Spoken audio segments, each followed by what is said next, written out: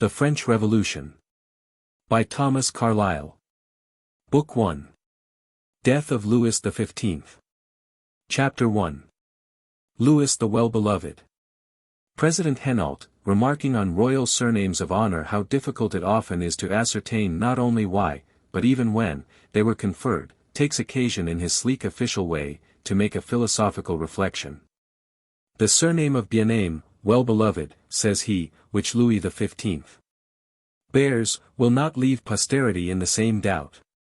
This prince, in the year 1744, while hastening from one end of his kingdom to the other, and suspending his conquests in Flanders that he might fly to the assistance of Alsace, was arrested at Metz by a malady which threatened to cut short his days. At the news of this, Paris, all in terror, seemed a city taken by storm. The churches resounded with supplications and groans. The prayers of priests and people were every moment interrupted by their sobs, and it was from an interest so dear and tender that this surname of Bien-aimé fashioned itself, a title higher still than all the rest which this great prince has earned. So stands it written, in lasting memorial of that year 1744. 30 other years have come and gone, and this great prince again lies sick, but in how altered circumstances now. Churches resound not with excessive groanings. Paris is stoically calm, sobs interrupt no prayers, for indeed none are offered, except priests' litanies, read or chanted at fixed money rate per hour, which are not liable to interruption. The shepherd of the people has been carried home from Little Trianon, heavy of heart, and been put to bed in his own chateau of Versailles. The flock knows it, and heeds it not. At most, in the immeasurable tide of French speech, which ceases not day after day, and only ebbs towards the short hours of night, may this of the royal sickness emerge from time to time as an article of news. Bets are doubtless depending. Nay, some people express themselves loudly in the streets. But for the rest, on green field and steepled city, the May sun shines out, the May evening fades, and men ply their useful or useless business as if no Louis lay in danger. Dame Dubarry, indeed, might pray, if she had a talent for it, Duc d'Aiguillon too, Maupeou and the Parlement Maupeou, these, as they sit in their high places, with France harnessed under their feet, know well on what basis they continue there. Look to it, d'Aiguillon, sharply as thou didst, from the mill of St. Cast, on Quiberon and the invading English, thou, covered if not with glory yet with meal. Fortune was ever accounted inconstant, and each dog has but his day. Forlorn enough languished Duc d'Aiguillon, some years ago, covered, as we said, with meal, nay with worse. For La Calatais, the Breton parlementaire, accused him not only of poltroonery and tyranny, but even of concussion, official plunder of money. Which accusations it was easier to get quashed by backstairs influences than to get answered, neither could the thoughts, or even the tongues, of men be tied. Thus, under disastrous eclipse, had this grandnephew of the great Richelieu to glide about, unworshipped by the world, resolute Choiseul, the abrupt proud man, disdaining him, or even forgetting him. Little prospect but to glide into Gascony, to rebuild chateaux there, and die in glorious killing game.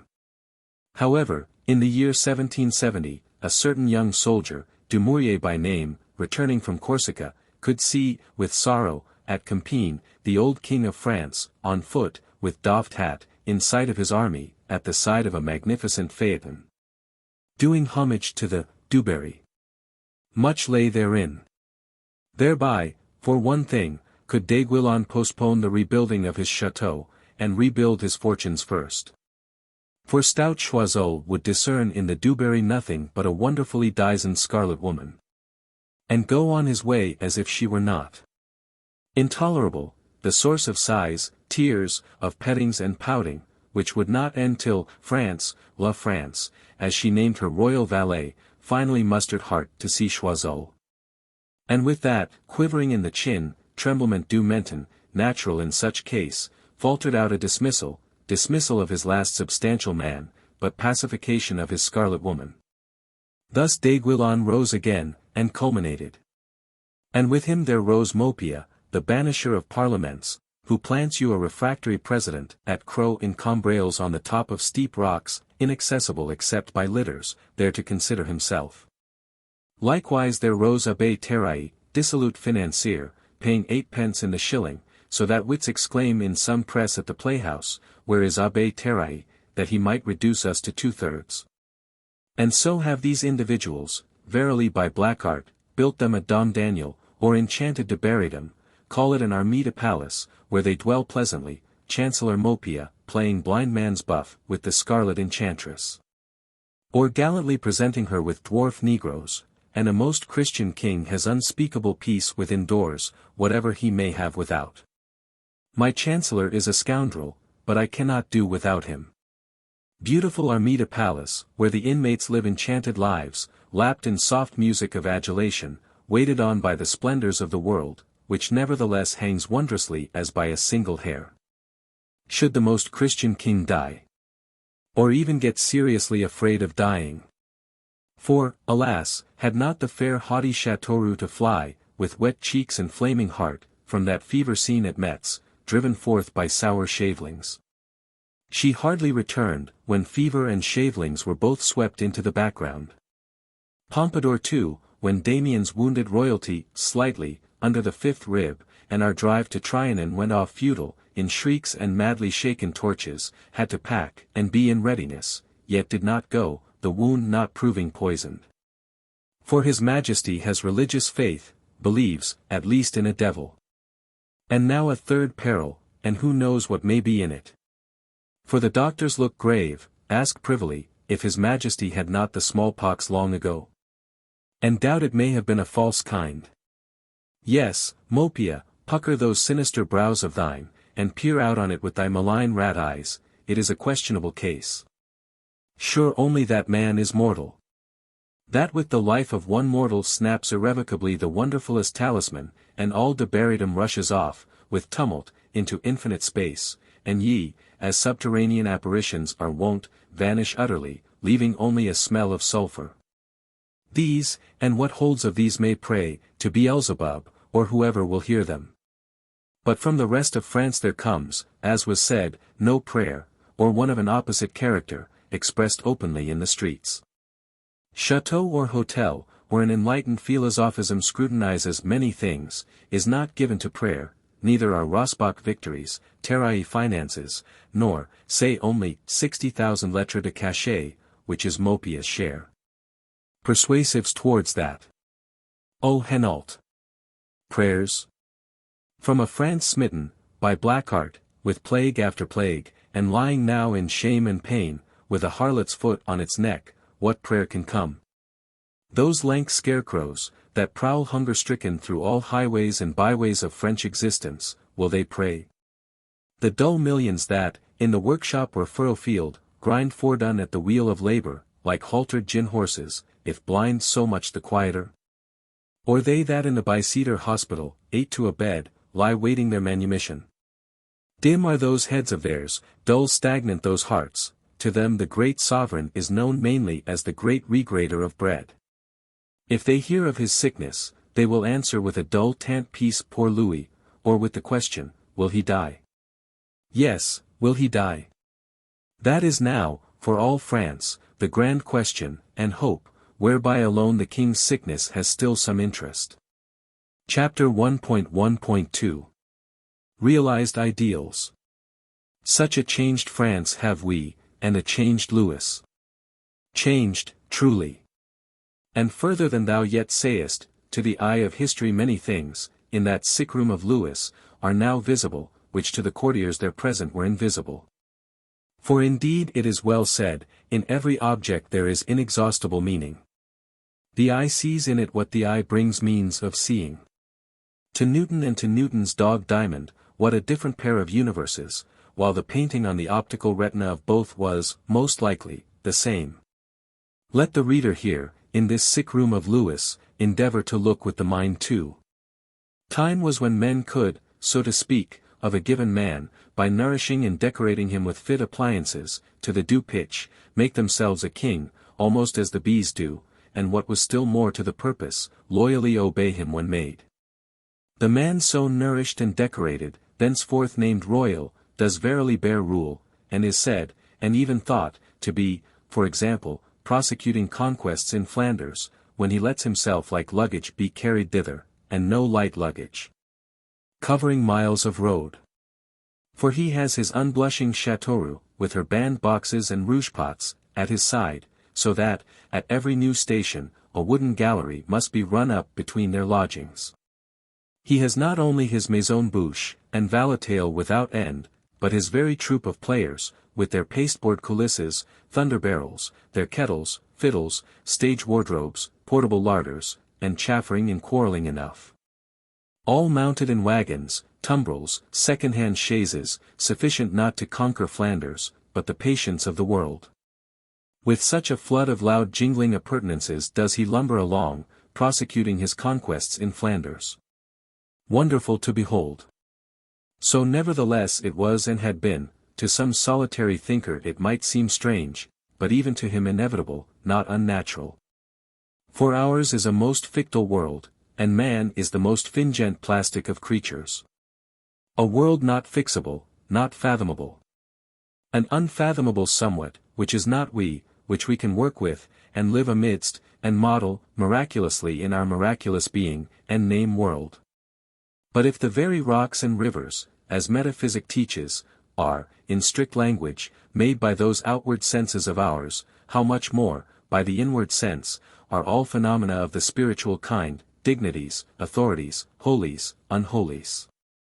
Which inward sense, moreover is not permanent like the outward ones, but forever growing and changing. Does not the black African take of sticks and old clothes, say, exported Monmouth Street cast clothes, what will suffice, and of these, cunningly combining them, fabricate for himself an eidolon, idol, or thing seen, and name it mumbo-jumbo, which he can thenceforth pray to, with upturned Ausdrucke, not without hope. The white European mocks, but ought rather to consider, and see whether he, at home, could not do the like a little more wisely. So it was, we say, in those conquests of Flanders, 30 years ago, but so it no longer is. Alas, much more lies sick than poor Louis, not the French king only, but the French kingship, this too, after long rough tear and wear, is breaking down. The world is all so changed, so much that seemed vigorous has sunk decrepit, so much that was not is beginning to be, borne over the Atlantic, to the closing ear of Louis, king by the grace of God. What sounds are these? Muffled, ominous, new in our centuries. Boston harbor is black with unexpected tea, behold a Pennsylvanian Congress gather. And ere long, on Bunker Hill, democracy announcing, in rifle volleys death-winged, under her star banner, to the tune of Yankee Doodle Doo, that she is born, and, whirlwind-like, will envelope the whole world. Sovereigns die and sovereignties, how all dies, and is for a time only, is a time phantasm, yet reckons itself real. The Merovingian kings, slowly wending on their bullock carts through the streets of Paris, with their long hair flowing, have all wended slowly on, into eternity. Charlemagne sleeps at Salzburg, with truncheon grounded. Only fable expecting that he will awaken.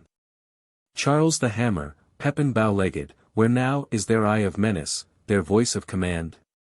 Rollo and his shaggy Northmen cover not the Seine with ships, but have sailed off on a longer voyage.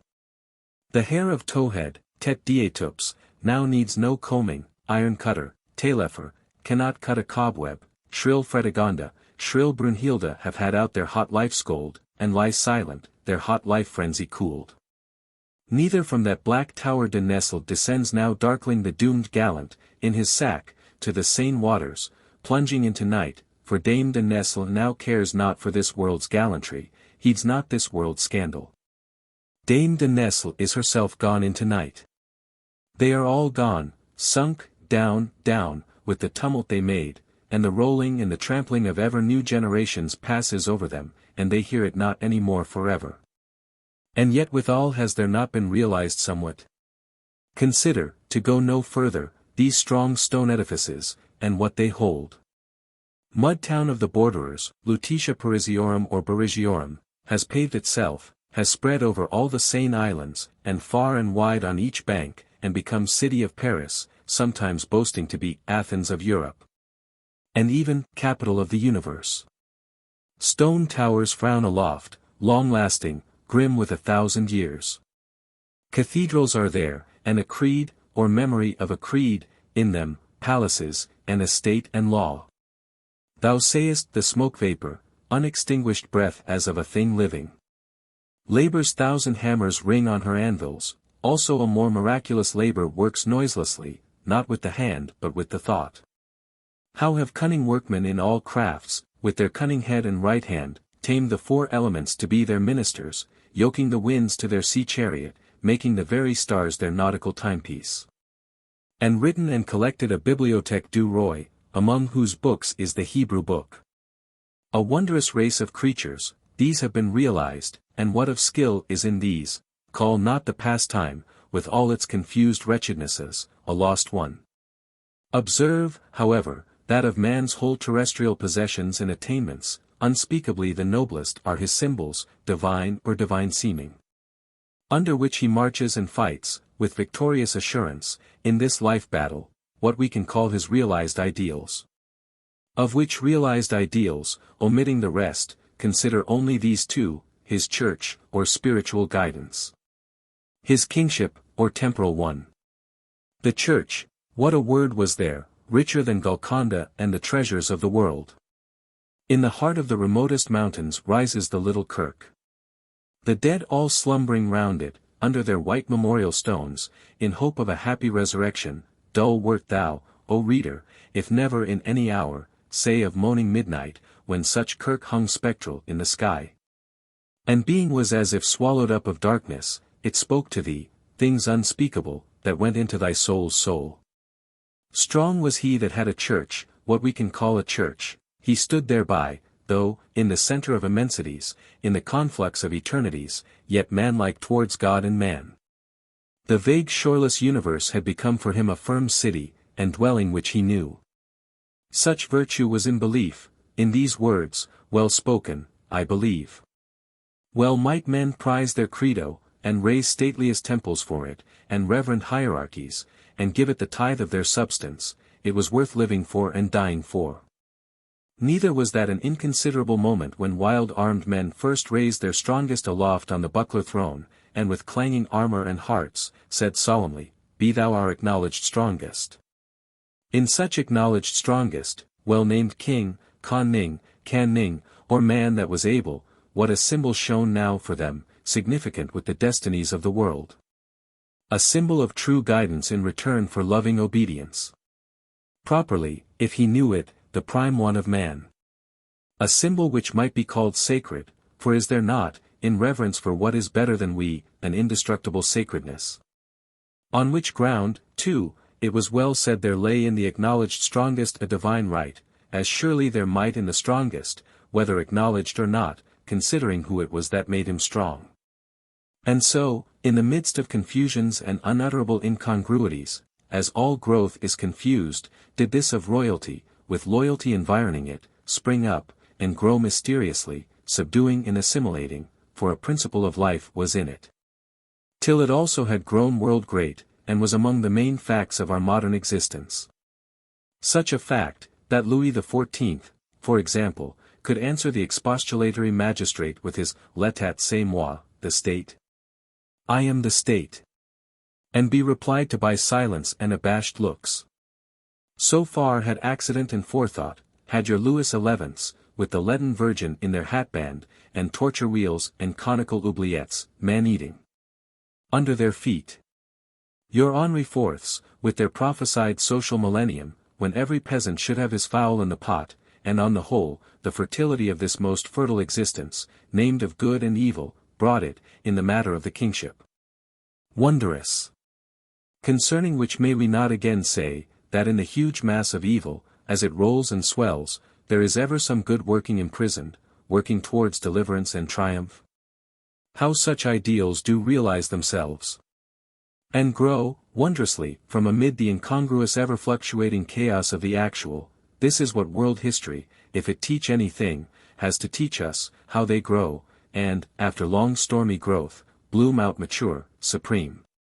Then quickly, for the blossom is brief, fall into decay, sorrowfully dwindle, and crumble down, or rush down, noisily or noiselessly disappearing.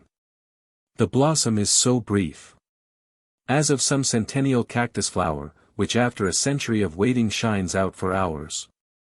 Thus from the day when rough Clovis, in the Champ de Mars, in sight of his whole army, had to cleave retributively the head of that rough Frank, with sudden battle-axe, and the fierce words, "It was thus thou claveest the vase, Bastille."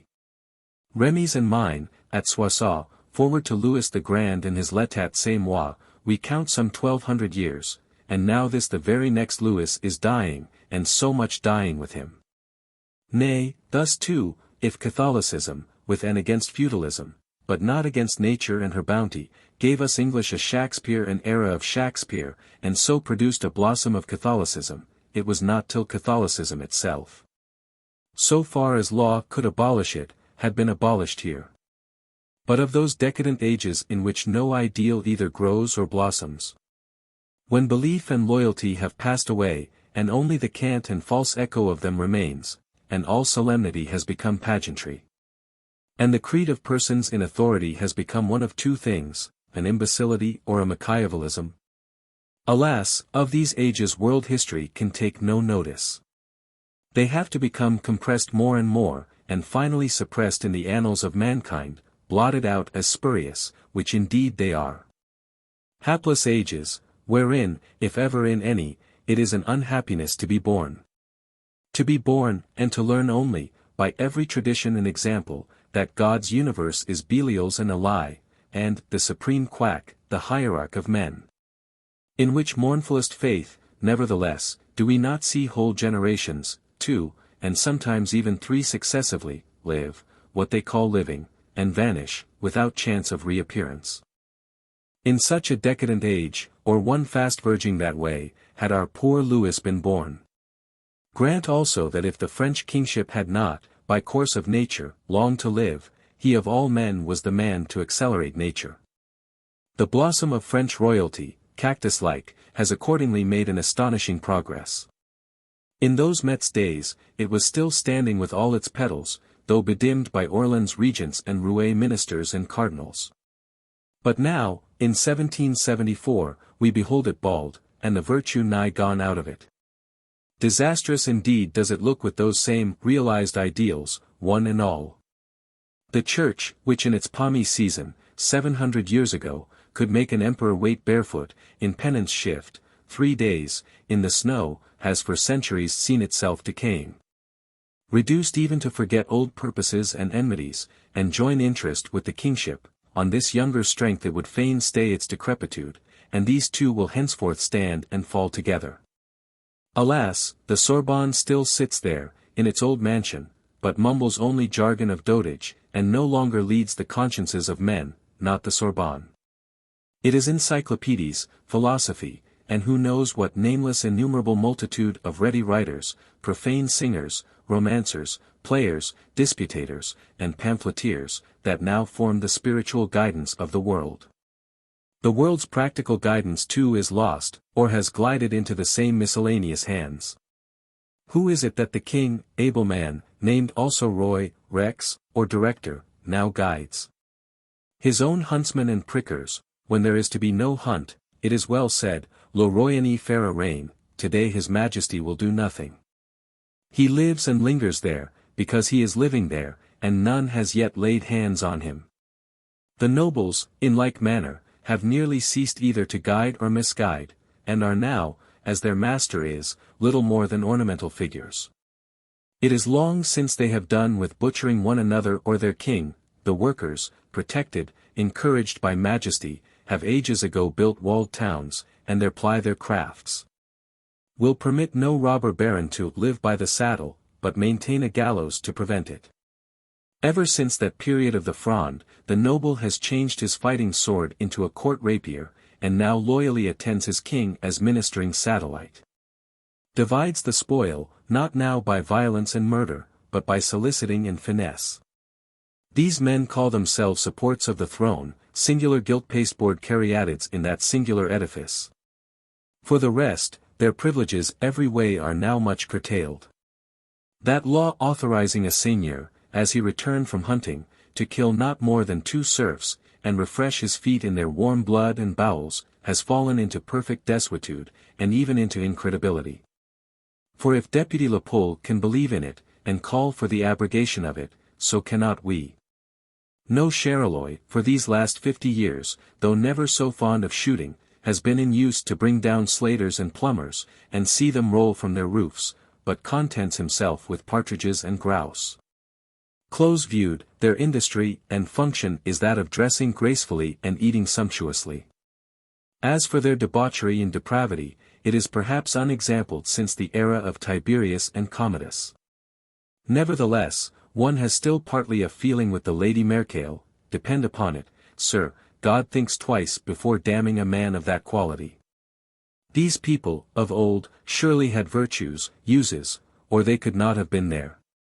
Nay, one virtue they are still required to have, for mortal man cannot live without a conscience, the virtue of perfect readiness to fight duels. Such are the shepherds of the people, and now how fares it with the flock? With the flock, as is inevitable, it fares ill, and ever worse. They are not tended, they are only regularly shorn. They are sent for, to do statute labor, to pay statute taxes. To fatten battlefields, named, bed of honor, with their bodies, in quarrels which are not theirs, their hand and toil is in every possession of man, but for themselves they have little or no possession. Untaught, uncomforted, unfed. To pine dully in thick obscuration, in squalid destitution and obstruction, this is the lot of the millions, pupultiable et corvable à merci et miséricorde. In Brittany they once rose in revolt at the first introduction of pendulum clocks, thinking it had something to do with the gabelle. Paris requires to be cleared out periodically by the police, and the horde of hunger-stricken vagabonds to be sent wandering again over space, for a time. During one such periodical clearance, says Lacretelle, in May, 1750, the police had presumed withal to carry off some reputable people's children, in the hope of extorting ransoms for them. The mothers fill the public places with cries of despair, crowds gather, get excited, so many women in detraction run about exaggerating the alarm, an absurd and horrid fable arises among the people. It is said that the doctors have ordered a great person to take baths of young human blood for the restoration of his own, all spoiled by debaucheries. Some of the rioters, adds Lacretelle, quite coolly, were hanged on the following days. The police went on. O ye poor naked wretches! And this, then, is your inarticulate cry to heaven, as of a dumb tortured animal, crying from uttermost depths of pain and debasement? Do these azure skies, like a dead crystalline vault, only reverberate the echo of it on you? Respond to it only by, hanging on the following days? Not so, not forever. Ye are heard in heaven. And the answer too will come, in a horror of great darkness, and shakings of the world, and a cup of trembling which all the nations shall drink. Remark, meanwhile, how from amid the wrecks and dust of this universal decay new powers are fashioning themselves, adapted to the new time and its destinies. Besides the old noblesse, originally of fighters, there is a new recognized noblesse of lawyers, whose gala day and proud battle day even now is. An unrecognized noblesse of commerce, powerful enough, with money in its pocket. Lastly, powerfulest of all, least recognized of all, a noblesse of literature, without steel on their thigh, without gold in their purse, but with the grand thaumaturgic faculty of thought in their head. French philosophism has arisen. In which little word how much do we include? Here, indeed, lies properly the cardinal symptom of the whole widespread malady. Faith is gone out, skepticism is come in. Evil abounds and accumulates, no man has faith to withstand it, to amend it, to begin by amending himself, it must even go on accumulating. While hollow languor and vacuity is the lot of the upper, and want and stagnation of the lower, and universal misery is very certain, what other thing is certain? That a lie cannot be believed. Philosophism knows only this, her other belief is mainly that, in spiritual supersensual matters no belief is possible. Unhappy! Nay, as yet the contradiction of a lie is some kind of belief. But the lie with its contradiction once swept away, what will remain? The 5 unsatiated senses will remain, the 6th insatiable sense, of vanity, the whole demonic nature of man will remain, hurled forth to rage blindly without rule or reign. Savage itself, yet with all the tools and weapons of civilization, a spectacle new in history. In such a France, as in a powder tower, where fire unquenched and now unquenchable is smoking and smouldering all round, has Louis XV lain down to die. With Pompadorism and Dubarryism, his fleur-de-lis has been shamefully struck down in all lands and on all seas, poverty invades even the royal exchequer, and tax farming can squeeze out no more. There is a quarrel of 25 years standing with the Parliament, everywhere want, dishonesty, unbelief, and hot-brained sciolists for state physicians. It is a portentous hour. Such things can the eye of history see in this sick room of King Louis, which were invisible to the courtiers there. It is 20 years, gone Christmas Day, since Lord Chesterfield, summing up what he had noted of this same France, wrote, and sent off by post, the following words, that have become memorable, in short. All the symptoms which I have ever met with in history, previous to great changes and revolutions in government, now exist and daily increase in France. Chapter 1.1.3 Viaticum. For the present, however, the grand question with the governors of France is, shall extreme unction, or other ghostly viaticum, to Louis, not to France, be administered? It is a deep question. For, if administered, if so much as spoken of, must not, on the very threshold of the business, which Dubarry vanish, hardly to return should Louis even recover. With her vanishes Duke d'Aiguillon and company, and all their armée de palace, as was said, chaos swallows the whole again, and there is left nothing but a smell of brimstone. But then, on the other hand, what will the Dauphinists and Choiselists say? Nay, what may the royal martyr himself say, should he happen to get deadly worse, without getting delirious? For the present, he still kisses the Dubarry hand. So we, from the anteroom, can note, but afterwards. Doctors' bulletins may run as they are ordered, but it is, confluent smallpox, of which, as is whispered too, the gatekeeper's once so buxom daughter lies ill, and Louis XV is not a man to be trifled with in his viaticum. Was he not wont to catechize his very girls in the Parc aux Cerfs, and pray with and for them, that they might preserve their orthodoxy? A strange fact, not an unexampled one. For there is no animal so strange as man. For the moment, indeed, it were all well, could Archbishop Beaumont but be prevailed upon, to wink with one eye. Alas, Beaumont would himself so fain do it, for, singular to tell, the Church too, and whole posthumous hope of Jesuitism, now hangs by the apron of this same unmentionable woman. But then, the force of public opinion. Rigorous Christophe de Beaumont, who has spent his life in persecuting hysterical Jansenists and incredulous non-confessors. Or even their dead bodies, if no better might be, how shall he now open heaven's gate, and give absolution with the corpus delicti still under his nose? Our Grand Almoner Rochemin, for his part, will not higgle with a royal sinner about turning of the key, but there are other churchmen, there is a king's confessor, foolish Abbé Moudon, and fanaticism and decency are not yet extinct. On the whole, what is to be done? The doors can be well watched, the medical bulletin adjusted, and much, as usual, be hoped for from time and chance. The doors are well watched, no improper figure can enter. Indeed, few wish to enter. For the putrid infection reaches even to the Œil de Bœuf, so that, more than 50 fall sick, and 10 die. Mesdames the princesses alone wait at the loathsome sick bed, impelled by filial piety. The 3 princesses, Grail, Chiff, Coche, Rag, Snip, Pig, as he was wont to name them, are assiduous there, when all have fled. The 4th Princess Locke, Dud, as we guess, is already in the nunnery, and can only give her orisons.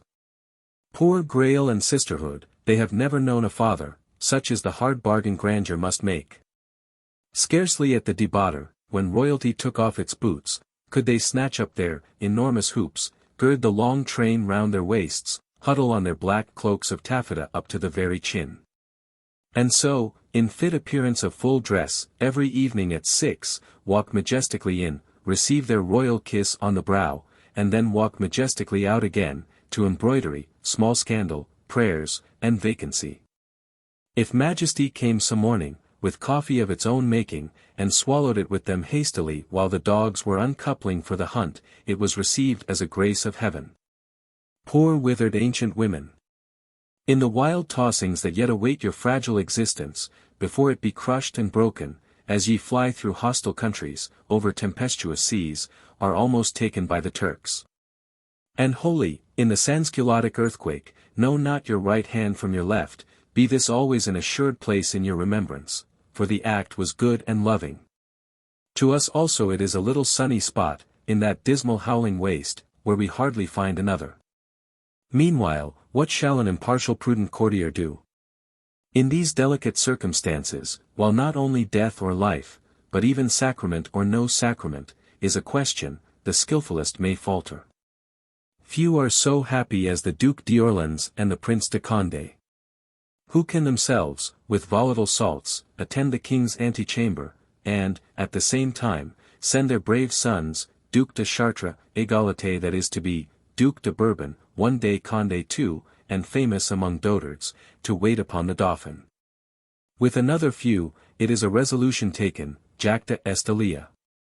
Old Richelieu, when Beaumont, driven by public opinion, is at last for entering the sick-room, will twitch him by the rochet, into a recess.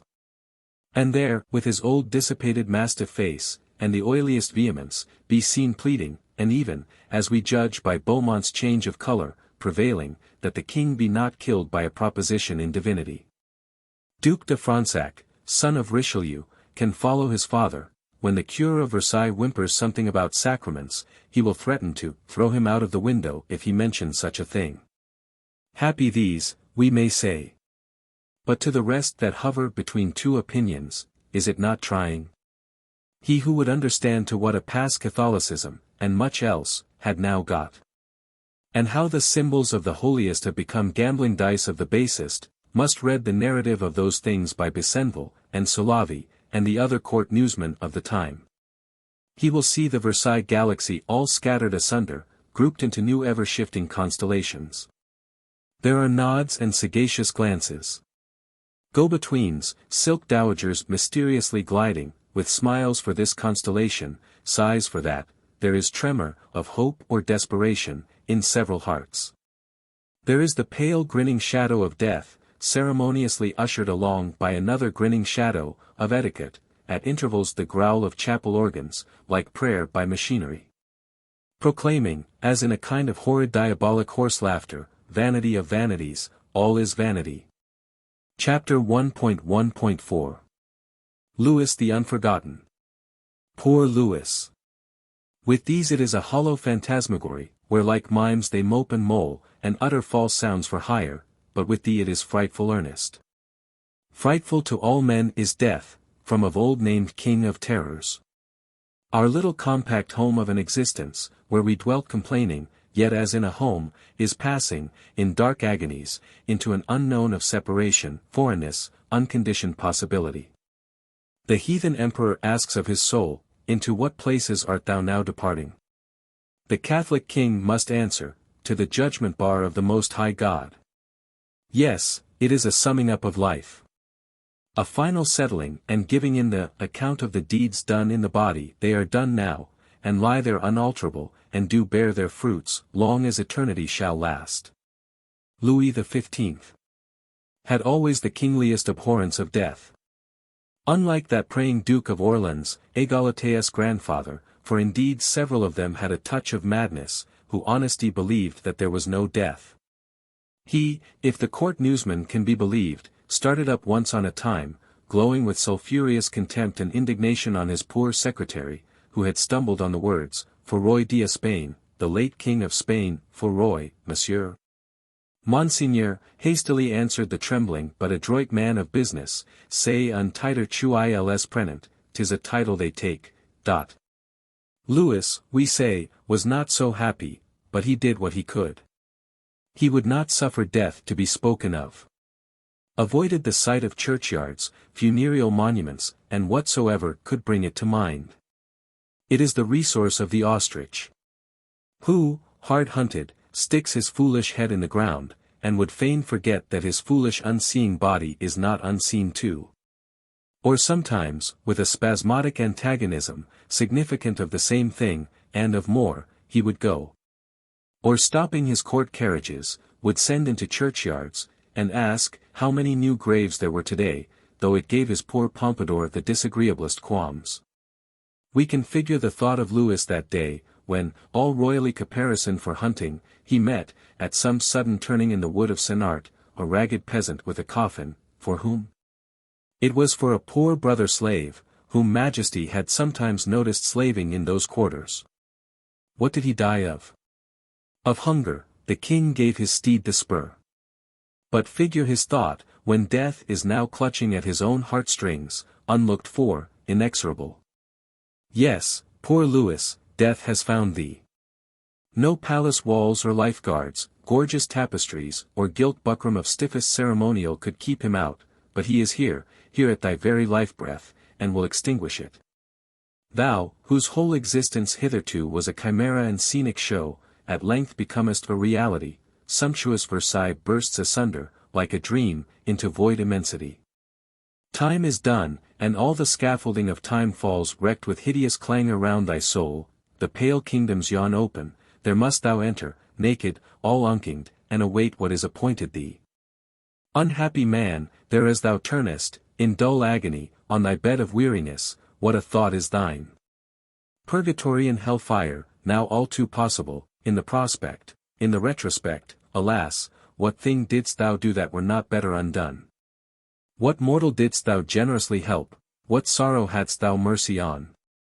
Do the 500,000 ghosts, who sank shamefully on so many battlefields from Rossbach to Quebec, that thy harlot might take revenge for an epigram, crowd round thee in this hour? Thy foul harem. The curses of mothers, the tears and infamy of daughters. Miserable man! Thou hast done evil as thou couldst, thy whole existence seems one hideous abortion and mistake of nature, the use and meaning of thee not yet known. Wert thou a fabulous griffin, devouring the works of men, daily dragging virgins to thy cave, clad also in scales that no spear would pierce, no spear but death's. A griffin not fabulous but real. Frightful, O Louis, seem these moments for thee. We will pry no further into the horrors of a sinner's deathbed. And yet let no meanest man lay flattering unction to his soul. Louis was a ruler, but art not thou also one? His wide France, look at it from the fixed stars, themselves not yet infinitude, is no wider than thy narrow brickfield, where thou too didst faithfully, or didst unfaithfully. Man, symbol of eternity imprisoned into time. It is not thy works, which are all mortal, infinitely little, and the greatest no greater than the least, but only the spirit thou workest in, that can have worth or continuance. But reflect, in any case, what a life problem this of poor Louis, when he rose as bien-aimé from that Metz sick bed, really was. What son of Adam could have swayed such incoherences into coherence? Could he? Blindest fortune alone has cast him on the top of it, he swims there, can as little sway it as the drift log sways the wind-tossed moon-stirred Atlantic. What have I done to be so loved, he said then. He may say now, what have I done to be so hated? Thou hast done nothing, poor Louis. Thy fault is properly even this, that thou didst nothing. What could poor Louis do?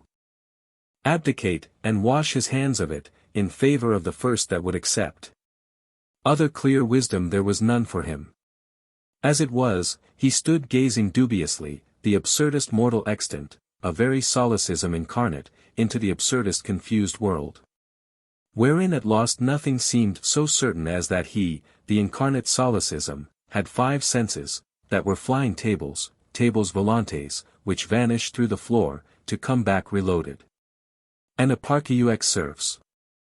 Whereby at least we have again this historical curiosity, a human being in an original position, swimming passively, as on some boundless, mother of dead dogs, towards issues which he partly saw. For Louis had withal a kind of insight in him. So, when a new minister of marine, or what else it might be, came announcing his new era, the Scarlet Woman would hear from the lips of Majesty at supper, yes, he spread out his were like another, promised the beautifulest things in the world. Not a thing of which will come, he does not know this region, he will see. Or again, 'tis the 20th time I hear all that, France will never get a navy, I believe. How touching also was this, if I were lieutenant of police, would prohibit those Paris cabriolets. Doomed mortal, for is it not a doom to be solecism incarnate? A new Roy Fainéant, King do-nothing. But with the strangest new mayor of the palace, no bow-legged Pepin now for mayor, but that same cloud captain, fire-breathing spectre of democracy, incalculable, which is enveloping the world. Was Louis no wickeder than this or the other private do-nothing and eat-all, such as we often enough see, under the name of man, and even man of pleasure, cumbering God's diligent creation, for a time? Say, wretcheder. His life solecism was seen and felt of a whole scandalized world, him endless oblivion cannot engulf, and swallow to endless depths, not yet for a generation or two. However, be this as it will, we remark, not without interest, that, on the evening of the 4th, Dame Dubarry issues from the sick-room, with perceptible trouble in her visage. It is the 4th evening of May, year of grace 1774. Such a whispering in the Audiobook. Is he dying then? What can be said is, that Dubarry seems making up her packages, she sails weeping through her gilt boudoirs, as if taking leave. D'Aiguillon and company are near their last card. Nevertheless they will not yet throw up the game. But as for the sacramental controversy, it is as good as settled without being mentioned. Louis can send for his Abbé Moudon in the course of next night, be confessed by him, some say for the space of 17 minutes, and demand the sacraments of his own accord. Nay, already, in the afternoon, behold is not this your sorceress Dubarry with the handkerchief at her eyes, mounting d'Aiguillon's chariot, rolling off in his duchess's consolatory arms? She is gone, and her place knows her no more.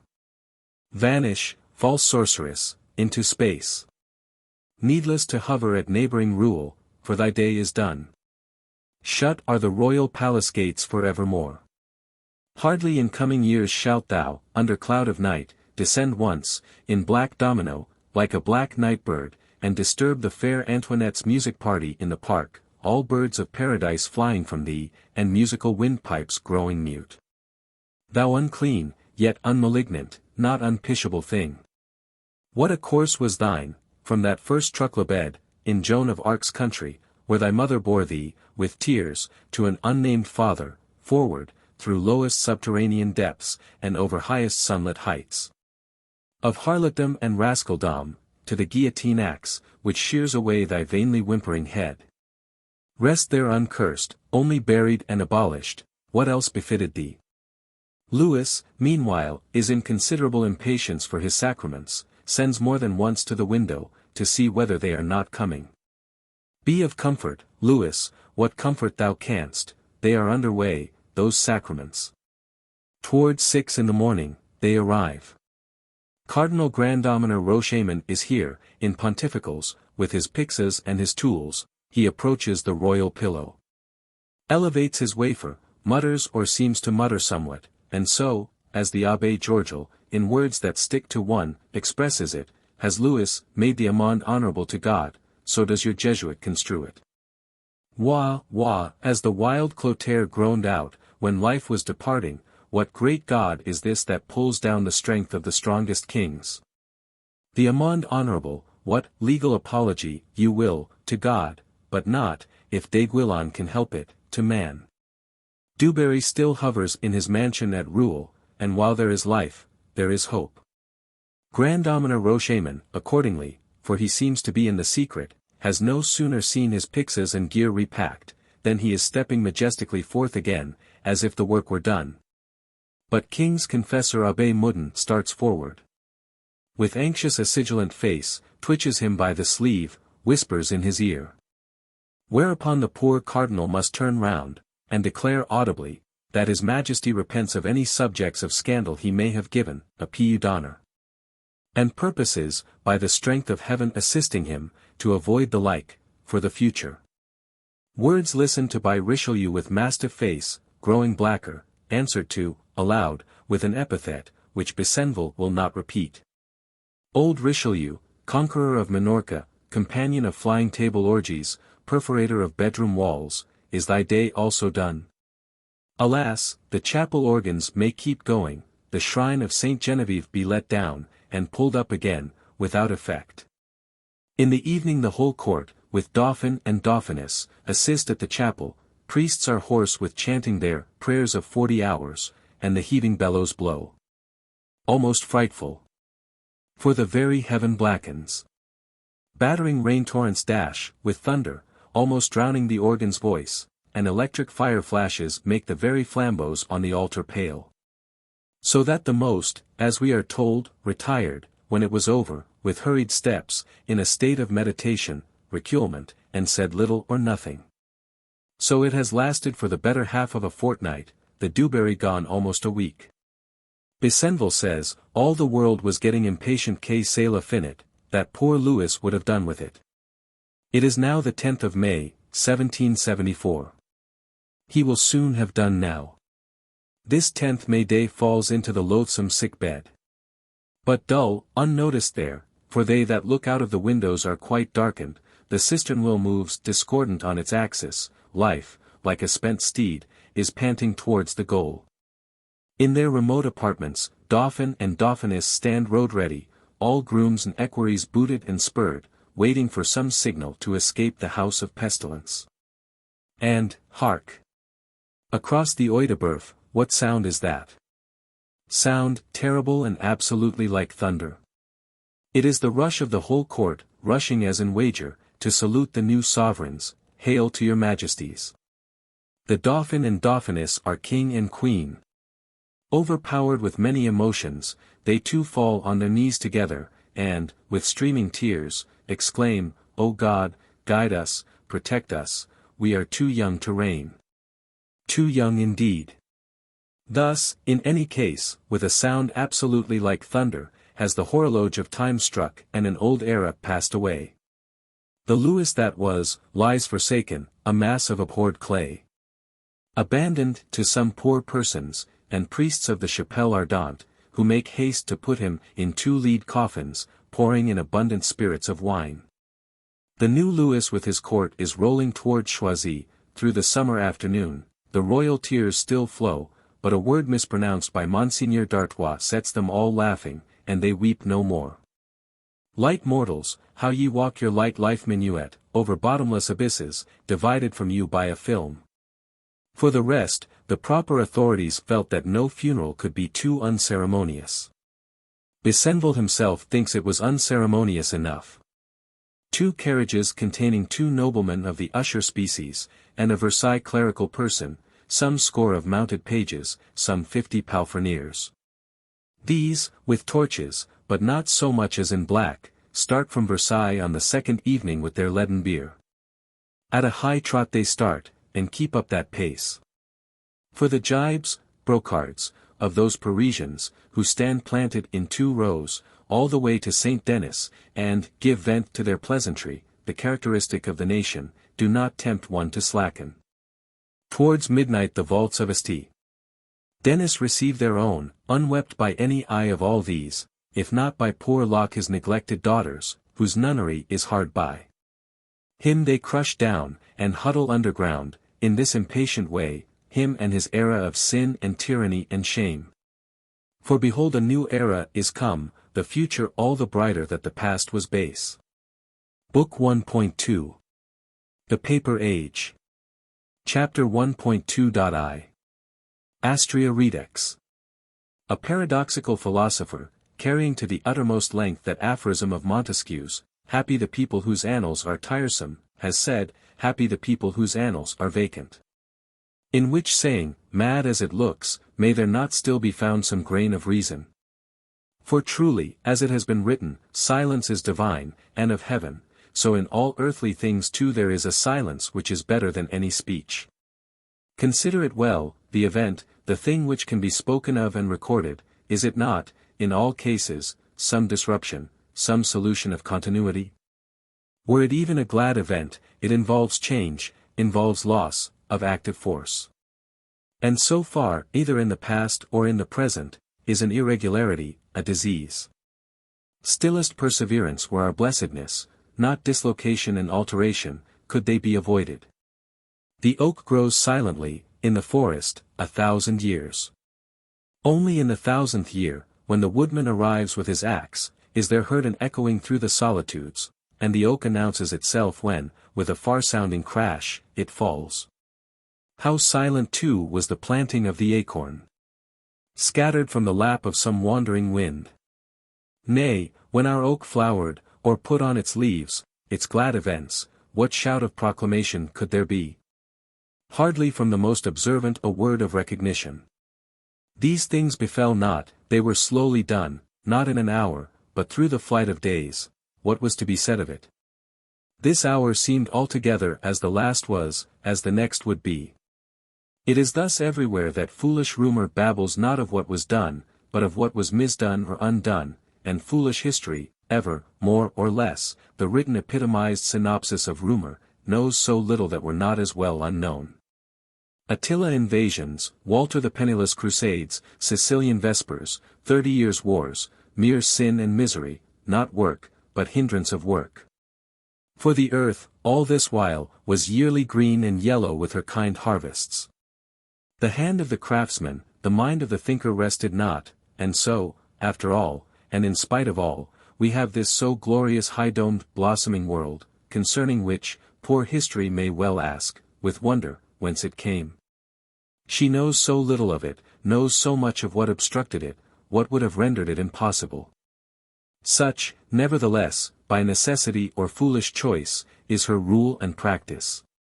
Whereby that paradox, happy the people whose annals are vacant, is not without its true side. And yet, what seems more pertinent to note here, there is a stillness, not of unobstructed growth, but of passive inertness, and symptom of imminent downfall. As victory is silent, so is defeat. Of the opposing forces the weaker has resigned itself. The stronger marches on, noiseless now, but rapid, inevitable, the fall and overturn will not be noiseless. How all grows, and has its period, even as the herbs of the fields, be it annual, centennial, millennial. All grows and dies, each by its own wondrous laws, in wondrous fashion of its own, spiritual things most wondrously of all. Inscrutable, to the wisest, are these latter, not to be prophesied of, or understood. If when the oak stands proudliest flourishing to the eye, you know that its heart is sound, it is not so with the man, how much less with the society, with the nation of men. Of such it may be affirmed even that the superficial aspect, that the inward feeling of full health, is generally ominous. For indeed it is of apoplexy, so to speak, and a plethoric lazy habit of body, that churches, kingships, social institutions, oftenest die. Sad, when such institution plethorically says to itself, take thy ease, thou hast goods laid up. Like the fool of the gospel, to whom it was answered, Fool, this night thy life shall be required of thee. Is it the healthy peace, or the ominous unhealthy, that rests on France, for these next 10 years? Over which the historian can pass lightly, without call to linger, for as yet events are not, much less performances. Time of sunniest stillness, shall we call it, what all men thought it, the new age of gold? Call it at least, of paper. Which in many ways is the succedaneum of gold. Bank paper, wherewith you can still buy when there is no gold left. Book paper, splendent with theories, philosophies, sensibilities, beautiful art, not only of revealing thought, but also of so beautifully hiding from us the want of thought. Paper is made from the rags of things that did once exist. There are endless excellences in paper. What wisest philosophe, in this halcyon uneventful period, could prophesy that there was approaching, big with darkness and confusion, the event of events? Hope ushers in a revolution, as earthquakes are preceded by bright weather. On the 5th of May, 15 years hence, old Louis will not be sending for the sacraments. But a new Louis, his grandson, with the whole pomp of astonished, intoxicated France, will be opening the States General. De Berridom and its d'Aiguillons are gone forever. There is a young, still docile, well-intentioned king. A young, beautiful and bountiful, well-intentioned queen, and with them all France, as it were, become young. Maupeou and his parliament have to vanish into thick night. Respectable magistrates, not indifferent to the nation, were it only for having been opponents of the court, can descend unchained from their steep rocks at Croix in Combrales, and elsewhere. And return singing praises, the old Parliament of Paris resumes its functions. Instead of a profligate bankrupt Abbé Terraille, we have now, for Controller General, a virtuous philosophic Turgot, with a whole reformed France in his head. By whom whatsoever is wrong, in finance or otherwise, will be righted, as far as possible. Is it not as if wisdom herself were henceforth to have seat and voice in the council of kings?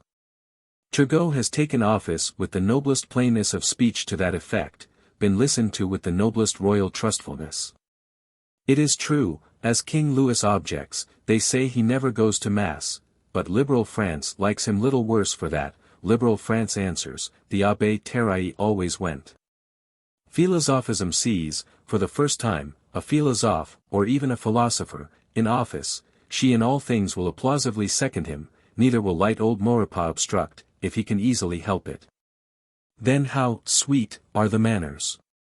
Vice losing all its deformity, becoming decent, as established things, making regulations for themselves, becoming almost a kind of sweet virtue. Intelligence so abounds, irradiated by wit and the art of conversation. Philosophism sits joyful in her glittering saloons, the dinner guest of opulence grown ingenuous, the very nobles proud to sit by her, and preaches, lifted up over all Bastilles, a coming millennium. From far Ferney, Patriarch Voltaire gives sign, veterans Diderot, d'Alembert have lived to see this day. These with their younger Marmontels, Morellets, Chamforts, Raynals, make glad the spicy board of rich ministering dowager, of philosophic farmer general. O nights and suppers of the gods! Of a truth, the long demonstrated will now be done, the age of revolutions approaches, as Jean-Jacques wrote, but then of happy blessed ones.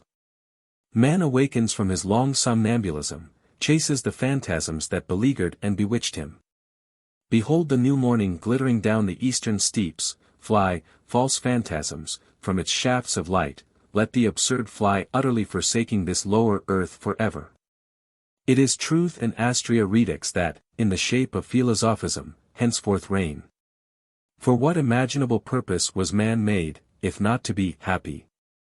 By victorious analysis, and progress of the species, happiness enough now awaits him. Kings can become philosophers, or else philosophers kings. Let but society be once rightly constituted, by victorious analysis. The stomach that is empty shall be filled, the throat that is dry shall be wetted with wine. Labor itself shall be all one as rest, not grievous, but joyous. Wheatfields, one would think, cannot come to grow untilled, no man made clay, or made weary thereby, unless indeed machinery will do it. Gratuitous tailors and restaurateurs may start up, at fit intervals, one as yet sees not how. But if each will, according to rule of benevolence, have a care for all, then surely, no one will be uncared for. Nay, who knows but, by sufficiently victorious analysis, human life may be indefinitely lengthened, and men get rid of death, as they have already done of the devil. We shall then be happy in spite of death and the devil. So preaches magniloquent philosophism her redundantia regna. The prophetic song of Paris and its philosophes is audible enough in the Versailles Œil de Boeuf. And the Œil de Boeuf, intent chiefly on nearer blessedness, can answer, at worst, with a polite, why not? Good old cheery Maurepas is too joyful a prime minister to dash the world's joy. Sufficient for the day be its own evil. Cheery old man, he cuts his jokes, and hovers careless along, his cloak well adjusted to the wind, if so be he may please all persons. The simple young king, whom a Maurepas cannot think of troubling with business, has retired into the interior apartments, taciturn, irresolute, though with a sharpness of temper at times, he, at length, determines on a little smith-work. And so, in apprenticeship with a Sieur Gamin, whom one day he shall have little cause to bless, is learning to make locks. It appears further, he understood geography, and could read English. Unhappy young king, his childlike trust in that foolish old Maurepas deserved another return. But friend and foe, destiny and himself have combined to do him hurt. Meanwhile the fair young queen, in her halls of state, walks like a goddess of beauty, the cynosure of all eyes, as yet mingles not with affairs, heeds not the future, least of all, dreads it. Weber and Campan have pictured her, there within the royal tapestries, in bright boudoirs, baths, peignoirs, and the grand and little toilette. With a whole brilliant world waiting obsequious on her glance, fair young daughter of time, what things has time in store for thee? Like earth's brightest appearance, she moves gracefully, environed with the grandeur of earth, a reality, and yet a magic vision, for, behold, shall not utter darkness swallow it? The soft young heart adopts orphans, portions meritorious maids, delights to succor the poor, such poor as come picturesquely in her way, and sets the fashion of doing it, for as was said, benevolence has now begun reigning. In her Duchess de Polignac, in Princess de Lamballe, she enjoys something almost like friendship. Now too, after 7 long years, she has a child, and soon even a dauphin, of her own, can reckon herself, as queens go, happy in a husband. Events. The grand events are but charitable feasts of morals, fêtes d'amours, with their prizes and speeches, poissard processions to the dauphin's cradle, above all, flirtations, their rise, progress, decline and fall. There are snow statues raised by the poor in hard winter to a queen who has given them fuel. There are masquerades, theatricals, beautifyings of little Trianon, purchase and repair of St. Cloud. Journeyings from the summer court Elysium to the winter one. There are poutings and grudgings from the Sardinian sisters-in-law, for the princes too are wedded, little jealousies, which court etiquette can moderate. Wholly the lightest-hearted frivolous foam of existence, yet an artfully refined foam, pleasant were it not so costly, like that which mantles on the wine of Champagne. Monsieur, the king's elder brother, has set up for a kind of wit, and leans towards the philosophe side. Monseigneur d'Artois pulls the mask from a fair impertinent, fights a duel in consequence, almost drawing blood.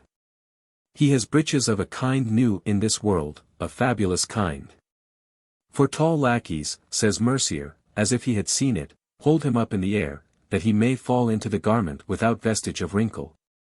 From which rigorous encasement the same four, in the same way, and with more effort, must deliver him at night. This last is he who now, as a grey time-worn man, sits desolate at Gratz, having winded up his destiny with the 3 days. In such sort are poor mortals swept and shovelled to and fro.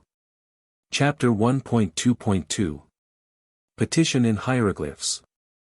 With the working people, again it is not so well. Unlucky. For there are 20 to 25 millions of them. Whom, however, we lump together into a kind of dim compendious unity, monstrous but dim, far off, as the canaille, or, more humanely, as the masses. Masses, indeed, and yet, singular to say, if, with an effort of imagination, thou follow them over broad France, into their clay hovels, into their garrets and hutches, the masses consist all of units. Every unit of whom has his own heart and sorrows, stands covered there with his own skin, and if you prick him he will bleed. O purple sovereignty, holiness, reverence! Thou, for example, Cardinal Grand Almoner, with thy plush covering of honor, who hast thy hands strengthened with dignities and moneys, and art set on thy world watchtower solemnly, in sight of God, for such ends. What a thought, that every unit of these masses is a miraculous man, even as thyself art. Struggling, with vision, or with blindness, for his infinite kingdom, this life which he has got, once only, in the middle of eternities, with a spark of the divinity, what thou callest an immortal soul, in him. Dreary, languid do these struggle in their obscure remoteness, their hearth cheerless, their diet thin. For them, in this world, rises no era of hope. Hardly now in the other, if it be not hope in the gloomy rest of death, for their faith too is failing. Untaught, uncomforted, unfed. A dumb generation. Their voice only an inarticulate cry, spokesman, in the king's council, in the world's forum, they have none that finds credence. At rare intervals, as now, in 1775, they will fling down their hoes and hammers. And, to the astonishment of thinking mankind, flock hither and thither, dangerous, aimless, get the length even of Versailles. Turgot is altering the corn trade, abrogating the absurdist corn laws. There is dearth, real, or were it even factitious, an indubitable scarcity of bread. And so, on the 2nd day of May 1775, these waste multitudes do here, at Versailles Chateau, in widespread wretchedness, in sallow faces, squalor, winged raggedness, present, as in legible hieroglyphic writing, their petition of grievances. The chateau gates have to be shut, but the king will appear on the balcony, and speak to them. They have seen the king's face, their petition of grievances has been, if not read, looked at.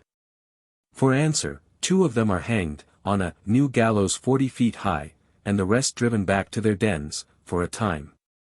Clearly a difficult point for government, that of dealing with these masses.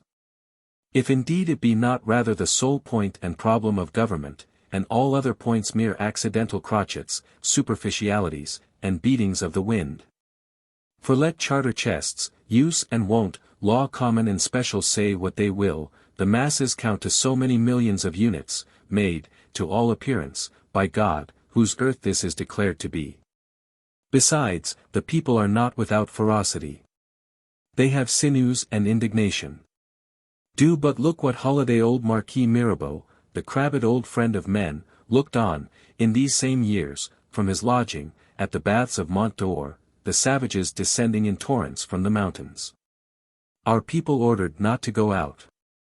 The curate in surplice and stole, justice in its peruke, Marechaussee sabre in hand, guarding the place, till the bagpipes can begin. The dance interrupted, in a quarter of an hour, by battle. The cries, the squealings of children, of infirm persons, and other assistants, tarring them on, as the rabble does when dogs fight, frightful men, or rather frightful wild animals, clad in jupes of coarse woolen, with large girdles of leather studded with copper nails. Of gigantic stature, heightened by high wooden clogs, sabots, rising on tiptoe to see the fight, tramping time to it, rubbing their sides with their elbows, their faces haggard, figures halves, and covered with their long greasy hair. The upper part of the visage waxing pale, the lower distorting itself into the attempt at a cruel laugh and a sort of ferocious impatience. And these people pay the taille. And you want further to take their salt from them. And you know not what it is you are stripping bearer, or as you call it, governing, what by the spurt of your pen, in its cold dastard indifference, you will fancy you can starve always with impunity, always till the catastrophe come. Ah, madam, such government by blind men's buff, stumbling along too far, will end in the general overturn, culbut general. Undoubtedly a dark feature this in an age of gold, age, at least, of paper and hope. Meanwhile, trouble us not with thy prophecies, O croaking friend of men, 'tis long that we have heard such, and still the old world keeps wagging, in its old way. Chapter 1.2.3 Questionable. Or is this same age of hope itself but a simulacrum, as hope too often is? Cloud vapor with rainbows painted on it, beautiful to see, to sail towards, which hovers over Niagara Falls. In that case, victorious analysis will have enough to do. Alas, yes. A whole world to remake, if she could see it, work for another than she. For all is wrong, and gone out of joint, the inward spiritual, and the outward economical, head or heart, there is no soundness in it. As indeed, evils of all sorts are more or less of kin, and do usually go together, especially it is an old truth, that wherever huge physical evil is, there, as the parent and origin of it, has moral evil to a proportionate extent been. Before those 25 laboring millions, for instance, could get that haggardness of face, which old Mirabeau now looks on, in a nation calling itself Christian, and calling man the brother of man, what unspeakable Nigh infinite dishonesty, of seeming and not being, in all manner of rulers, and appointed watchers, spiritual and temporal, must there not, through long ages, have gone on accumulating. It will accumulate, moreover, it will reach a head, for the first of all gospels is this, that a lie cannot endure forever. In fact, if we pierce through that rose-pink vapor of sentimentalism, philanthropy, and feasts of morals, there lies behind it one of the sorriest spectacles. You might ask, what bonds that ever held a human society happily together, or held it together at all, are in force here? It is an unbelieving people, which has suppositions, hypotheses, and froth systems of victorious analysis. And for belief this mainly, that pleasure is pleasant. Hunger they have for all sweet things, and the law of hunger, but what other law? Within them, or over them, properly none. Their king has become a king popinjay. With his Maurepas government, gyrating as the weathercock does, blown about by every wind. Above them they see no God, or they even do not look above, except with astronomical glasses. The church indeed still is, but in the most submissive state. Quite tamed by philosophism, in a singularly short time, for the hour was come. Some 20 years ago, your Archbishop Beaumont would not even let the poor Jansenists get buried, your Loménie Brienne, a rising man, whom we shall meet with yet, could, in the name of the clergy, insist on having the anti-Protestant laws, which condemn to death for preaching, put in execution. And, alas, now not so much as Baron Holbach's atheism can be burnt, except as pipe matches by the private speculative individual. Our church stands haltered, dumb, like a dumb ox, lowing only for provender, of tithes, content if it can have that. Or, dumbly, dully expecting its further doom. And the 20 millions of haggard faces, and, as fingerpost and guidance to them in their dark struggle, a gallows 40 feet high. Certainly a singular golden age. With its feasts of morals, its sweet manners, its sweet institutions douses, betokening nothing but peace among men, peace. O philosophe sentimentalism, what hast thou to do with peace, when thy mother's name is Jezebel? Foul product of still fouler corruption, thou with the corruption art doomed. Meanwhile it is singular how long the rotten will hold together, provided you do not handle it roughly. For whole generations it continues standing, with a ghastly affectation of life, after all life and truth has fled out of it, so loath are men to quit their old ways, and, conquering indolence and inertia, venture on new. Great truly is the actual. Is the thing that has rescued itself from bottomless deeps of theory and possibility, and stands there as a definite indisputable fact, whereby men do work and live, or once did so. Widely shall men cleave to that, while it will endure. And quit it with regret, when it gives way under them. Rash enthusiast of change, beware. Hast thou well considered all that habit does in this life of ours? How all knowledge and all practice hang wondrous over infinite abysses of the unknown, impracticable, and our whole being is an infinite abyss, overarched by habit, as by a thin earth rind, laboriously built together. But if every man, as it has been written, holds confined within him a madman, what must every society do, society, which in its commonest state is called the standing miracle of this world? Without such earth-rind of habit, continues our author, call it system of habits, in a word, fixed ways of acting and of believing, society would not exist at all. With such it exists, better or worse. Herein too, in this its system of habits, acquired, retained how you will, lies the true law code and constitution of a society, the only code, though an unwritten one which it can in no wise disobey. The thing we call written code, constitution, form of government, and the like, what is it but some miniature image, and solemnly expressed summary of this unwritten code? Is, or rather alas, is not, but only should be, and always tends to be. In which latter discrepancy lies struggle without end. And now, we add in the same dialect, let but, by ill chance, in such ever-enduring struggle, your thin earth rind be once broken. The fountains of the great deep boil forth. Fire fountains, enveloping, engulfing. Your earth-rind is shattered, swallowed up. Instead of a green flowery world, there is a waste wild weltering chaos, which has again, with tumult and struggle, to make itself into a world. On the other hand, be this conceded, where thou findest a lie that is oppressing thee, extinguish it. Lies exist there only to be extinguished, they wait and cry earnestly for extinction.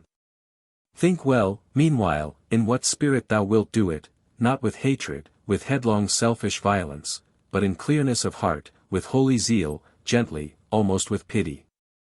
Thou wouldst not replace such extinct lie by a new lie, which a new injustice of thy own were, the parent of still other lies.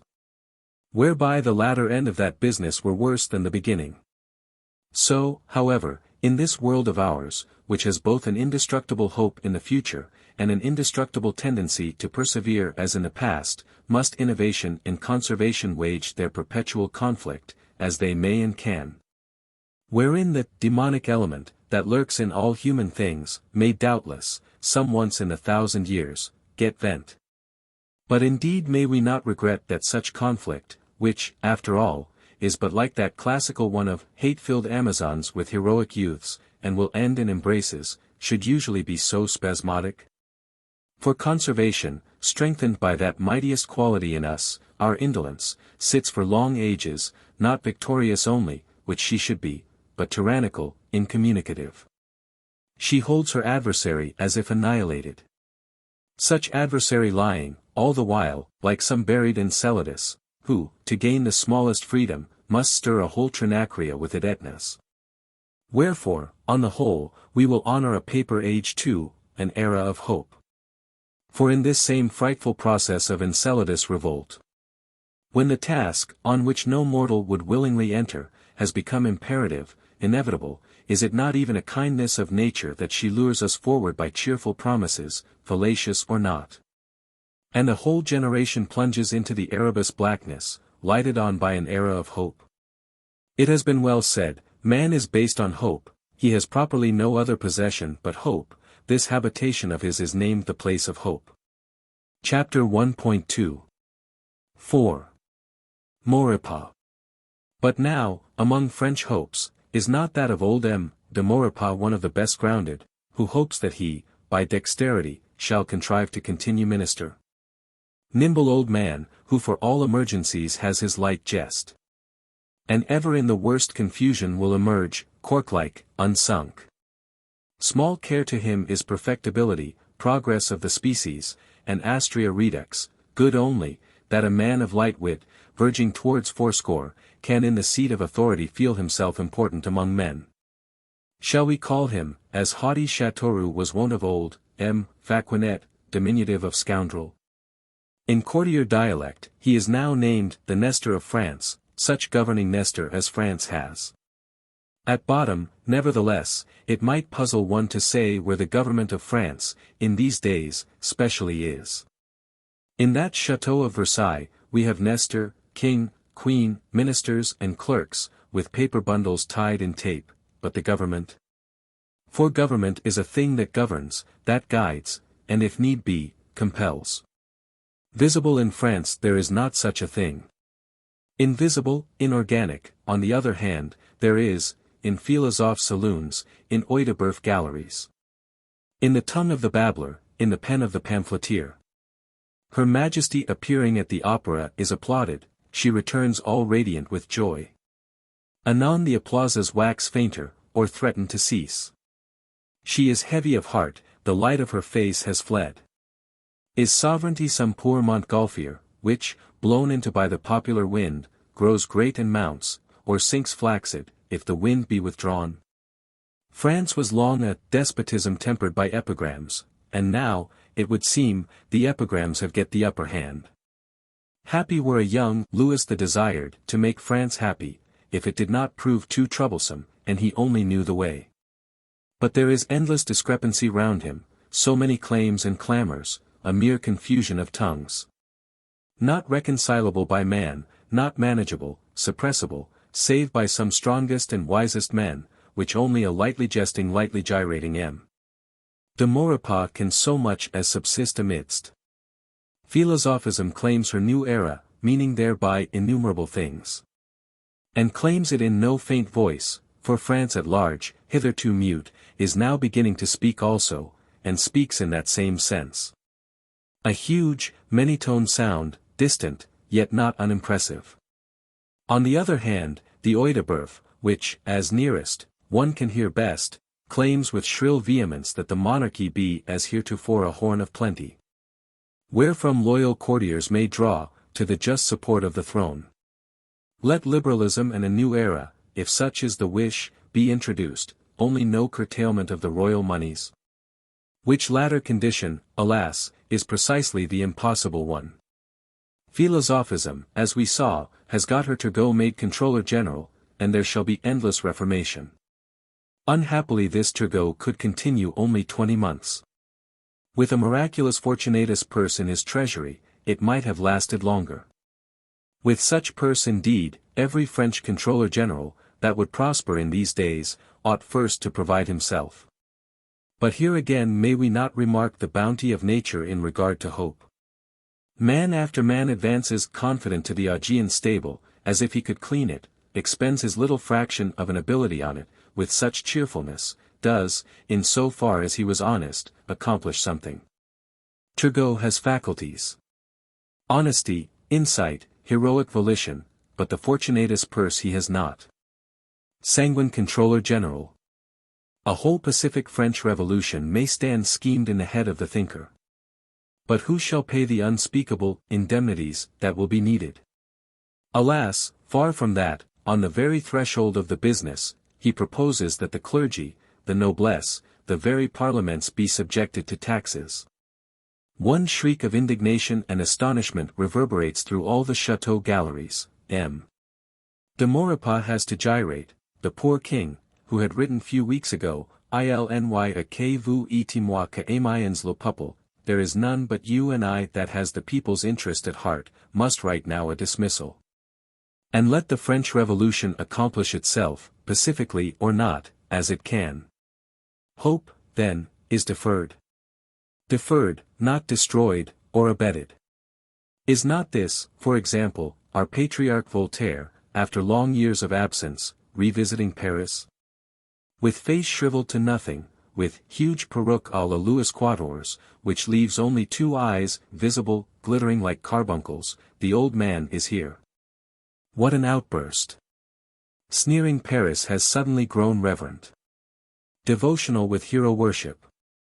Nobles have disguised themselves as tavern waiters to obtain sight of him, the loveliest of France would lay their hair beneath his feet.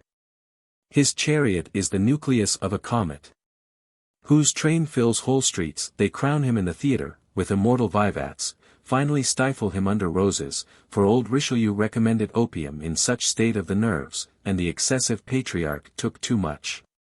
Her Majesty herself had some thought of sending for him, but was dissuaded.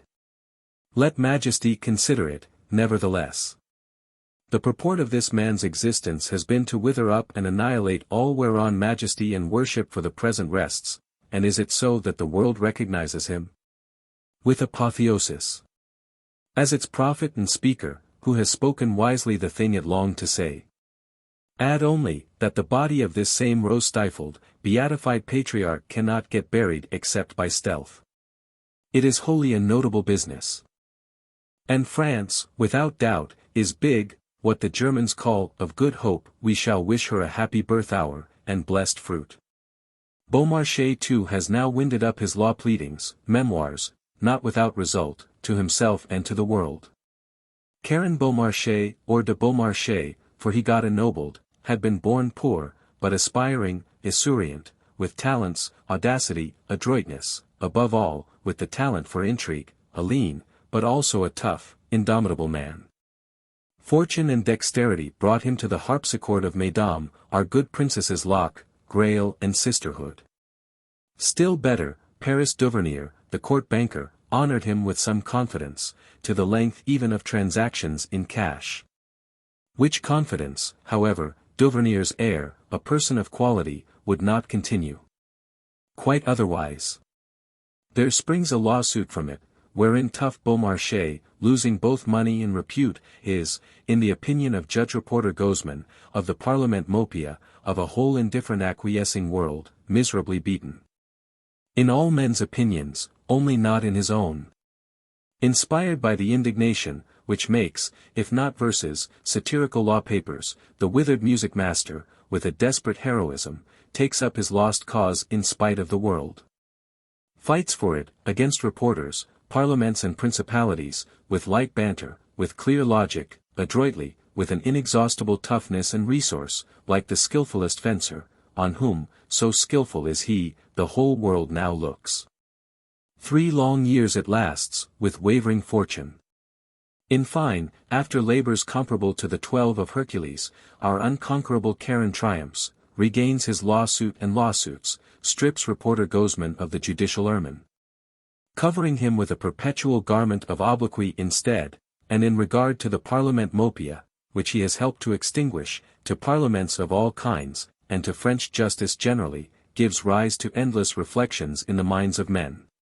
Thus has Beaumarchais, like a lean French Hercules, ventured down, driven by destiny, into the nether kingdoms, and victoriously tamed hell-dogs there. He also is henceforth among the notabilities of his generation. Chapter 1.2.v. Astrea Redux without cash. Observe, however, beyond the Atlantic, has not the new day verily dawned? Democracy, as we said, is born, storm-girt, is struggling for life and victory. A sympathetic France rejoices over the rights of man. In all saloons, it is said, what a spectacle. Now too behold our Dean, our Franklin, American plenipotentiaries, here in position soliciting. The sons of the Saxon Puritans, with their old Saxon temper, old Hebrew culture, sleek Silas, sleek Benjamin, here on such errand, among the light children of heathenism, monarchy, sentimentalism, and the Scarlet Woman. A spectacle indeed. Over which saloons may cackle joyous, though Kaiser Joseph, questioned on it, gave this answer, most unexpected from a philosophe: Madam, the trade I live by is that of royalist, mon métier à moi c'est d'être royaliste. So thinks light Maurepas too, but the wind of philosophism and force of public opinion will blow him round. Best wishes, meanwhile, are sent, clandestine privateers armed. Paul Jones shall equip his bon Richard, weapons, military stores can be smuggled over, if the English do not seize them, wherein, once more Beaumarchais, dimly as the giant smuggler becomes visible, filling his own lank pocket withal. But surely, in any case, France should have a navy. For which great object were not now the time, now when that proud termagant of the seas has her hands full. It is true, an impoverished treasury cannot build ships. But the hint once given, which Beaumarchais says he gave, this and the other loyal seaport, Chamber of Commerce, will build and offer them. Goodly vessels bound into the waters, a Ville de Paris, Leviathan of ships. And now when gratuitous 3-deckers dance there at anchor, with streamers flying, and eleutheromaniac philosophism grows ever more clamorous, what can a Maurepas do, but gyrate? Squadrons cross the ocean, gauges, lees, rough Yankee generals, with woolen nightcaps under their hats, present arms to the far-glancing chivalry of France. And newborn democracy sees, not without amazement, despotism tempered by epigrams, fight at her side. So, however, it is. King's forces and heroic volunteers. Rochambeaus, Bulls, Lameths, Lafayettes, have drawn their swords in this sacred quarrel of mankind, shall draw them again elsewhere, in the strangest way. Off Ushant some naval thunder is heard. In the course of which did our young prince, Duc de Chartres, hide in the hold, or did he materially, by active heroism, contribute to the victory? Alas, by a second edition, we learn that there was no victory, or that English Keppel had it. Our poor young prince gets his opera plaudits changed into mocking tee-hees, and cannot become Grand Admiral, the source to him of woes which one may call endless. Woe also for Ville de Paris, the Leviathan of ships. English Rodney has clutched it, and led it home, with the rest, so successful was his new maneuver of breaking the enemy's line. It seems as if, according to Louis XV, France were never to have a navy. Brave Suffren must return from Hyder Ally and the Indian waters, with small result, yet with great glory for 6 non-defeats, which indeed, with such seconding as he had, one may reckon heroic. Let the old sea hero rest now, honoured of France, in his native Cevennes mountains, send smoke, not of gunpowder, but mere culinary smoke, through the old chimneys of the castle of jails, which one day, in other hands, shall have other fame. Brave La Perouse shall by and by lift anchor, on philanthropic voyage of discovery, for the king knows geography. But, alas, this also will not prosper, the brave navigator goes, and returns not, the seekers search far seas for him in vain. He has vanished trackless into blue immensity, and only some mournful mysterious shadow of him hovers long in all heads and hearts. Neither, while the war yet lasts, will Gibraltar surrender. Not though Crillon, Nassau-Siegen, with the ablest projectors extant, are there, and Prince Condé and Prince d'Artois have hastened to help. Wondrous leather-roofed floating batteries, set afloat by French-Spanish Pacte de Famille, give gallant summons, to which, nevertheless, Gibraltar answers platonically, with mere torrents of red-hot iron. As if stone Culpet had become a throat of the pit. And utters such a doomsblast of a no, as all men must credit. And so, with this loud explosion, the noise of war has ceased, an age of benevolence may hope, for ever. Our noble volunteers of freedom have returned, to be her missionaries. Lafayette, as the matchless of his time, glitters in the Versailles Œil de Bœuf, has his bust set up in the Paris Hôtel de Ville. Democracy stands inexpugnable, immeasurable, in her new world, has even a foot lifted towards the old. And our French finances, little strengthened by such work, are in no healthy way. What to do with the finance? This indeed is the great question, a small but most black weather symptom, which no radiance of universal hope can cover. We saw Turgot cast forth from the controllership, with shrieks, for want of a Fortunatus purse. As little could M. de Clugny manage the duty, or indeed do anything, but consume his wages. Attain a place in history, where as an ineffectual shadow thou beholdest him still lingering, and let the duty manage itself. Did Genovese Necker possess such a purse, then? He possessed banker's skill, banker's honesty. Credit of all kinds, for he had written academic prize essays, struggled for India companies, given dinners to philosophes, and realized a fortune in 20 years. He possessed, further, a taciturnity in solemnity, of depth, or else of dullness. How singular for Celadon Gibbon, false swain as he had proved. Whose father, keeping most probably his own gig, would not hear of such a union, to find now his forsaken Demoiselle Kirchard sitting in the high places of the world, as ministers madam, and Necker not jealous. A new young demoiselle, one day to be famed as a Madame and de Stael, was romping about the knees of the decline and fall, the Lady Necker founds hospitals, gives solemn philosophe dinner parties, to cheer her exhausted Controller General. Strange things have happened, by clamour of philosophism, management of Marquis de Pacy, and poverty constraining even kings. And so Necker, Atlas-like, sustains the burden of the finances, for 5 years long. Without wages, for he refused such. Cheered only by public opinion, and the ministering of his noble wife. With many thoughts in him, it is hoped, which, however, he is shy of uttering. His Compte Rendu, published by the royal permission, fresh sign of a new era, shows wonders. Which what but the genius of some Atlas Necker can prevent from becoming portents. In Necker's head too there is a whole Pacific French Revolution, of its kind, and in that taciturn dull depth, or deep dullness, ambition enough. Meanwhile, alas, his Fortunatus purse turns out to be little other than the old vectigal of parsimony. Nay, he too has to produce his scheme of taxing, clergy, noblesse to be taxed, provincial assemblies, and the rest, like a mere Turgot. The expiring M. de Maurepas must gyrate one other time. Let Necker also depart, not unlamented. Great in a private station, Necker looks on from the distance, abiding his time. 80,000 copies, of his new book, which he calls administration de finances, will be sold in few days. He is gone, but shall return, and that more than once, borne by a whole shouting nation. Singular Controller General of the Finances. Once clerk in Thellussen's Bank. Chapter 1.2.vi. Windbags. So marches the world, in this its paper age, or era of hope. Not without obstructions, war explosions. Which, however, heard from such distance, are little other than a cheerful marching music. If indeed that dark living chaos of ignorance and hunger, 25 million strong, under your feet, were to begin playing. For the present, however, consider Longchamp, now when Lent is ending, and the glory of Paris and France has gone forth, as in annual wont. Not to assist at tenebrous masses, but to sun itself and show itself, and salute the young spring.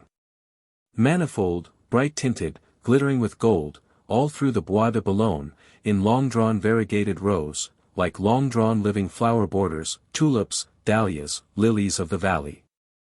All in their moving flower pots, of new gilt carriages pleasure of the eye, and pride of life. So rolls and dances the procession, steady, of firm assurance, as if it rolled on adamant and the foundations of the world. Not on mere heraldic parchment, under which smoulders a lake of fire. Dance on, ye foolish ones, ye sought not wisdom, neither have ye found it. Ye and your fathers have sown the wind, ye shall reap the whirlwind. Was it not, from of old, written, the wages of sin is death? But at Longchamp, as elsewhere, we remark for one thing, that dame and cavalier are waited on each by a kind of human familiar, named Jokii. Little elf, or imp. Though young, already withered, with its withered air of premature vice, of knowingness, of completed elfhood, useful in various emergencies. The name Jokii, jockey, comes from the English, as the thing also fancies that it does.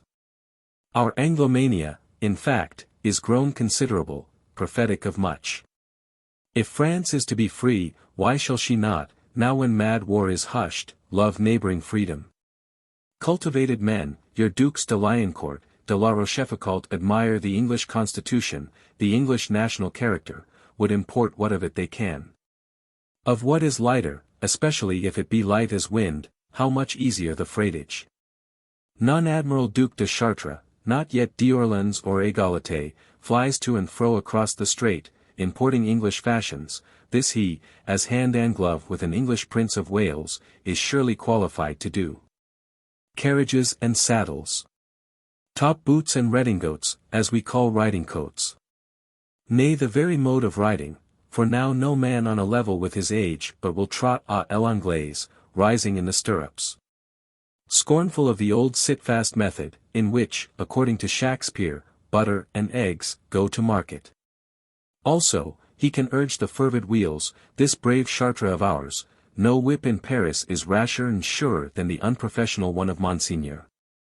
Elf jokeis, we have seen, but see now real Yorkshire jockeys, and what they ride on, and train, English racers for French races. These likewise we owe first, under the providence of the devil, to Monseigneur. Prince d'Artois also has his stud of racers. Prince d'Artois has withal the strangest horseleech, a moonstruck, much enduring individual, of Neuchâtel in Switzerland, named Jean-Paul Marat. A problematic chevalier d'Eon, now in petticoats, now in breeches, is no less problematic in London than in Paris, and causes bets and lawsuits. Beautiful days of international communion. Swindlery and blackguardism have stretched hands across the channel, and saluted mutually, on the racecourse of Vincennes or Sablons. Behold an English Coquelin wafted glorious among the principalities and rascalities, an English Dr. Dodd, for whom also the too early gallows gapes. Duc de Chartres was a young prince of great promise, as young princes often are, which promise unfortunately has belied itself. With the huge Orleans property, with Duc de Penthièvre for father-in-law, and now the young brother-in-law Lamballe killed by excesses, he will one day be the richest man in France. Meanwhile, his hair is all falling out, his blood is quite spoiled, by early transcendentalism of debauchery. Carbuncles stud his face, dark studs on a ground of burnished copper. A most signal failure, this young prince. The stuff prematurely burnt out of him, little left but foul smoke and ashes of expiring sensualities, what might have been thought, insight, and even conduct, gone now, or fast going, to confused darkness, broken by bewildering dazzlements. To obstreperous crotchets, to activities which you may call semi-delirious, or even semi-galvanic. Paris affects to laugh at his charioteering, but he heeds not such laughter. On the other hand, what a day, not of laughter, was that, when he threatened, for lucre's sake, to lay sacrilegious hand on the Palais Royal garden. The flower parterres shall be riven up. The chestnut avenues shall fall, time-honored boscages, under which the opera hamadryads were wont to wander, not inexorable to men. Paris moans aloud. Philidor, from his Café de la Régence, shall no longer look on greenness. The loungers and locels of the world, where now shall they haunt? In vain is moaning.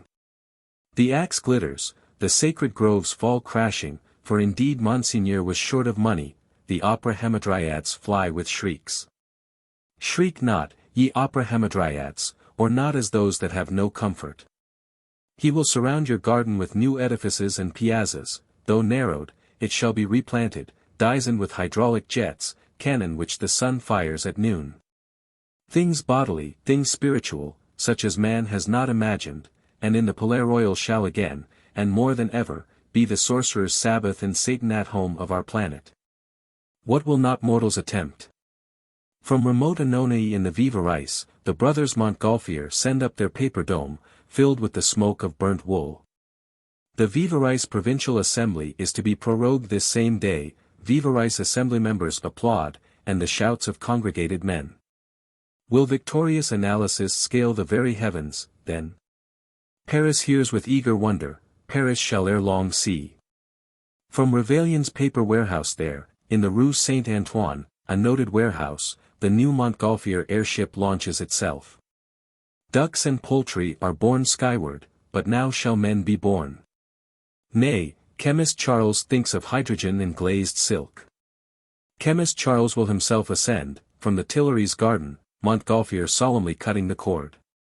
By heaven, he also mounts, he and another. 10 times 10,000 hearts go palpitating. All tongues are mute with wonder and fear, till a shout, like the voice of seas, rolls after him, on his wild way. He soars, he dwindles upwards, has become a mere gleaming circlet, like some turgidine snuff-box, what we call turgidine platitude. Like some new daylight moon. Finally he descends, welcomed by the universe. Duchess Polignac, with a party, is in the Bois de Boulogne, waiting, though it is drizzly winter, the 1st of December, 1783. The whole chivalry of France, Duc de Chartres foremost, gallops to receive him. Beautiful invention, mounting heavenward, so beautifully, so unguidably. Emblem of much, and of our age of hope itself.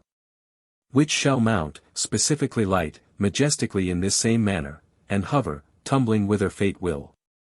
Well if it do not, Pilatre-like, explode, and demount all the more tragically, so, riding on windbags, will men scale the Empyrean.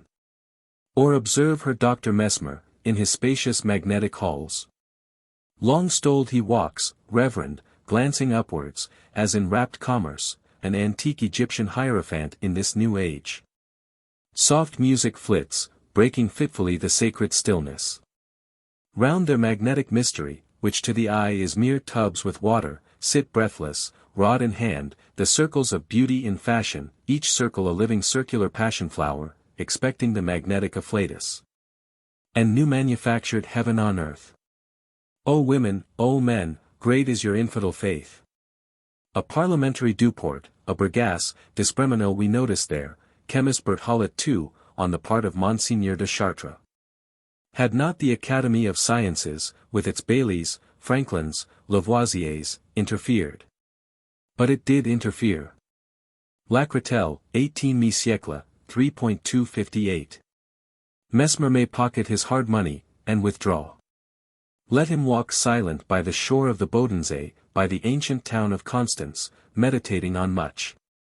For so, under the strangest new vesture, the old great truth, since no vesture can hide it, begins again to be revealed, that man is what we call a miraculous creature, with miraculous power over men.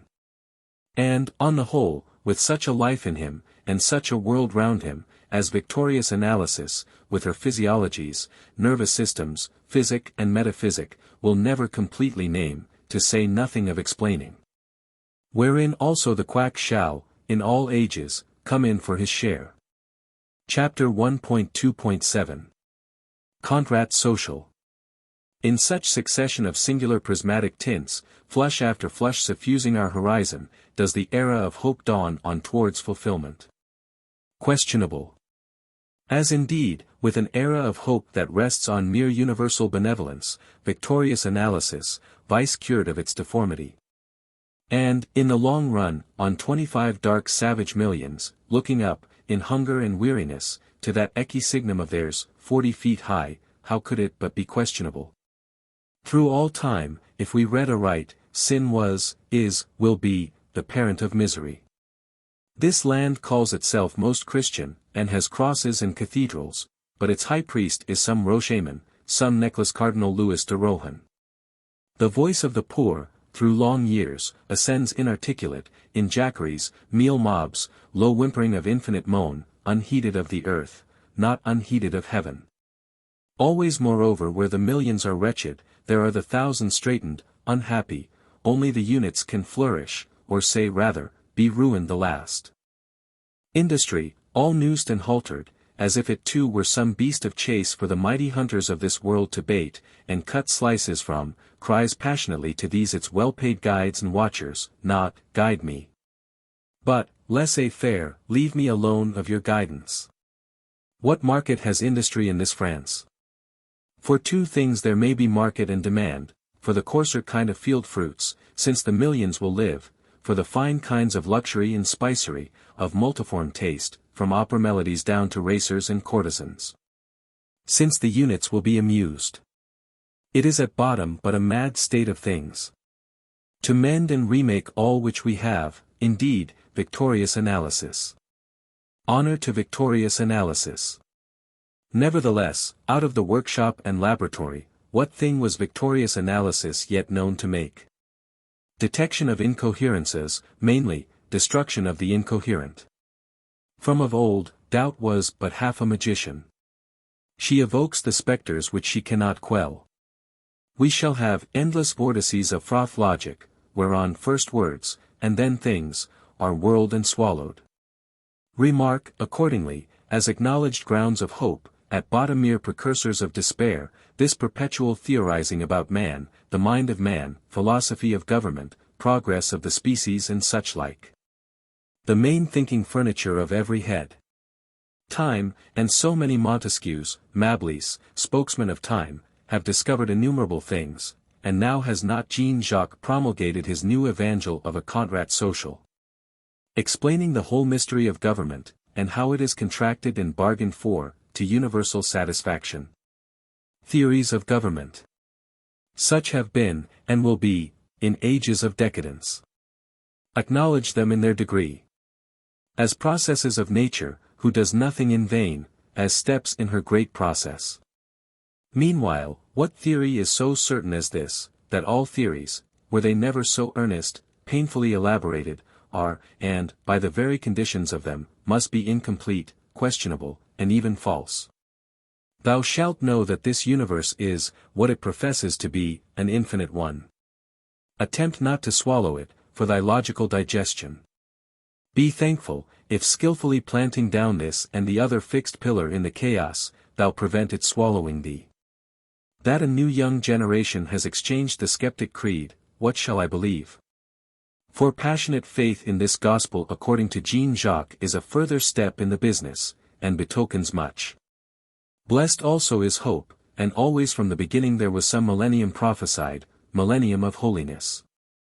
But, what is notable, never till this new era, any millennium of mere ease and plentiful supply. In such prophesied lubberland, of happiness, benevolence, and vice cured of its deformity, trust not, my friends. Man is not what one calls a happy animal, his appetite for sweet victual is so enormous. How, in this wild universe, which storms in on him, infinite, vague menacing, shall poor man find, say not happiness, but existence, and footing to stand on, if it be not by girding himself together for continual endeavor and endurance? Woe, if in his heart there dwelt no devout faith, if the word duty had lost its meaning for him.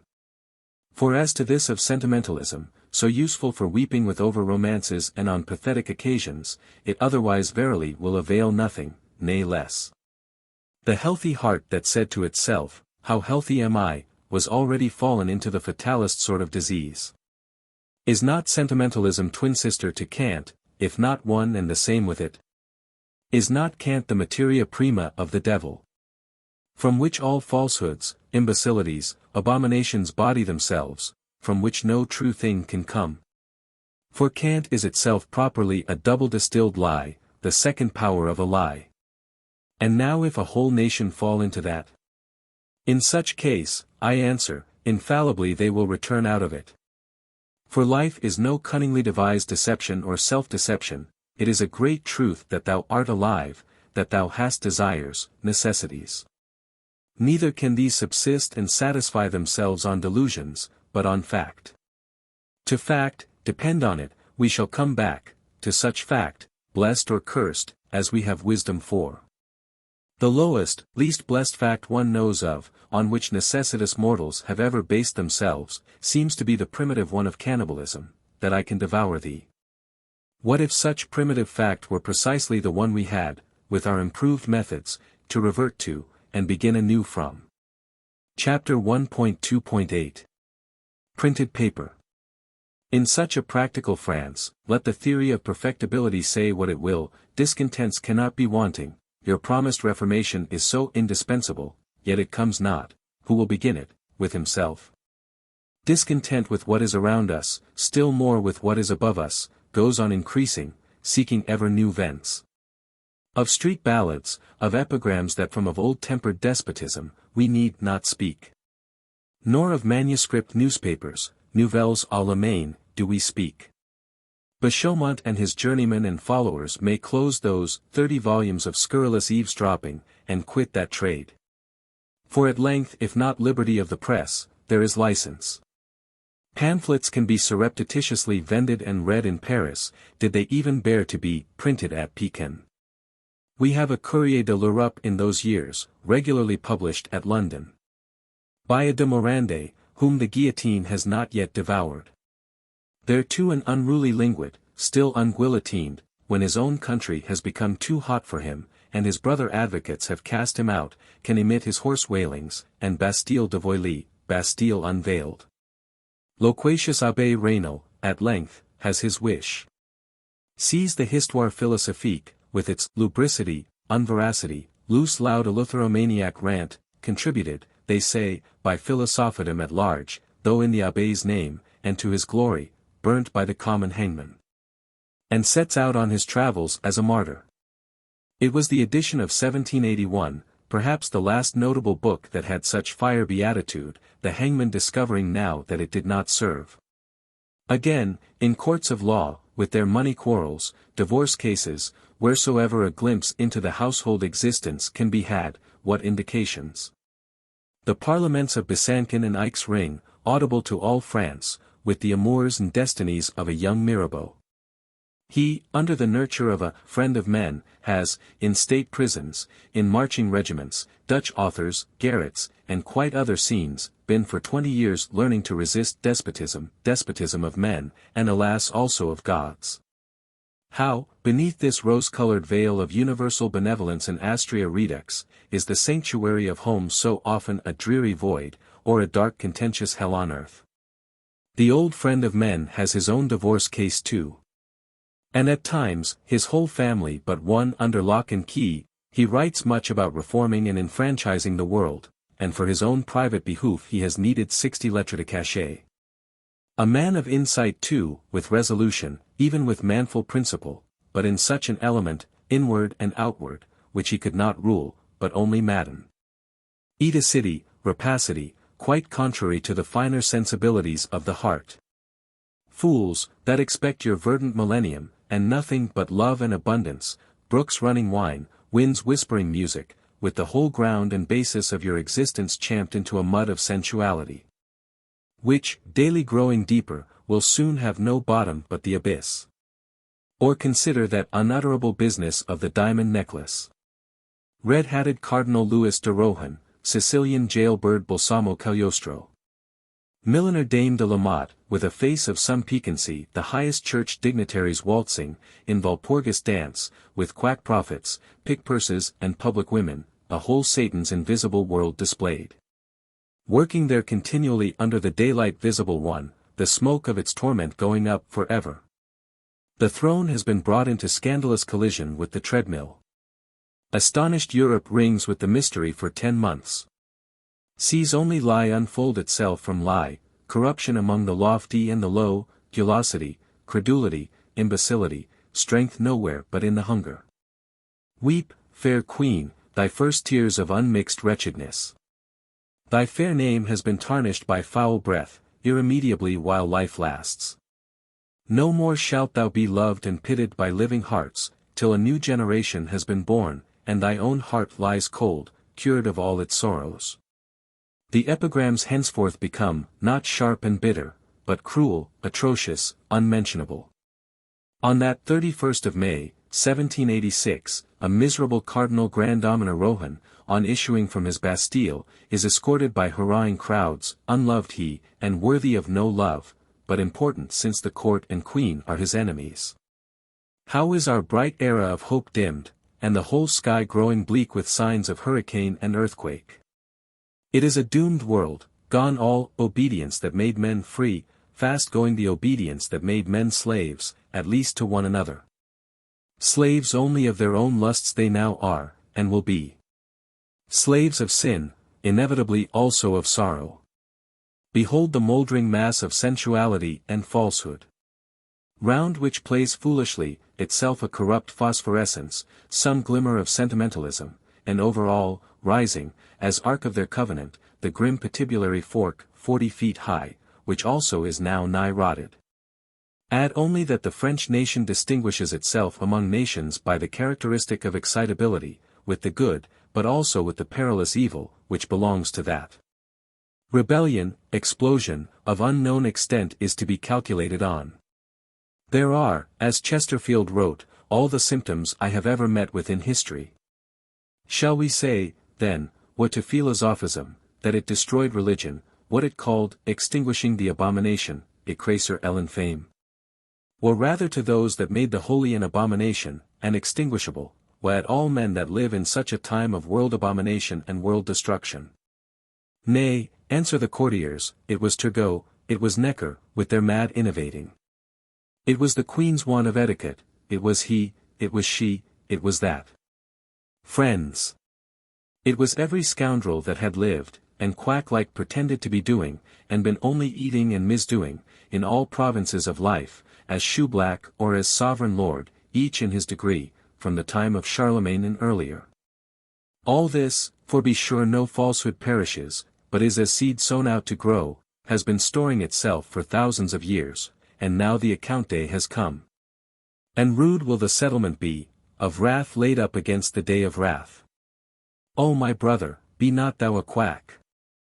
Die rather, if thou wilt take counsel, 'tis but dying once, and thou art quit of it for ever. Cursed is that trade. And bears curses, thou knowest not how, long ages after thou art departed, and the wages thou hadst are all consumed, nay, as the ancient wise have written, through eternity itself, and is verily marked in the doom book of a god. Hope deferred mocketh the heart sick. And yet, as we said, hope is but deferred, not abolished, not abolishable. It is very notable, and touching, how this same hope does still light onwards the French nation through all its wild destinies. For we shall still find hope shining, be it for fond invitation, be it for anger and menace, as a mild heavenly light it shone, as a red conflagration it shines, burning sulphureous blue, through darkest regions of terror, it still shines. And goes sent out at all, since desperation itself is a kind of hope. Thus is our era still to be named of hope, though in the saddest sense, when there is nothing left but hope. But if any one would know summarily what a Pandora's box lies there for the opening, he may see it in what by its nature is the symptom of all symptoms, the surviving literature of the period. Abbé Raynal, with his lubricity and loud loose rant, has spoken his word, and already the fast-hastening generation responds to another. Glance at Beaumarchais' Mariage de Figaro, which now, in 1784, after difficulty enough, has issued on the stage, and runs its 100 nights, to the admiration of all men. By what virtue or internal vigor it so ran, the reader of our day will rather wonder, and indeed will know so much the better that it flattered some pruriency of the time, that it spoke what all were feeling, and longing to speak. Small substance in that Figaro, thin wire-drawn intrigues, thin wire-drawn sentiments and sarcasms, a thing lean, barren. Yet which wins and whisks itself, as through a wholly mad universe, adroitly, with a high-sniffing air, wherein each, as was hinted, which is the grand secret, may see some image of himself, and of his own state and ways. So it runs its 100 nights, and all France runs with it, laughing applause. If the soliloquizing barber ask, "What has your lordship done to earn all this?" and can only answer, "You took the trouble to be born, vous êtes dans la peine de naître," all men must laugh, and a gay horse-racing Anglo-maniac noblesse loudest of all. For how can small books have a great danger in them? Asks the Sieur Caron, and fancies his thin epigram may be a kind of reason. Conqueror of a golden fleece, by giant smuggling, tamer of hell-dogs, in the Parlement Mopia. And finally crowned Orpheus in the Théâtre Français, Beaumarchais has now culminated, and unites the attributes of several demigods. We shall meet him once again, in the course of his decline. Still more significant are two books produced on the eve of the ever-memorable explosion itself, and read eagerly by all the world, Saint Pierre's Paul et de Virginie, and Louvet's Chevalier de Fables. Noteworthy books, which may be considered as the last speech of old feudal France. In the first there rises melodiously, as it were, the wail of a moribund world, everywhere wholesome nature in unequal conflict with diseased perfidious art. Cannot escape from it in the lowest hut, in the remotest island of the sea. Ruin and death must strike down the loved one, and, what is most significant of all, death even here not by necessity, but by etiquette. What a world of prurient corruption lies visible in that super-sublime of modesty. Yet, on the whole, our good Saint Pierre is musical, poetical though most morbid. We will call his book the swan song of old dying France. Louvet's again, let no man account musical.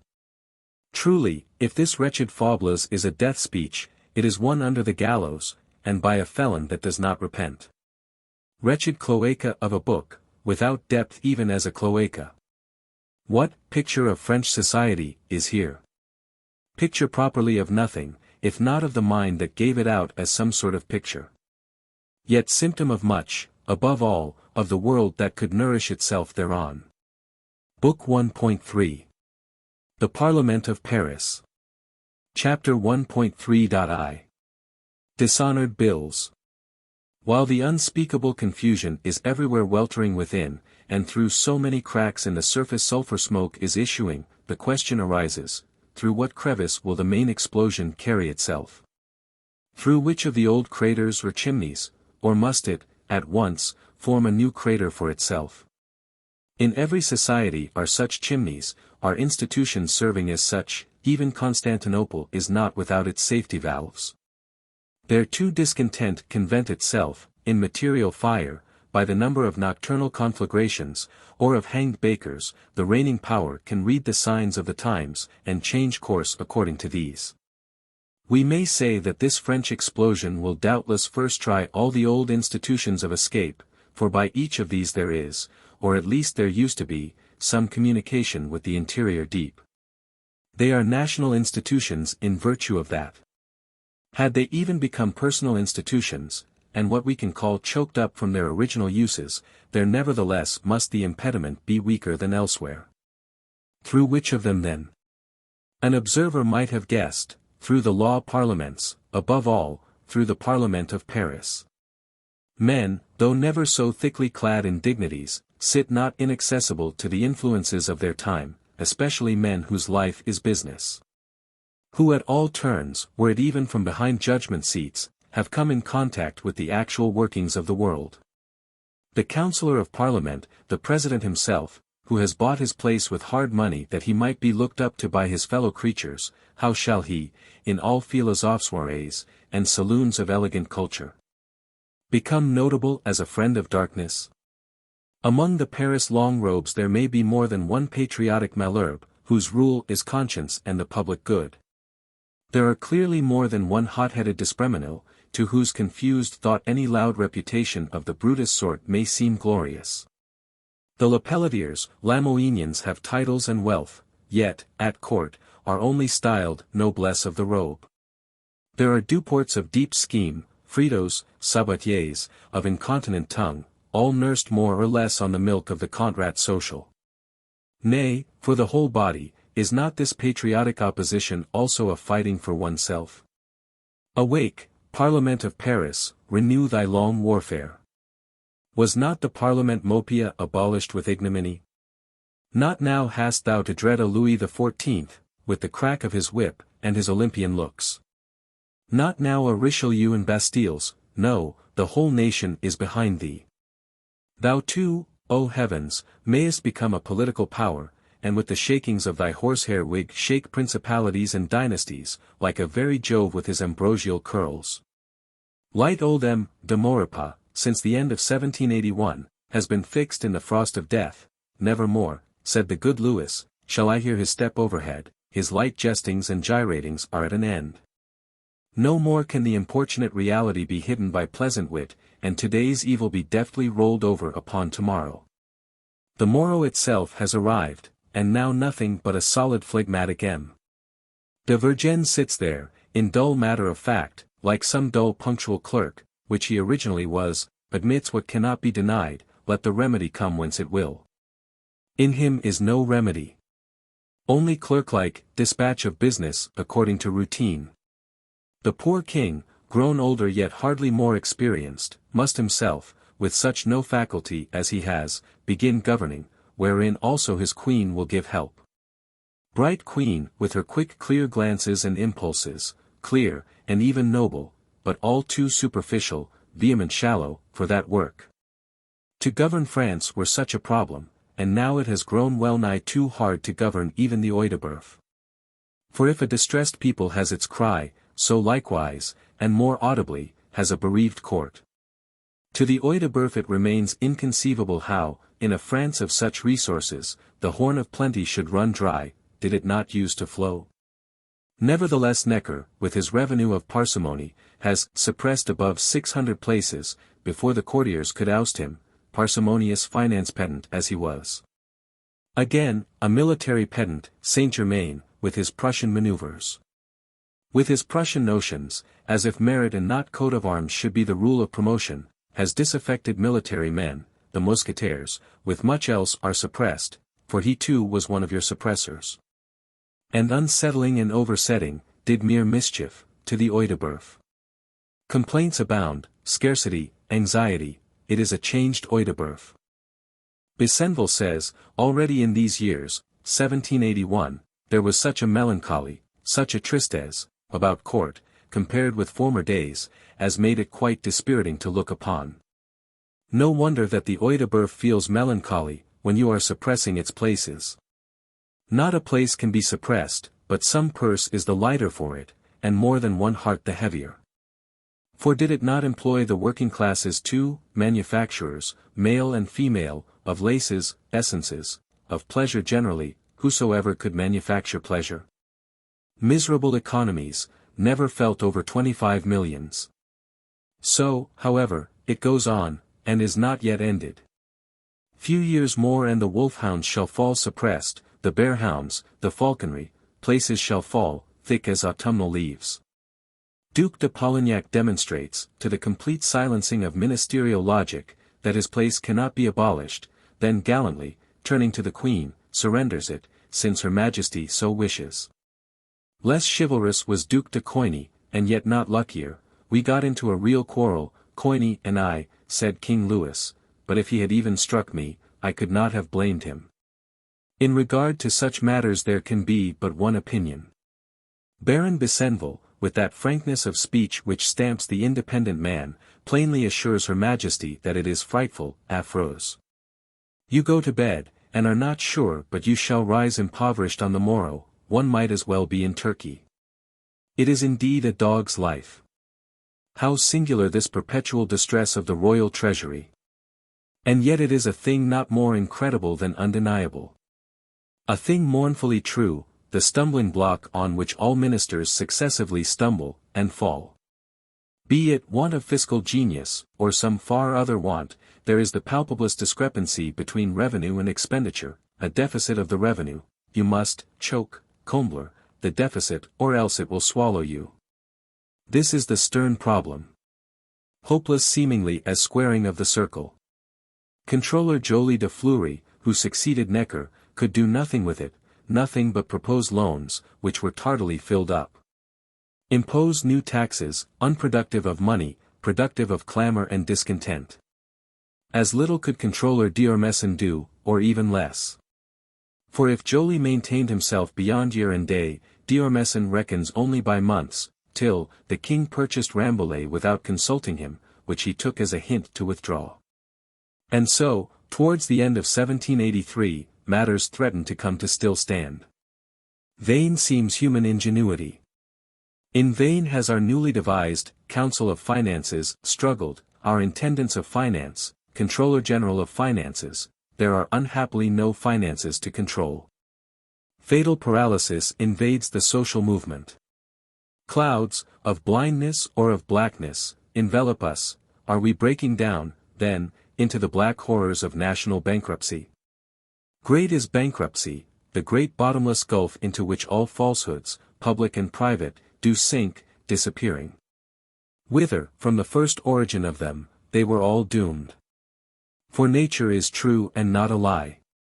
No lie you can speak or act but it will come, after longer or shorter circulation, like a bill drawn on nature's reality, and be presented there for payment, with the answer, no effects. Pity only that it often had so long a circulation, that the original forger were so seldom he who bore the final smart of it. Lies, and the burden of evil they bring, are passed on, shifted from back to back, and from rank to rank. And so land ultimately on the dumb lowest rank, who with spade and mattock, with sore heart and empty wallet, daily come in contact with reality, and can pass the cheat no further. Observe nevertheless how, by a just compensating law, if the lie with its burden, in this confused whirlpool of society, sinks and is shifted ever downwards, then in return the distress of it rises ever upwards and upwards. Whereby, after the long pining and demi-starvation of those 20 millions, a Duke de Coigny and his Majesty come also to have their real quarrel. Such is the law of just nature. Bringing, though at long intervals, and were it only by bankruptcy, matters round again to the mark. But with a Fortunatus purse in his pocket, through what length of time might not almost any falsehood last? Your society, your household, practical or spiritual arrangement, is untrue, unjust, offensive to the eye of God and man.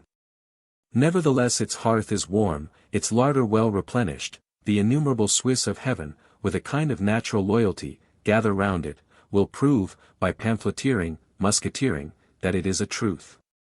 Or if not an unmixed, unearthly, impossible, truth, then better, a wholesomely attempered one, as wind is to the shorn lamb, and works well. Changed outlook, however, when purse and larder grow empty. Was your arrangement so true, so accordant to nature's ways, then how, in the name of wonder, has nature, with her infinite bounty, come to leave it famishing there? To all men, to all women and all children, it is now indicible that your arrangement was false. Honor to bankruptcy, ever righteous on the great scale, though in detail it is so cruel. Under all falsehoods it works, unweariedly mining. No falsehood, did it rise heaven high and cover the world, but bankruptcy, one day, will sweep it down, and make us free of it. Chapter 1.3.2 Controller Calonne. Under such circumstances of tristesse, obstruction and sick languor, when to an exasperated court it seems as if fiscal genius had departed from among men, what apparition could be welcomer than that of M. de Calonne? Calonne, a man of indisputable genius, even fiscal genius, more or less, of experience both in managing finance and parliaments, for he has been intendant at Metz, at Lille, king's procureur at Douai. A man of weight, connected with the moneyed classes, of unstained name, if it were not some peccadillo, of showing a client's letter, in that old de Guillen-Lacalotais business, as good as forgotten now. He has kinsmen of heavy purse, felt on the stock exchange. Our Foulons, Berthier's intrigue for him, old Foulon, who has now nothing to do but intrigue, who is known and even seen to be what they call a scoundrel, but of unmeasured wealth. Who, from commissariat clerk which he once was, may hope, some think, if the game go right, to be minister himself one day. Such propping and backing has M. de Calonne, and then intrinsically such qualities. Hope radiates from his face. Persuasion hangs on his tongue. For all straits he has present remedy, and will make the world roll on wheels before him. On the 3d of November 1783, the Œil de Bœuf rejoices in its new Controller General. Calonne also shall have trial. Calonne also, in his way, as Turgot and Necker had done in theirs, shall forward the consummation, suffuse, with one other flush of brilliancy, our now too leaden-colored era of hope, and wind it up, into fulfillment. Great, in any case, is the felicity of the Œil de Bœuf. Stinginess has fled from these royal abodes, suppression ceases, your Besenval may go peaceably to sleep, sure that he shall awake unplundered. Smiling plenty, as if conjured by some enchanter, has returned, scatters contentment from her new flowing horn. And mark what suavity of manners. A bland smile distinguishes our controller, to all men he listens with an air of interest, nay of anticipation, makes their own wish clear to themselves, and grants it, or at least, grants conditional promise of it. I fear this is a matter of difficulty, said Her Majesty. Madam, answered the controller, if it is but difficult, it is done, if it is impossible, it shall be done, se fera. A man of such facility withal. To observe him in the pleasure vortex of society, which none partakes of with more gusto, you might ask, when does he work? And yet his work, as we see, is never behindhand, above all, the fruit of his work, ready money. Truly a man of incredible facility, facile action, facile elocution, facile thought, how, in mild suasion, philosophic depth sparkles up from him, as mere wit and lambent sprightliness. And in Her Majesty's soirees, with the weight of a world lying on him, he is the delight of men and women. By what magic does he accomplish miracles? By the only true magic, that of genius. Men name him the minister. As indeed, when was there another such? Crooked things are become straight by him, rough places plain, and over the Œil de Bœuf there rests an unspeakable sunshine.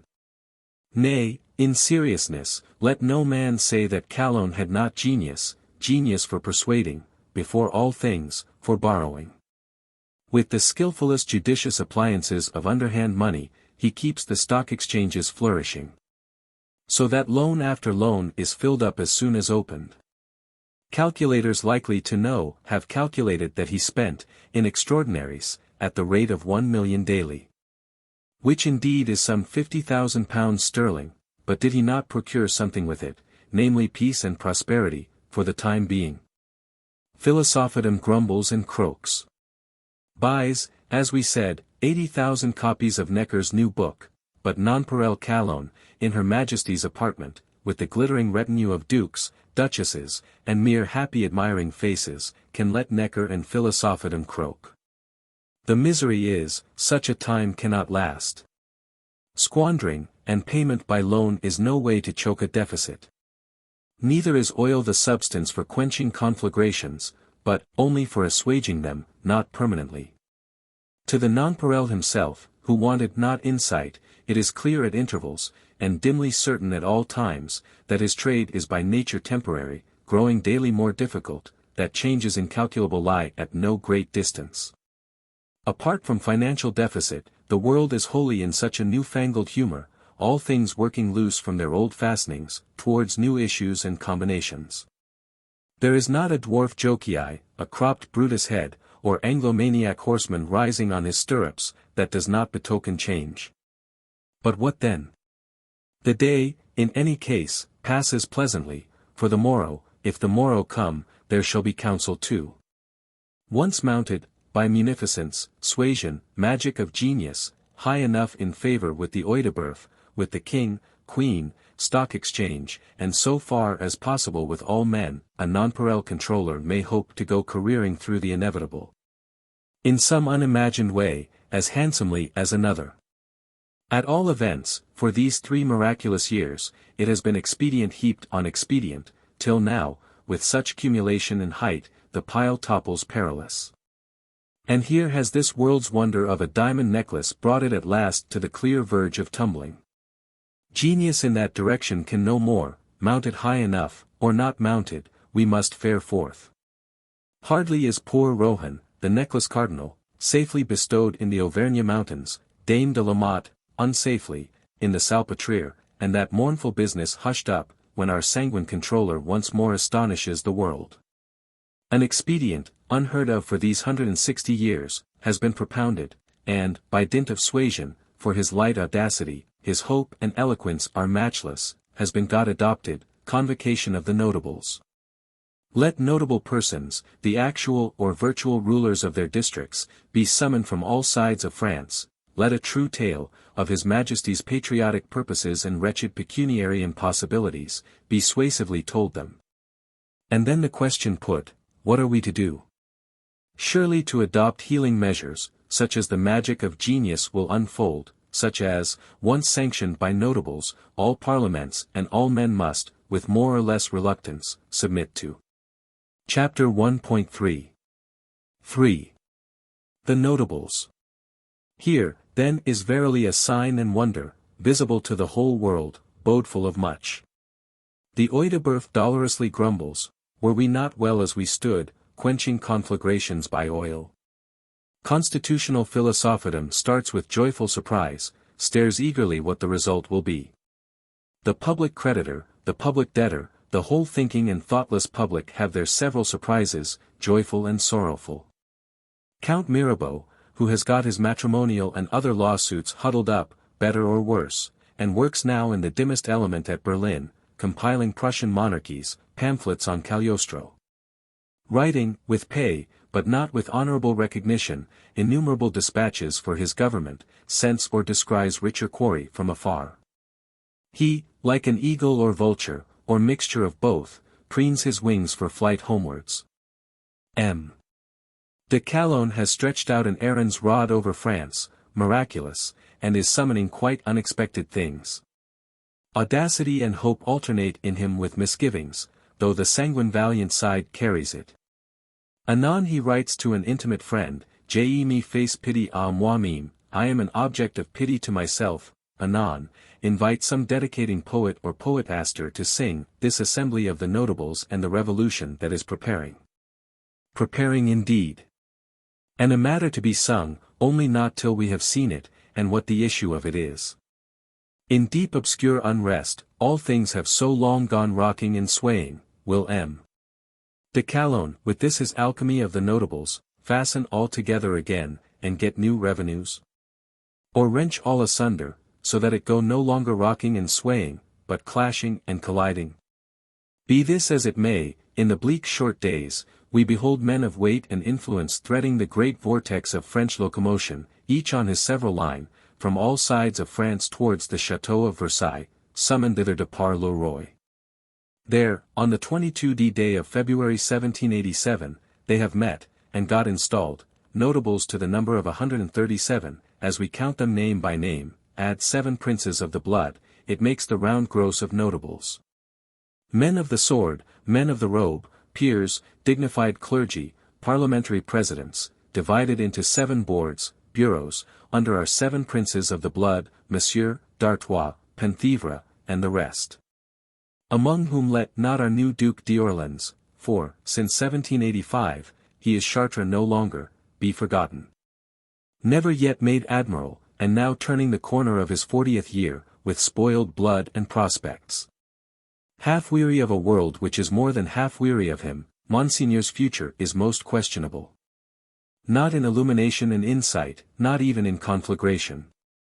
But, as was said, in dull smoke and ashes of outburnt sensualities, does he live and digest.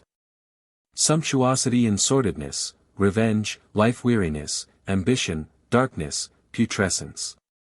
And, say, in sterling money, 300,000 a year, were this poor prince once to burst loose from his court moorings, to what regions, with what phenomena, might he not sail and drift?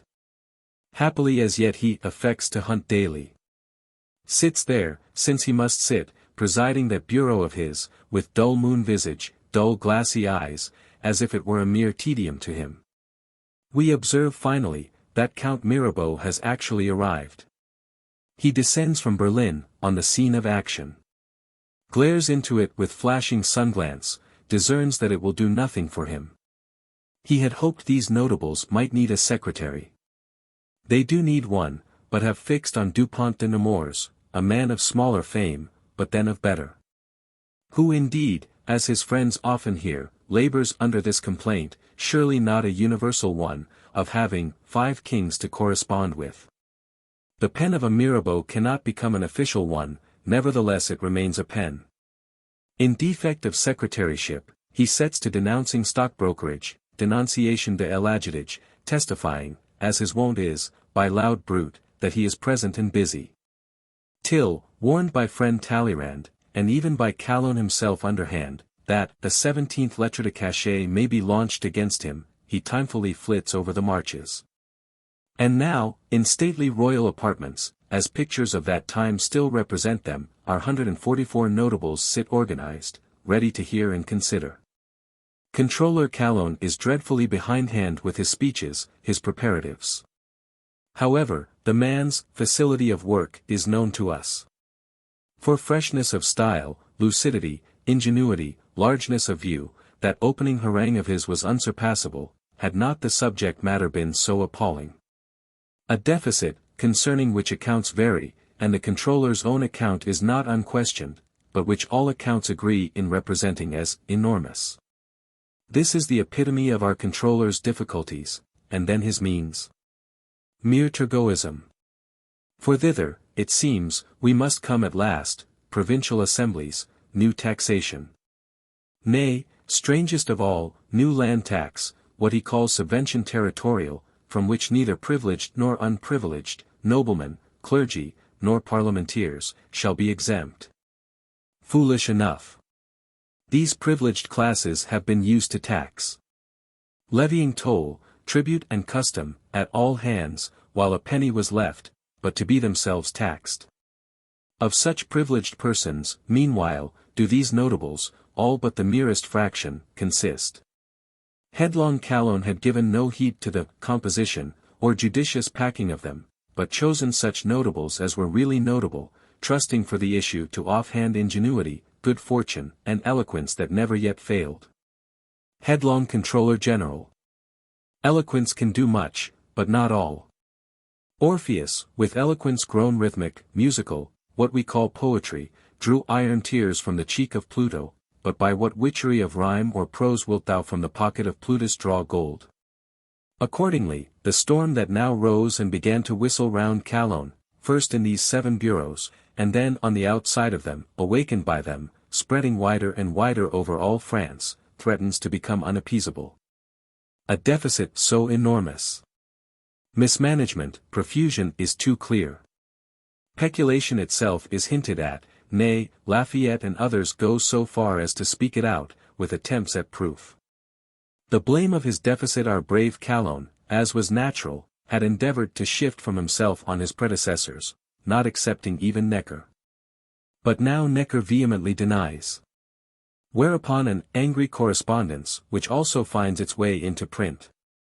In the Œil de Bœuf, and Her Majesty's private apartments, an eloquent controller, with his Madam, if it is but difficult, had been persuasive, but, alas, the cause is now carried elsewhither. Behold him, one of these sad days, in Monsieur's bureau, to which all the other bureaus have sent deputies. He is standing at bay, alone. Exposed to an incessant fire of questions, interpolations, objurgations, from those 137 pieces of logic ordnance, what we may well call bouches à feu, fire-mouths literally. Never, according to Besenval, or hardly ever, had such display of intellect, dexterity, coolness, suasive eloquence, been made by man. To the raging play of so many fire-mouths he opposes nothing angrier than light beams, self-possession and fatherly smiles. With the imperturbablest bland clearness, he, for 5 hours long, keeps answering the incessant volley of fiery captious questions, reproachful interpolations, in words prompt as lightning, quiet as light. Nay, the cross-fire too, such side questions and incidental interpolations as, in the heat of the main battle, he, having only one tongue, could not get answered, these also he takes up at the first slake, answers even these. Could blandest suasive eloquence have saved France, she were saved. Heavy-laden controller.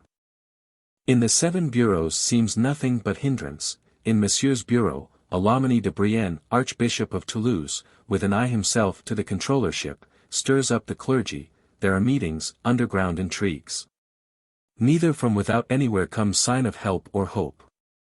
For the nation, where Mirabeau is now, with stentor lungs, denouncing Agio, the controller has hitherto done nothing, or less. For philosophedom he has done as good as nothing, sent out some scientific Laperouse, or the like, and is he not in angry correspondence with its Necker? The very Œil de Bœuf looks questionable, a falling controller has no friends. Solid M. De Vergennes, who with his phlegmatic judicious punctuality might have kept down many things, died the very week before these sorrowful notables met. And now a seal-keeper, Garde des Sceaux Miramonel is thought to be playing the traitor, spinning plots for Lomini Brienne. Queen's Reader Abbé de Vermond, unloved individual, was Brienne's creature, the work of his hands from the first, it may be feared the backstairs passage is open, ground getting mined under our feet. Treacherous Garde des Sceaux Miramonel, at least, should be dismissed, Lamoignon, the eloquent notable, a stanch man, with connections, and even ideas, Parliament president yet intent on reforming parliaments, were not he the right keeper? So, for one, thinks busy Besenval, and, at dinner table, rounds the same into the controller's ear, who always, in the intervals of landlord duties, listens to him as with charmed look, but answers nothing positive. Alas, what to answer? The force of private intrigue, and then also the force of public opinion, grows so dangerous, confused. Philosophedom sneers aloud, as if its Necker already triumphed. The gaping populace gapes over woodcuts or coppercuts. Where, for example, a rustic is represented convoking the poultry of his barnyard, with this opening address, "Dear animals, I have assembled you to advise me what sauce I shall dress you with." To which a cock responding, "We don't want to be eaten," is checked by, "You wander from the point, vous écartez de la question." Laughter and logic, ballad singer, pamphleteer. Epigram and caricature, what wind of public opinion is this, as if the cave of the winds were bursting loose. At nightfall, President Lamoignon steals over to the controller's. Finds him walking with large strides in his chamber, like one out of himself. With rapid confused speech the controller begs M. de Lamoignon to give him an advice. Lamoignon candidly answers that, except in regard to his own anticipated keepership, unless that would prove remedial, he really cannot take upon him to advise.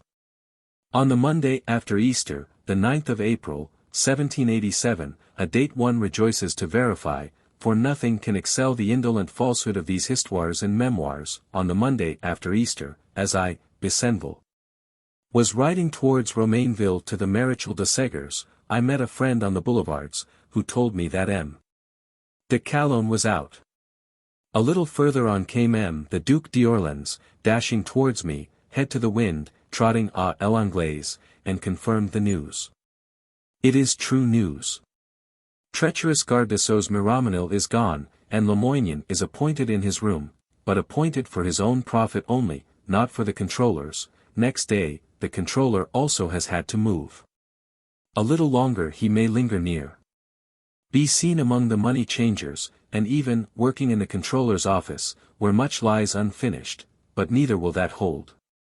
Two strong blows and beats this tempest of public opinion, of private intrigue, as from the cave of all the winds, and blows him, higher authority giving sign, out of Paris and France, over the horizon, into invisibility, or outer darkness. Such destiny the magic of genius could not forever avert. Ungrateful Oedipus! Did he not miraculously rain gold manna on you, so that, as a courtier said, all the world held out its hand, and I held out my hat, for a time? Himself is poor. Penniless, had not a financier's widow in Lorraine offered him, though he was turned of 50, her hand and the rich purse it held. Dim henceforth shall be his activity, though unwearied, letters to the king, appeals, prognostications. Pamphlets, from London, written with the old suasive facility, which however do not persuade. Luckily his widow's purse fails not. Once, in a year or two, some shadow of him shall be seen hovering on the northern border, seeking election as national deputy, but be sternly beckoned away. Dimmer then, far borne over utmost European lands, in uncertain twilight of diplomacy, he shall hover, intriguing for exiled princes, and have adventures, be overset into the Rhine stream and half drowned, nevertheless save his papers dry. Unwearied, but in vain.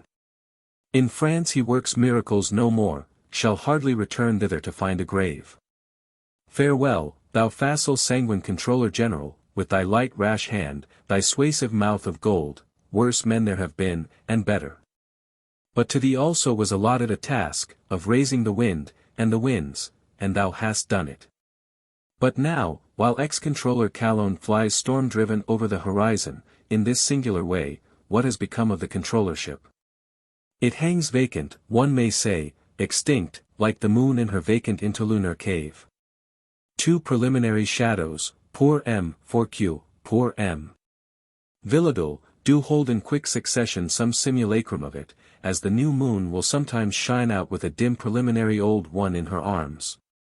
Be patient, ye notables. An actual new controller is certain, and even ready. Were the indispensable maneuvers but gone through. Long-headed Lamoignon, with Home Secretary Breteuil, and Foreign Secretary Montmorin have exchanged looks, let these three once meet and speak. Who is it that is strong in the Queen's favour, and the Abbé de Vermans? That is a man of great capacity. Or at least that has struggled, these 50 years, to have it thought great.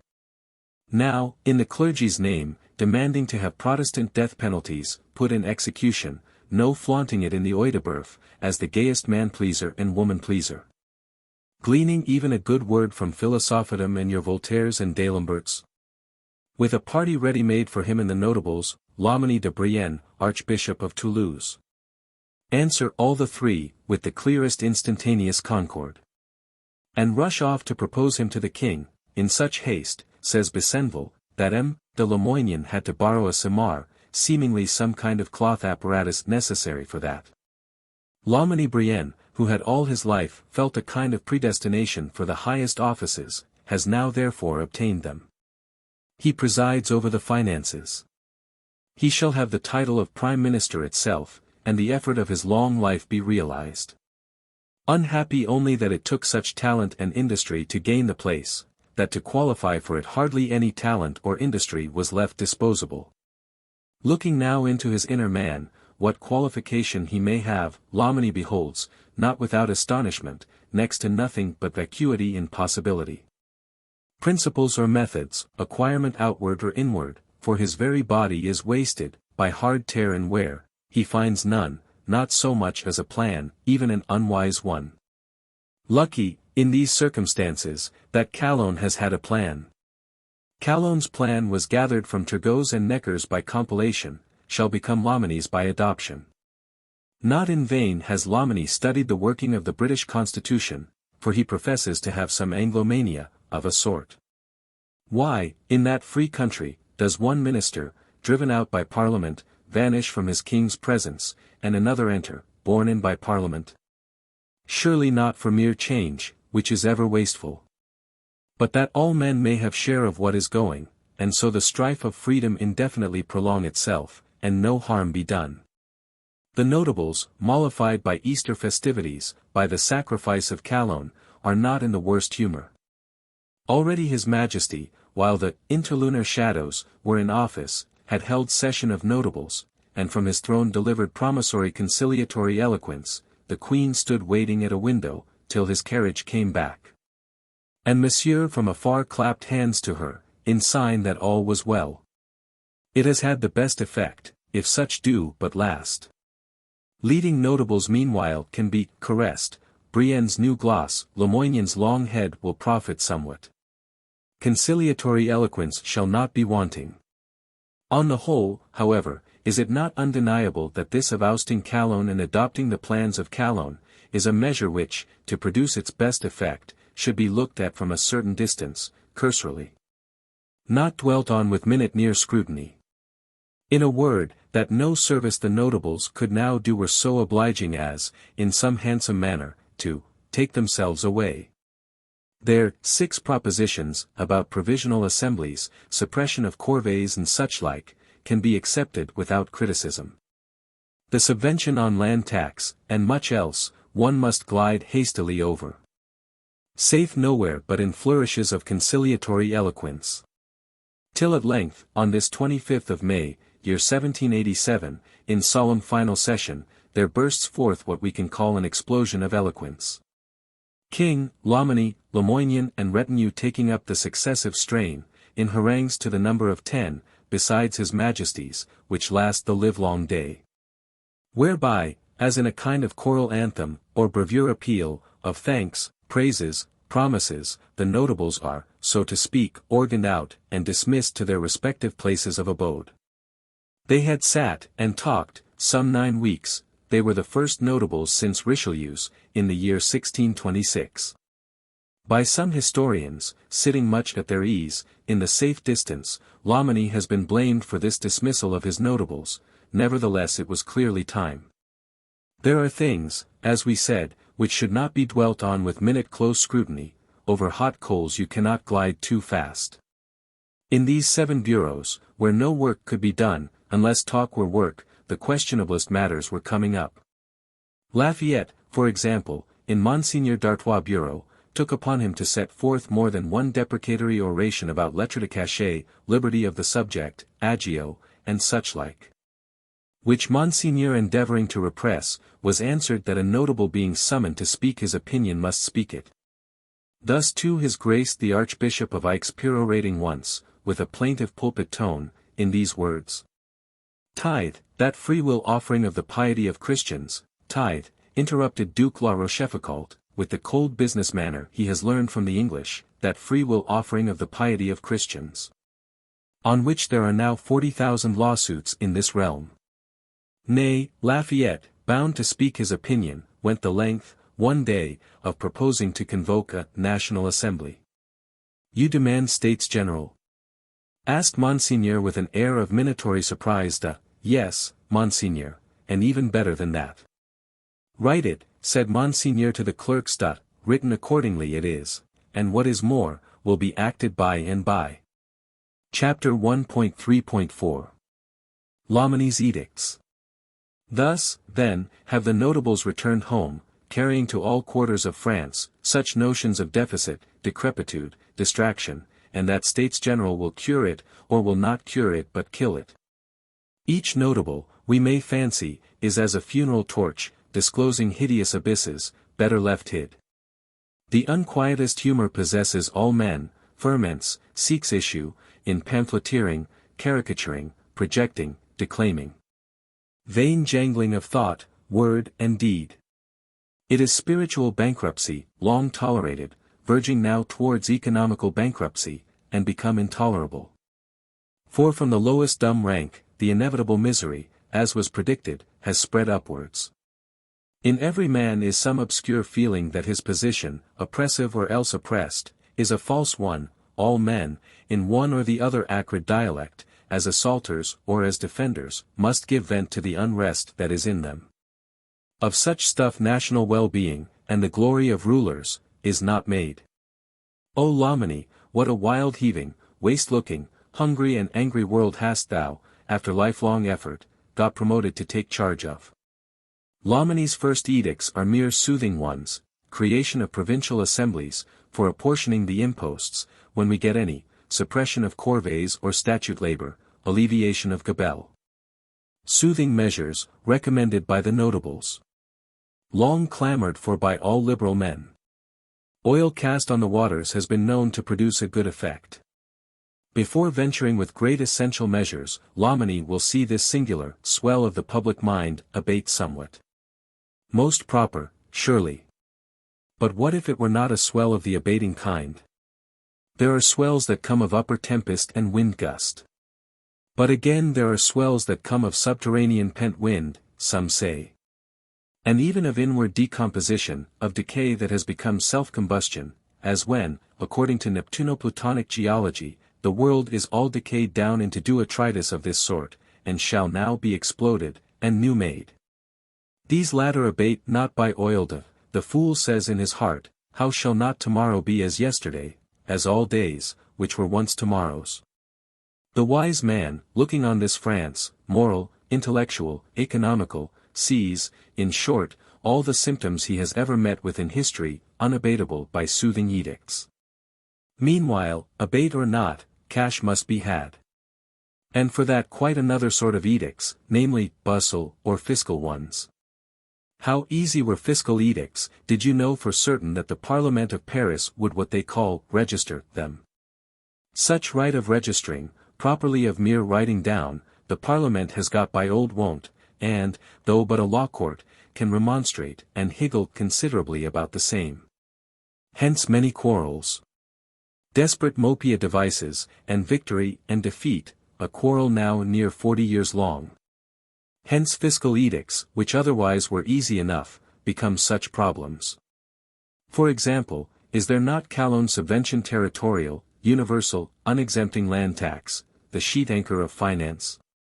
Or, to show, so far as possible, that one is not without original finance talent, Lomeny himself can devise an edit du timbre or stamp tax, borrowed also, it is true, but then from America, may it prove luckier in France than there. France has her resources, nevertheless, it cannot be denied, the aspect of that parliament is questionable. Already among the notables, in that final symphony of dismissal, the Paris president had an ominous tone. Adrien Duport, quitting magnetic sleep, in this agitation of the world, threatens to rouse himself into preternatural wakefulness. Shallower but also louder, there is magnetic D'Espremenil, with his tropical heat, he was born at Madras. With his dusky confused violence, holding of illumination, animal magnetism, public opinion, Adam Weishaupt, Harmodius and Aristogiton, and all manner of confused violent things, of whom can come no good. The very peerage is infected with the leaven.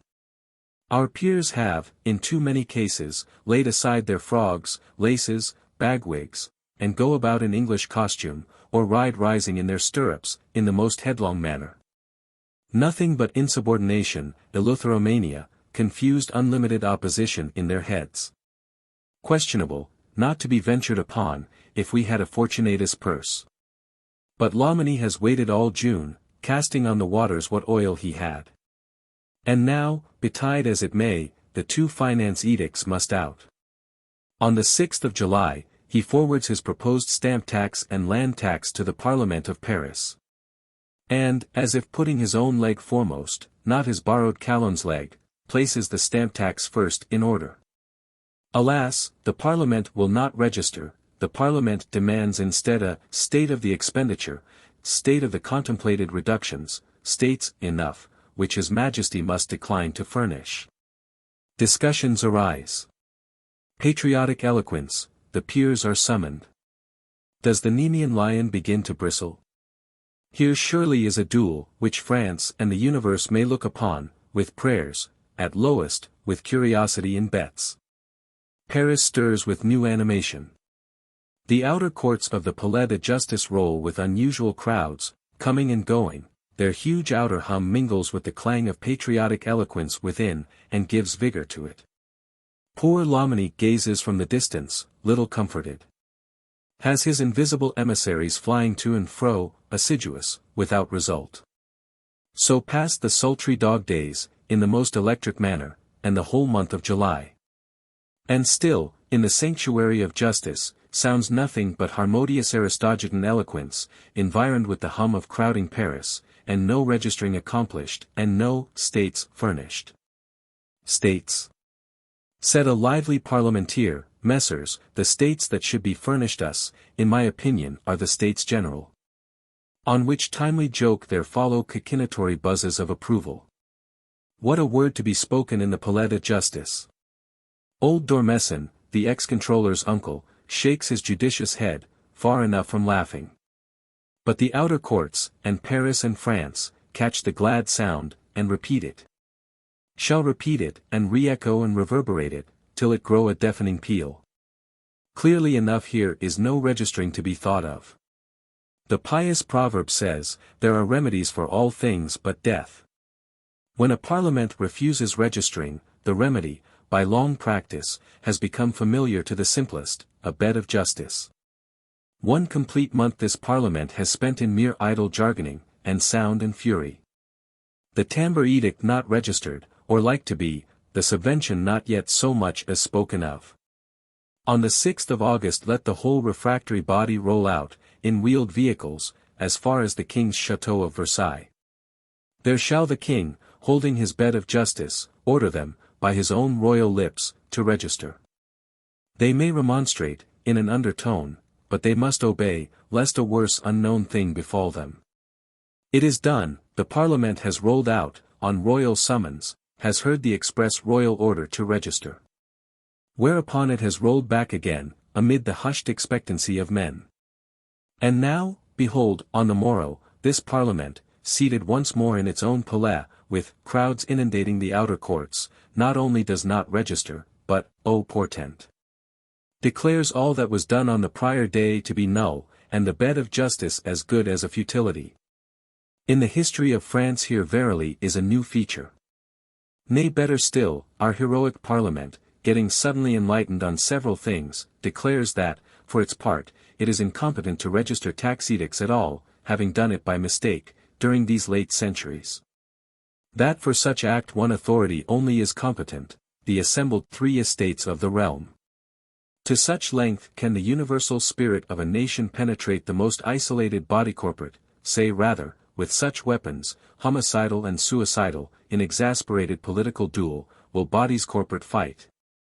But, in any case, is not this the real death grapple of war and internecine duel, Greek meeting Greek, whereon men, had they even no interest in it, might look with interest unspeakable? Crowds, as was said, inundate the outer courts, inundation of young eleutheromaniac noblemen in English costume, uttering audacious speeches. Of procurers, basoche clerks, who are idle in these days, of loungers, newsmongers and other nondescript classes, rolls tumultuous there.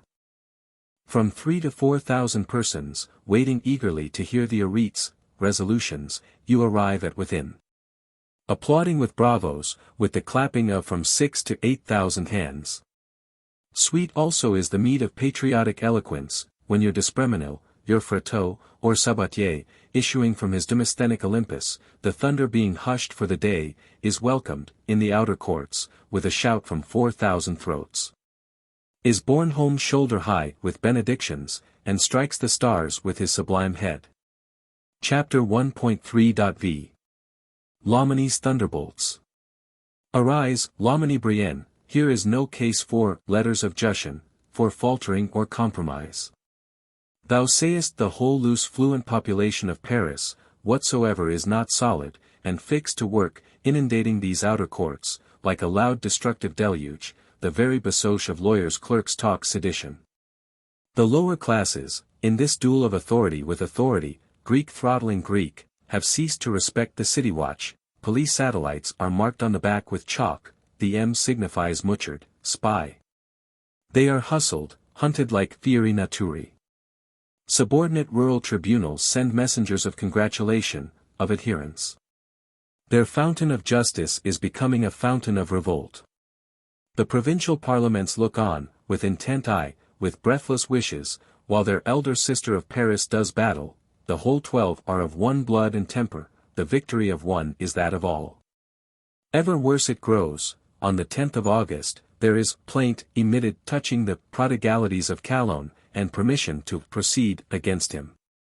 No registering, but instead of it, denouncing, of dilapidation, peculation. And ever the burden of the song, States General. Have the royal armories no thunderbolt, that thou couldst, O Loménie, with red right hand, launch it among these Demosthenic theatrical thunderbarrels, mere resin and noise for most part, and shatter, and smite them silent? On the night of the 14th of August, Loménie launches his thunderbolt, or handful of them. Letters named of the seal, de cachet, as many as needful, some 60 and odd, are delivered overnight.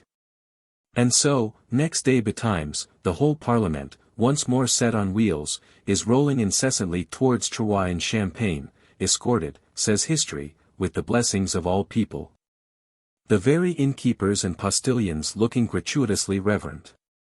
This is the 15th of August, 1787. What will not people bless, in their extreme need? Seldom had the Parliament of Paris deserved much blessing, or received much. An isolated body corporate, which, out of old confusions, while the sceptre of the sword was confusedly struggling to become a sceptre of the pen, had got itself together, better and worse, as bodies corporate do, to satisfy some dim desire of the world, and many clear desires of individuals. And so had grown, in the course of centuries, on concession, on acquirement and usurpation, to be what we see it, a prosperous social anomaly, deciding lawsuits, sanctioning or rejecting laws. And withal disposing of its places and offices by sale for ready money, which method sleek President Henault, after meditation, will demonstrate to be the indifferent best. In such a body, existing by purchase for ready money, there could not be excess of public spirit, there might well be excess of eagerness to divide the public spoil. Men in helmets have divided that, with swords. Men in wigs, with quill and inkhorn, do divide it, and even more hatefully these latter, if more peaceably, for the Whig method is at once irresistibler and baser. By long experience, says Besenval, it has been found useless to sue a parliamenteer at law. No officer of justice will serve a writ on one, his wig and gown are his Vulcan's panoply, his enchanted cloak of darkness. The Parliament of Paris may count itself an unloved body, mean, not magnanimous, on the political side. Were the king weak, always, as now, has his parliament barked, cur-like at his heels, with what popular cry there might be. Were he strong, it barked before his face, hunting for him as his alert beagle. An unjust body, where foul influences have more than once worked shameful perversion of judgment. Does not, in these very days, the blood of murdered Lally cry aloud for vengeance? Baited, circumvented, driven mad like the snared lion, valor had to sink extinguished under vindictive chicane. Behold him, that hapless Lally, his wild dark soul looking through his wild dark face, trailed on the ignominious death hurdle, the voice of his despair choked by a wooden gag. The wild fire soul that has known only peril and toil. And, for 80 years, has buffeted against fate's obstruction and men's perfidy, like genius and courage amid poltroonery, dishonesty and commonplace. Faithfully enduring and endeavoring, O Parliament of Paris, dost thou reward it with a gibbet and a gag? The dying Lally bequeathed his memory to his boy, a young Lally has arisen, demanding redress in the name of God and man.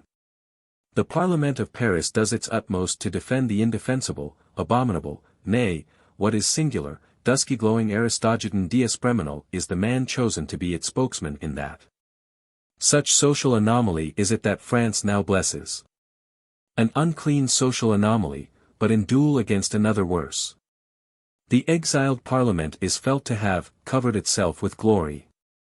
There are quarrels in which even Satan, bringing help, were not unwelcome. Even Satan, fighting stiffly, might cover himself with glory, of a temporary sort. But what a stir in the outer courts of the Palais, when Paris finds its Parliament trundled off to Troyes in Champagne.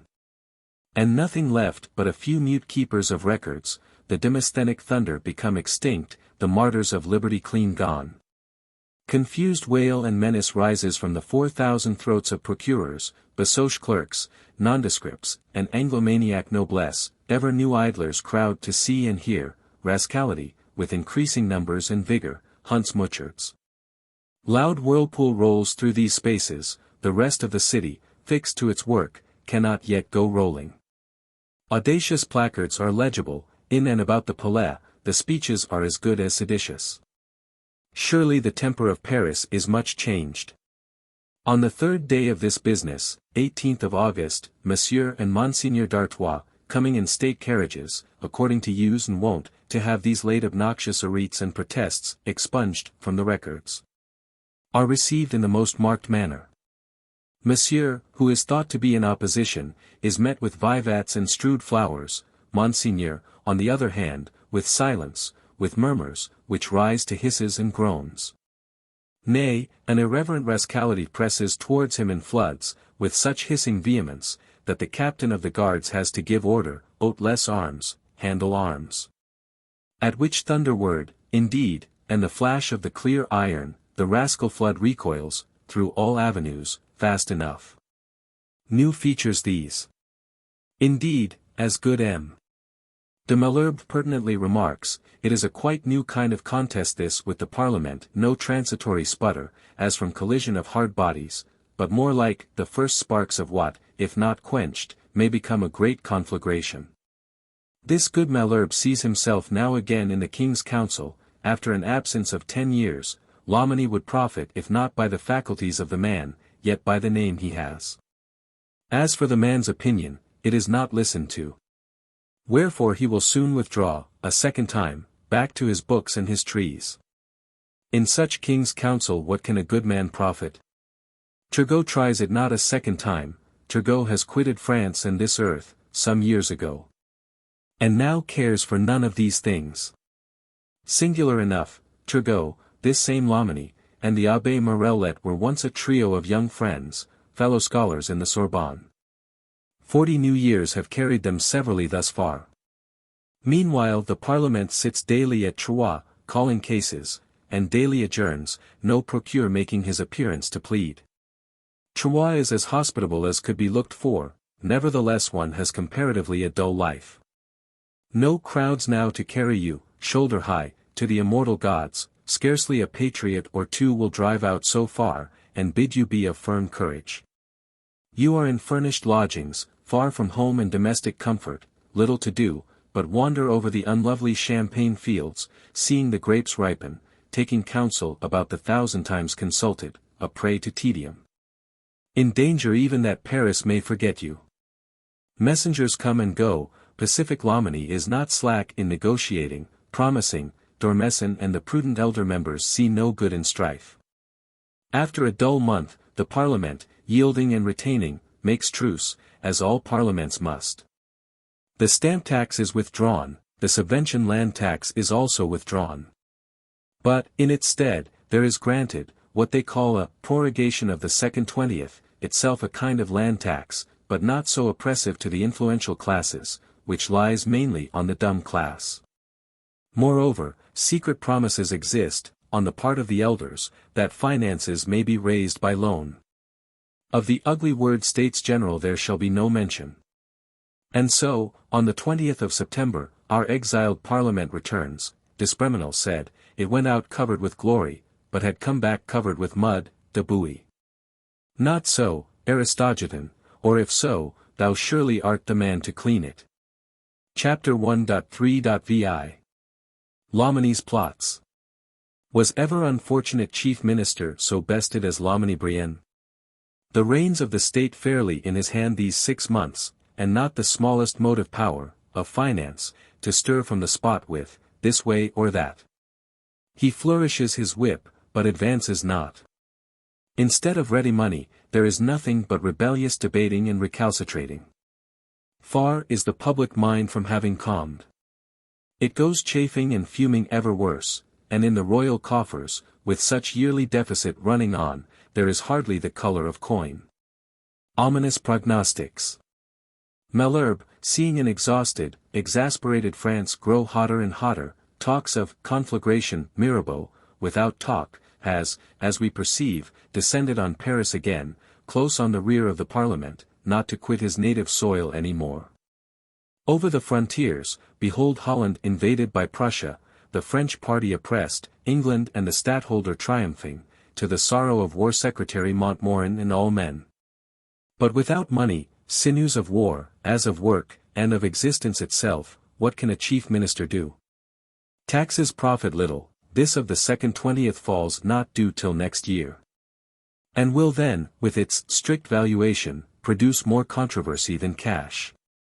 Taxes on the privileged classes cannot be got registered. Are intolerable to our supporters themselves, taxes on the unprivileged yield nothing, as from a thing drained dry more cannot be drawn. Hope is nowhere, if not in the old refuge of loans. To Loménie, aided by the long head of Lamoignon, deeply pondering this sea of troubles, the thought suggested itself, why not have a successive loan, emprunt successive, or loan that went on lending, year after year, as much as needful. Say, till 1792. The trouble of registering such loan were the same, we had then breathing time, money to work with, at least to subsist on. Edict of a successive loan must be proposed. To conciliate the philosophes, let a liberal edict walk in front of it, for emancipation of Protestants, let a liberal promise guard the rear of it, that when our loan ends, in that final 1792, the States General shall be convoked.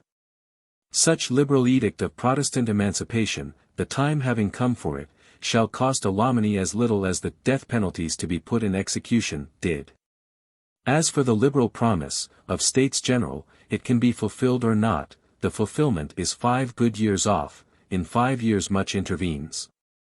But the registering? Ah, truly, there is the difficulty.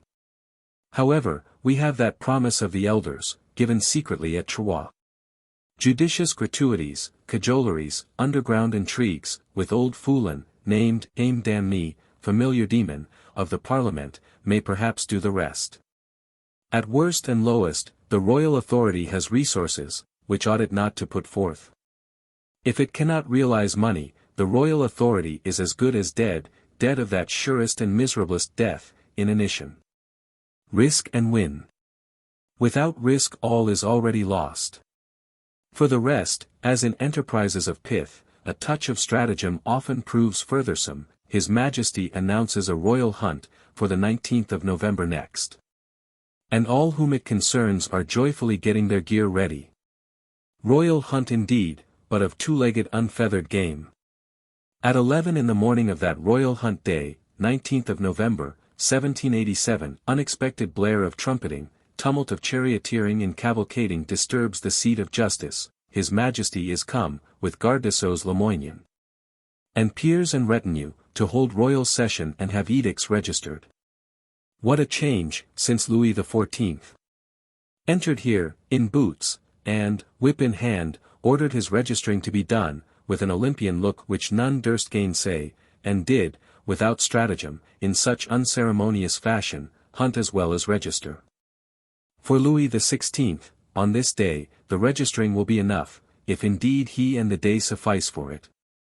Meanwhile, with fit ceremonial words, the purpose of the royal breast is signified, 2 edicts, for Protestant emancipation, for successive loan, of both which edicts our trusty Gardes-Sceaux Lamoignon will explain the purport. On both which a trusty Parliament is requested to deliver its opinion, each member having free privilege of speech. And so, Lamoignon too having perorated not amiss, and wound up with that promise of States General, the sphere music of parliamentary eloquence begins. Explosive, responsive, sphere answering sphere, it waxes louder and louder. The peers sit attentive, of diverse sentiment, unfriendly to States General, unfriendly to despotism, which cannot reward merit, and is suppressing places. But what agitates His Highness d'Orléans? The rubicund moon head goes wagging. Darker beams the copper visage, like unscoured copper, in the glazed eye is disquietude, he rolls uneasy in his seat, as if he meant something. Amid unutterable satiety, has sudden new appetite, for new forbidden fruit, been vouchsafed him? Disgust and edacity, laziness that cannot rest, feudal ambition, revenge, non-admiralship, oh, within that carbuncled skin what a confusion of confusions sits bottled. 8 couriers, in course of the day, gallop from Versailles, where Loménie waits palpitating, and gallop back again, not with the best news. In the outer courts of the Palais, huge buzz of expectation reigns. It is whispered the chief minister has lost 6 votes overnight. And from within, resounds nothing but forensic eloquence, pathetic and even indignant. Heartrending appeals to the royal clemency, that His Majesty would please to summon States General forthwith, and be the saviour of France, wherein dusky glowing d'Espremenil, but still more Sabatier de Cabre, and Fréteau. Since named Commere Fréteau, Goody Fréteau, are among the loudest. For 6 mortal hours it lasts, in this manner, the infinite hubbub unslackened. And so now, when brown dusk is falling through the windows, and no end visible, His Majesty, on hint of Garde des Sceaux, Lamoignon, opens his royal lips once more to say, in brief that he must have his lone edict registered. Momentary deep pause. See. Monseigneur d'Orléans rises, with moon-visage turned towards the royal platform, he asks, with a delicate graciosity of manner covering unutterable things, whether it is a bed of justice, then, or a royal session. Fire flashes on him from the throne and neighborhood, surly answer that, it is a session. In that case, Monseigneur will crave leave to remark that edicts cannot be registered by order in a session. And indeed to enter, against such registry, his individual humble protest. Vous êtes bien le maître, you will do your pleasure, answers the king, and thereupon, in high state, marches out, escorted by his court retinue. d'Orléans himself, as in duty bound, escorting him, but only to the gate. Which duty done, d'Orléans returns in from the gate, redacts his protest, in the face of an applauding Parliament, an applauding France. And so, has cut his court moorings, shall we say? And will now sail and drift, fast enough, towards chaos. Thou foolish d'Orléans, equality that art to be. Is royalty grown a mere wooden scarecrow? Whereon thou, pert scald-headed crow, mayest alight at pleasure, and peck. Not yet wholly. Next day, a lettre de cachet sends d'Orléans to bethink himself in his chateau of Villers-Cotterets, where, alas, is no Paris with its joyous necessaries of life. No fascinating indispensable Madame de Buffon, light wife of a great naturalist much too old for her. Monseigneur, it is said, does nothing but walk distractedly, at Villers-Cotterets, cursing his stars. Versailles itself shall hear penitent wail from him, so hard is his doom. By a second, simultaneous lettre de cachet, Goody Fréteau is hurled into the stronghold of Ham, amid the Norman marshes, by a third, Sabatier de Cabre into Montesty. Michel, amid the Norman quicksands. As for the Parliament, it must, on summons, travel out to Versailles, with its register book under its arm, to have the protest expunged, not without admonition, and even rebuke. A stroke of authority which, one might have hoped, would quiet matters. Unhappily, no, it is a mere taste of the whip to rearing coursers, which makes them rear worse. When a team of 25 millions begins rearing, what is Loménie's whip? The Parliament will nowise acquiesce meekly, and set to register the Protestant edict, and do its other work, in salutary fear of these 3 lettres de cachet. Far from that, it begins questioning lettres de cachet generally, their legality, endurability, emits dolorous objurgation, petition on petition to have its 3 martyrs delivered.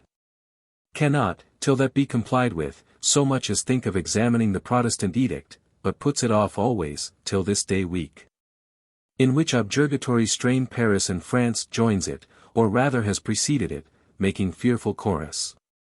And now also the other parliaments, at length opening their mouths, begin to join, some of them, as at Grenoble and at Rennes, with portentous emphasis, threatening, by way of reprisal, to interdict the very tax-gatherer.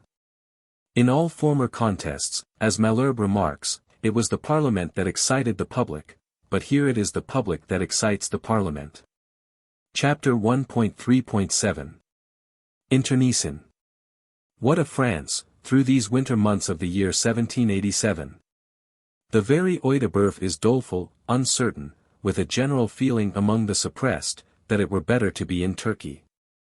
The wolf-hounds are suppressed, the bear-hounds, Duc de Coigny, Duc de Polignac, in the Trianon Little Heaven, Her Majesty, one evening, takes Besenval's arm, asks his candid opinion. The intrepid Besenval, having, as he hopes, nothing of the sycophant in him, plainly signifies that, with a parliament in rebellion, and an oeil de boeuf in suppression, the king's crown is in danger. Whereupon, singular to say, Her Majesty, as if hurt, changed the subject, et ennemi parle plus de reine. To whom, indeed, can this poor queen speak? In need of wise counsel, if ever mortal was, yet beset here only by the hubbub of chaos. Her dwelling place is so bright to the eye, and confusion and black care darkens it all. Sorrows of the sovereign, sorrows of the woman, think coming sorrows environ her more and more. Lamotte, the necklace countess, has in these late months escaped, perhaps been suffered to escape, from the Salpêtrière. Vain was the hope that Paris might thereby forget her, and this ever-widening lie, and heap of lies, subside. The Lamotte, with A.V., for Volius, thief, branded on both shoulders, has got to England, and will therefrom emit lie on lie, defiling the highest queenly name, mere distracted lies, which, in its present humour, France will greedily believe. For the rest, it is too clear our successive loan is not filling. As indeed, in such circumstances, a loan registered by expunging of protests was not the likeliest to fill. Denunciation of lettres de cachet, of despotism generally, abates not, the 12 parliaments are busy, the 1200 placarders, ballad-singers, pamphleteers. Paris is what, in figurative speech, they call, flooded with pamphlets, regorged of brochures, flooded and eddying again. Hot deluge, from so many patriot ready writers, all at the fervid or boiling point. Each ready writer, now in the hour of eruption, going like an Iceland geyser.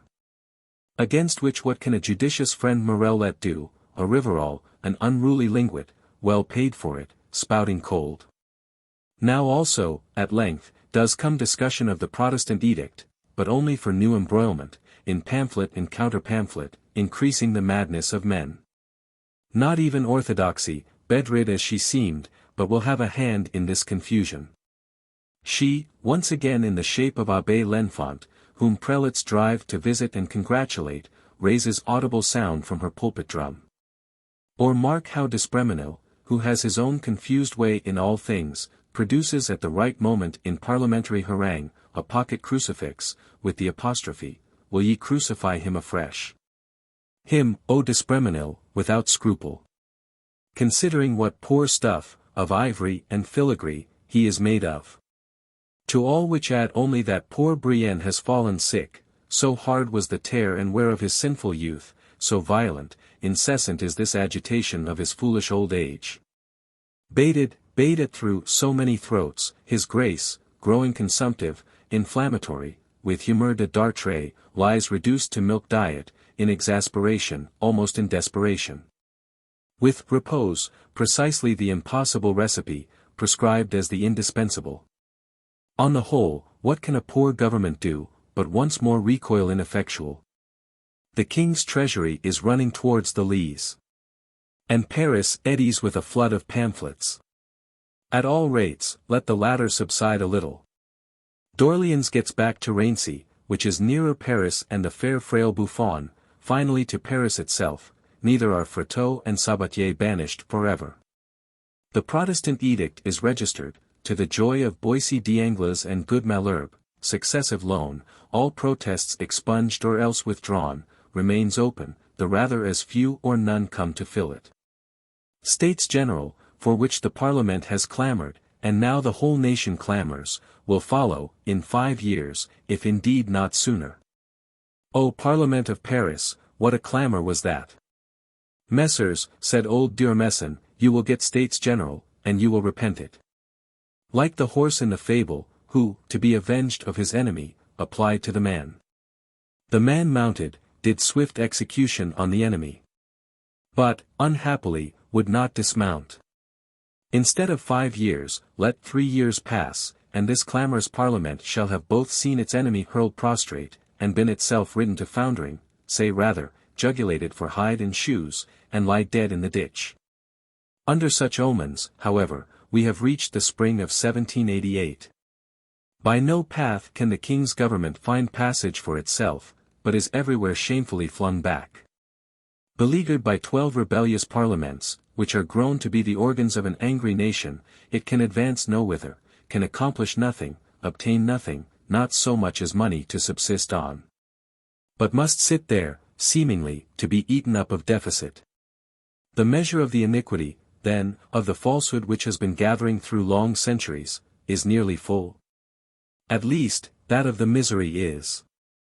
For the hovels of the 25 millions, the misery, permeating upwards and forwards, as its law is, has got so far, to the very Audiobook of Versailles.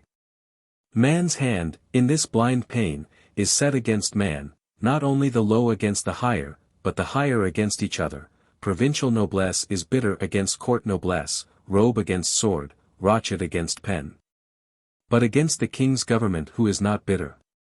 Not even Besenval, in these days.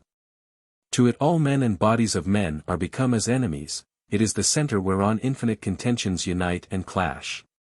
What new universal vertiginous movement is this, of institution, social arrangements, individual minds, which once worked cooperative, now rolling and grinding in distracted collision? Inevitable, it is the breaking up of a world solecism, worn out at last, down even to bankruptcy of money. And so this poor Versailles court, as the chief or central solecism, finds all the other solecisms arrayed against it. Most natural. For your human solecism, be it person or combination of persons, is ever, by law of nature, uneasy. If verging towards bankruptcy, it is even miserable, and when would the meanest solecism consent to blame or amend itself, while there remained another to amend? These threatening signs do not terrify Loménie, much less teach him. Loménie, though of light nature, is not without courage, of a sort.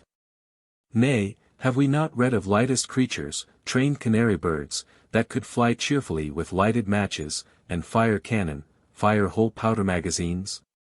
To sit and die of deficit is no part of Loménie's plan. The evil is considerable, but can he not remove it, can he not attack it? At lowest, he can attack the symptom of it, these rebellious parliaments he can attack, and perhaps remove. Much is dim to Loménie, but two things are clear, that such parliamentary duel with royalty is growing perilous, nay internecine, above all, that money must be had. Take thought, brave Loménie, thou Gardes Lamoignon, who hast ideas. So often defeated, balked cruelly when the golden fruit seemed within clutch, rally for one other struggle. To tame the parliament, to fill the king's coffers, these are now life and death questions. Parliaments have been tamed, more than once. Set to perch on the peaks of rocks inaccessible except by litters, a parliament grows reasonable. O Mopia, thou bold man, had we left thy work where it was. But apart from exile, or other violent methods, is there not one method, whereby all things are tamed, even lions? The method of hunger. What if the parliament's supplies were cut off, namely its lawsuits? Minor courts, for the trying of innumerable minor causes, might be instituted, these we could call grand bailliages. Whereon the parliament, shortened of its prey, would look with yellow despair. But the public, fond of cheap justice, with favour and hope. Then for finance, for registering of edicts, why not, from our own Audiobook dignitaries, our princes, dukes, marshals, make a thing we could call plenary court. And there, so to speak, do our registering ourselves. St. Louis had his plenary court, of great barons, most useful to him, our great barons are still here, at least the name of them is still here, our necessity is greater than his. Such is the Loménie-Lamoignon device, welcome to the king's council, as a light beam in great darkness. The device seems feasible, it is eminently needful, be it once well executed, great deliverance is wrought. Silent, then, and steady. Now or never, the world shall see one other historical scene, and so singular a man as Loménie de Brienne still the stage manager there. Behold, accordingly, a Home Secretary Breteuil beautifying Paris, in the peaceablest manner, in this hopeful spring weather of 1788. The old hovels and hutches disappearing from our bridges, as if for the state too there were halcyon weather, and nothing to do but beautify. Parliament seems to sit acknowledged victor. Brienne says nothing of finance. Or even says, and prince, that it is all well. How is this, such halcyon quiet, though the successive loan did not fill? In a victorious parliament, Councillor Goselard de Montsobert even denounces that levying of the second 20th on strict valuation, and gets decree that the valuation shall not be strict, not on the privileged classes. Nevertheless Brienne endures it, launches no lettre de cachet against it. How is this?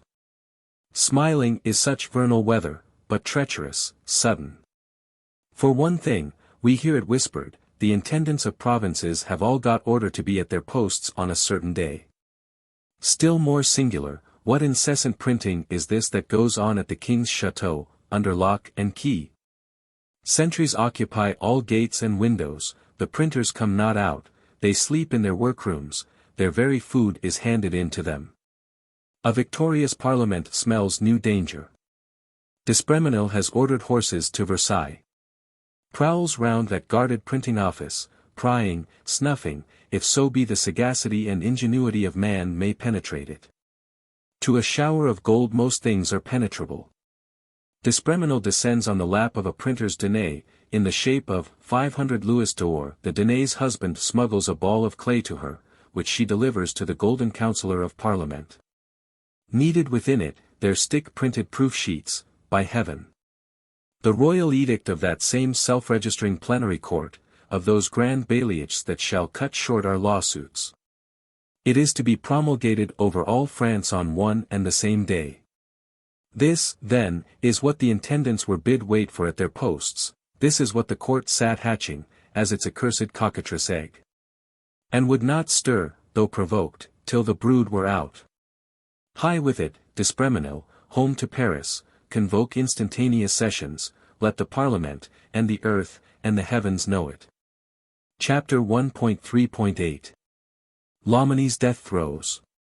On the morrow, which is the 3rd of May, 1788, an astonished Parliament sits convoked, listens speechless to the speech of D'Espremenil, unfolding the infinite misdeed. Deed of treachery, of unhallowed darkness, such as despotism loves. Denounce it, O Parliament of Paris, awaken France and the universe, roll what thunder barrels of forensic eloquence thou hast, with thee too it is verily now or never. The Parliament is not wanting, at such juncture.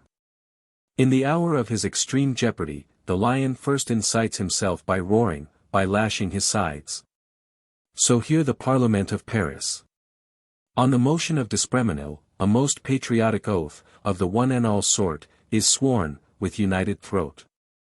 An excellent new idea, which, in these coming years, shall not remain unimitated. Next comes indomitable declaration, almost of the rights of man, at least of the rights of Parliament. Invocation to the friends of French freedom, in this and in subsequent time. All which, or the essence of all which, is brought to paper, in a tone wherein something of plaintiveness blends with, and tempers, heroic valor. And thus, having sounded the storm bell, which Paris hears, which all France will hear, and hurled such defiance in the teeth of Loménie and despotism, the Parliament retires as from a tolerable first day's work. But how Loménie felt to see his cockatrice egg, so essential to the salvation of France, broken in this premature manner, let readers fancy. Indignant he clutches at his thunderbolts, the cachet, of the seal. And launches two of them, a bolt for D'Espremenil, a bolt for that busy Goselard, whose service in the second 20th and, strict valuation, is not forgotten. Such bolts clutched promptly overnight, and launched with the early new morning, shall strike agitated Paris if not into requiescence, yet into wholesome astonishment. Ministerial thunderbolts may be launched, but if they do not hit? D'Espremenil and Goselard, warned, both of them, as is thought, by the singing of some friendly bird, elude the Loménie tipstaves, escape disguised through sky windows, over roofs, to their own palais de justice, the thunderbolts have missed. Paris, for the buzz flies abroad, is struck into astonishment not wholesome.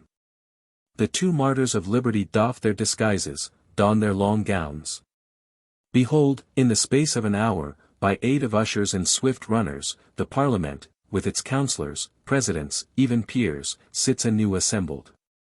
The assembled Parliament declares that these its two martyrs cannot be given up to any sublunary authority, moreover that the session is permanent, admitting of no adjournment, till pursuit of them has been relinquished. And so, with forensic eloquence, denunciation and protest, with couriers going and returning, the Parliament, in this state of continual explosion that shall cease neither night nor day, waits the issue. Awakened Paris once more inundates those outer courts, boils, in floods wilder than ever, through all avenues. Dissonant hubbub there is. Jargon as of Babel, in the hour when they were first smitten, as here, with mutual unintelligibility, and the people had not yet dispersed.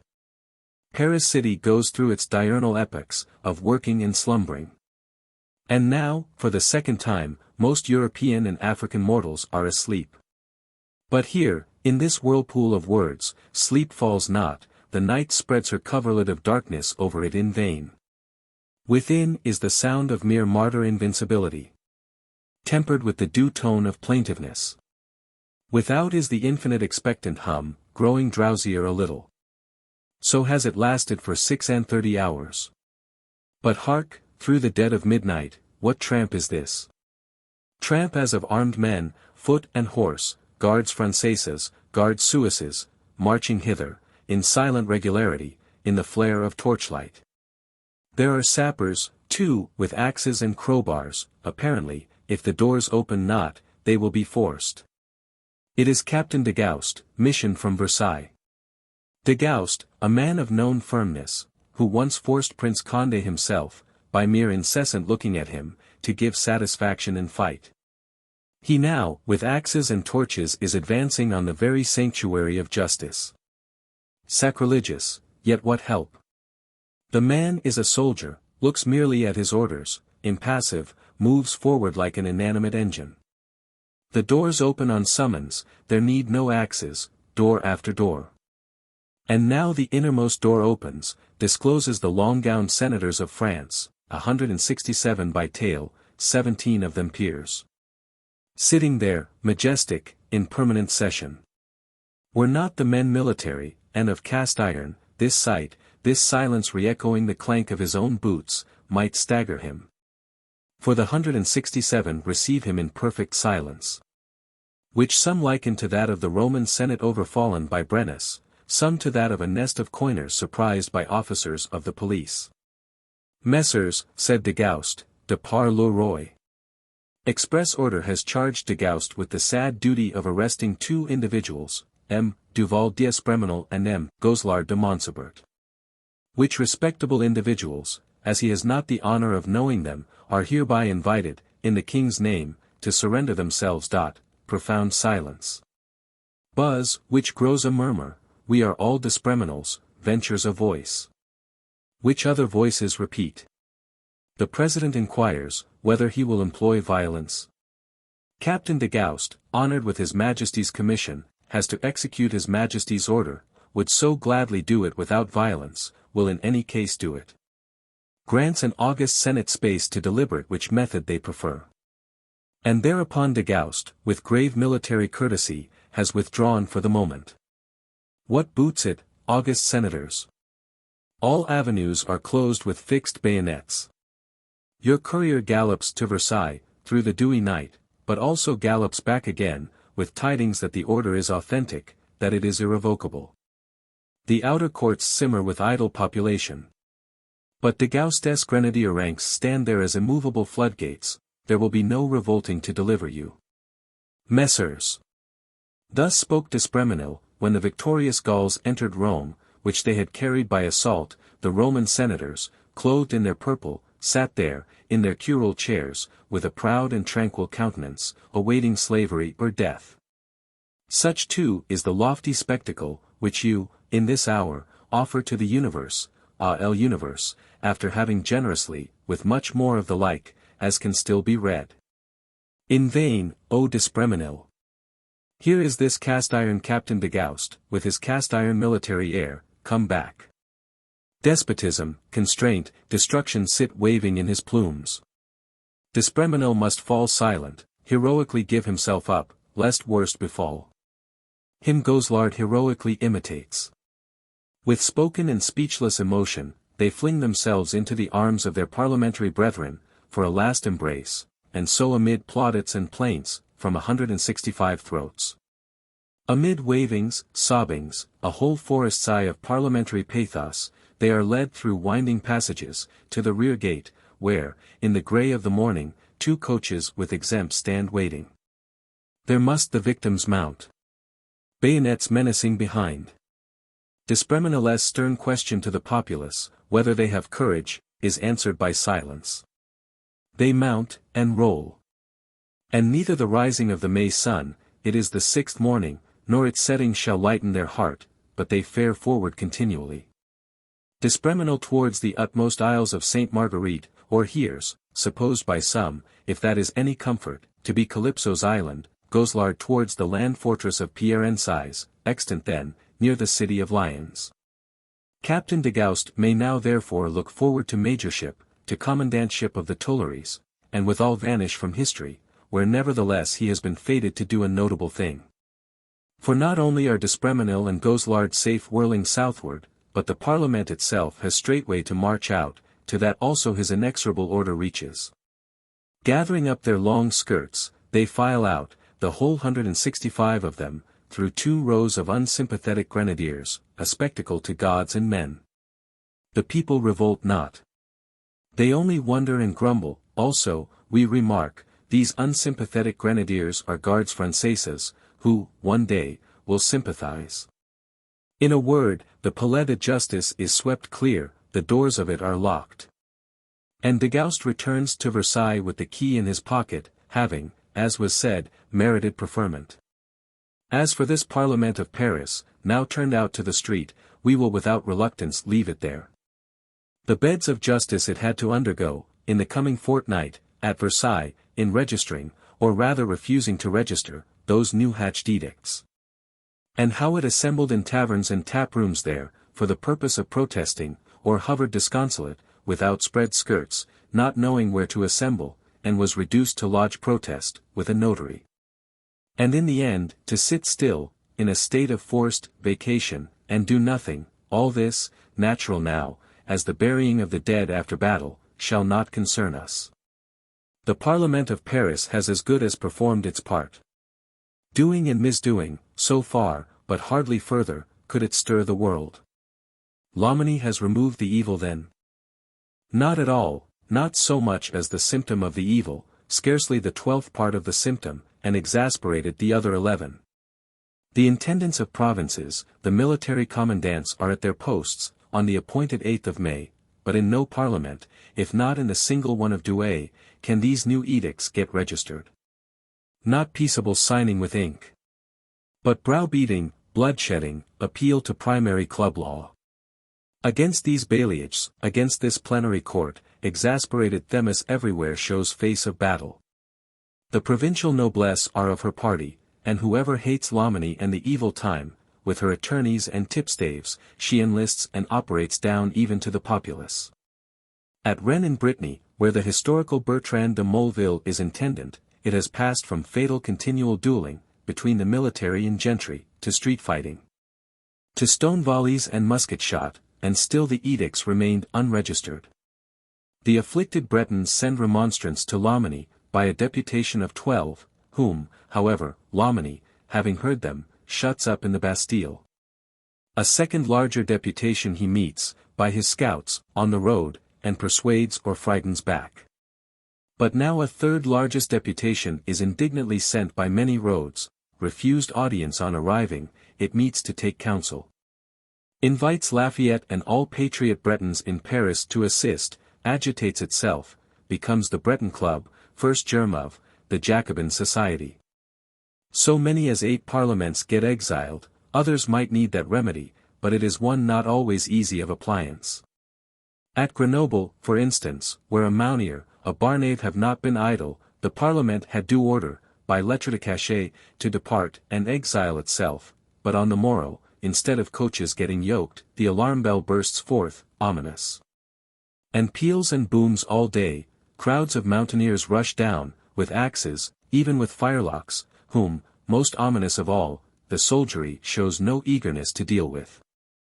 Axe overhead, the poor general has to sign capitulation. To engage that the lettre de cachet shall remain unexecuted, and a beloved parliament stay where it is. Besançon, Dijon, Rouen, Bordeaux, are not what they should be. At Pau-in-Béarn, where the old commandant had failed, the new one, a Gramont, native to them, is met by a procession of townsmen with the cradle of Henri Cotter, the palladium of their town. Is conjured as he venerates this old tortoise shell, in which the great Henri was rocked, not to trample on Bernese liberty. Is informed, withal, that His Majesty's cannon are all safe, in the keeping of His Majesty's faithful burghers of Pau, and do now lie pointed on the walls there, ready for action. At this rate, your grand bailliages are like to have a stormy infancy. As for the plenary court, it has literally expired in the birth. The very courtiers looked shy at it, old Marshal Broglie declined the honor of sitting therein. Assaulted by a universal storm of mingled ridicule and execration, this poor plenary court met once, and never any second time. Distracted country. Contention hisses up, with forked hydrotongues, wheresoever poor Loménie sets his foot. Let a commandant, a commissioner of the king, says Weber, enter one of these parliaments to have an edict registered, the whole tribunal will disappear, and leave the commandant alone with the clerk and first president. The edict registered and the commandant gone, the whole tribunal hastens back, to declare such registration null. The highways are covered with grand deputations of parliaments, proceeding to Versailles, to have their registers expunged by the king's hand, or returning home, to cover a new page with a new resolution still more audacious. Such is the France of this year 1788.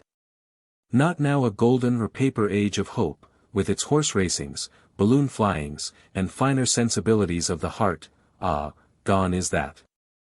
Its golden effulgence paled, bedarkened in this singular manner, brewing towards preternatural weather. For, as in that wreck storm of Paul de Virginie in Saint Pierre, one huge motionless cloud, say, of sorrow and indignation, girdles our whole horizon, streams up, hairy, copper-edged, over a sky of the color of lead. Motionless itself. But small clouds, as exiled parliaments and such like, parting from it, fly over the zenith, with the velocity of birds, till at last, with one loud howl, the whole four winds be dashed together, and all the world exclaim, there is the tornado. Tout le monde s'écria, voilà l'ouragan. For the rest, in such circumstances, the successive loan, very naturally, remains unfilled. Neither, indeed, can that impost of the second 20th, at least not on strict valuation, be levied to good purpose. Lenders, says Weber, in his hysterical vehement manner, are afraid of ruin, tax-gatherers of hanging.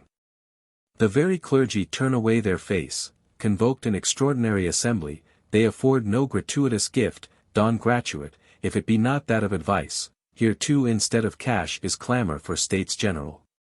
O Loménie Brienne, with thy poor flimsy mind all bewildered, and now, 3 actual cauteries, on thy worn-out body, who art like to die of inflammation, provocation, milk diet, dart res vives and malady, best untranslated.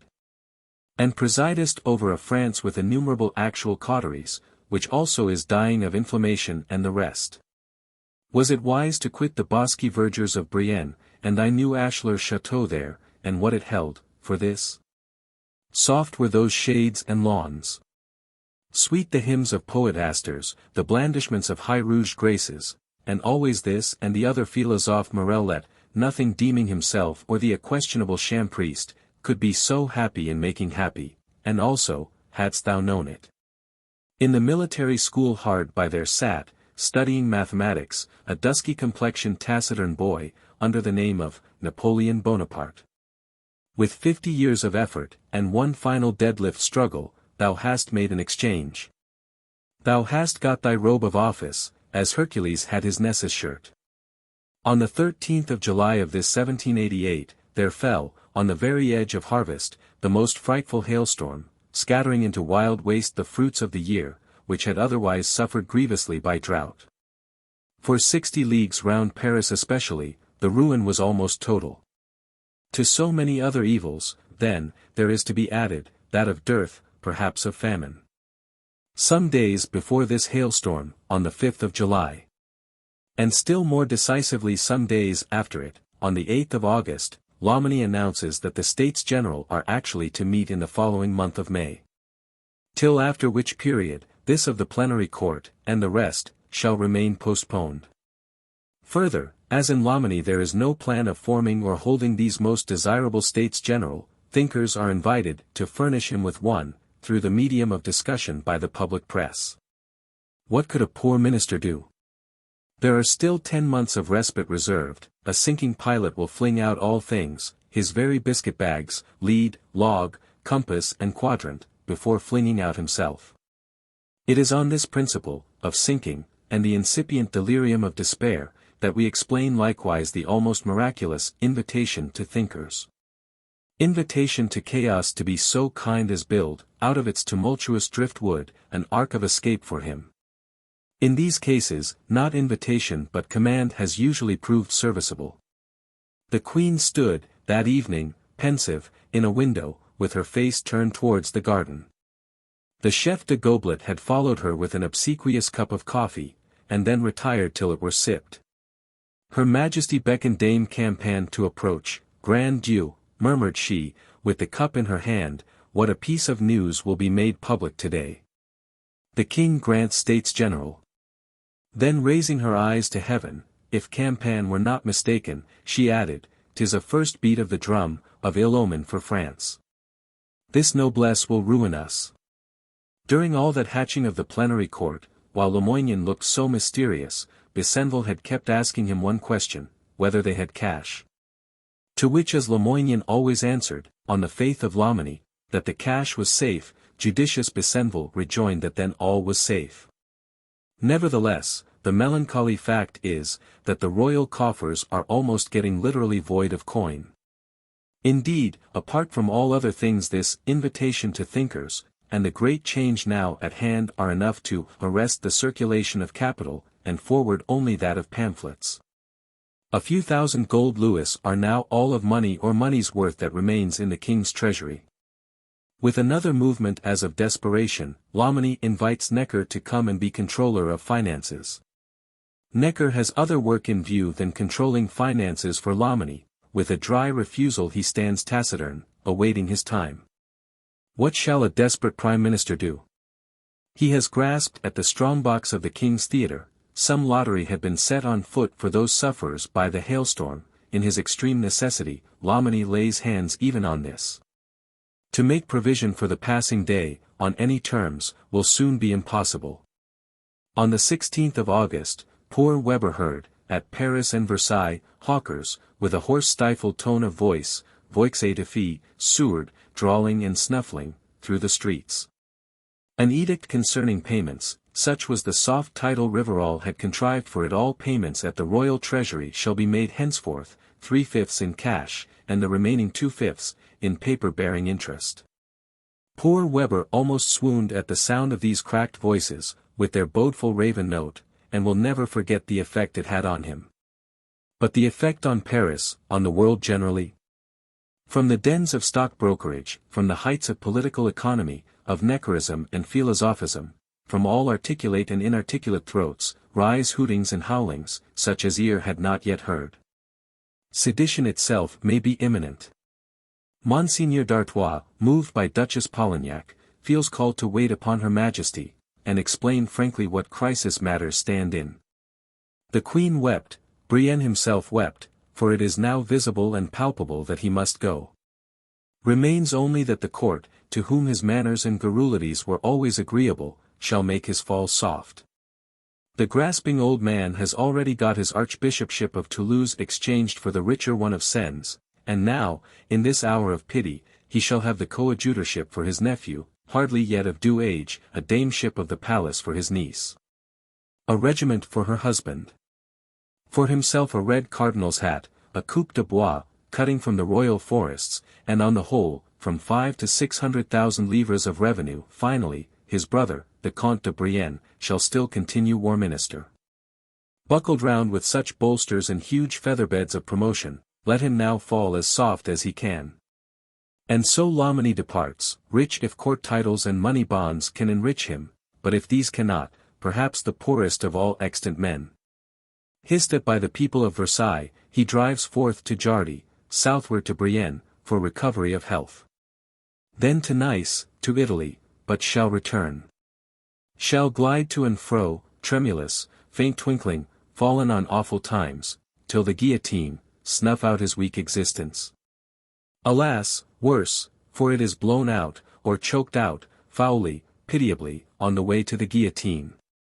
In his palace of Sens, rude Jacobin bailiffs made him drink with them from his own wine cellars, feast with them from his own larder, and on the morrow morning, the miserable old man lies dead. This is the end of Prime Minister, Cardinal Archbishop Lomini de Brienne.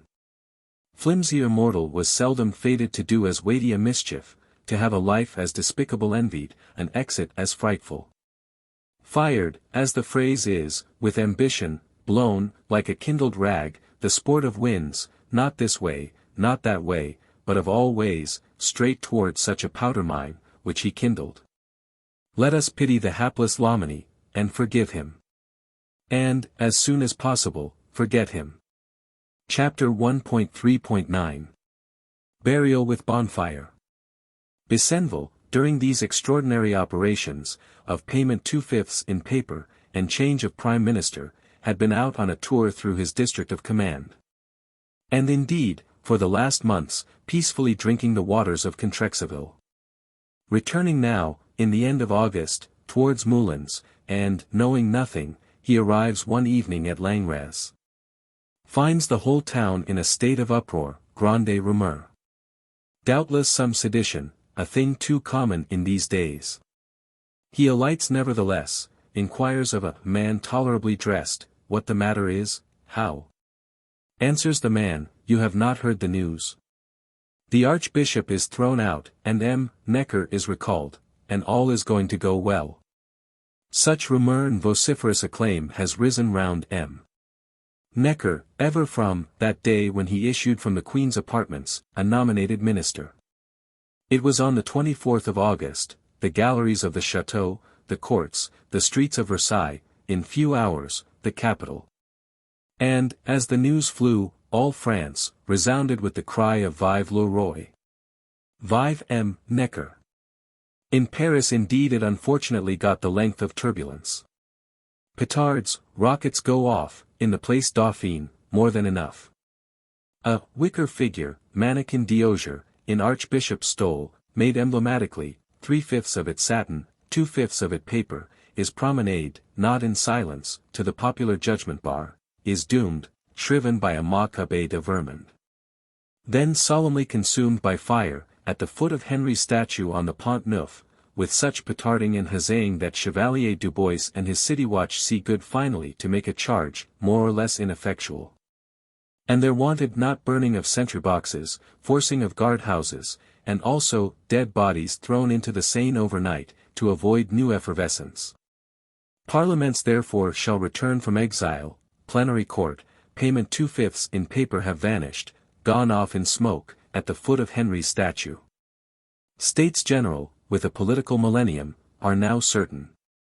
Nay, it shall be announced, in our fond haste, for January next, and all, as the Langres man said, is going to go.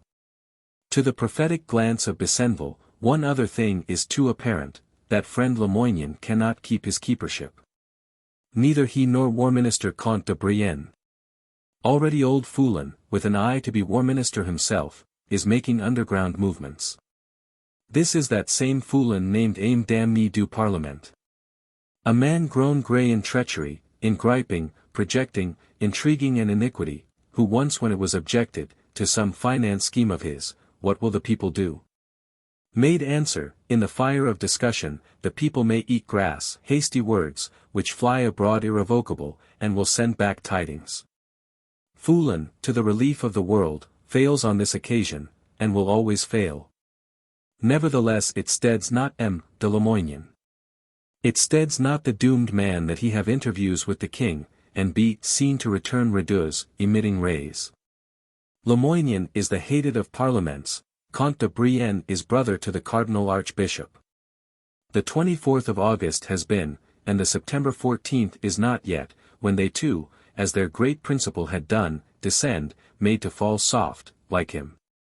And now, as if the last burden had been rolled from its heart, and assurance were at length perfect, Paris bursts forth anew into extreme jubilee.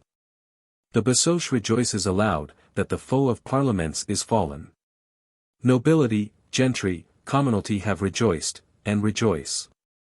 Nay now, with new emphasis, rascality itself, starting suddenly from its dim depths, will arise and do it, for down even thither the new political evangel, in some rude version or other, has penetrated.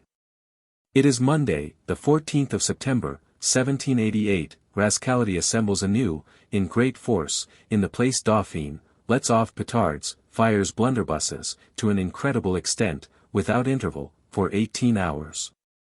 There is again a wicker figure, mannequin of osier, the centre of endless howlings. Also Necker's portrait snatched, or purchased, from some print shop, is borne processionally, aloft on a perch, with huzzas, an example to be remembered. But chiefly on the Pont Neuf, where the great Henri, in bronze, rides sublime, there do the crowds gather. All passengers must stop, till they have bowed to the people's king, and said audibly, Vive Henri Cotter, O diable Lamoignon. No carriage but must stop, not even that of His Highness d'Orleans. Your coach doors are opened, Monsieur will please to put forth his head and bow. Or even, if refractory, to alight altogether, and kneel, from Madame a wave of her plumes, a smile of her fair face, there where she sits, shall suffice. And surely a coin or two, to buy fusees, were not unreasonable from the upper classes, friends of liberty. In this manner it proceeds for days, in such rude horseplay, not without kicks. The city watch can do nothing. Hardly save its own skin, for the last 12 months, as we have sometimes seen, it has been a kind of pastime to hunt the watch. Bessonville indeed is at hand with soldiers, but they have orders to avoid firing, and are not prompt to stir. On Monday morning the explosion of petards began, and now it is near midnight of Wednesday, and the wicker mannequin is to be buried, apparently in the antique fashion. Long rows of torches, following it, move towards the Hotel Lamoignon. But, a servant of mine, Bessonville's, has run to give warning, and there are soldiers come. Gloomy Lamoignon is not to die by conflagration, or this night, not yet for a year, and then by gunshot, suicidal or accidental is unknown. Foiled rascality burns its mannequin of osier, under his windows, tears up the sentry box, and rolls off, to try Brienne, to try Dubois captain of the watch. Now, however, all is bestirring itself. Guards Françaises, invalids, horse patrol, the torch procession is met with sharp shot, with the thrusting of bayonets, the slashing of sabres.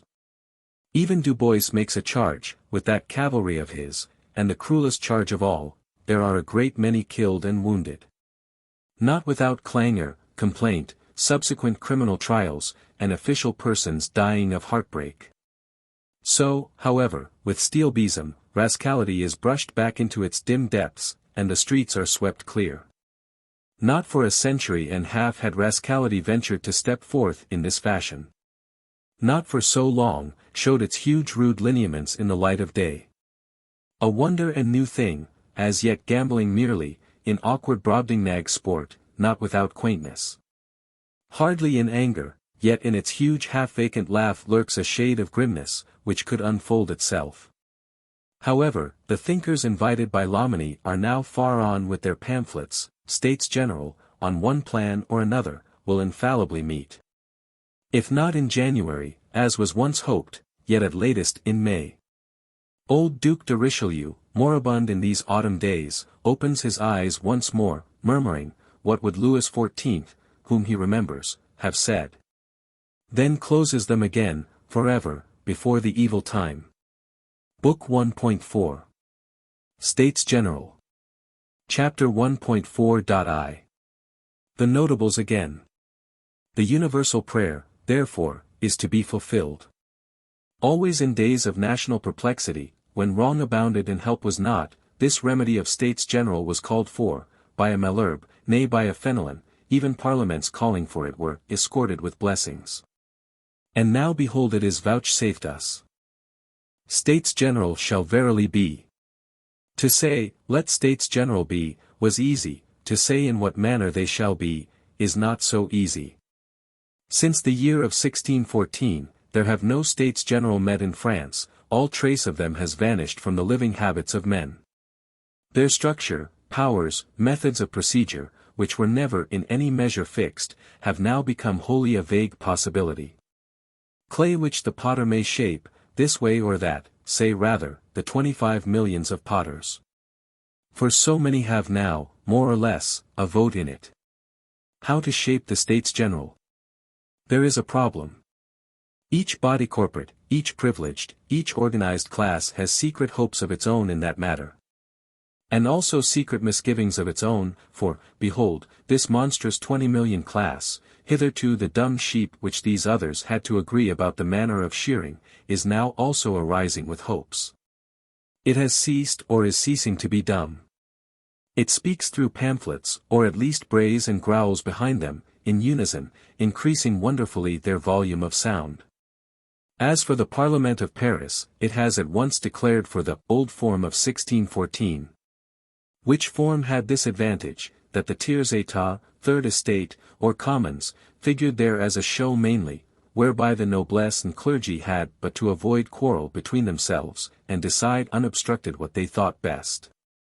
Such was the clearly declared opinion of the Paris Parliament.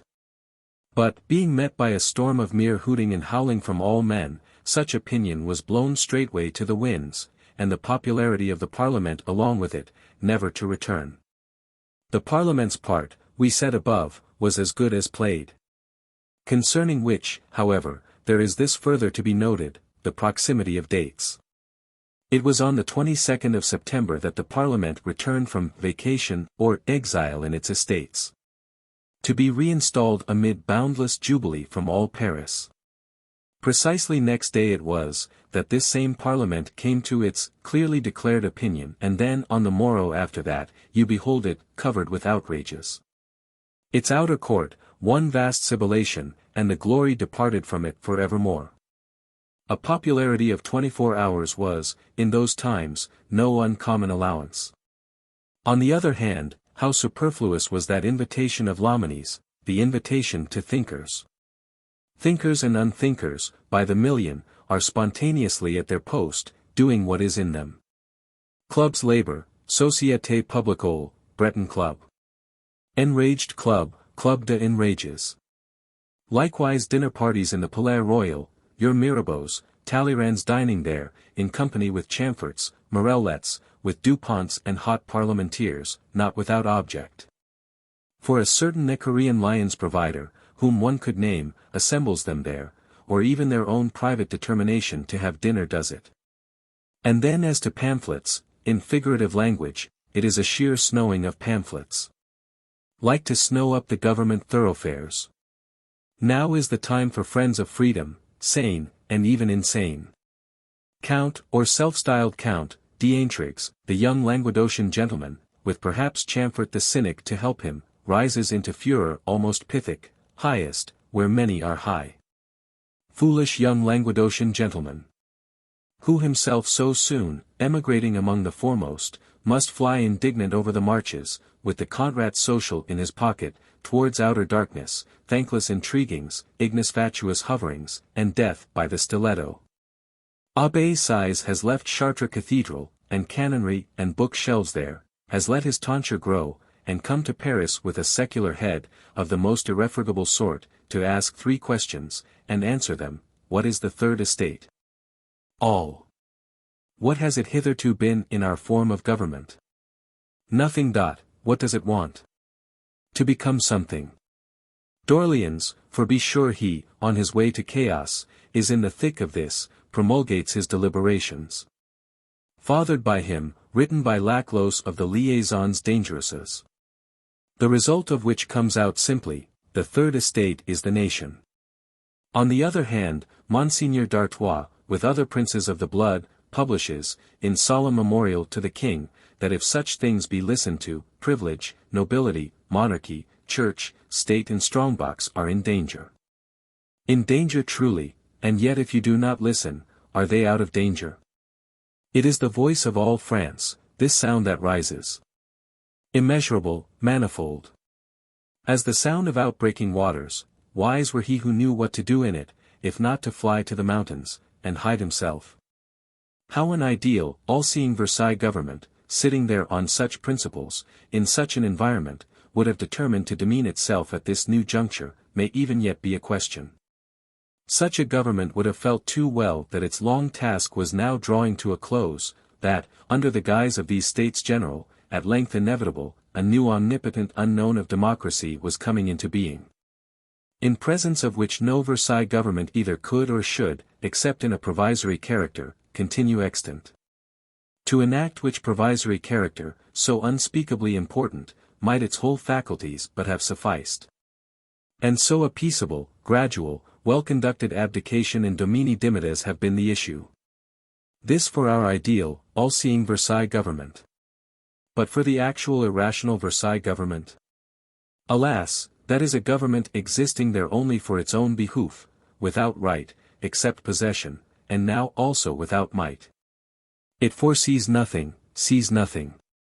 Has not so much as a purpose, but has only purposes, and the instinct whereby all that exists will struggle to keep existing.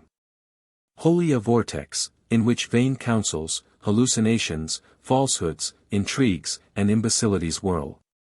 Like withered rubbish in the meeting of winds. The Œil de Bœuf has its irrational hopes, if also its fears. Since hitherto all States General have done as good as nothing, why should these do more? The Commons, indeed, look dangerous. But on the whole is not revolt, unknown now for 5 generations, an impossibility? The 3 estates can, by management, be set against each other, the third will, as heretofore, join with the king. Will, out of mere spite and self-interest, be eager to tax and vex the other 2.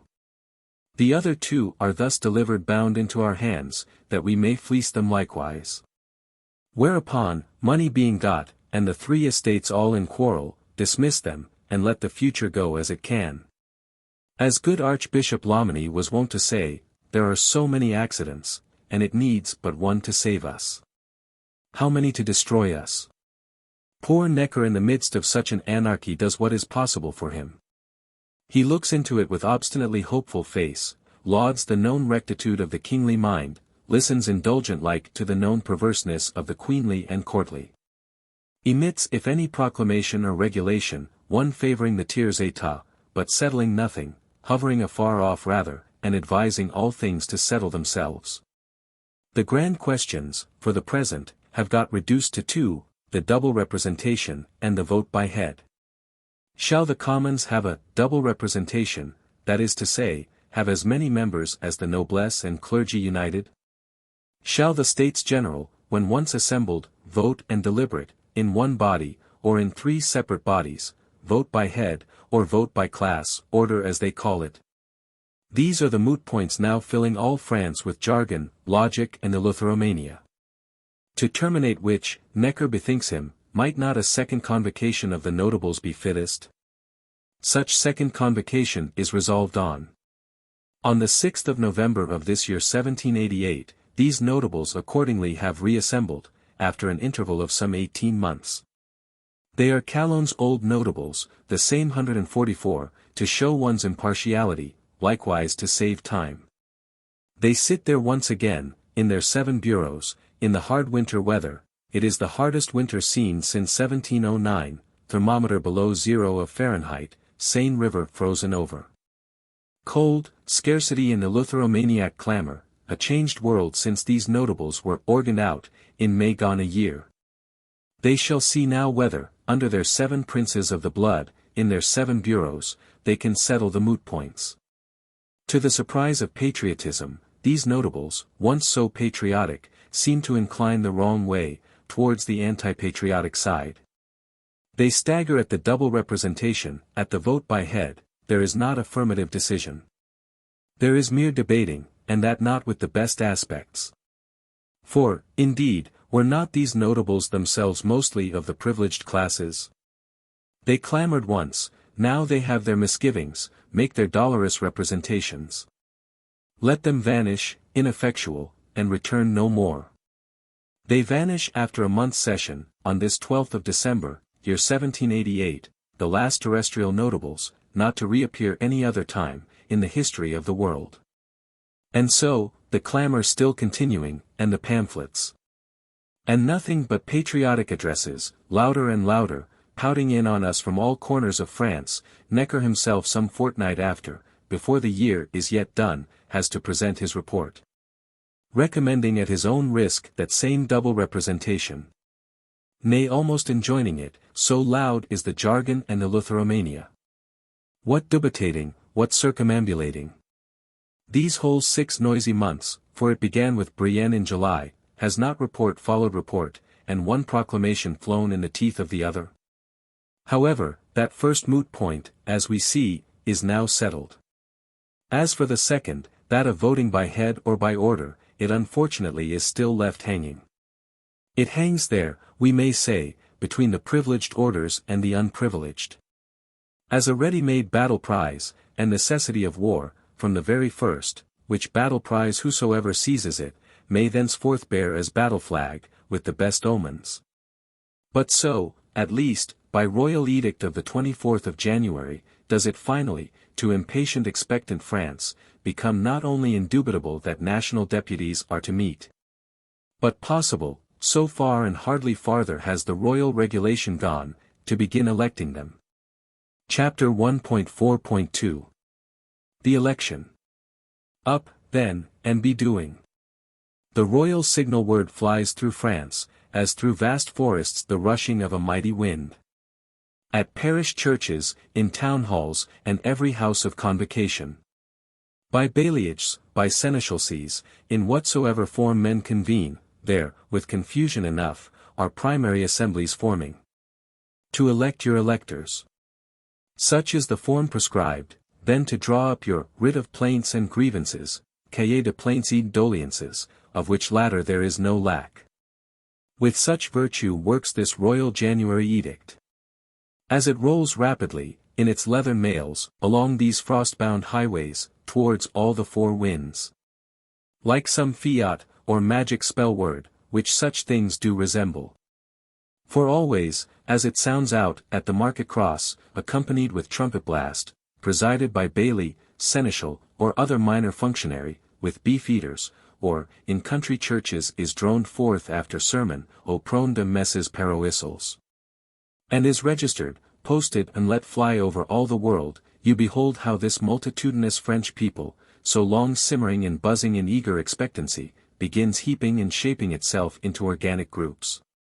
Which organic groups, again, hold smaller organic grouplets, the inarticulate buzzing becomes articulate speaking and acting. By primary assembly, and then by secondary. By successive elections, and infinite elaboration and scrutiny, according to prescribed process, shall the genuine plaints and grievances be at length got to paper, shall the fit national representative be at length laid hold of. How the whole people shakes itself, as if it had one life, and, in thousand-voiced rumor, announces that it is awake, suddenly out of long death sleep, and will thenceforth sleep no more. The long looked for has come at last. Wondrous news, of victory, deliverance, enfranchisement, sounds magical through every heart. To the proud strong man it has come, whose strong hands shall no more be gyved, to whom boundless unconquered continents lie disclosed. The weary day drudge has heard of it, the beggar with his crusts moistened in tears. What? To us also has hope reached, down even to us. Hunger and hardship are not to be eternal. The bread we extorted from the rugged glebe, and, with the toil of our sinews, reaped and ground, and kneaded into loaves, was not wholly for another, then, but we also shall eat of it, and be filled. Glorious news, answer the prudent elders, but all too unlikely. Thus, at any rate, may the lower people, who pay no money taxes and have no right to vote, assiduously crowd round those that do. And most halls of assembly, within doors and without, seem animated enough. Paris, alone of towns, is to have representatives, the number of them 20. Paris is divided into 60 districts, each of which, assembled in some church, or the like, is choosing 2 electors. Official deputations pass from district to district, for all is inexperience as yet, and there is endless consulting. The streets swarm strangely with busy crowds, pacific yet restless and loquacious. At intervals, is seen the gleam of military muskets, especially about the Palais, where Parliament, once more on duty, sits querulous, almost tremulous. Busy is the French world. In those great days, what poorest speculative craftsman but will leave his workshop, if not to vote, yet to assist in voting? On all highways is a rustling and bustling. Over the wide surface of France, ever and anon, through the spring months, as the sower casts his corn abroad upon the furrows, sounds of congregating and dispersing, of crowds in deliberation, acclamation, voting by ballot and by voice, rise discrepant towards the ear of heaven. To which political phenomena add this economical one, that trade is stagnant, and also bread getting dear. For before the rigorous winter there was, as we said, a rigorous summer, with drought, and on the 13th of July with destructive hail. What a fearful day! All cried while that tempest fell. Alas, the next anniversary of it will be a worse. Under such aspects is France electing national representatives. The incidents and specialties of these elections belong not to universal, but to local or parish history, for which reason let not the new troubles of Grenoble or Besancon, the bloodshed on the streets of Rennes, and consequent march thither of the Breton young men with manifesto by their mothers, sisters and sweethearts, nor such like, detain us here. It is the same sad history everywhere, with superficial variations. A reinstated parliament, as at Besancon, which stands astonished at this behemoth of a States General it had itself evoked, starts forward, with more or less audacity, to fix a thorn in its nose. And, alas, is instantaneously struck down, and hurled quite out, for the new popular force can use not only arguments but brickbats. Or else, and perhaps combined with this, it is an order of noblesse, as in Brittany, which will beforehand tie up the third estate, that it harm not the old privileges. In which act of tying up, never so skilfully set about, there is likewise no possibility of prospering, but the behemoth Briareus snaps your cords like green rushes. Tie up. Alas, messers! And then, as for your chivalry rapiers, valor and wager of battle, think one moment, how can that answer? The plebeian heart too has red life in it, which changes not to paleness at glance even of you. And, the 600 Breton gentlemen assembled in arms, for 72 hours, in the Cordeliers's cloister, at Rennes, have to come out again, wiser than they entered. For the nonce youth, the Angers youth, all Brittany was astir. Mothers, sisters and sweethearts, shrieking after them, march. The Breton noblesse must even let the mad world have its way. In other provinces, the noblesse, with equal goodwill, finds it better to stick to protests, to well-redacted cahiers of grievances, and satirical writings and speeches. Such is partially their course in Provence, whither indeed Gabriel Honoré Riquetti Comte de Mirabeau has rushed down from Paris, to speak a word in season. In Provence, the privileged, backed by their Aix Parliament, discover that such novelties, enjoined though they be by royal edict, tend to national detriment, and what is still more indisputable, to impair the dignity of the noblesse. Whereupon Mirabeau protesting aloud, this same noblesse, amid huge tumult within doors and without, flatly determines to expel him from their assembly. No other method, not even that of successive duels, would answer with him, the obstreperous fierce-glaring man. Expelled he accordingly is. In all countries, in all times, exclaims he departing, the aristocrats have implacably pursued every friend of the people, and with tenfold implacability, if such a one were himself born of the aristocracy. It was thus that the last of the Gracchi perished, by the hands of the patricians. But he, being struck with the mortal stab, flung dust towards heaven, and called on the avenging deities. And from this dust there was born Marius not so illustrious for exterminating the Cimbri, as for overturning in Rome the tyranny of the nobles. Casting up which new curious handful of dust, through the printing press, to breed what it can and may, Mirabeau stalks forth into the third estate. That he now, to ingratiate himself with this third estate, opened a cloth shop in Marseilles, and for moments became a furnishing tailor, or even the fable that he did so, is to us always among the pleasant memorabilities of this era. Stranger clothier never wielded the ell-wand, and rent webs for men, or fractional parts of men. The Phil's adoptive is indignant at such disparaging fable, which nevertheless was widely believed in those days. But indeed, if Achilles, in the heroic ages, killed mutton, why should not Mirabeau, in the unheroic ones, measure broadcloth?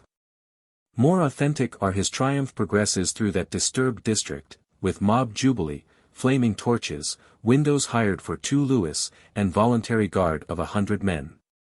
He is deputy-elect, both of Aix and of Marseilles. But will prefer Aix.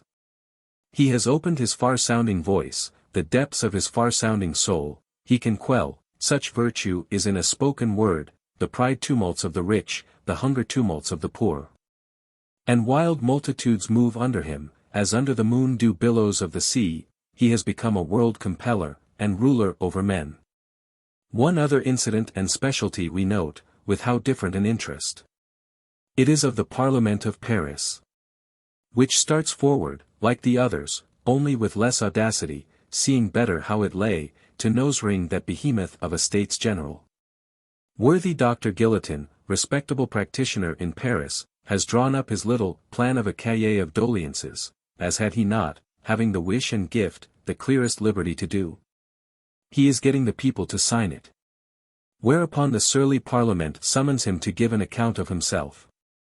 He goes, but with all Paris at his heels, which floods the outer courts, and copiously signs the cahier even there, while the doctor is giving account of himself within. The Parliament cannot too soon dismiss Guillotin, with compliments, to be borne home shoulder high. This respectable Guillotin we hope to behold once more, and perhaps only once. The Parliament not even once, but let it be engulfed unseen by us. Meanwhile such things, cheering as they are, tend little to cheer the national creditor, or indeed the creditor of any kind.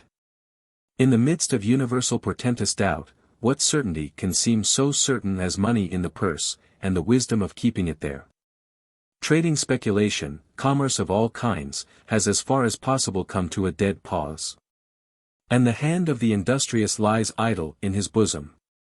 Frightful enough, when now the rigor of seasons has also done its part, and to scarcity of work is added scarcity of food. In the opening spring, there come rumors of forestalment, there come king's edicts, petitions of bakers against millers, and at length, in the month of April, troops of ragged lacals, and fierce cries of starvation. These are the thrice-famed brigands, an actual existing quantity of persons, who, long reflected and reverberated through so many millions of heads, as in concave multiplying mirrors, become a whole brigand world. And, like a kind of supernatural machinery wondrously move the epos of the revolution. The brigands are here, the brigands are there, the brigands are coming. Not otherwise sounded the clang of Phoebus Apollo's silver bow, scattering pestilence and pale terror, for this clang too was of the imagination, preternatural. And it too walked in formless immeasurability, having made itself like to the night, ni upsilon kappa tau omicron iota kappa. But remark at least, for the first time, the singular empire of suspicion, in those lands, in those days. If poor famishing men shall, prior to death, gather in groups and crowds, as the poor fieldfares and plovers do in bitter weather, were it but that they may chirp mournfully together, and misery look in the eyes of misery. If famishing men, what famishing fieldfares cannot do, should discover, once congregated, that they need not die while food is in the land, since they are many, and with empty wallets have right hands, in all this. What need were there of preternatural machinery? To most people none, but not to French people, in a time of revolution. These brigands, as Turgot's also were, 14 years ago, have all been set on. Enlisted, though without tuck of drum, by aristocrats, by democrats, by d'Orleans, d'Artois, and enemies of the public weal. Nay, historians, to this day, will prove it by one argument: these brigands, pretending to have no victual, nevertheless contrive to drink, nay, have been seen drunk. An unexampled fact. But on the whole, may we not predict that a people, with such a width of credulity and of incredulity, the proper union of which makes suspicion, and indeed unreason generally, will see shapes enough of immortals fighting in its battle ranks, and never want for epical machinery? Be this as it may, the brigands are clearly got to Paris, in considerable multitudes, with sallow faces, lank hair, the true enthusiast complexion, with sooty rags, and also with large clubs, which they smite angrily against the pavement. These mingle in the election tumult, would fain sign Guillotin's cahier, or any cahier or petition whatsoever, could they but write. Their enthusiast complexion, the smiting of their sticks bodes little good to any one.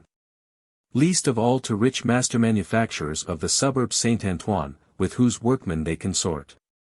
Chapter 1.4.3 Grown electric. But now also national deputies from all ends of France are in Paris, with their commissions, what they call pouvoirs, or powers, in their pockets, inquiring, consulting, looking out for lodgings at Versailles. The States General shall open there, if not on the 1st, then surely on the 4th of May, in grand procession and gala. The salle de menus is all new carpentered, bedizened for them, their very costume has been fixed. A grand controversy which there was, as to slouch hats or slouched hats, for the Commons deputies, has got as good as adjusted. Ever new strangers arrive. Loungers, miscellaneous persons, officers on furlough, as the worthy Captain Dampmartin, whom we hope to be acquainted with, these also, from all regions, have repaired hither, to see what is toward. Our Paris committees, of the 60 districts, are busier than ever. It is now too clear, the Paris elections will be late. On Monday, the 27th of April, astronomer Bailly notices that the Sieur Revelin is not at his post. The Sieur Revelin, extensive paper manufacturer of the Rue Saint-Antoine, he, commonly so punctual, is absent from the electoral committee, and even will never reappear there. In those immense magazines of velvet paper has aught befallen? Alas, yes. Alas, it is no Montgolfier rising there today, but drudgery, rascality, and the suburb that is rising. Was the Sieur Revelin, himself once a journeyman, heard to say that a journeyman might live handsomely on 15 sous a day? Some 7 pence halfpenny, 'tis a slender sum. Or was he only thought, and believed, to be heard saying it? By this long chafing and friction it would appear the national temper has got electric. Down in those dark dens, in those dark heads and hungry hearts, who knows in what strange figure the new political evangel may have shaped itself, what miraculous communion of drudges may be getting formed. Enough, grim individuals, soon waxing to grim multitudes, and other multitudes crowding to see, beset that paper warehouse, demonstrate, in loud ungrammatical language, addressed to the passions too, the insufficiency of 7 pence halfpenny a day. The city watch cannot dissipate them, broils arise and bellowings. Revelin, at his wit's end, entreats the populace, entreats the authorities. Besenval, now in active command, commandant of Paris, does, towards evening, to Revelin's earnest prayer, send some 30 guards Françaises. These clear the street, happily without firing, and take post there for the night in hope that it may be all over. Not so, on the morrow it is far worse. Saint Antoine has arisen anew, grimmer than ever. Reinforced by the unknown tatterdemalion figures, with their enthusiast complexion and large sticks.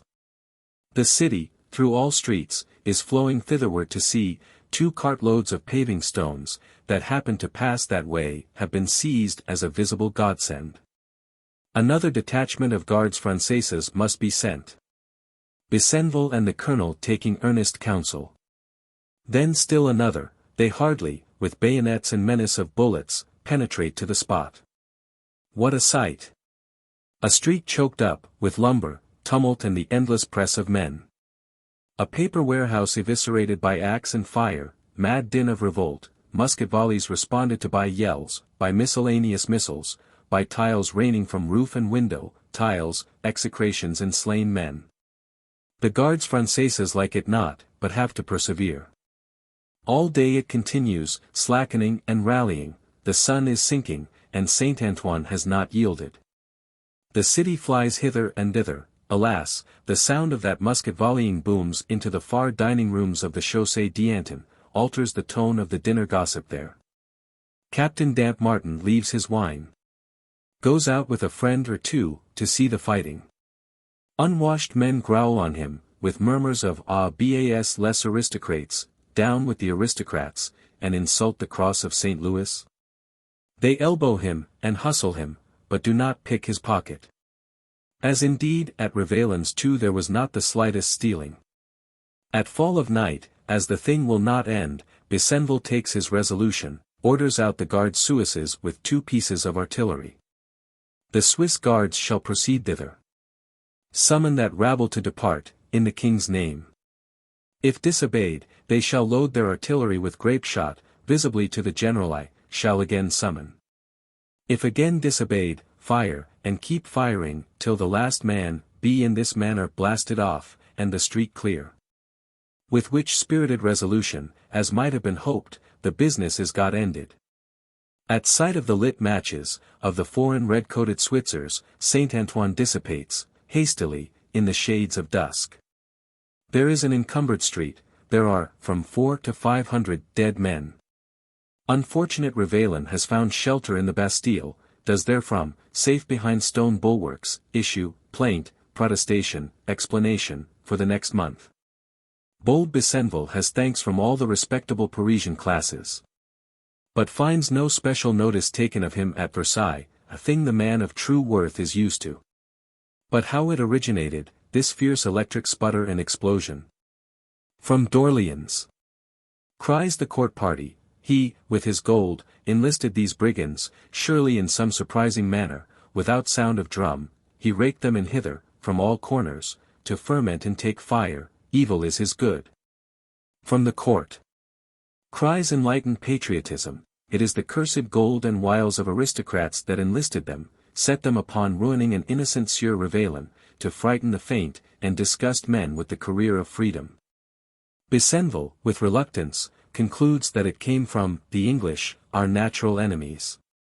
Or, alas, might not one rather attribute it to Diana in the shape of hunger? To some twin Dioscuri, oppression and revenge. So often seen in the battles of men? Poor Lacals, all bet-oiled, besoiled, encrusted into dim defacement, into whom nevertheless the breath of the Almighty has breathed a living soul.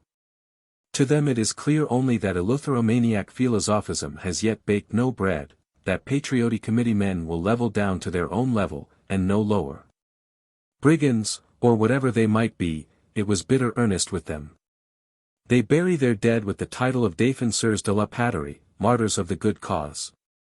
Or shall we say, insurrection has now served its apprenticeship, and this was its proof stroke, and no inconclusive one. Its next will be a masterstroke, announcing indisputable mastership to a whole astonished world. Let that rock fortress, tyranny's stronghold, which they name Bastille, or building, as if there were no other building, look to its guns. But, in such wise, with primary and secondary assemblies, and caillas of grievances, with motions, congregations of all kinds. With much thunder of froth eloquence, and at last with thunder of platoon musketry, does agitated France accomplish its elections. With confused winnowing and sifting, in this rather tumultuous manner, it has now, all except some remnants of Paris, sifted out the true wheat grains of national deputies, 1214 in number. And will forthwith open its States General. Chapter 1.4.4 The Procession. On the first Saturday of May, it is gala at Versailles, and Monday, 4th of the month, is to be a still greater day. The deputies have mostly got thither, and sought out lodgings, and are now successively, in long well-ushered files, kissing the hand of Majesty in the chateau. Supreme Usher de Brise does not give the highest satisfaction, we cannot but observe that in ushering noblesse or clergy into the anointed presence, he liberally opens both his folding doors. And on the other hand, for members of the third estate opens only one. However, there is room to enter, Majesty has smiles for all. The good Louis welcomes his honorable members, with smiles of hope. He has prepared for them the hall of menus, the largest near him, and often surveyed the workmen as they went on. A spacious hall, with raised platform for throne, court and blood royal, space for 600 commons deputies in front. For half as many clergy on this hand, and half as many noblesse on that. It has lofty galleries, wherefrom dames of honor, splendent in gaze d'or. Foreign diplomacies, and other gilt-edged white-frilled individuals to the number of 2,000, may sit and look. Broad passages flow through it, and, outside the inner wall, all round it. There are committee rooms, guard rooms, robing rooms, really a noble hall, where upholstery, aided by the subject fine arts, has done its best, and crimson-tasseled cloths, and emblematic fleurs-de-lis are not wanting. The hall is ready, the very costume, as we said, has been settled, and the commons are not to wear that hated slouch hat, chapeau clabaude, but one not quite so slouched, chapeau rabattu. As for their manner of working, when all dressed, for their voting by head or by order, and the rest, this, which it were perhaps still time to settle, and in few hours will be no longer time, remains unsettled. Hangs dubious in the breast of 1,200 men. But now finally the sun, on Monday the 4th of May, has risen, unconcerned, as if it were no special day. And yet, as his first rays could strike music from the Memnon statue on the Nile, what tones were these, so thrilling, tremulous of preparation and foreboding, which he awoke in every bosom at Versailles. Huge Paris, in all conceivable and inconceivable vehicles, is pouring itself forth, from each town and village come subsidiary rills, Versailles is a very sea of men. But above all, from the church of St. Louis to the church of Notre Dame, one vast suspended billow of life, with spray scattered even to the chimney-pots. For on chimney-tops too, as over the roofs, and up thitherwards on every lamp-iron, signpost, breakneck coign of vantage, sits patriotic courage, and every window bursts with patriotic beauty, for the deputies are gathering at St. Louis Church. To march in procession to Notre Dame, and hear sermon. Yes, friends, ye may sit and look, boldly or in thought, all France, and all Europe, may sit and look, for it is a day like few others. Oh, one might weep like Xerxes, so many serried rows sit perched there, like winged creatures, alighted out of heaven, all these, and so many more that follow them, shall have wholly fled aloft again, vanishing into the blue deep. And the memory of this day still be fresh. It is the baptism day of democracy, sick time has given it birth, the numbered months being run. The extreme unction day of feudalism. A superannuated system of society, decrepit with toils, for has it not done much, produced you, and what ye have and know. And with thefts and brawls, named glorious victories. And with profligacies, sensualities, and on the whole with dotage and senility, is now to die, and so, with death throes and birth throes, a new one is to be born. What a work, O earth and heavens, what a work! Battles and bloodshed, September massacres, bridges of Lodi, retreats of Moscow, Waterloos, Peterloos, 10-pound franchises, tar barrels and guillotines, and from this present date, if one might prophesy, some 2 centuries of it still to fight. 2 centuries, hardly less, before democracy go through its due, most baleful, stages of quackocracy, and a pestilential world be burnt up, and have begun to grow green and young again. Rejoice nevertheless, ye Versailles multitudes. To you, from whom all this is hid, and glorious end of it is visible. This day, sentence of death is pronounced on shams, judgment of resuscitation, where it but far off, is pronounced on realities. This day it is declared aloud, as with a doom trumpet, that a lie is unbelievable. Believe that, stand by that, if more there be not, and let what thing or things soever will follow it follow. Ye can no other, God be your help. So spake a greater than any of you, opening his chapter of world history. Behold, however, the doors of St. Louis Church flung wide, and the procession of processions advancing towards Notre Dame. Shouts rend the air. One shout, at which Grecian birds might drop dead. It is indeed a stately, solemn sight. The elected of France, and then the court of France, they are marshalled and marched there, all in prescribed place and costume. Our commons, in plain black mantle and white cravat, noblesse, in gold-worked, bright-dyed cloaks of velvet, resplendent, rustling with laces, waving with plumes. The clergy in rochet, alb, or other best pontificalibus. Lastly comes the king himself, and king's household, also in their brightest blaze of pomp, their brightest and final one. Some 1,400 men blown together from all winds, on the deepest errand. Yes, in that silent marching mass there lies futurity enough. No symbolic ark, like the old Hebrews, do these men bear, yet with them too is a covenant. They too preside at a new era in the history of men. The whole future is there, and destiny dim brooding over it, in the hearts and unshaped thoughts of these men, it lies illegible, inevitable. Singular to think, they have it in them. Yet not they, not mortal, only the eye above can read it, as it shall unfold itself, in fire and thunder, of siege, and field artillery. In the rustling of battle banners, the tramp of hosts, in the glow of burning cities, the shriek of strangled nations. Such things lie hidden, safe wrapped in this 4th day of May. Say rather, had lain in some other unknown day, of which this latter is the public fruit and outcome. As indeed what wonders lie in every day, had we the sight, as happily we have not, to decipher it, for is not every meanest day, the conflux of 2 eternities. Meanwhile, suppose we too, good reader, should, as now without miracle Muse Clio enables us, take our station also on some coign of vantage, and glance momentarily over this procession, and this life see. With far other eyes than the rest do, namely with prophetic. We can mount, and stand there, without fear of falling.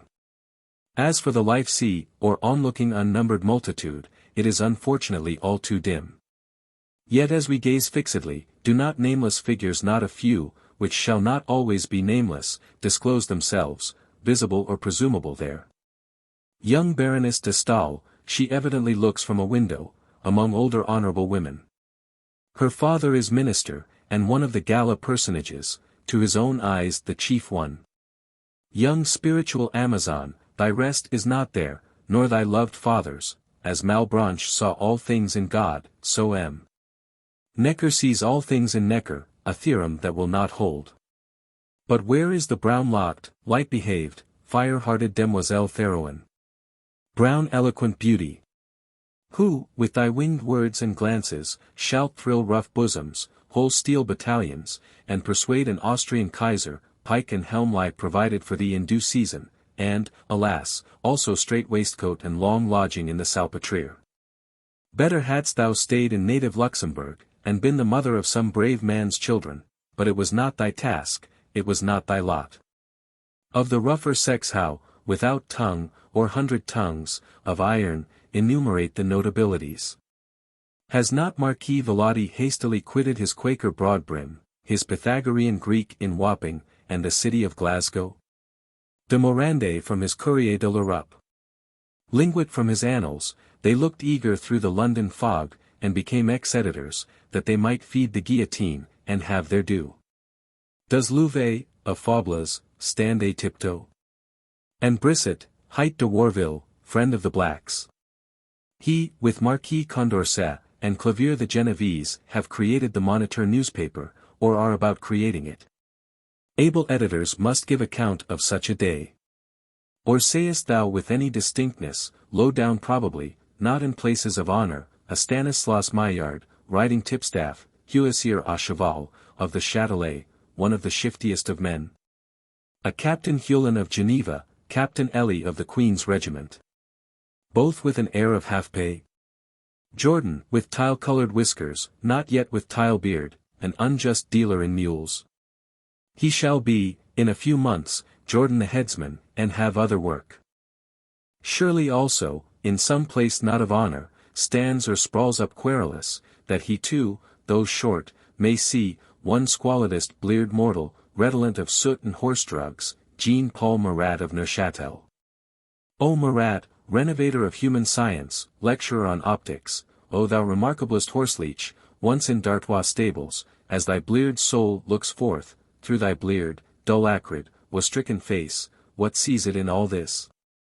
Any faintest light of hope, like dayspring after November night?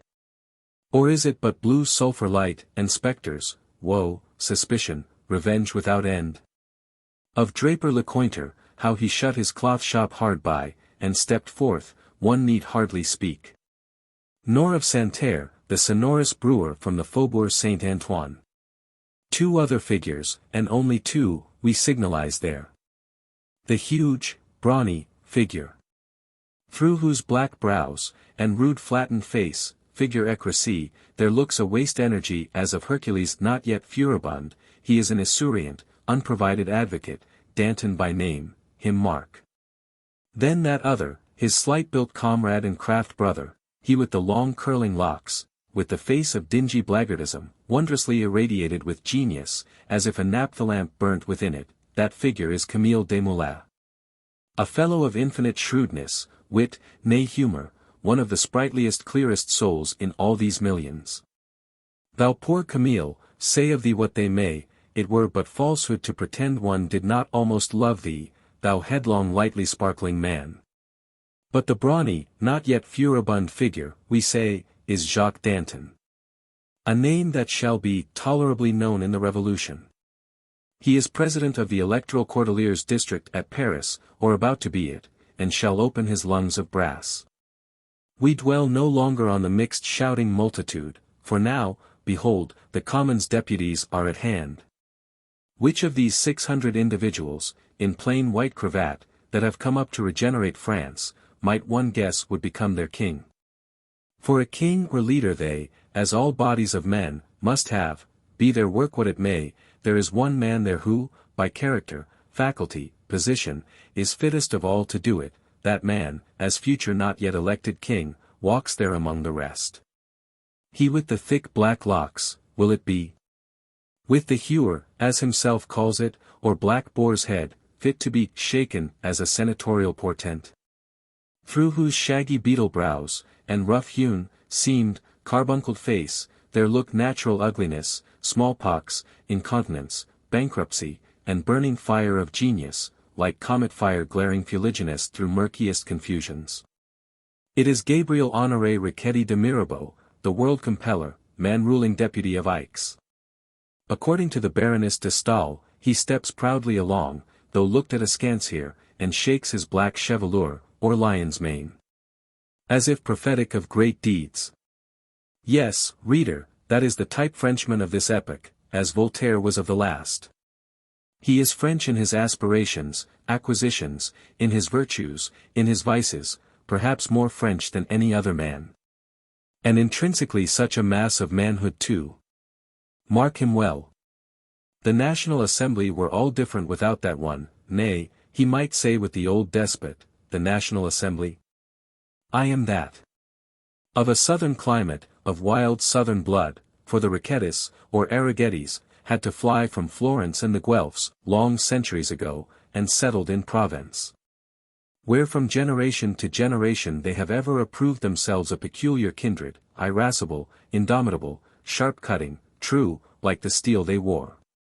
Of an intensity in activity that sometimes verged towards madness, yet did not reach it.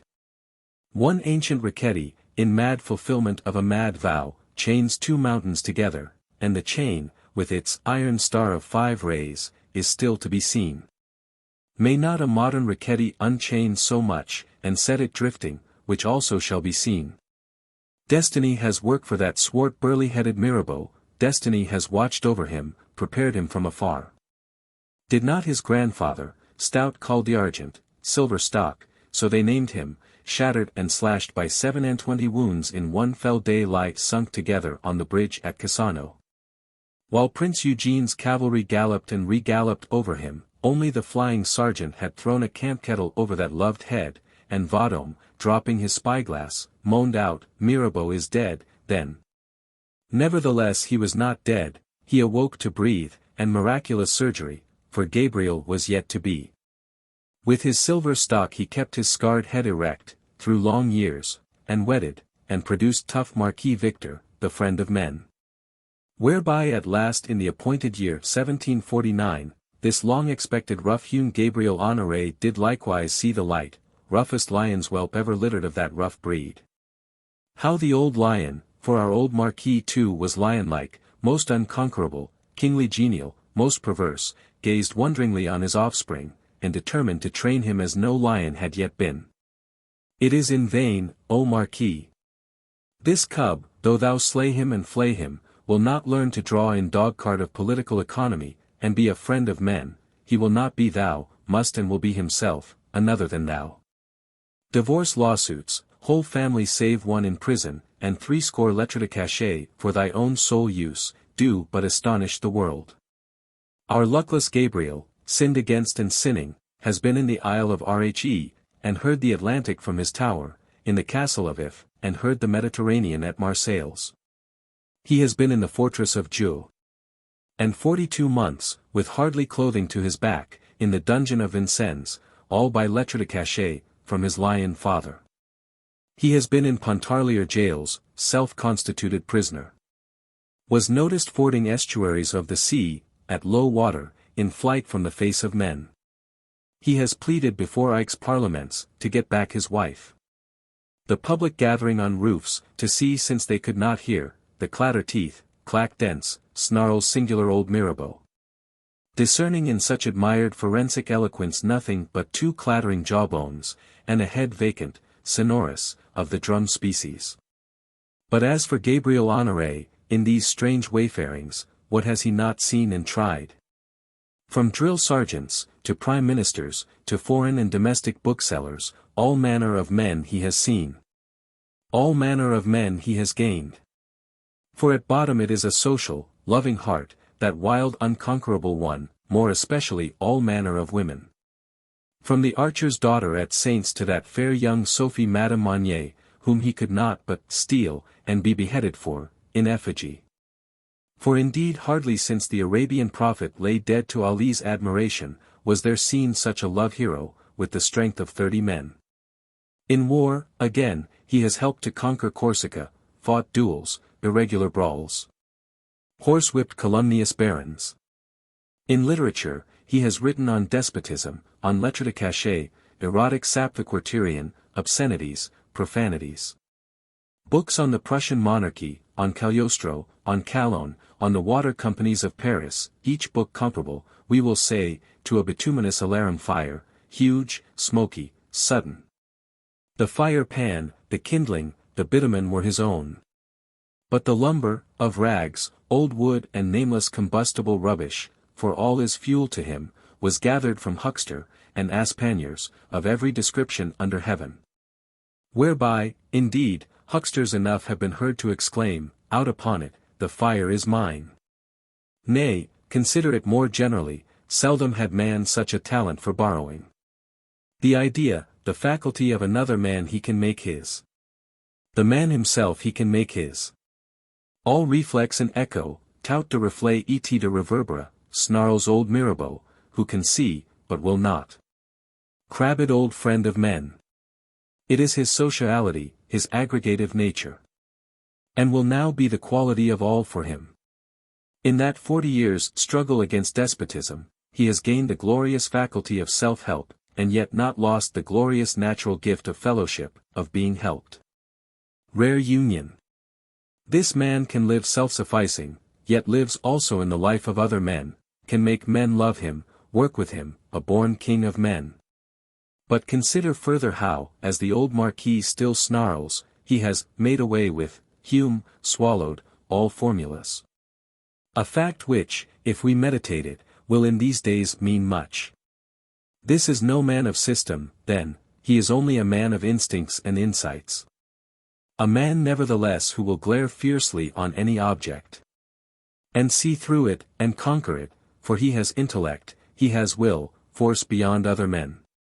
A man not with logic spectacles, but with an eye. Unhappily without decalogue, moral code or theorem of any fixed sort. Yet not without a strong living soul in him, and sincerity there, a reality, not an artificiality, not a sham. And so he, having struggled 40 years against despotism, and made away with all formulas, shall now become the spokesman of a nation bent to do the same. For is it not precisely the struggle of France also to cast off despotism? To make away with her old formulas, having found them not, worn out, far from the reality. She will make away with such formulas, and even go bare, if need be, till she have found new ones. Toward such work, in such manner, marches he, this singular Riquetti Mirabeau. In fiery rough figure, with black Samson locks under the slouch hat, he steps along there. A fiery fuliginous mass, which could not be choked and smothered, but would fill all France with smoke. And now it has got air, it will burn its whole substance, its whole smoke atmosphere too, and fill all France with flame. Strange lot! 40 years of that smouldering, with foul fire damp and vapor enough, then victory over that, and like a burning mountain he blazes heaven high. And, for 23 resplendent months, pours out, in flame and molten fire torrents, all that is in him, the pharos and wonder sign of an amazed Europe, and then lies hollow, cold forever. Pass on, thou questionable Gabriel Honoré, the greatest of them all, in the whole national deputies, in the whole nation, there is none like and none second to thee. But now if Mirabeau is the greatest, who of these 600 may be the meanest? Shall we say, that anxious, slight, ineffectual-looking man, under 30, in spectacles, his eyes, were the glasses off, troubled, careful, with upturned face, snuffing dimly the uncertain future time. Complexion of a multiplex atrabiliar color, the final shade of which may be the pale sea green. That greenish-colored, verditer, individual is an advocate of Arras, his name is Maximilien Robespierre. The son of an advocate. His father founded Mason lodges under Charles Edward, the English prince or pretender. Maximilien the firstborn was thriftily educated, he had brisk Camille Desmoulins for schoolmate in the college of Louis le Grand, at Paris. But he begged our famed necklace cardinal, Rohan, the patron, to let him depart thence, and resign in favor of a younger brother. The strict-minded Max departed, home to paternal Arras. And even had a law case there and pleaded, not unsuccessfully, in favor of the first Franklin Thunderrod. With a strict painful mind, an understanding small but clear and ready, he grew in favor with official persons, who could foresee in him an excellent man of business, happily quite free from genius. The bishop, therefore, taking counsel, appoints him judge of his diocese, and he faithfully does justice to the people, till behold, one day, a culprit comes whose crime merits hanging. And the strict-minded Max must abdicate, for his conscience will not permit the dooming of any son of Adam to die. A strict-minded, straight-laced man. A man unfit for revolutions. Whose small soul, transparent wholesome-looking as small ale, could by no chance ferment into virulent aligar, the mother of ever new aligar, till all France were grown acetus virulent. We shall see. Between which two extremes of grandest and meanest, so many grand and mean roll on, towards their several destinies, in that procession. There is Cazals, the learned young soldier. Who shall become the eloquent orator of royalism, and earn the shadow of a name. Experienced Mounier, experienced Malouet, whose presidential parliamentary experience the stream of things shall soon leave stranded. A Peshin has left his gown and briefs at Chartres for a stormier sort of pleading, has not forgotten his violin, being fond of music. His hair is grizzled, though he is still young, convictions, beliefs, placid unalterable are in that man. Not hindmost of them, belief in himself. A Protestant clerical Rabotiste, Etienne, a slender young eloquent and vehement Barnave, will help to regenerate France. There are so many of them young. Till 30 the Spartans did not suffer a man to marry, but how many men here under 30, coming to produce not one sufficient citizen, but a nation and a world of such. The old to heal up rents. The young to remove rubbish, which latter, is it not, indeed, the task here? Dim, Formless from this distance, yet authentically there, thou noticest the deputies from Nantes. To us mere clothes screens, with slouch hat and cloak, but bearing in their pocket a cahier of doléances with this singular clause, and more such in it, that the master wigmakers of Nantes be not troubled with new guild brethren. The actually existing number of 92 being more than sufficient. The Rennes people have elected Farmer Girard, a man of natural sense and rectitude, without any learning. He walks there, with solid step, unique, in his rustic farmer clothes, which he will wear always, careless of short cloaks and costumes. The name Girard, or Père Girard, Father Girard, as they please to call him, will fly far, borne about in endless banter, in royalist satires, in republican didactic almanacs.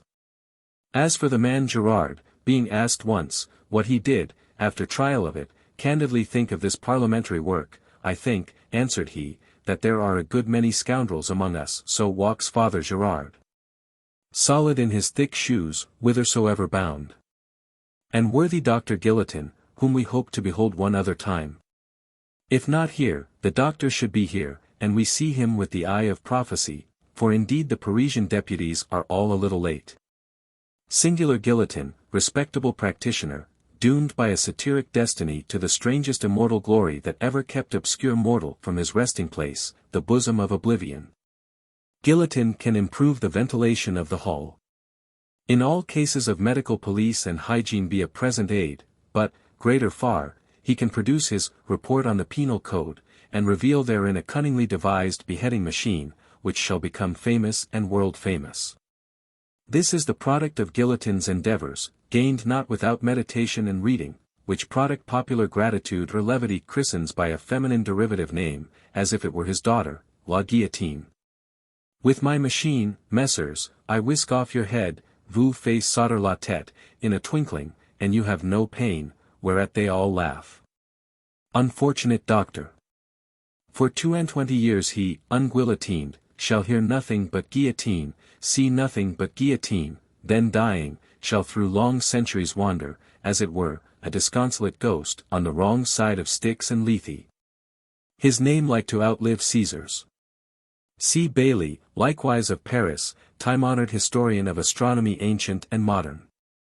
Poor Bailly, how thy serenely beautiful philosophizing, with its soft moonshiny clearness and thinness, ends in foul thick confusion, of presidency, mayorship, diplomatic officiality, rabid triviality, and the throat of everlasting darkness. Far was it to descend from the heavenly galaxy to the drapeau rouge, beside that fatal dung heap, on that last hell day, thou must tremble, though only with cold, de Freud. Speculation is not practice, to be weak is not so miserable. But to be weaker than our task. Woe the day when they mounted thee, a peaceable pedestrian, on that wild hippogriff of a democracy, which, spurning the firm earth, nay lashing at the very stars, no yet known Astolfo could have ridden. In the Commons deputies there are merchants, artists, men of letters, 374 lawyers, and at least one clergyman, the Abbé sighs. Him also Paris sends, among its 20. Behold him, the light thin man. Cold, but elastic, wiry, instinct with the pride of logic, passionless, or with but one passion, that of self-conceit. If indeed that can be called a passion, which, in its independent concentrated greatness, seems to have soared into transcendentalism, and to sit there with a kind of godlike indifference, and look down on passion. He is the man, and wisdom shall die with him. This is the size who shall be system builder, constitution builder general, and build constitutions, as many as wanted, sky high, which shall all unfortunately fall before he get the scaffolding away. La politique, said he to Dumont, polity is a science I think I have completed, achevé. What things, O sighs, with thy clear assiduous eyes, art thou to see? But were it not curious to know how sighs, now in these days, for he is said to be still alive, looks out on all that constitution masonry, through the roomy soberness of extreme age? Might we hope, still with the old irrefragable transcendentalism? The victorious cause pleased the gods, the vanquished one pleased sighs, victa catoni.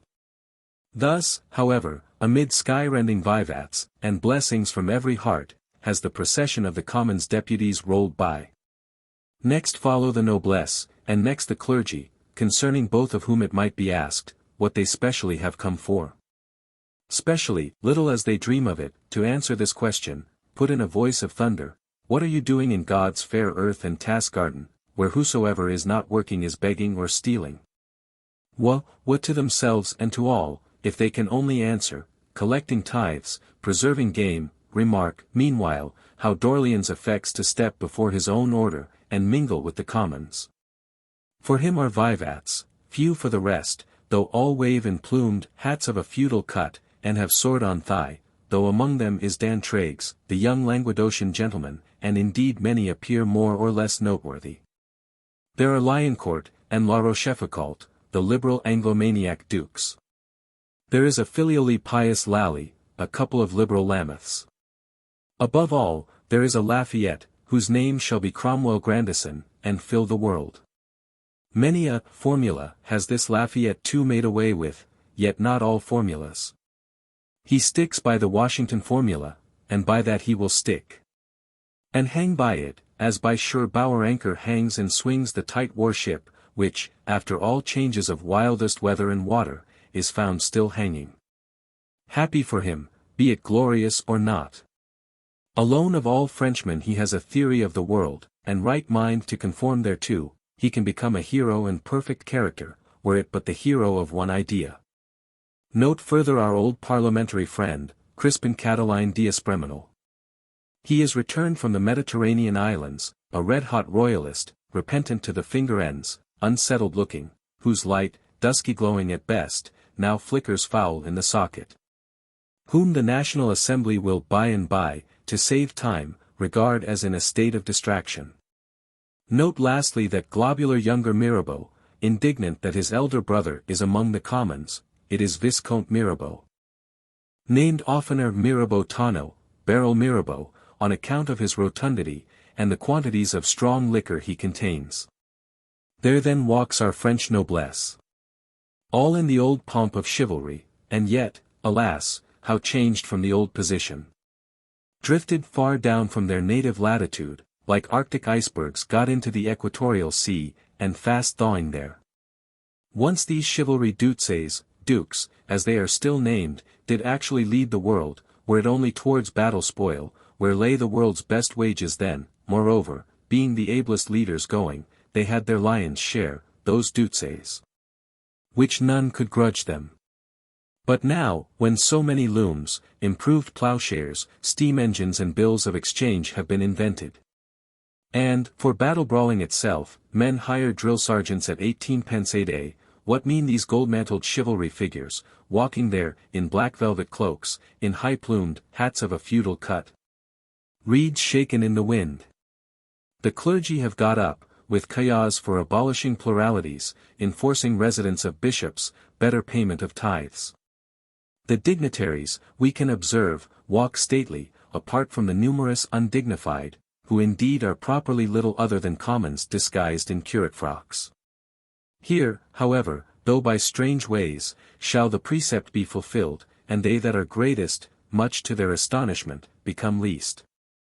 For one example, out of many, mark that plausible Gregoire, one day Cure Gregoire shall be a bishop, when the now stately are wandering distracted, as bishops in partibus.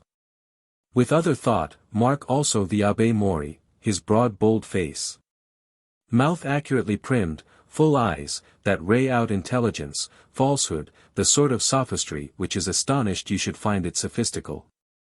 Skilfullest vampire up of old rotten leather, to make it look like new, always a rising man. He used to tell Mercier, you will see, I shall be in the academy before you.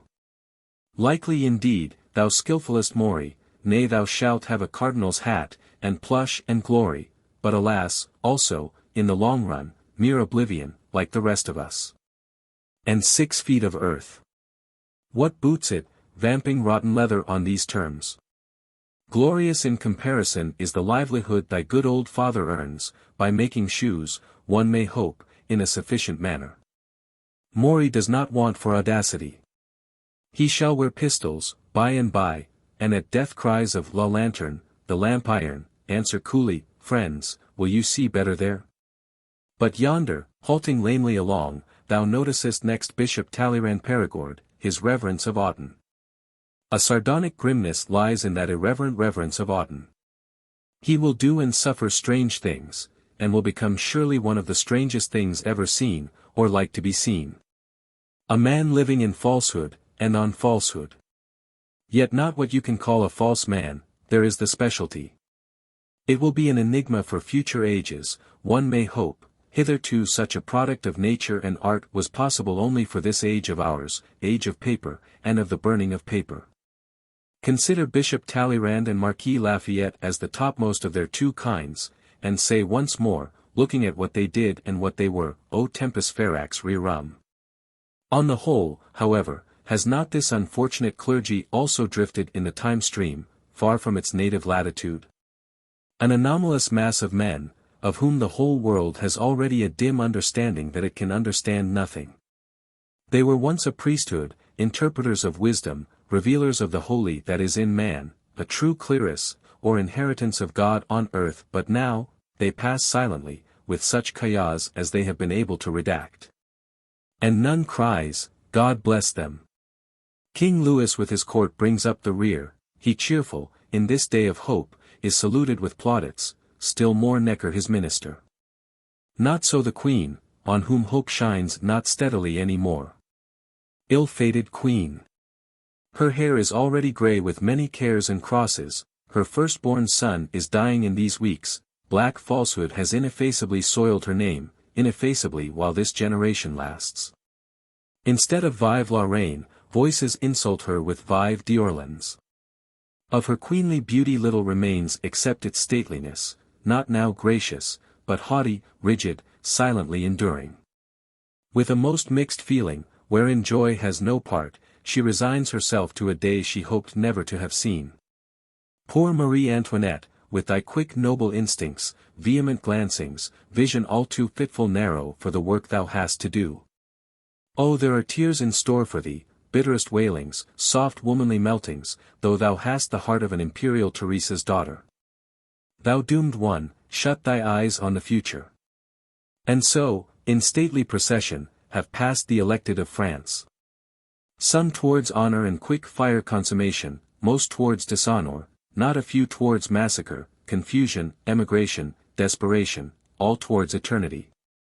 So many heterogeneities cast together into the fermenting vat, there, with incalculable action, counteraction, elective affinities, explosive developments, to work out healing for a sick moribund system of society. Probably the strangest body of men, if we consider well, that ever met together on our planet on such an errand. So thousandfold complex a society, ready to burst up from its infinite depths. And these men, its rulers and healers, without life rule for themselves, other life rule than a gospel according to Jean-Jacques. To the wisest of them, what we must call the wisest, man is properly an accident under the sky.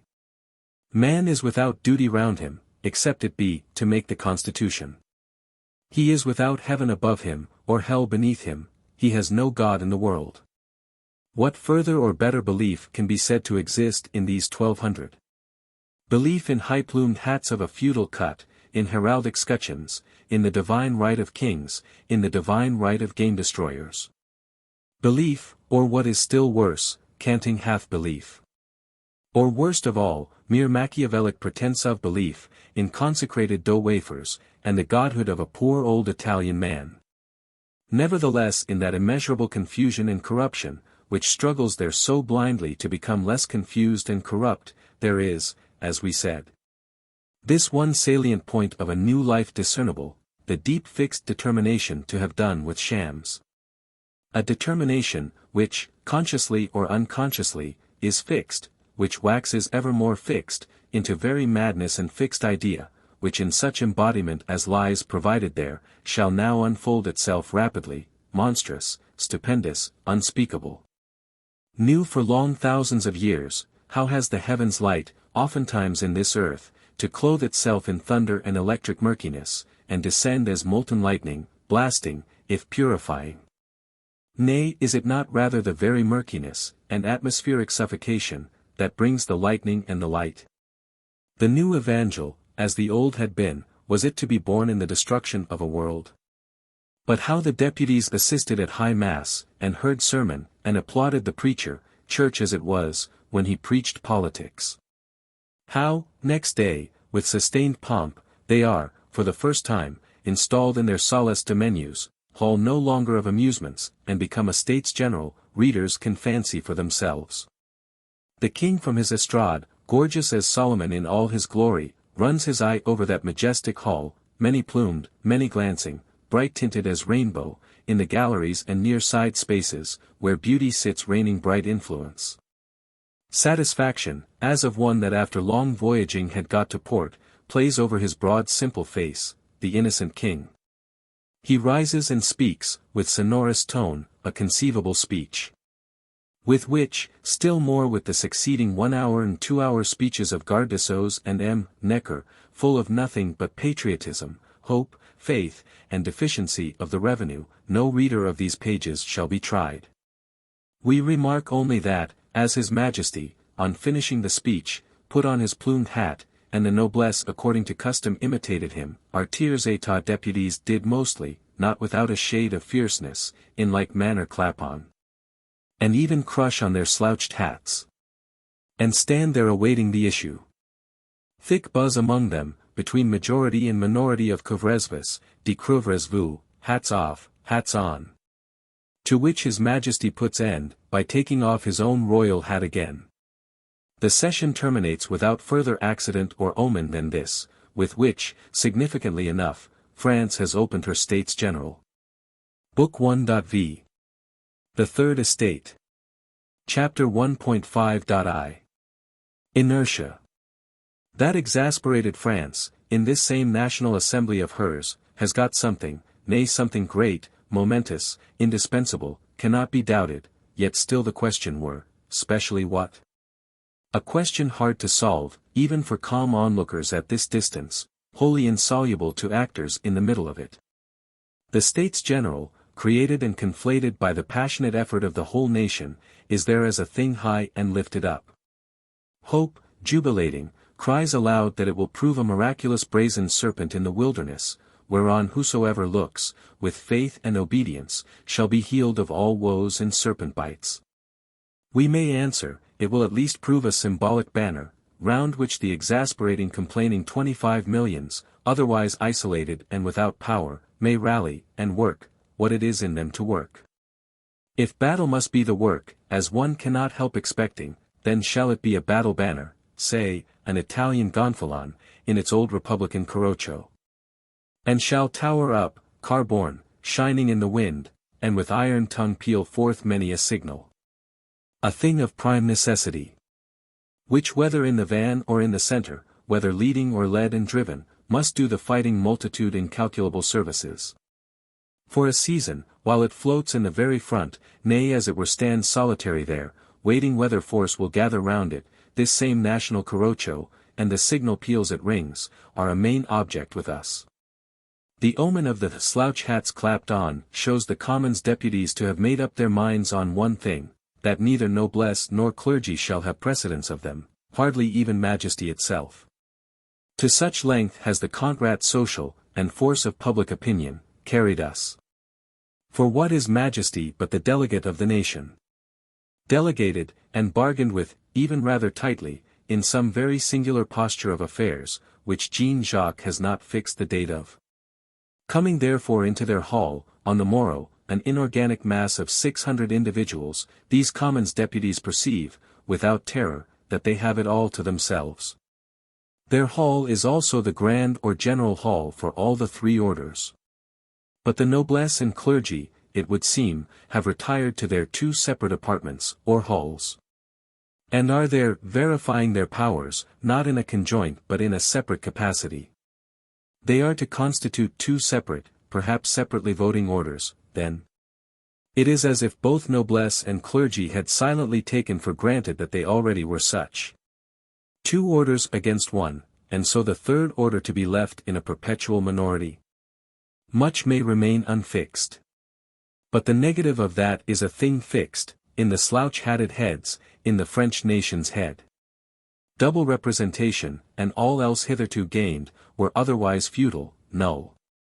Doubtless, the powers must be verified. Doubtless, the commission, the electoral documents of your deputy must be inspected by his brother deputies, and found valid. It is the preliminary of all. Neither is this question, of doing it separately or doing it conjointly, a vital one, but if it lead to such, it must be resisted. Wise was that maxim, resist the beginnings. Nay, were resistance unadvisable, even dangerous, yet surely pause is very natural. Pause, with 25 millions behind you, may become resistance enough.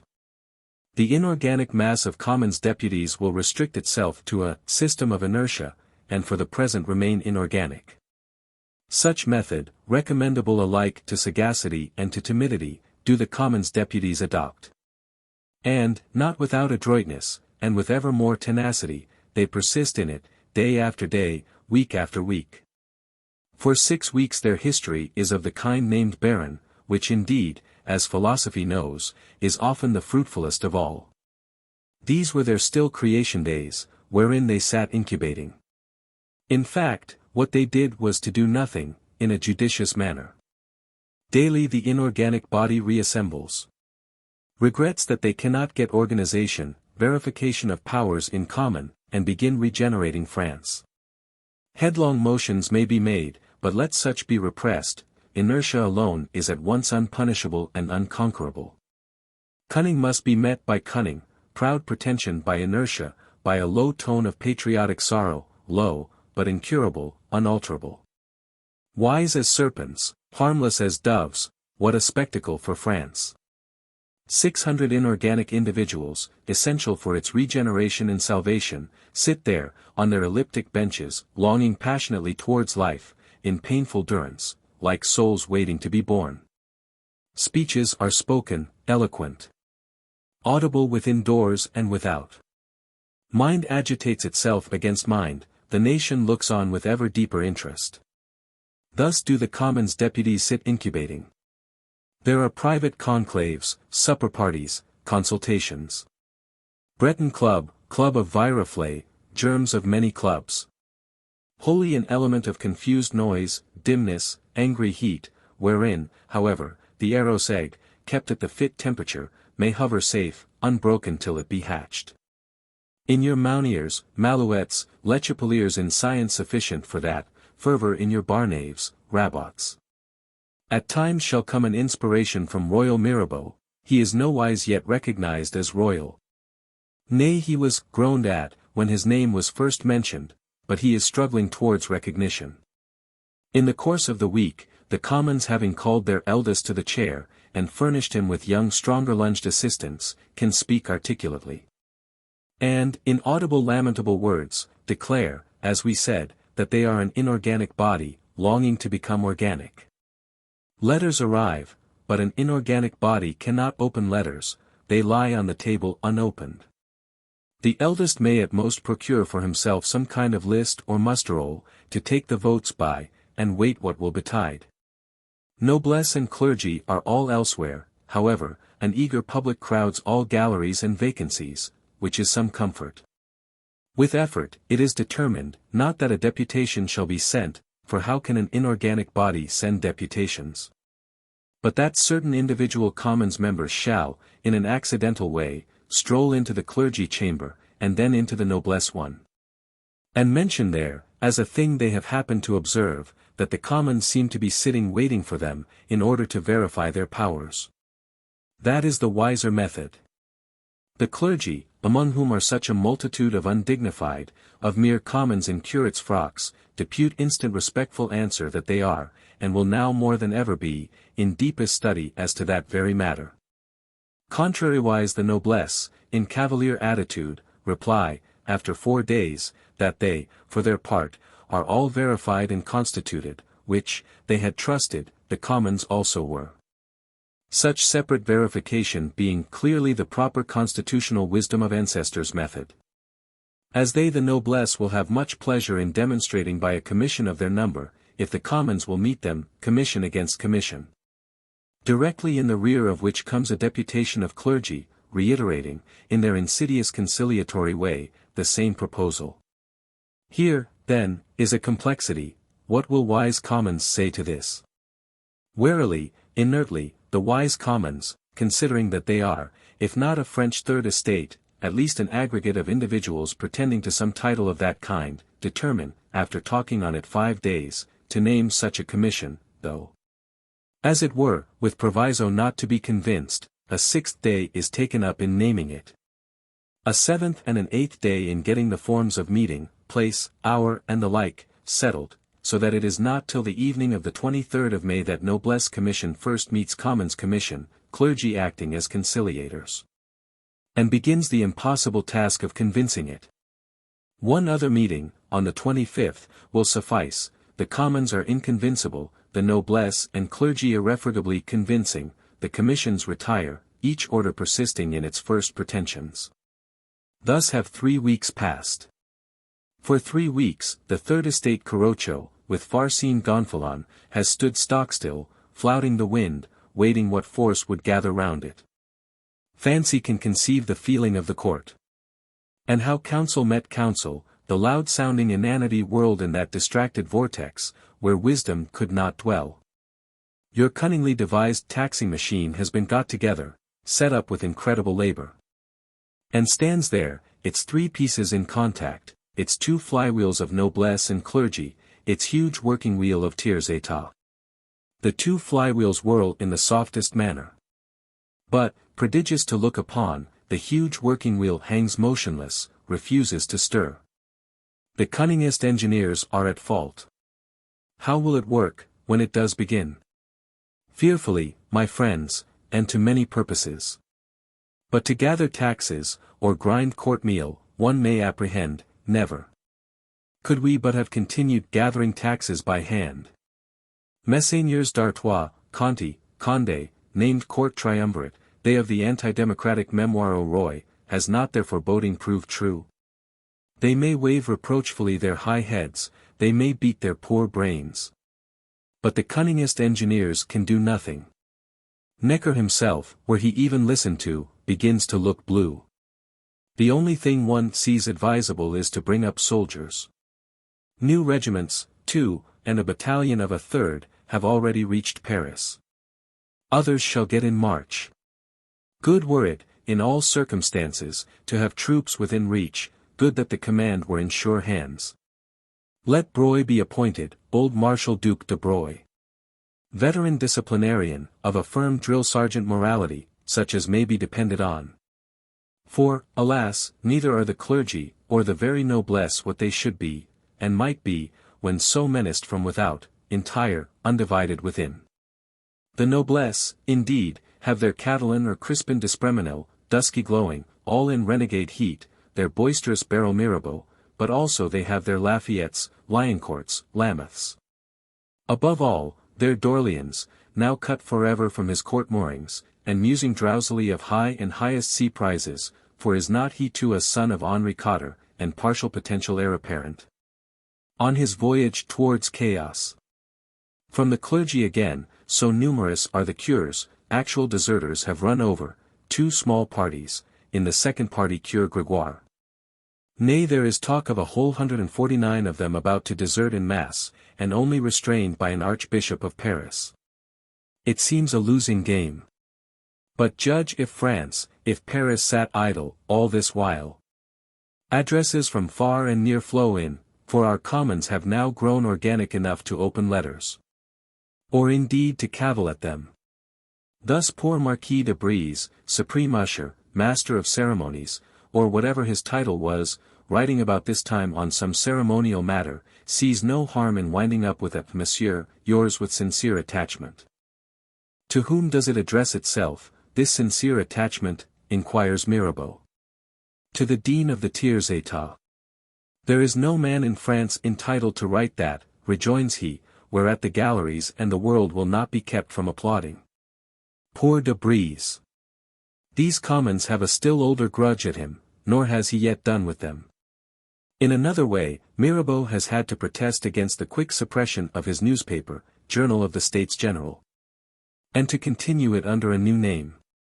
In which act of valor, the Paris electors, still busy redacting their cahiers, could not but support him, by address to His Majesty. They claim utmost, provisory freedom of the press. They have spoken even about demolishing the Bastille, and erecting a bronze patriot king on the site. These are the rich burghers, but now consider how it went, for example, with such loose miscellany, now all grown eleutheromaniac, of loungers, prowlers, social nondescripts, and the distilled rascality of our planet. As whirls forever in the Palais Royal. Or what low infinite groan, first changing into a growl, comes from Saint Antoine, and the 25 millions in danger of starvation. There is the indisputablest scarcity of corn, be it aristocrat plot, d'Orleans plot, of this year. Or drought and hail of last year, in city and province, the poor man looks desolately towards a nameless lot. And this States General, that could make us an age of gold, is forced to stand motionless, cannot get its powers verified. All industry necessarily languishes, if it be not that of making motions. In the Palais Royal there has been erected, apparently by subscription, a kind of wooden tent, and planches de bois, most convenient.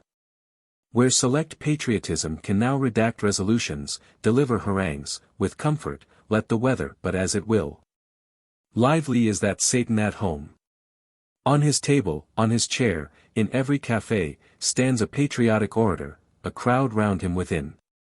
A crowd listening from without, open-mouthed, through open door and window, with thunders of applause for every sentiment of more than common hardiness. In Monsieur Dessaign's pamphlet shop, close by, you cannot without strong elbowing get to the counter. Every hour produces its pamphlet, or litter of pamphlets. There were 13 today, 16 yesterday, 9 too last week. Think of tyranny and scarcity, fervid eloquence, rumor, pamphleteering, Société Publique, Breton Club, Enraged Club, and whether every tap-room, coffee-room, social reunion, accidental street group, over wide France, was not an enraged club.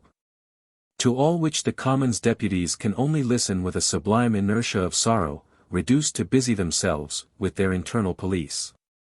Surer position no deputies ever occupied, if they keep it with skill. Let not the temperature rise too high. Break not the arrow's egg till it be hatched, till it break itself. An eager public crowds all galleries and vacancies. Cannot be restrained from applauding. The two privileged orders, the noblesse all verified and constituted, may look on with what face they will, not without a secret tremor of heart. The clergy, always acting the part of conciliators, make a clutch at the galleries, and the popularity there, and miss it. Deputation of them arrives, with dolorous message about the dearth of grains, and the necessity there is of casting aside vain formalities, and deliberating on this. An insidious proposal. Which, however, the Commons, moved thereto by sea-green Robespierre, dexterously accept as a sort of hint, or even pledge, that the clergy will forthwith come over to them, constitute the States General, and so cheapen grains. Finally, on the 27th day of May, Mirabeau, judging the time now nearly come, proposes that the inertia cease. That, leaving the noblesse to their own stiff ways, the clergy be summoned, in the name of the God of peace, to join the Commons, and begin. To which summons if they turn a deaf ear, we shall see. Are not 149 of them ready to desert? O triumvirate of princes, new Garde des Sceaux Barentin, thou Home Secretary Berteuil, Duchess Polignac, and Queen eager to listen, what is now to be done? This third estate will get in motion, with the force of all France in it, clergy machinery with noblesse machinery, which were to serve as beautiful counterbalances and drags, will be shamefully dragged after it, and take fire along with it. What is to be done? The Œil de Bœuf waxes more confused than ever.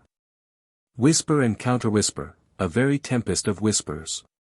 Leading men from all the three orders are nightly spirited thither, conjurers many of them, but can they conjure this? Necker himself were now welcome, could he interfere to purpose. Let Necker interfere, then, and in the King's name. Happily that incendiary God of peace message is not yet answered.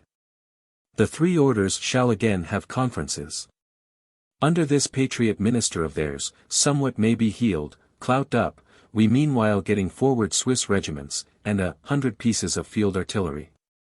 This is what the Audiobook, for its part, resolves on. But as for Necker, alas, poor Necker, thy obstinate third estate has one first last word, verification in common, as the pledge of voting and deliberating in common.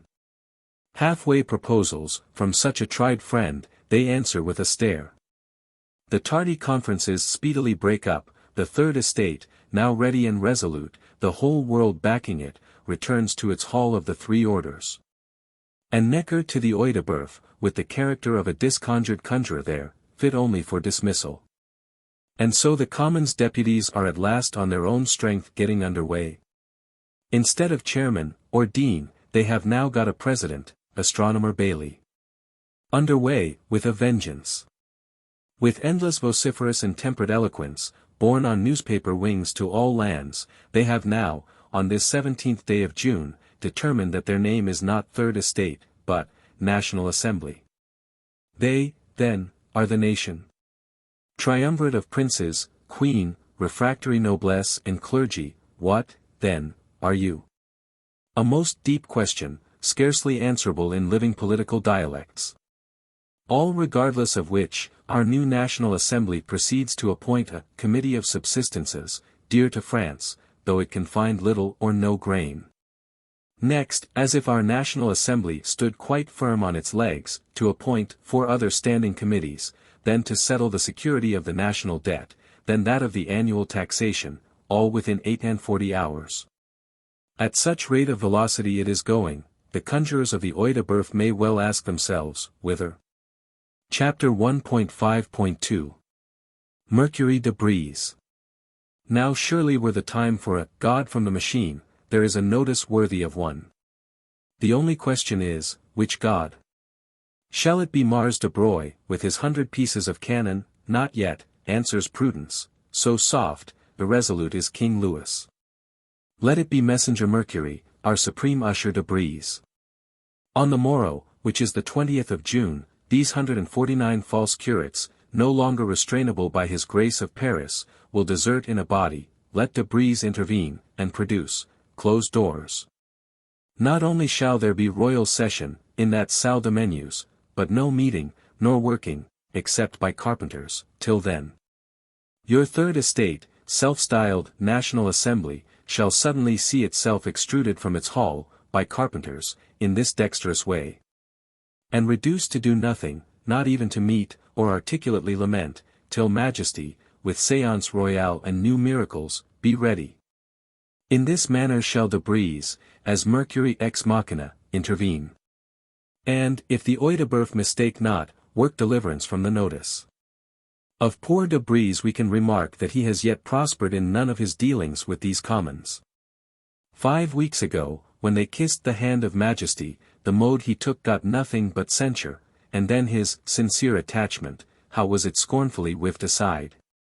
Before supper, this night, he writes to President Bailey, a new letter, to be delivered shortly after dawn tomorrow, in the King's name.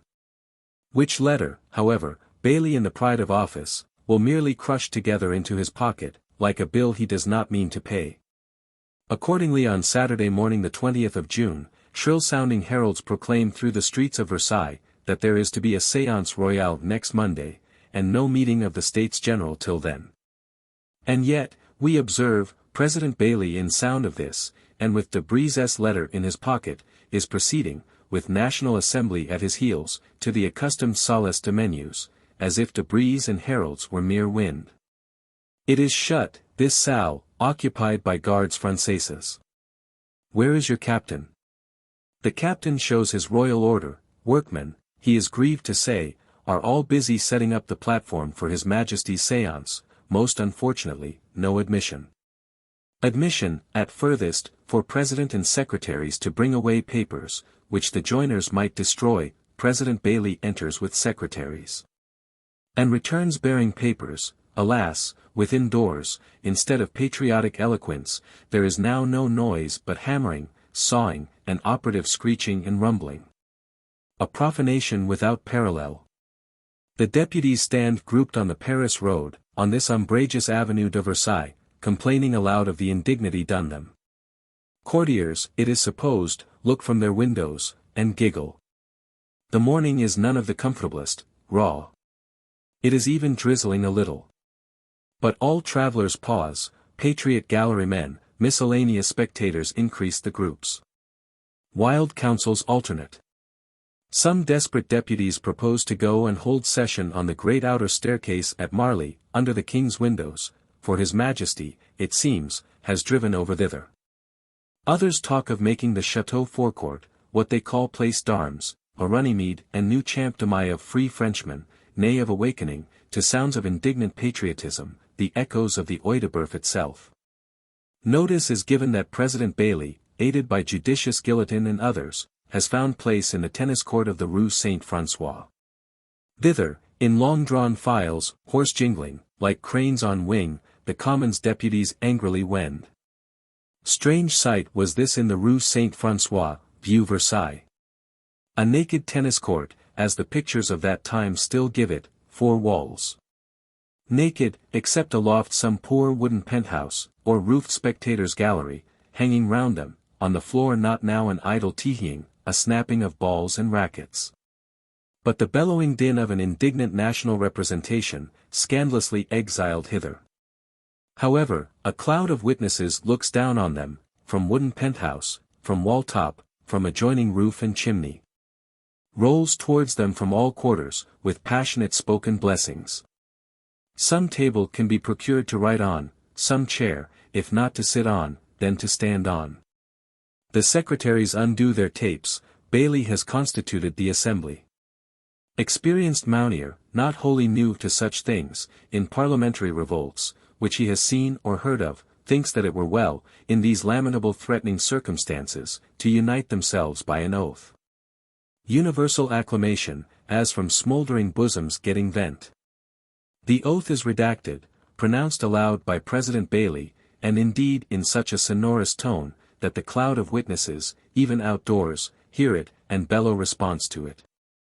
600 right hands rise with President Bailly's, to take God above to witness that they will not separate from man below, but will meet in all places, under all circumstances, wheresoever 2 or 3 can get together. Till they have made the Constitution. Made the Constitution, friends. That is a long task. 600 hands, meanwhile, will sign as they have sworn, 600 save one loyalist Abdil, still visible by this sole light point, and nameable, poor M. Martin d'Auch, from Castelnaudary, in Languedoc. Him they permit to sign or signify refusal, they even save him from the cloud of witnesses, by declaring his head deranged. At 4 o'clock, the signatures are all appended. New meeting is fixed for Monday morning, earlier than the hour of the royal session. That our 149 clerical deserters be not balked, we shall meet at the Recollets church or elsewhere, in hope that our 149 will join us, and now it is time to go to dinner. This, then, is the session of the tennis court, famed séance du jeu de paume, the fame of which has gone forth to all lands. This is Mercurius de Breze's appearance as Deus ex machina, this is the fruit it brings. The giggle of courtiers in the Versailles Avenue has already died into gaunt silence. Did the distracted court, with Gardes des Sceaux Barentin, Triumvirate and company, imagine that they could scatter 600 national deputies, big with a national constitution, like as much barn-door poultry, big with next to nothing? By the white or black rod of a supreme usher. Barn-door poultry fly cackling, but national deputies turn round, lion-faced, and, with uplifted right hand, swear an oath that makes the 4 corners of France tremble. President Bailly has covered himself with honor, which shall become rewards. The National Assembly is now doubly and trebly the nation's assembly, not militant, martyred only, but triumphant, insulted, and which could not be insulted. Paris disembogues itself once more, to witness, with grim looks, the séance royale, which, by a new felicity, is postponed till Tuesday. The 149, and even with bishops among them, all in processional mass, have had free leisure to march off, and solemnly join the Commons sitting waiting in their church. The Commons welcome them with shouts, with embracings, nay with tears, for it is growing a life and death matter now. As for the séance itself, the carpenters seem to have accomplished their platform, but all else remains unaccomplished. Futile, we may say fatal, was the whole matter. King Louis enters, through seas of people, all grim silent, angry with many things, for it is a bitter reign too. Enters, to a third estate, likewise grim silent. Which has been wedded waiting under mean porches, at back doors, while court and privileged were entering by the front. King and garde des sceaux, there is no necker visible, make known, not without long-windedness, the determinations of the royal breast. The three orders shall vote separately. On the other hand, France may look for considerable constitutional blessings, as specified in these 35 articles, which garde des sceaux is waxing hoarse with reading. Which 35 articles, adds His Majesty again rising, if the three orders most unfortunately cannot agree together to effect them, I myself will effect, seul je ferai le bien de mes peuples, which being interpreted may signify, you. Contentious deputies of the States General, have probably not long to be here. But, in fine, all shall now withdraw for this day, and meet again, each order in its separate place, tomorrow morning, for dispatch of business. This is the determination of the royal breast, pithy and clear. And herewith king, retinue, noblesse, majority of clergy file out, as if the whole matter were satisfactorily completed. These file out, through grim silent seas of people. Only the Commons deputies file not out. But stand there in gloomy silence, uncertain what they shall do. One man of them is certain, one man of them discerns and dares. It is now that King Mirabeau starts to the tribune, and lifts up his lion voice. Verily a word in season. For, in such scenes, the moment is the mother of ages. Had not Gabriel Honoré been there, one can well fancy, how the Commons deputies, affrighted at the perils which now yawned dim all round them, and waxing ever paler in each other's paleness, might very naturally, one after one, have glided off. And the whole course of European history have been different. But he is there. List to the brul of that royal forest voice, sorrowful, low, fast swelling to a roar. Eyes kindle at the glance of his eye, national deputies were missioned by a nation. They have sworn an oath, but lo! While the lion's voice roars loudest, what apparition is this? Apparition of Mercurius de Brise, muttering somewhat, speak out, cry several. Messrs, shrills de Brise, repeating himself, you have heard the king's orders.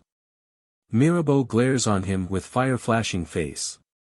Shakes the black lion's mane, yes, monsieur, we have heard what the king was advised to say, and you who cannot be the interpreter of his orders to the States General, you, who have neither place nor right of speech here.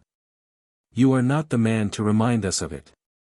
Go, monsieur, tell these who sent you that we are here by the will of the people, and that nothing shall send us hence but the force of bayonets. And poor de Brise shivers forth from the National Assembly. And also, if it be not in one faintest glimmer, months later, finally from the page of history. Hapless de Brise, doomed to survive long ages, in men's memory, in this faint way, with tremulant white rod. He was true to etiquette, which was his faith here below, a martyr to respect of persons. Short woolen cloaks could not kiss Majesty's hand as long velvet ones did. Nay lately, when the poor little Dauphin lay dead, and some ceremonial visitation came, was he not punctual to announce it even to the Dauphin's dead body, Monseigneur, a deputation of the States General. Sunt lacrymae rerum. But what does the Œil de Bœuf, now when de Brise shivers back thither? Dispatch that same force of bayonets? Not so, the seas of people still hang multitudinous, intent on what is passing. Nay rush and roll, loud billowing, into the courts of the château itself, for a report has risen that Necker is to be dismissed. Worst of all, the Gardes Françaises seem indisposed to act, 2 companies of them do not fire when ordered. Necker, for not being at the séance, shall be shouted for, carried home in triumph, and must not be dismissed. His Grace of Paris, on the other hand, has to fly with broken coach panels, and owe his life to furious driving. The Gardes du Corps, bodyguards, which you were drawing out, had better be drawn in again. There is no sending of bayonets to be thought of.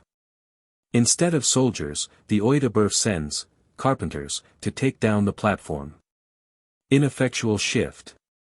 In few instants, the very carpenters cease wrenching and knocking at their platform, stand on it, hammer in hand, and listen open-mouthed. The Third Estate is decreeing that it is, was, and will be, nothing but a national assembly. And now, moreover, an inviolable one, all members of it inviolable, infamous, traitorous, towards the nation, and guilty of capital crime, is any person, body corporate, tribunal, court or commission that now or henceforth, during the present session or after it, shall dare to pursue, interrogate, arrest, or cause to be arrested, detain or cause to be detained, any, and on whose part soever the same be commanded. Which done, one can wind up with this comfortable reflection from Abbé Sieyes: Messrs, you are today what you were yesterday. Courtiers may shriek, but it is, and remains, even so. Their well-charged explosion has exploded through the touch-hole, covering themselves with scorches, confusion, and unseemly soot. Poor triumvirate, poor queen, and above all, poor queen's husband, who means well, had he any fixed meaning. Folly is that wisdom which is wise only behindhand. Few months ago these 35 concessions had filled France with a rejoicing, which might have lasted for several years. Now it is unavailing, the very mention of it slighted. Majesty's express orders set at naught. All France is in a roar, a sea of persons, estimated at 10,000, whirls, all this day in the Palais Royal. The remaining clergy, and likewise some 48 noblesse, d'Orléans among them, have now forthwith gone over to the victorious commons, by whom, as is natural, they are received with acclamation. The Third Estate triumphs. Versailles town shouting round it, 10,000 whirling all day in the Palais Royal, and all France standing a tiptoe, not unlike whirling. Let the Œil de Bœuf look to it. As for King Louis, he will swallow his injuries. Will temporize, keep silence, will at all costs have present peace. It was Tuesday the 23d of June, when he spoke that peremptory royal mandate. And the week is not done till he has written to the remaining obstinate noblesse, that they also must oblige him, and give in. D'Espréménil rages his last, Beryl Mirabeau breaks his sword, making a vow, which he might as well have kept.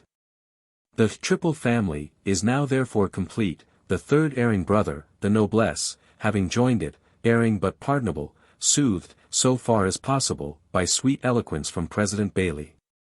So triumphs the Third Estate. And States General are become National Assembly, and all France may sing Te Deum. By wise inertia, and wise cessation of inertia, great victory has been gained.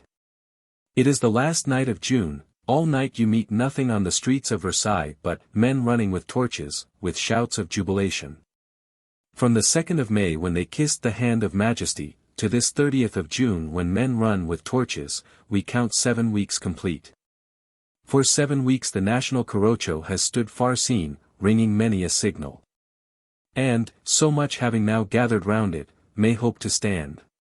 Chapter 1.5.3 Broy the War God. The court feels indignant that it is conquered, but what then? Another time it will do better. Mercury descended in vain. Now has the time come for Mars. The gods of the Œil de Bœuf have withdrawn into the darkness of their cloudy Ida. And sit there, shaping and forging what may be needful, be it billets of a new national bank, munitions of war, or things forever inscrutable to men. Accordingly, what means this apparatus of troops? The National Assembly can get no furtherance for its Committee of Subsistences, can hear only that, at Paris, the bakers' shops are besieged, that, in the provinces, people are living on meal husks and boiled grass. But on all highways there hover dust clouds, with the march of regiments, with the trailing of cannon, foreign pandours, of fierce aspect, Salah-Samad, Esterhazy, Royal Allemand. So many of them foreign, to the number of 30,000, which fear can magnify to 50, all wending towards Paris and Versailles. Already, on the heights of Montmartre, is a digging and delving, too like escarping and trenching. The effluence of Paris is arrested Versailles ward by a barrier of cannon at Sèvres Bridge. From the Queen's Mews, cannons stand pointed on the National Assembly Hall itself. The National Assembly has its very slumbers broken by the tramp of soldiery, swarming and defiling, endless, or seemingly endless, all round those spaces, at dead of night, without drum music, without audible word of command. What means it? Shall 8, or even shall 12 deputies, our Mirabeaus, bar-knaves at the head of them, be whirled suddenly to the castle of Ham, the rest ignominiously dispersed to the winds? No National Assembly can make the Constitution with cannon levelled on it from the Queen's Mews. What means this reticence of the Oeil de Boeuf, broken only by nods and shrugs? In the mystery of that cloudy Ida, what is it that they forge and shape? Such questions must distracted patriotism keep asking, and receive no answer but an echo. Enough of themselves. But now, above all, while the hungry food year, which runs from August to August, is getting older, becoming more and more a famine year? With meal husks and boiled grass, brigands may actually collect, and, in crowds, at farm and mansion, howl angrily, "Food! Food!" It is in vain to send soldiers against them, at sight of soldiers they disperse, they vanish as underground. Then directly reassemble elsewhere for new tumult and plunder. Frightful enough to look upon, but what to hear of, reverberated through 25 millions of suspicious minds. Brigands and broil, open conflagration, preternatural rumor are driving mad most hearts in France. What will the issue of these things be? At Marseilles, many weeks ago, the townsmen have taken arms. For suppressing of brigands, and other purposes, the military commandant may make of it what he will. Elsewhere, everywhere, could not the like be done?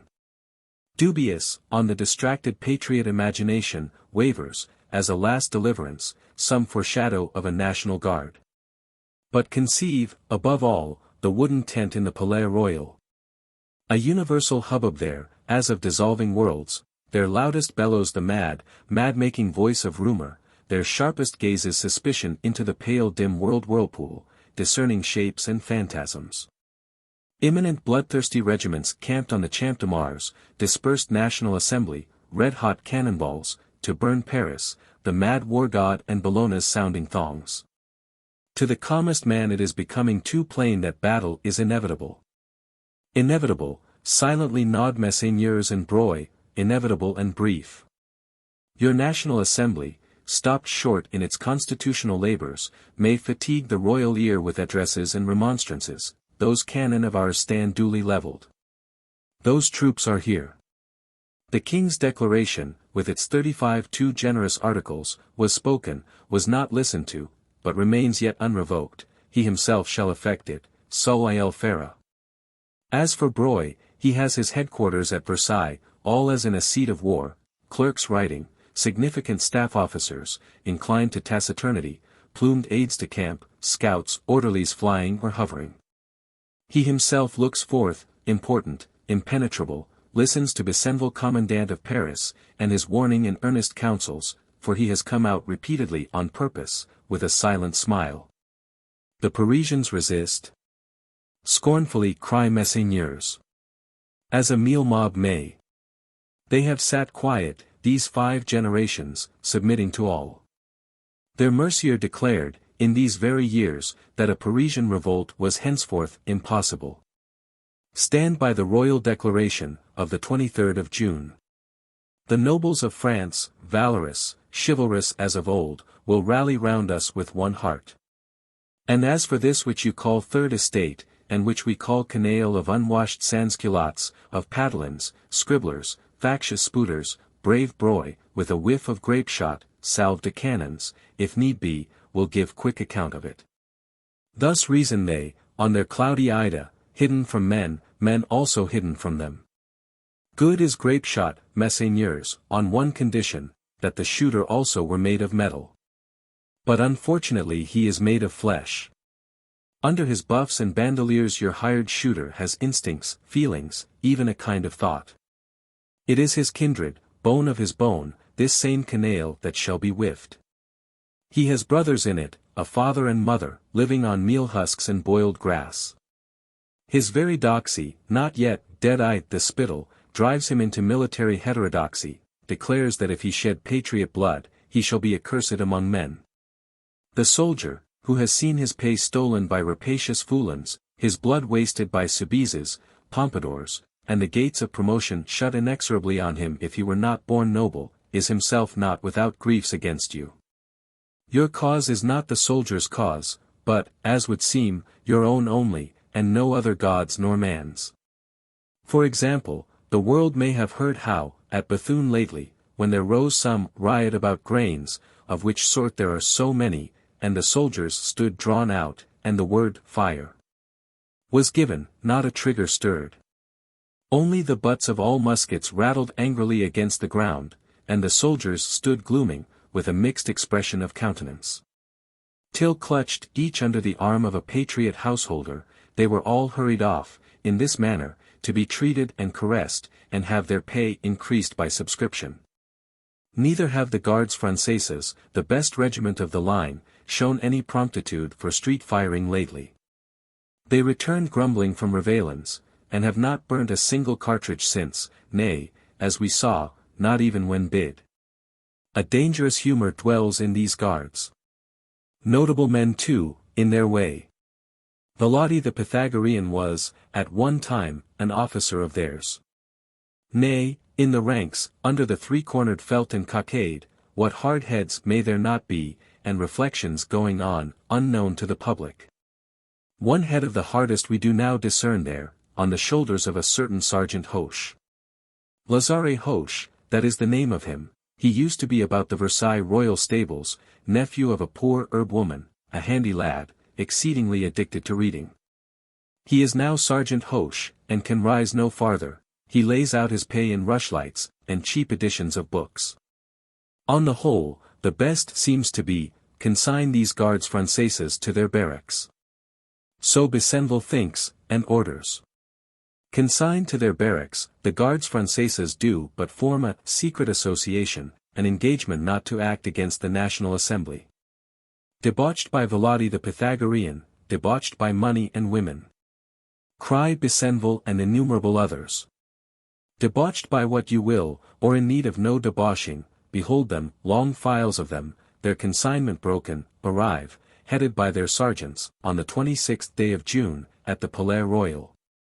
Welcomed with vivats, with presents, and a pledge of patriot liquor, embracing and embraced, declaring in words that the cause of France is their cause. Next day and the following days the like. What is singular too, except this patriot humor, and breaking of their consignment, they behave otherwise with the most rigorous accuracy. They are growing questionable, these guards. 11 ringleaders of them are put in the Abbaye prison. It boots not in the least.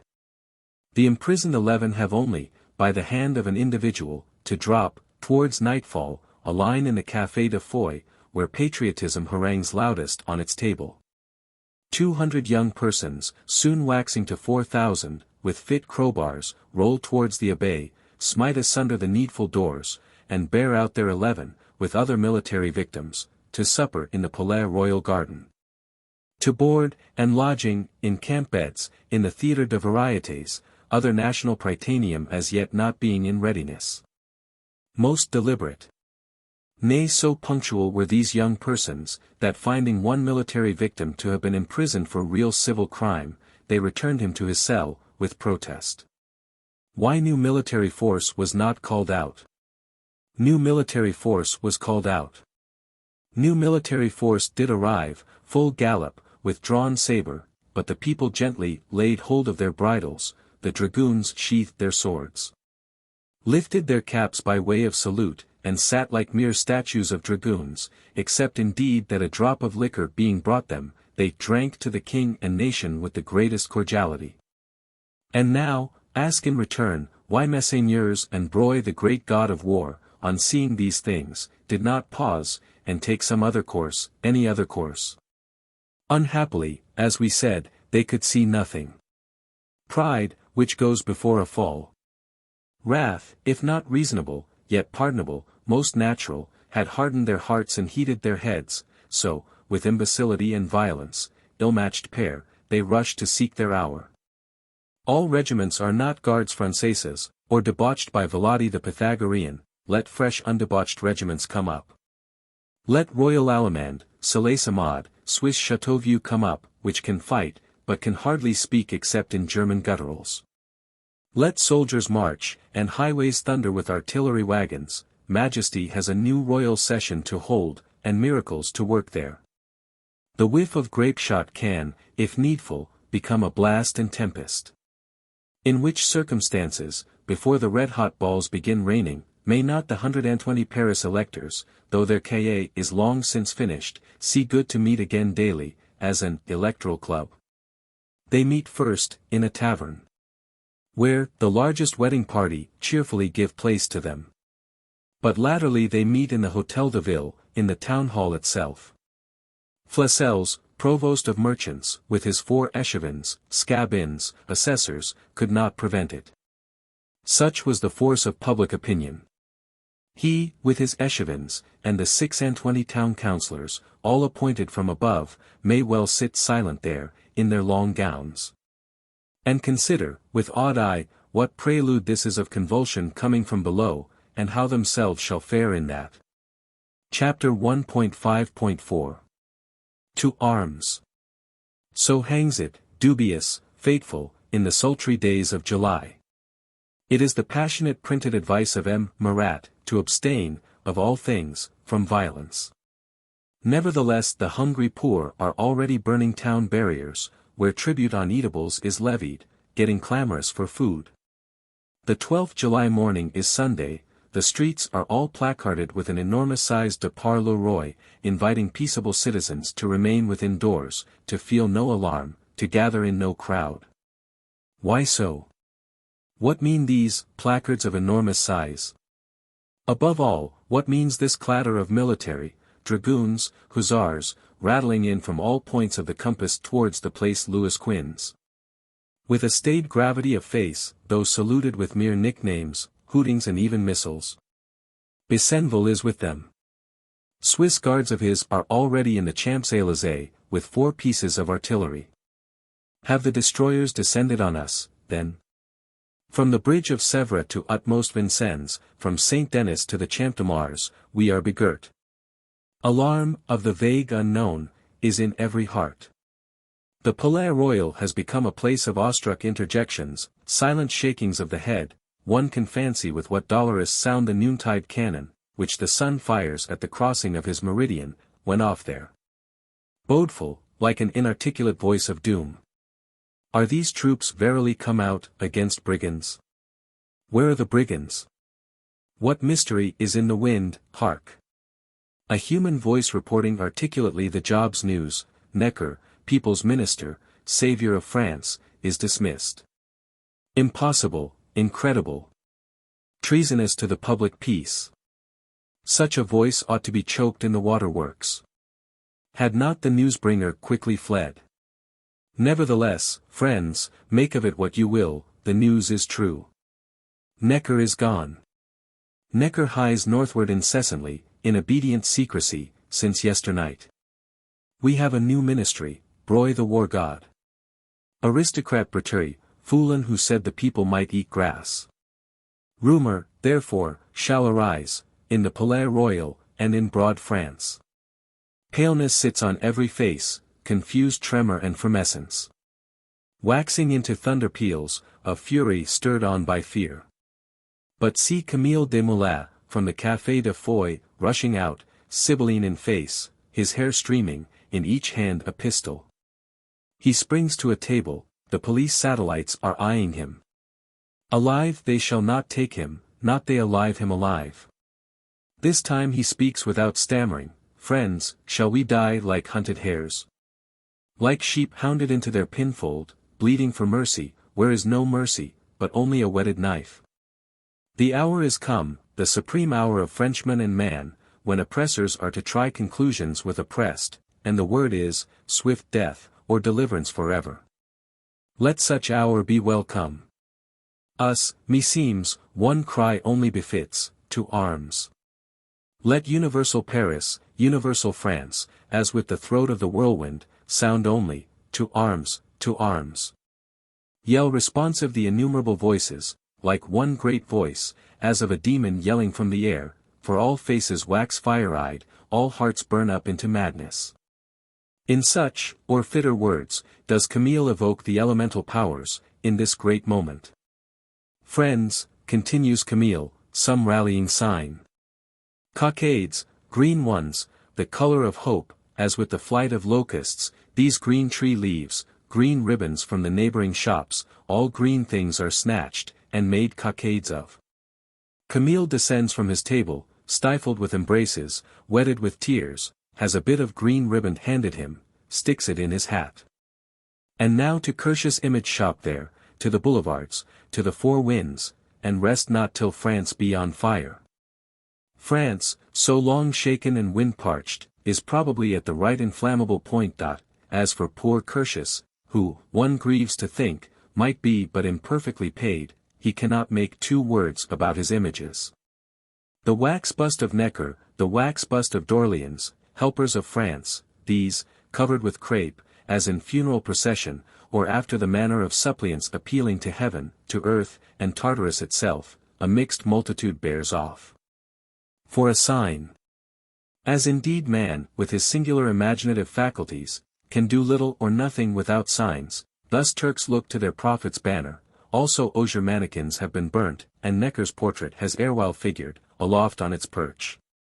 In this manner march they, a mixed, continually increasing multitude, armed with axes, staves and miscellanea, grim, many-sounding, through the streets.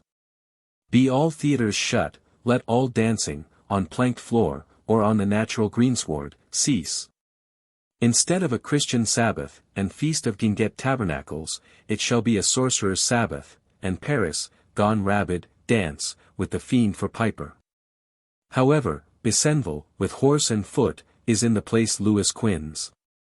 Mortals promenading homewards, in the fall of the day, saunter by, from Chalet or Passy, from flirtation and a little thin wine, with sadder step than usual. Will the bus procession pass that way? Behold it. Behold also Prince Lambesc dash forth on it, with his royal alamands. Shots fall, and sabre strokes, busts are hewn asunder, and, alas, also heads of men. A sabred procession has nothing for it but to explode, along what streets, alleys, Tuileries avenues it finds, and disappear. One unarmed man lies hewed down. A garde française by his uniform, bear him, or bear even the report of him, dead and gory to his barracks, where he has comrades still alive. But why not now, victorious Lambesc, charge through that Tuileries garden itself, where the fugitives are vanishing? Not show the Sunday promenaders too, how steel glitters, besprent with blood, that it be told of, and men's ears tingle? Tingle, alas, they did, but the wrong way. Victorious Lambesc, in this his second or Tuileries charge, succeeds but in overturning, call it not slashing, for he struck with the flat of his sword, one man, a poor old schoolmaster, most pacifically tottering there. And is driven out, by barricade of chairs, by flights of bottles and glasses, by execrations in bass voice and treble.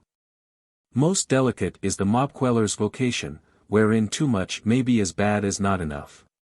For each of these bass voices, and more each treble voice, borne to all points of the city, rings now nothing but distracted indignation, will ring all another.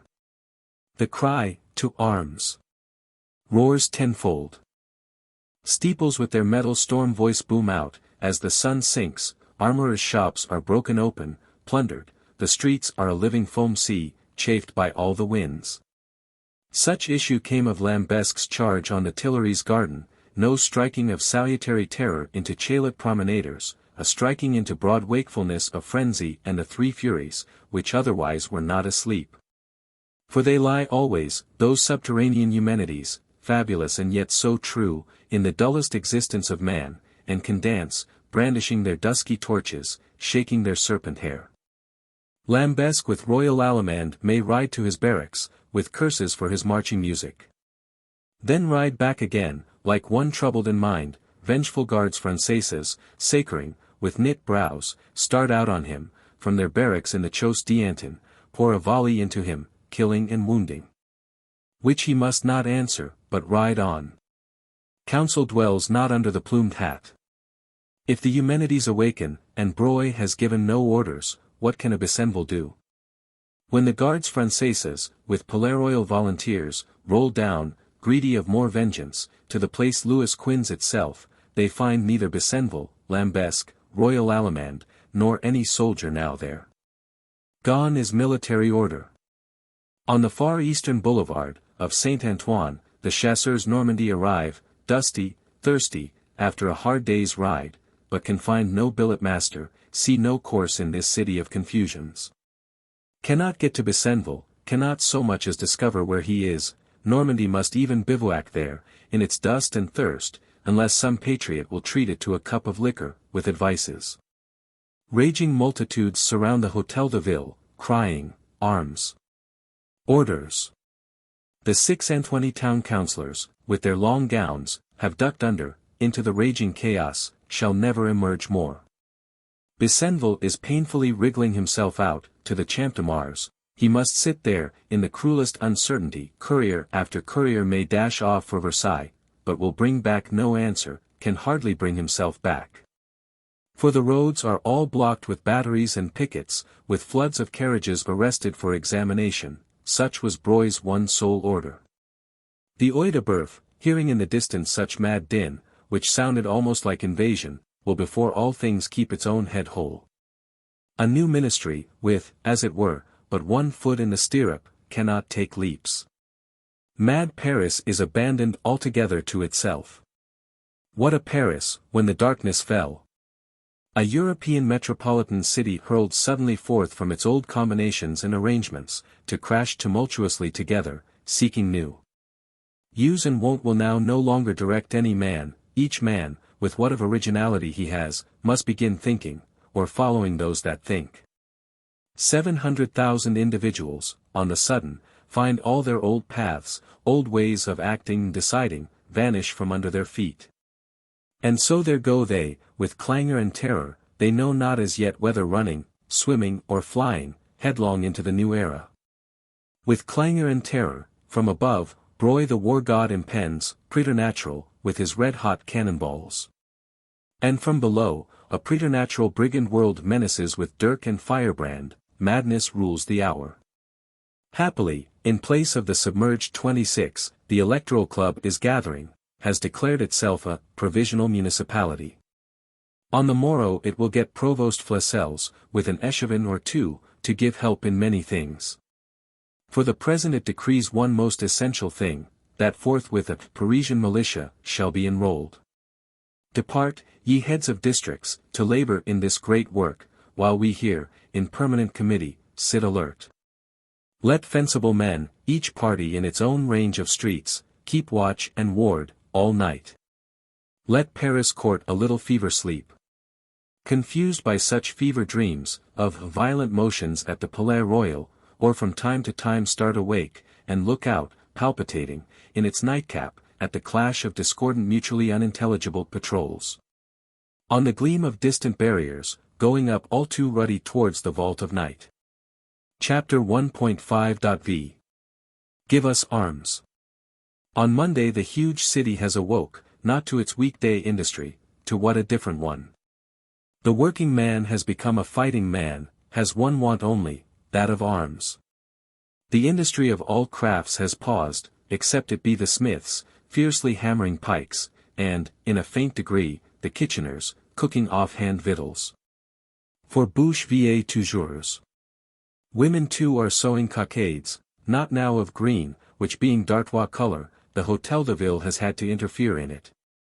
But of red and blue, our old Paris colors, these, once based on a ground of constitutional white, are the famed tricolor, which, if prophecy err not, will go round the world. All shops, unless it be the bakers and vintners, are shut. Paris is in the streets, rushing, foaming like some Venice wineglass into which you had dropped poison. The tocsin, by order, is pealing madly from all steeples. Arms, ye elector municipals, thou Flesselles with thy echevins, give us arms. Flesselles gives what he can, fallacious, perhaps insidious promises of arms from Charleville, order to seek arms here, order to seek them there. The new municipals give what they can, some 360 indifferent firelocks, the equipment of the city watch, a man in wooden shoes, and without coat, directly clutches one of them, and mounts guard. Also as hinted, an order to all smiths to make pikes with their whole soul. Heads of districts are in fervent consultation, subordinate patriotism roams distracted, ravenous for arms. Hitherto at the Hôtel de Ville was only such modicum of indifferent firelocks as we have seen. At the so-called arsenal, there lies nothing but rust, rubbish and saltpetre, overlooked too by the guns of the Bastille. His Majesty's repository, what they call garde mobile, is forced and ransacked, tapestries enough, and gauderies, but of serviceable fighting gear small stock. 2 silver-mounted cannons there are.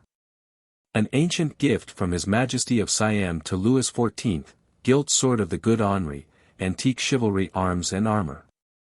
These, and such as these, a necessitous patriotism snatches greedily, for want of better. The Siamese cannons go trundling, on an errand they were not meant for. Among the indifferent firelocks are seen tourney lances. The princely helm and hauberk glittering amid ill-hatted heads, as in a time when all times and their possessions are suddenly sent jumbling. At the Maison de Saint-Lazare, Lazare House once, now a correction house with priests, there was no trace of arms, but, on the other hand, corn, plainly to a culpable extent. Out with it, to market, in this scarcity of grains. Heavens, will 52 carts, in long row, hardly carry it to the Halle aux Bleds? Well, truly, ye reverend fathers, was your pantry filled, fat are your larders, over-generous your wine-bins, ye plotting exasperators of the poor. Traitorous forestallers of bread.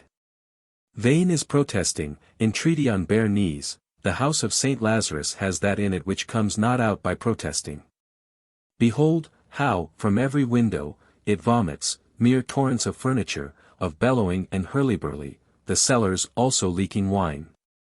Till, as was natural, smoke rose, kindled, some say, by the desperate Saint Lazarists themselves, desperate of other riddance, and the establishment banished from this world in flame. Remark nevertheless that a thief, set on or not by aristocrats, being detected there, is instantly hanged. Look also at the Châtelet prison. The debtors' prison of La Force is broken from without. And they that sat in bondage to aristocrats go free, hearing of which the felons at the Châtelet do likewise dig up their pavements, and stand on the offensive. With the best prospects, had not patriotism, passing that way, fired a volley, into the felon world, and crushed it down again under hatches. Patriotism consorts not with thieving and felony, surely also punishment, this day, hitches, if she still hitch, after crime, with frightful shoes of swiftness. Some score or two, of wretched persons, found prostrate with drink in the cellars of that Saint Lazare, are indignantly haled to prison, the jailer has no room. Whereupon, other place of security not suggesting itself, it is written, unless pendit, they hang them. Brief is the word, not without significance, be it true or untrue. In such circumstances, the aristocrat, the unpatriotic rich man is packing up for departure. But he shall not get departed. A wooden-shod force has seized all barriers, burnt or not, all that enters, all that seeks to issue, is stopped there, and dragged to the Hôtel de Ville, coaches, tumbrils, plate, furniture, many meal sacks. In time even, flocks and herds, encumber the place to grieve.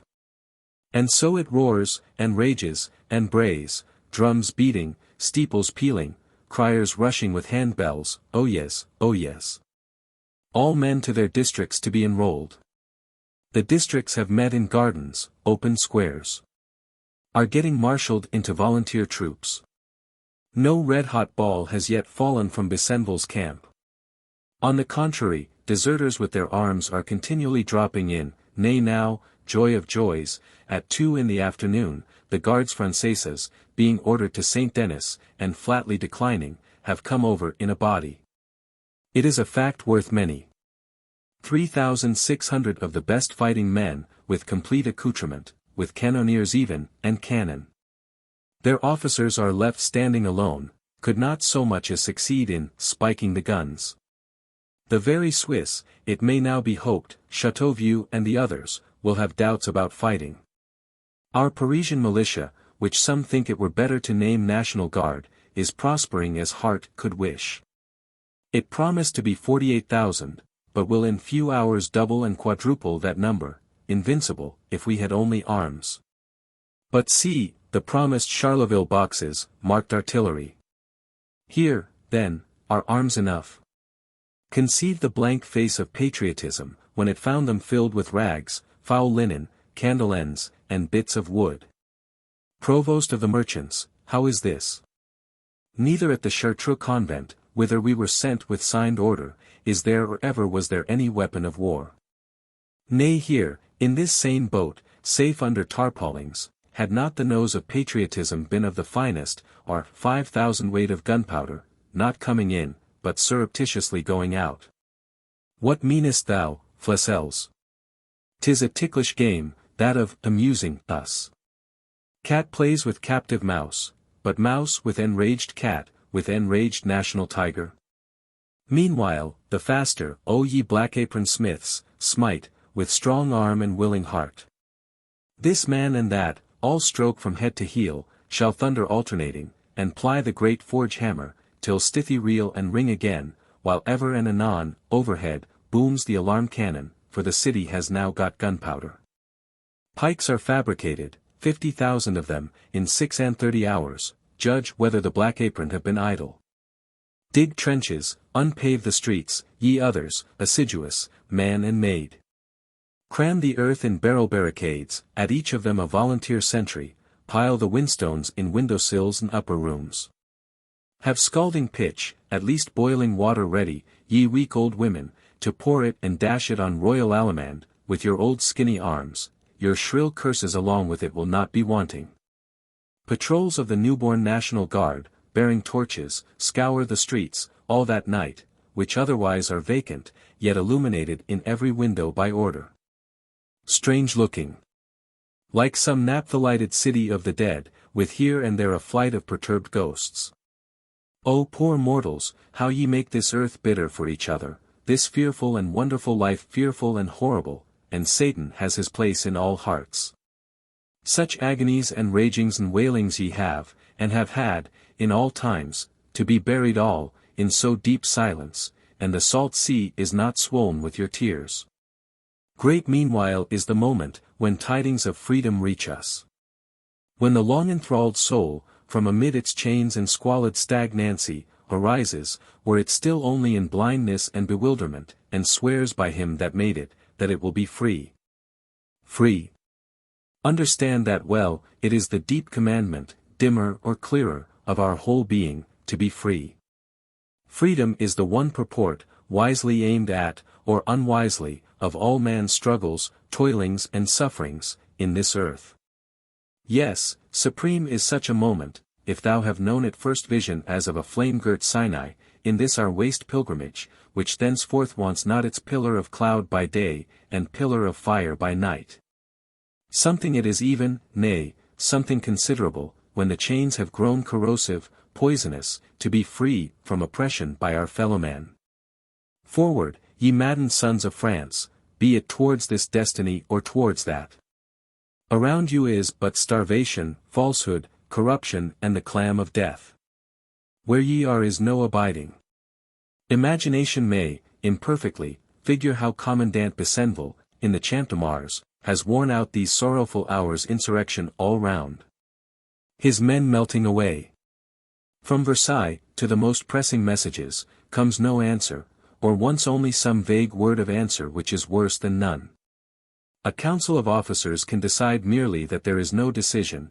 Colonels inform him, weeping, that they do not think their men will fight. Cruel uncertainty is here, war god Broy sits yonder, inaccessible in his Olympus. Does not descend terror-clad, does not produce his whiff of grape-shot, sends no orders. Truly, in the chateau of Versailles all seems mystery, in the town of Versailles, were we there, all is rumor, alarm and indignation. An august National Assembly sits, to appearance, menaced with death, endeavoring to defy death.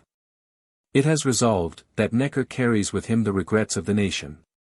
It has sent solemn deputation over to the chateau, with entreaty to have these troops withdrawn. In vain, His Majesty, with a singular composure, invites us to be busy rather with our own duty, making the Constitution. Foreign pandours, and such like, go pricking and prancing, with a swashbuckler air, with an eye too probably to the salle de menus, were it not for the grim-looking countenances that crowd all avenues there. Be firm, ye national senators. The cynosure of a firm, grim-looking people. The august national senators determine that there shall, at least, be permanent session till this thing end. Wherein, however, consider that worthy Lafranc de Pompignan, our new president, whom we have named Bailly's successor, is an old man, wearied with many things. He is the brother of that Pompignan who meditated lamentably on the Book of Lamentations. Saves vos pourquoi Jérémie.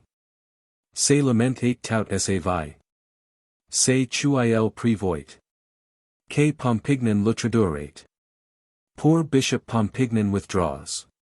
Having got Lafayette for helper or substitute, this latter, as nocturnal vice-president, with a thin house in disconsolate humor, sits sleepless, with lights unsnuffed, waiting what the hours will bring. So at Versailles.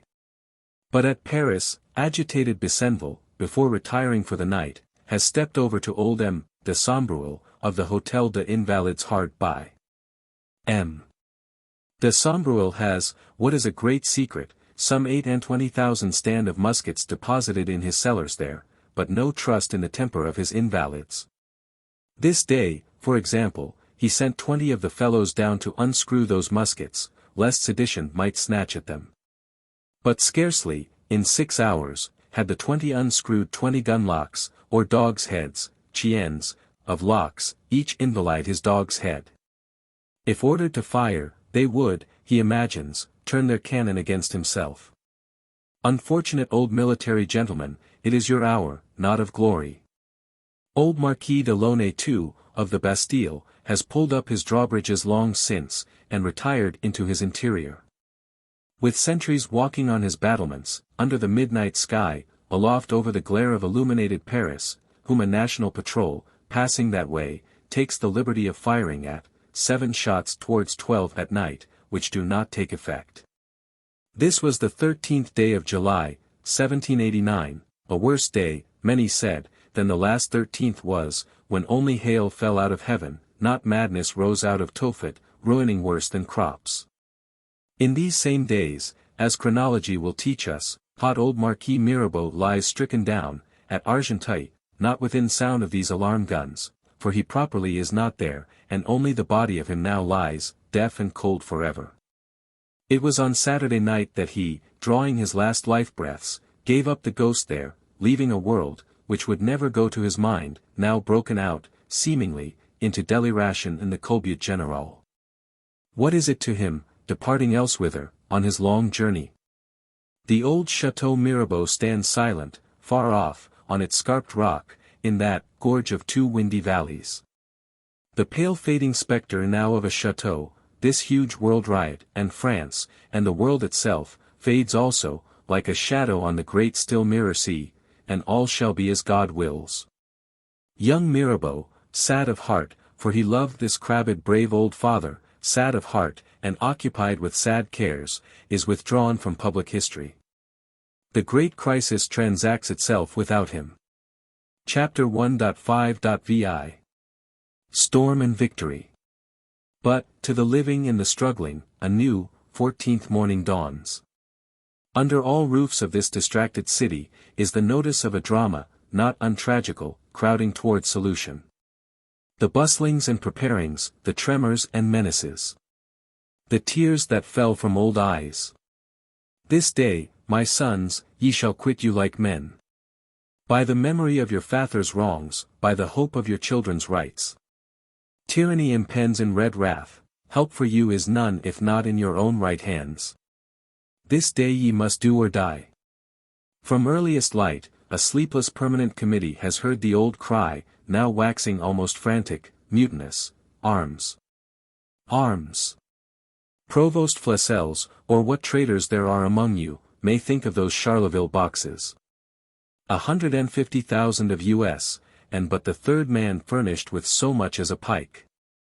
Arms are the one thing needful, with arms we are an unconquerable man-defying National Guard, without arms, a rabble to be whiffed with grape-shot. Happily the word has arisen, for no secret can be kept, that there lie muskets at the Hôtel des Invalides. Thither will we, Kings procure essayist de Corny, and whatsoever of authority a permanent committee can lend, shall go with us. Besenval's camp is there, perhaps he will not fire on us, if he kill us we shall but die. Alas, poor Besenval, with his troops melting away in that manner, has not the smallest humour to fire. At 5 o'clock this morning, as he lay dreaming, oblivious in the École Militaire, a figure stood suddenly at his bedside, with face rather handsome, eyes inflamed, speech rapid and curt, air audacious. Such a figure drew Priam's curtains. The message and monition of the figure was, that resistance would be hopeless, that if blood flowed, what to him who shed it. Thus spoke the figure, and vanished. Withal there was a kind of eloquence that struck one. Besenval admits that he should have arrested him, but did not. Who this figure, with inflamed eyes, with speech rapid and curt, might be? Besenval knows but mentions not. Camille Desmoulins. Pythagorean Marquis Valadi, inflamed with violent motions all night at the Palais Royal. Fame names him, young M. Myler, then shuts her lips about him forever. In any case, behold about 9 in the morning, our national volunteers rolling in long wide flood, southwestward to the Hôtel des Invalides, in search of the one thing needful. Kings procure essayist de Corny and officials are there. The cure of Saint-Étienne du Mont marches unpacific, at the head of his militant parish, the clerks of the Bazoki in red coats we see marching, now volunteers of the Bazoki. The volunteers of the Palais Royal, national volunteers, numerable by tens of thousands, of one heart and mind. The king's muskets are the nation's. Think, old M. de Sombreuil, how, in this extremity, thou wilt refuse them. Old M. de Sombreuil would fain hold parley, send couriers, but it skills not, the walls are scaled, no invalid firing a shot, the gates must be flung open. Patriotism rushes in, tumultuous, from Grunsel up to Ridgetile, through all rooms and passages. Rummaging distractedly for arms. What cellar, or what cranny can escape it? The arms are found, all safe there, lying packed in straw, apparently with a view to being burnt. More ravenous than famishing lions over dead prey, the multitude, with clangor and vociferation, pounces on them, struggling, dashing, clutching, to the jamming up, to the pressure, fracture and probable extinction, of the weaker patriot. And so, with such protracted crash of deafening, most discordant orchestra music, the scene is changed, and 28,000 sufficient firelocks are on the shoulders of so many National Guards. Lifted thereby out of darkness into fiery light. Let Besenval look at the glitter of these muskets, as they flash by. Guards Françaises, it is said, have cannon levelled on him, ready to open, if need were, from the other side of the river. Motionless sits he. Astonished, one may flatter oneself at the proud bearing, fier continence, of the Parisians. And now, to the Bastille, ye intrepid Parisians. Their grape-shot still threatens, thither all men's thoughts and steps are now tending. Old Delaunay, as we hinted, withdrew into his interior soon after midnight of Sunday. He remains there ever since, hampered, as all military gentlemen now are, in the saddest conflict of uncertainties. The Hôtel de Ville invites him to admit national soldiers, which is a soft name for surrendering. On the other hand, His Majesty's orders were precise. His garrison is but 82 old invalids, reinforced by 32 young Swiss. His walls indeed are 9 feet thick, he has cannon and powder, but, alas, only 1 day's provision of victuals. The city too is French, the poor garrison mostly French. Rigorous old Delaunay, think what thou wilt do. All morning, since 9, there has been a cry everywhere, to the Bastille. Repeated deputations of citizens have been here, passionate for arms, whom Delaunay has got dismissed by soft speeches through portholes. Towards noon, Elector Thuriot de la Rosière gains admittance, finds Delaunay indisposed for surrender, nay disposed for blowing up the place rather. Thuriot mounts with him to the battlements, heaps of paving stones, old iron and missiles lie piled, cannon all duly levelled, in every embrasure a cannon, only drawn back a little. But outwards behold, O Thuriot, how the multitude flows on, welling through every street, tocsin furiously pealing, all drums beating the Général, the suburb Saint-Antoine rolling hitherward wholly, as one man. Such vision, spectral yet real, thou, O Thuriot, as from thy mount of vision, beholdest in this moment, prophetic of what other phantasmagories, and loud gibbering spectral realities, which, thou yet beholdest not, but shalt. Que voulez-vous? Said Delaunay, turning pale at the sight, with an air of reproach, almost of menace. Monsieur, said Thuriot, rising into the moral sublime, what mean you? Consider if I could not precipitate both of us from this height, say only 100 feet, exclusive of the walled ditch. Whereupon Delaunay fell silent. Thuriot shews himself from some pinnacle, to comfort the multitude becoming suspicious, fervescent, then descends, departs with protest, with warning addressed also to the invalids, on whom, however, it produces but a mixed indistinct impression.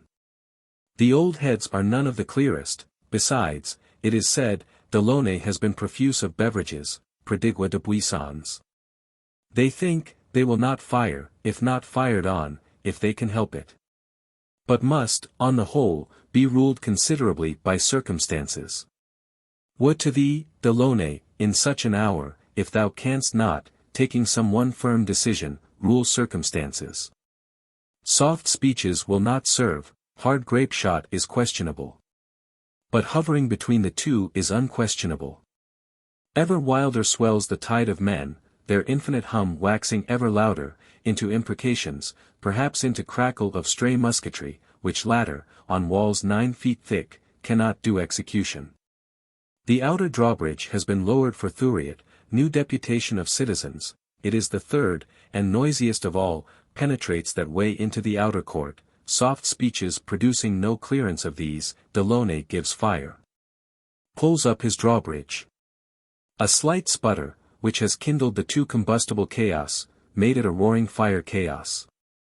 Bursts forth insurrection, at sight of its own blood, for there were deaths by that sputter of fire, into endless rolling explosion of musketry, distraction, execration.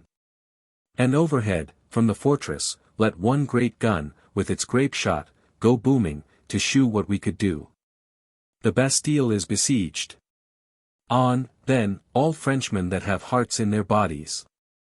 Roar with all your throats, of cartilage and metal, ye sons of liberty, stir spasmodically whatsoever of utmost faculty is in you, soul, body or spirit, for it is the hour.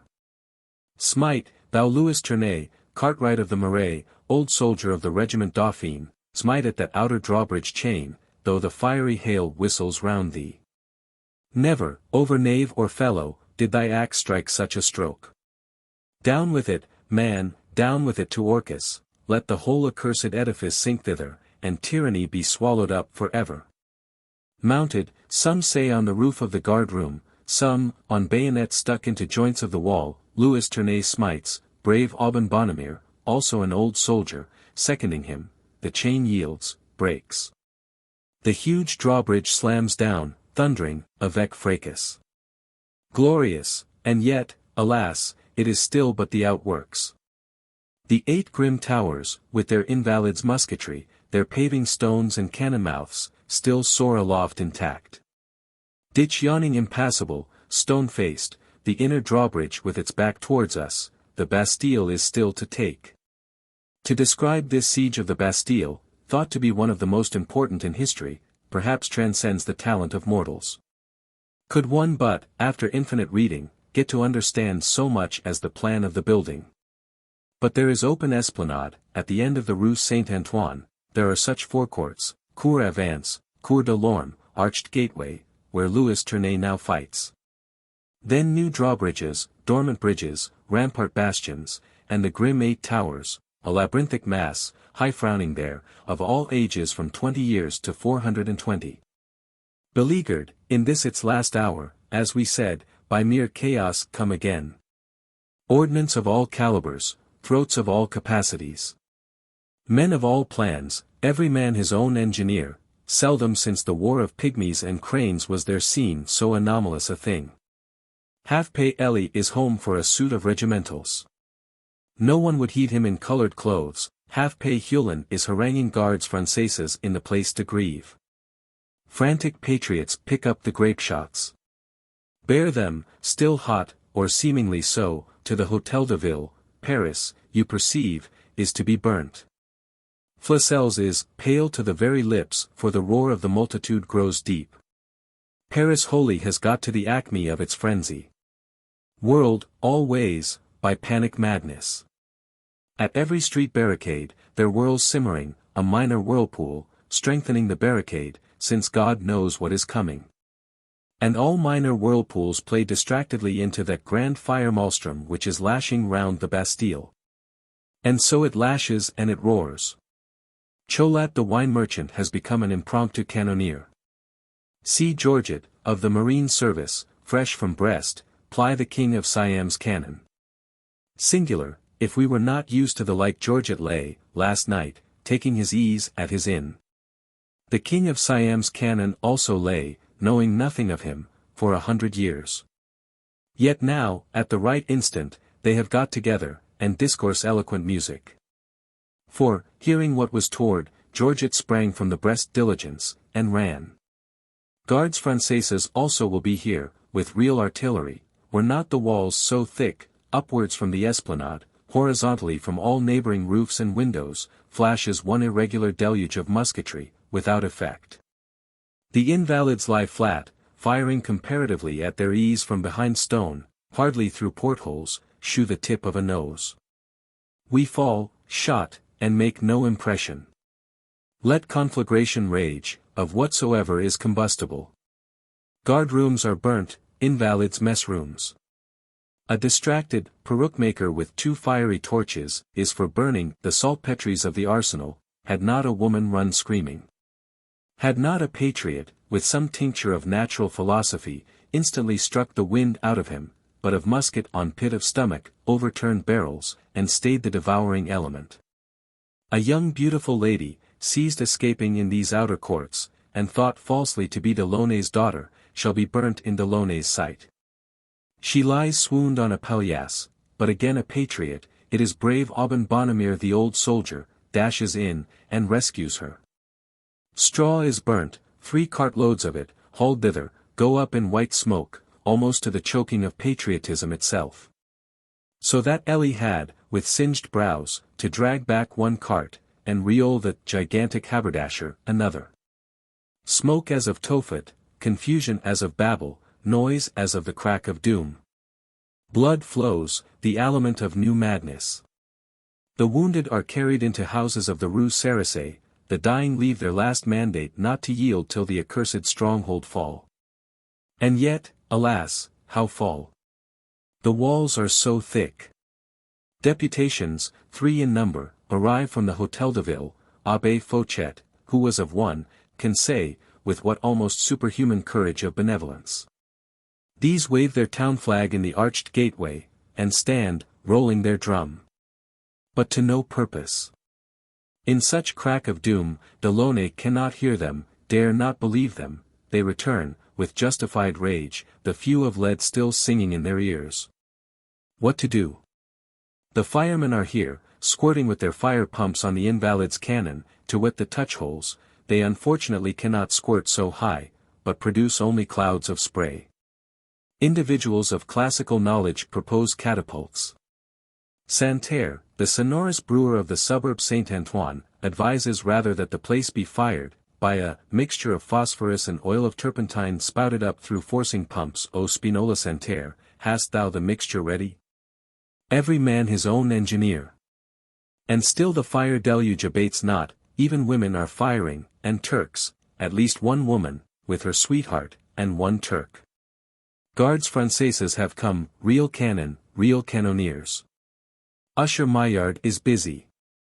Half-pay Ellie, half-pay Hulin rage in the midst of thousands.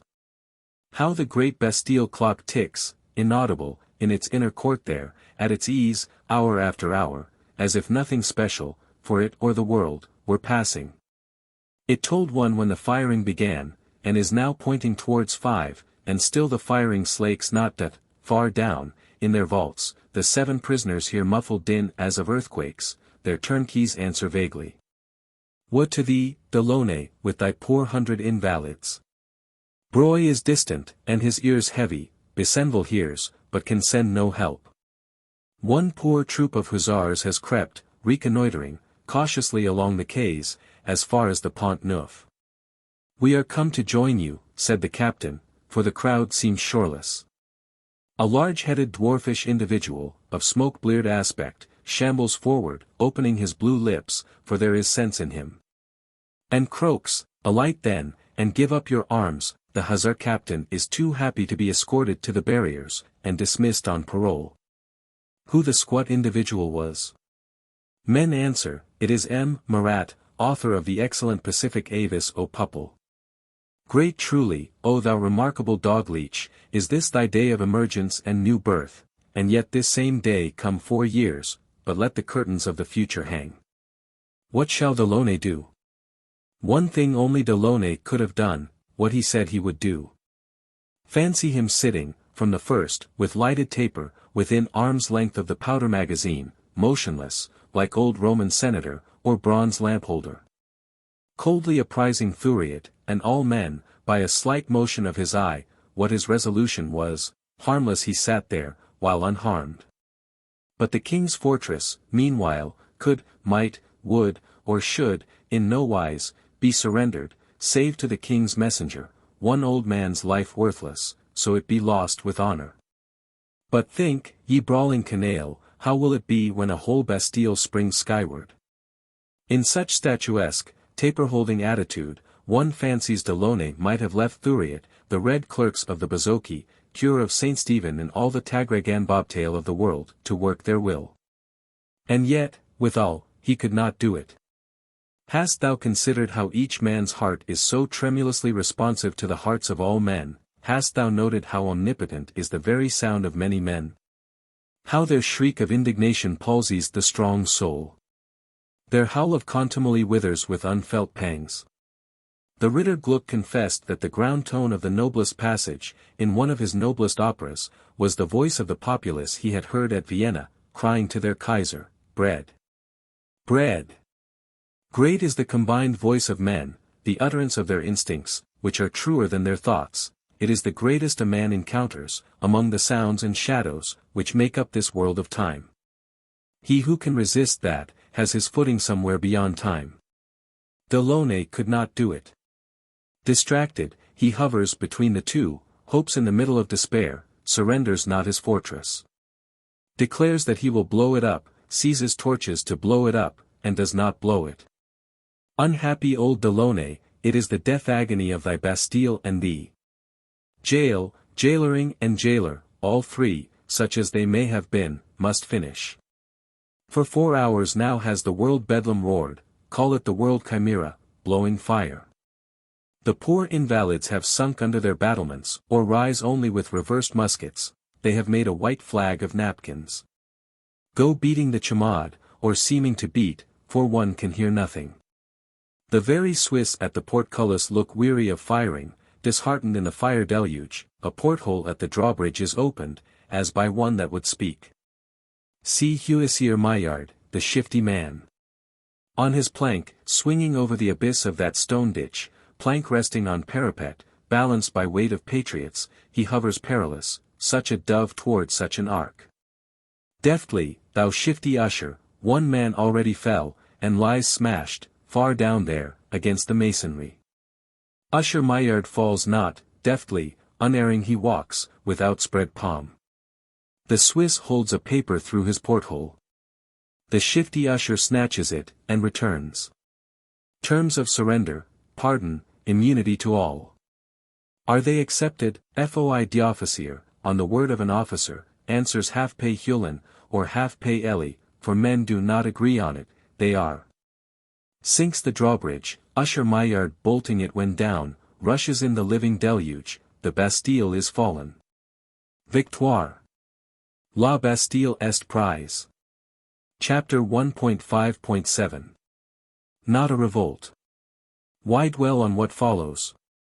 Hewlin's foi d'officier should have been kept, but could not. The Swiss stand drawn up, disguised in white canvas smocks, the invalids without disguise, their arms all piled against the wall. The first rush of victors, in ecstasy that the death peril is past, leaps joyfully on their necks, but new victors rush, and ever new, also in ecstasy not wholly of joy. As we said, it was a living deluge, plunging headlong. Had not the Gardes Françaises, in their cool military way, wheeled round with arms levelled, it would have plunged suicidally, by the 100 or the 1,000, into the Bastille ditch. And so it goes plunging through court and corridor. Billowing uncontrollable, firing from windows, on itself, in hot frenzy of triumph, of grief and vengeance for its slain. The poor invalids will fare ill, one Swiss, running off in his white smock, is driven back, with a death thrust.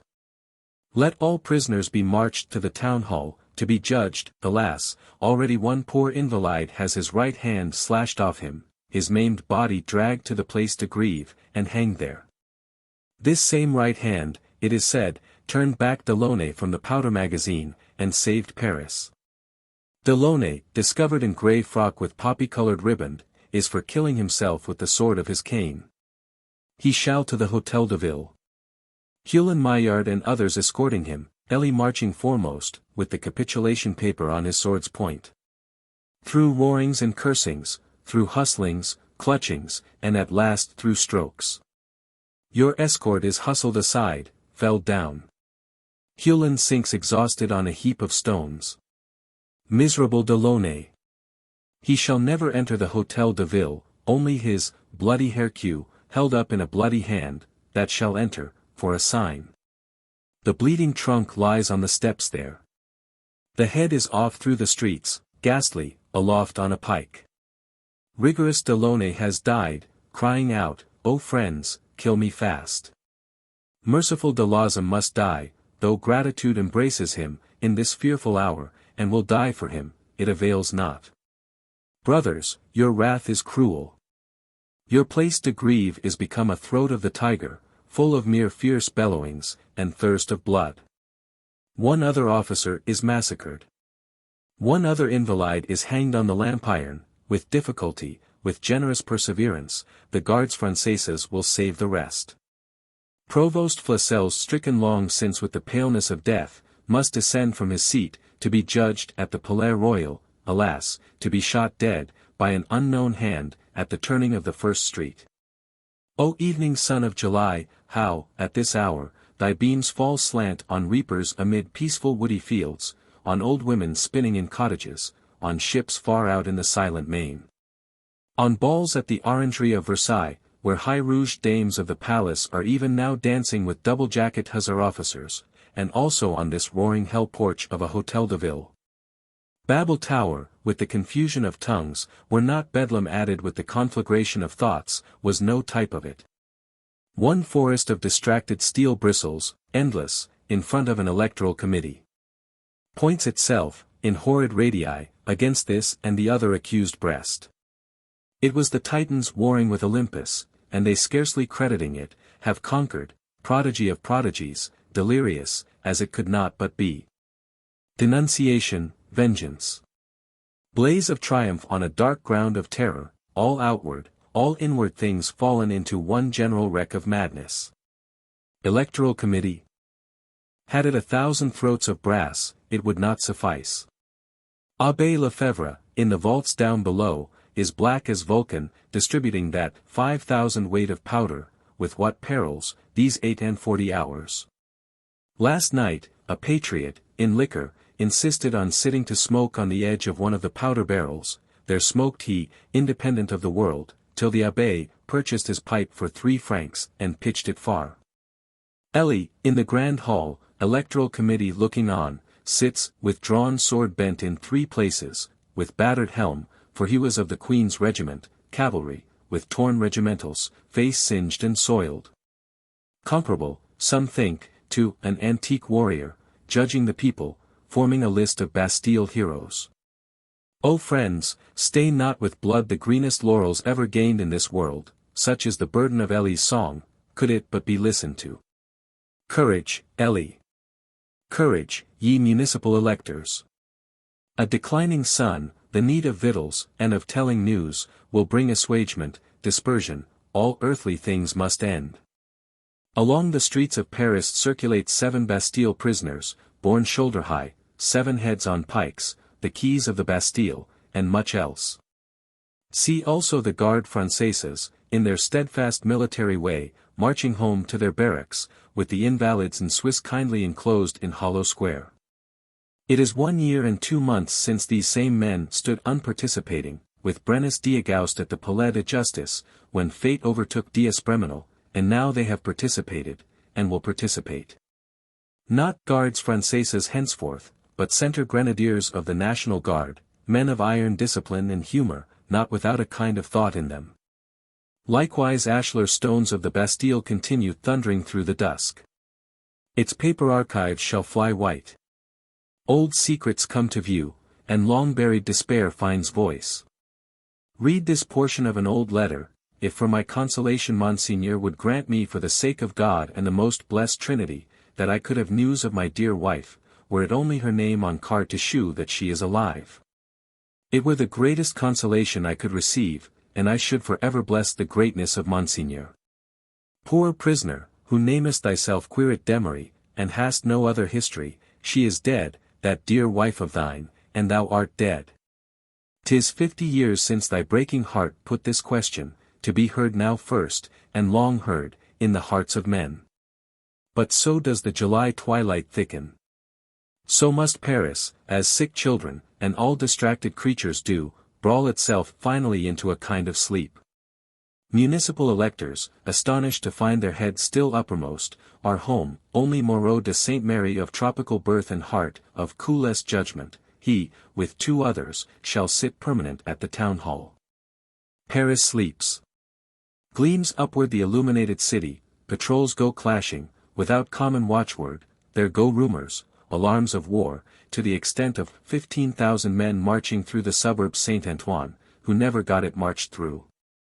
Of the day's distraction judge by this of the night, Moreau de Saint Mary, before rising from his seat, gave upwards of 3,000 orders.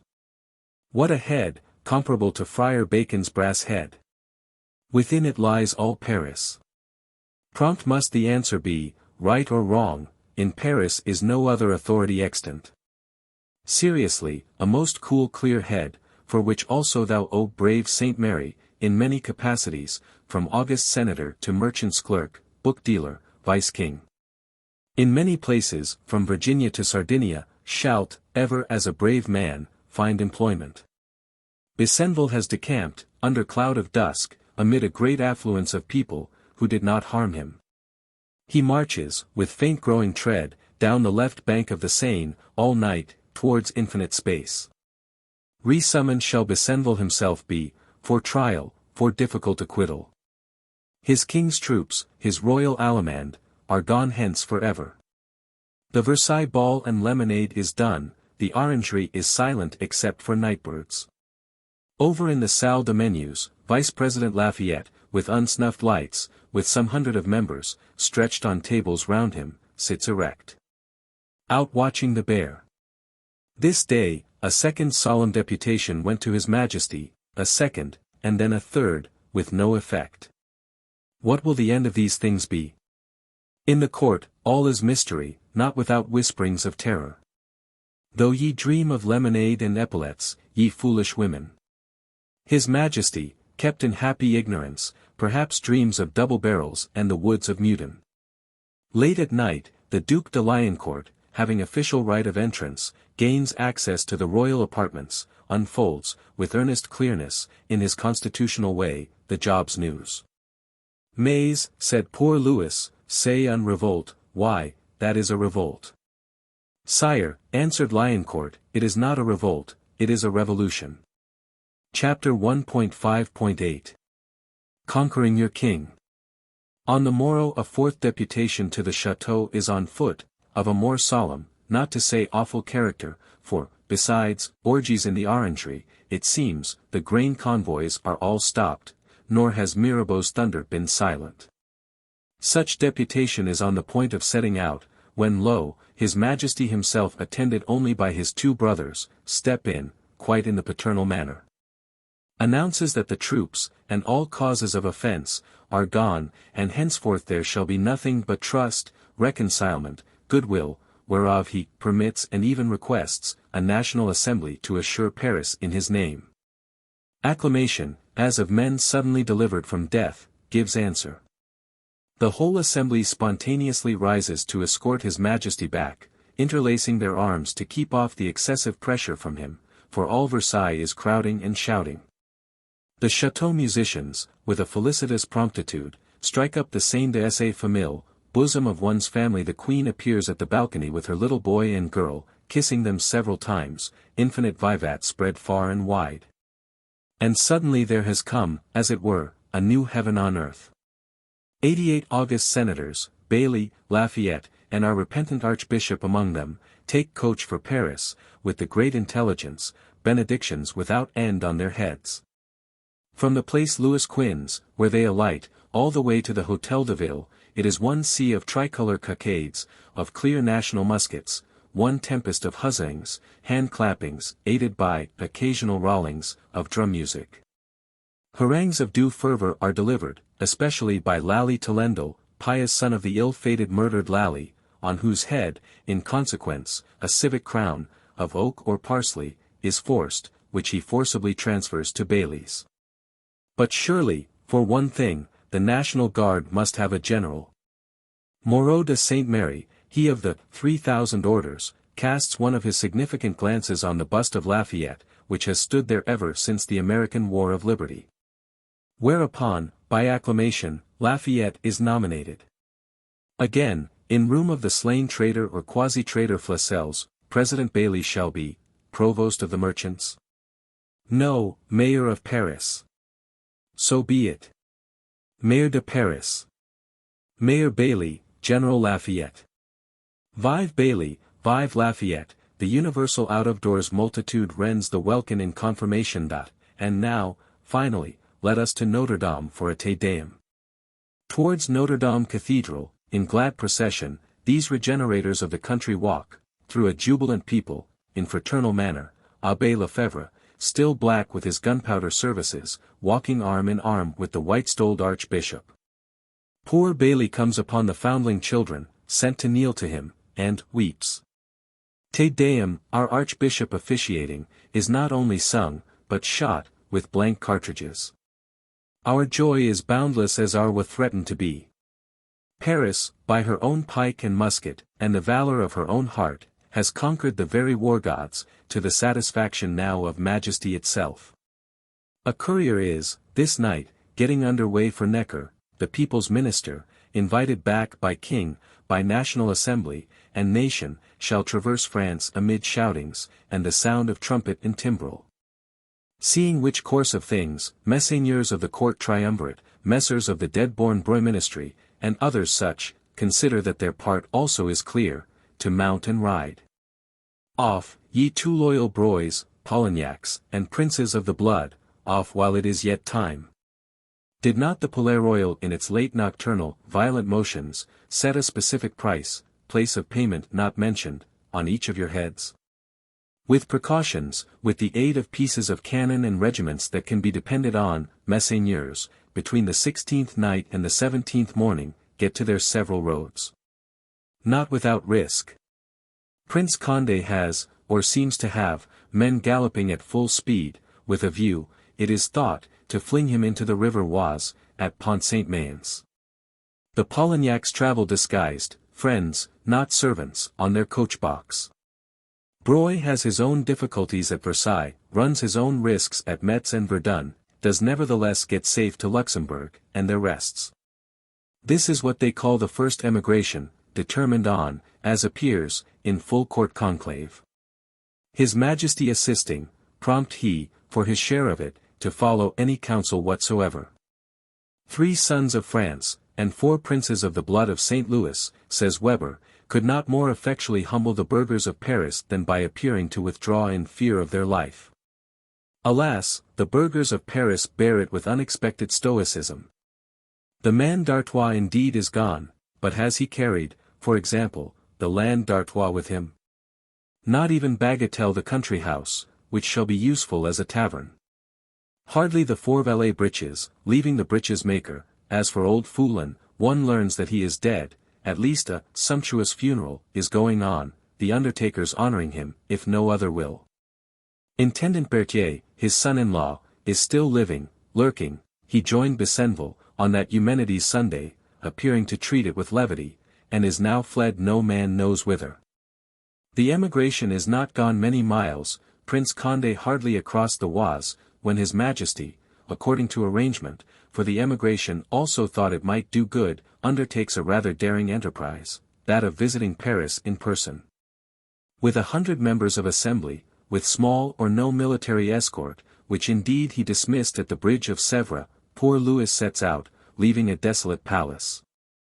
A queen weeping, the present, the past, and the future all so unfriendly for her. At the barrier of Passy, Mayor Bailly, in grand gala, presents him with the keys, harangues him, in academic style, mentions that it is a great day. That in Henri Cotter's case, the king had to make conquest of his people, but in this happier case, the people makes conquest of its king, a conquest son Roy. The king, so happily conquered, drives forward, slowly, through a steel people, all silent, or shouting only Vive la Nation, is harangued at the town hall, by Moreau of the 3,000 orders, by King's Procureur M.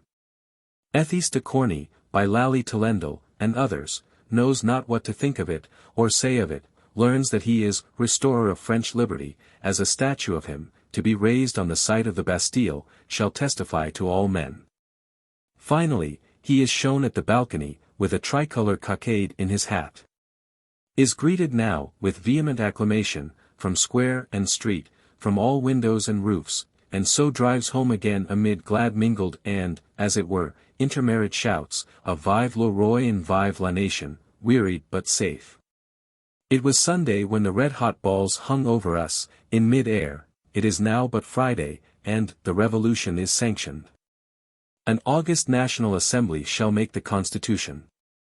And neither foreign Pandour, domestic triumvirate, with levelled cannon, Guy-Faux powder plots, for that too was spoken of, nor any tyrannic power on the earth, or under the earth, shall say to it, What dost thou? So jubilates the people. Sure now of a constitution. Cracked Marquis Saint-Urage is heard under the windows of the chateau, murmuring sheer speculative treason. Chapter 1.5.9 The Lantern. The fall of the Bastille may be said to have shaken all France to the deepest foundations of its existence. The rumor of these wonders flies everywhere, with the natural speed of rumor. With an effect thought to be preternatural, produced by plots. Did d'Orleans or Laclos, nay did Mirabeau, not overburdened with money at this time, send riding couriers out from Paris to gallop, on all radii, or highways, towards all points of France? It is a miracle, which no penetrating man will call in question. Already in most towns, electoral committees were met, to regret Necker, in harangue and resolution. In many a town, as Rennes, Caen, Lyons, an ebullient people was already regretting him in brickbats and musketry. But now, at every town's end in France, there do arrive, in these days of terror, men, as men will arrive. Nay, men on horseback, since rumor oftenest travels riding. These men declare, with alarmed countenance, the brigands to be coming, to be just at hand, and do then, ride on, about their further business, be what it might.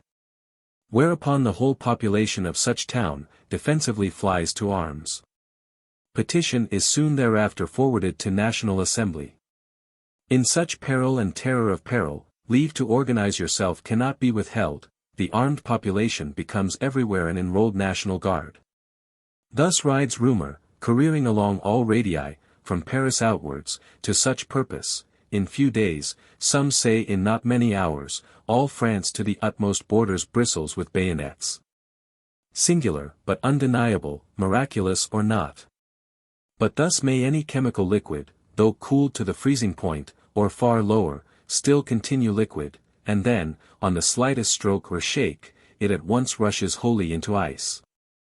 Thus has France, for long months and even years, been chemically dealt with, brought below zero, and now, shaken by the fall of a Bastille, it instantaneously congeals, into one crystallized mass, of sharp-cutting steel. Guaya Taka. Where who touches it? In Paris, an electoral committee, with a new mayor and general, is urgent with belligerent workmen to resume their handicrafts. Strong dames of the market, dames de la Halle, deliver congratulatory harangues. Present bouquets to the shrine of Saint Genevieve. Unenrolled men deposit their arms, not so readily as could be wished, and receive 9 francs. With Te Deums, royal visits, and sanctioned revolution, there is halcyon weather. Weather even of preternatural brightness, the hurricane being overblown. Nevertheless, as is natural, the waves still run high, hollow rocks retaining their murmur. We are but at the 22nd of the month, hardly above a week since the Bastille fell, when it suddenly appears that old Foulon is alive, nay, that he is here, in early morning, in the streets of Paris. The extortioner, the plotter, who would make the people eat grass, and was a liar from the beginning, it is even so. The deceptive, sumptuous funeral, of some domestic that died. The hiding place at Vitry towards Fontainebleau, have not availed that wretched old man. Some living domestic or dependent, for none loves Foulon, has betrayed him to the village. Merciless boors of Vitry unearth him. Pounce on him, like hellhounds, westward, old infamy, to Paris, to be judged at the Hôtel de Ville. His old head, which 74 years have bleached, is bare, they have tied an emblematic bundle of grass on his back. A garland of nettles and thistles is round his neck, in this manner, led with ropes, goaded on with curses and menaces, must he, with his old limbs, sprawl forward, the pitiablest, most unpitied of all old men. Sudi Saint-Antoine, and every street, mustering its crowds as he passes, the Place de Grève, the hall of the Hôtel de Ville will scarcely hold his escort in him. Foulon must not only be judged righteously, but judged there where he stands, without any delay. Appoint 7 judges, ye municipals, or 77, name them yourselves, or we will name them, but judge him. Electoral rhetoric, eloquence of Mayor Bailey, is wasted explaining the beauty of the law's delay. Delay, and still delay. Behold, O Mayor of the people, the morning has worn itself into noon, and he is still unjudged. Lafayette, pressingly sent for, arrives, gives voice, this Foulon, a known man, is guilty almost beyond doubt, but may he not have accomplices? Ought not the truth to be cunningly pumped out of him, in the Abbaye prison? It is a new light. Sansculottism claps hands, at which hand-clapping, Foulon, in his fainness, as his destiny would have it, also claps. See! They understand one another, cries dark Sansculottism, blazing into fury of suspicion. Friends, said a person in good clothes, stepping forward, what is the use of judging this man? Has he not been judged these 30 years? With wild yells, Sansculottism clutches him, in its 100 hands, he is whirled across the Place de Grève, to the lampiron which there is at the corner of the Rue de la Vannerie, pleading bitterly for life, to the deaf winds. Only with the 3rd rope, for 2 ropes broke, and the quavering voice still pleaded, can he be so much as got hanged. His body is dragged through the streets. His head goes aloft on a pike, the mouth filled with grass, amid sounds as of Tophet, from a grass-eating people. Surely if revenge is a kind of justice, it is a wild kind. O mad Sansculottism, hast thou risen, in thy mad darkness, in thy soot and rags, unexpectedly, like an Enceladus, living buried, from under his trinacria? They that would make grass be eaten do now eat grass, in this manner. After long dumb groaning generations, has the turn suddenly become thine, to such abysmal overturns, and frightful instantaneous inversions of the center of gravity, are human solecisms all liable, if they but knew it. The more liable, the falser, and top-heavier, they are. To add to the horror of Mayor Bailey and his municipals, word comes that Berthier has also been arrested, that he is on his way hither from Compiègne. Berthier, intendant, say, tax levier, of Paris, sycophant and tyrant, forestaller of corn, contriver of camps against the people, accused of many things, is he not Foulin's son-in-law, and, in that one point, guilty of all? In these hours too, when Sansculottism has its blood up, the shuddering municipals send one of their number to escort him, with mounted National Guards.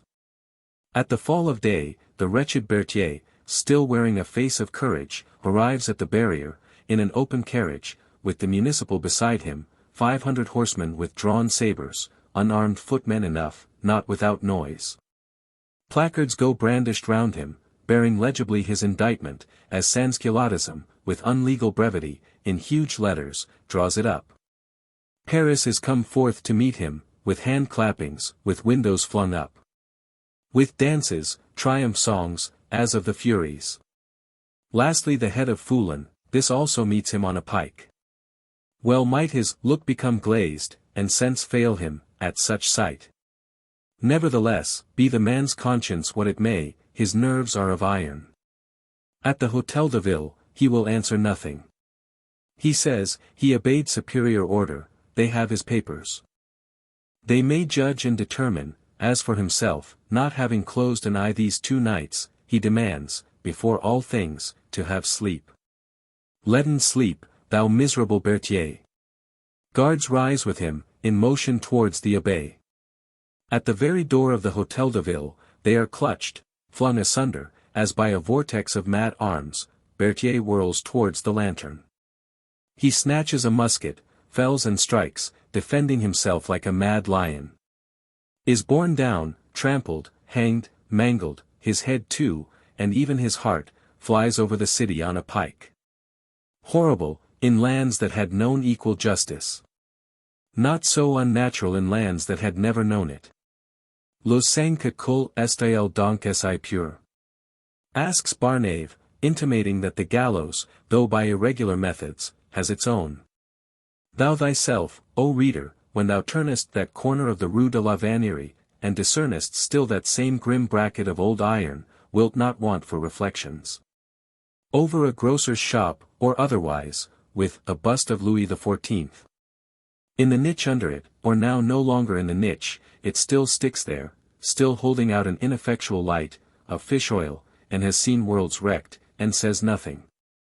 But to the eye of enlightened patriotism, what a thundercloud was this, suddenly shaping itself in the radiance of the halcyon weather. Cloud of Erebus blackness, betokening latent electricity without limit. Mayor Bailey, General Lafayette throw up their commissions, in an indignant manner, need to be flattered back again. The cloud disappears, as thunderclouds do. The halcyon weather returns, though of a greyer complexion. Of a character more and more evidently not supernatural. Thus, in any case, with what rub soever, shall the Bastille be abolished from our earth, and with it, feudalism, despotism. And, one hopes, scoundrelism generally, and all hard usage of man by his brother man. Alas, the scoundrelism and hard usage are not so easy of abolition. But as for the Bastille, it sinks day after day, and month after month. Its ashlars and boulders tumbling down continually, by express order of our municipals. Crowds of the curious roam through its caverns, gaze on the skeletons found walled up, on the oubliettes, iron cages, monstrous stone blocks with padlock chains. One day we discern Mirabeau there, along with the Genevese Dumont. Workers and onlookers make reverent way for him, fling verses, flowers on his path, Bastille papers and curiosities into his carriage, with vivats. Able editors compile books from the Bastille archives, from what of them remain unburnt. The key of that robber den shall cross the Atlantic, shall lie on Washington's hall table. The great clock ticks now in a private patriotic clockmaker's apartment, no longer measuring hours of mere heaviness.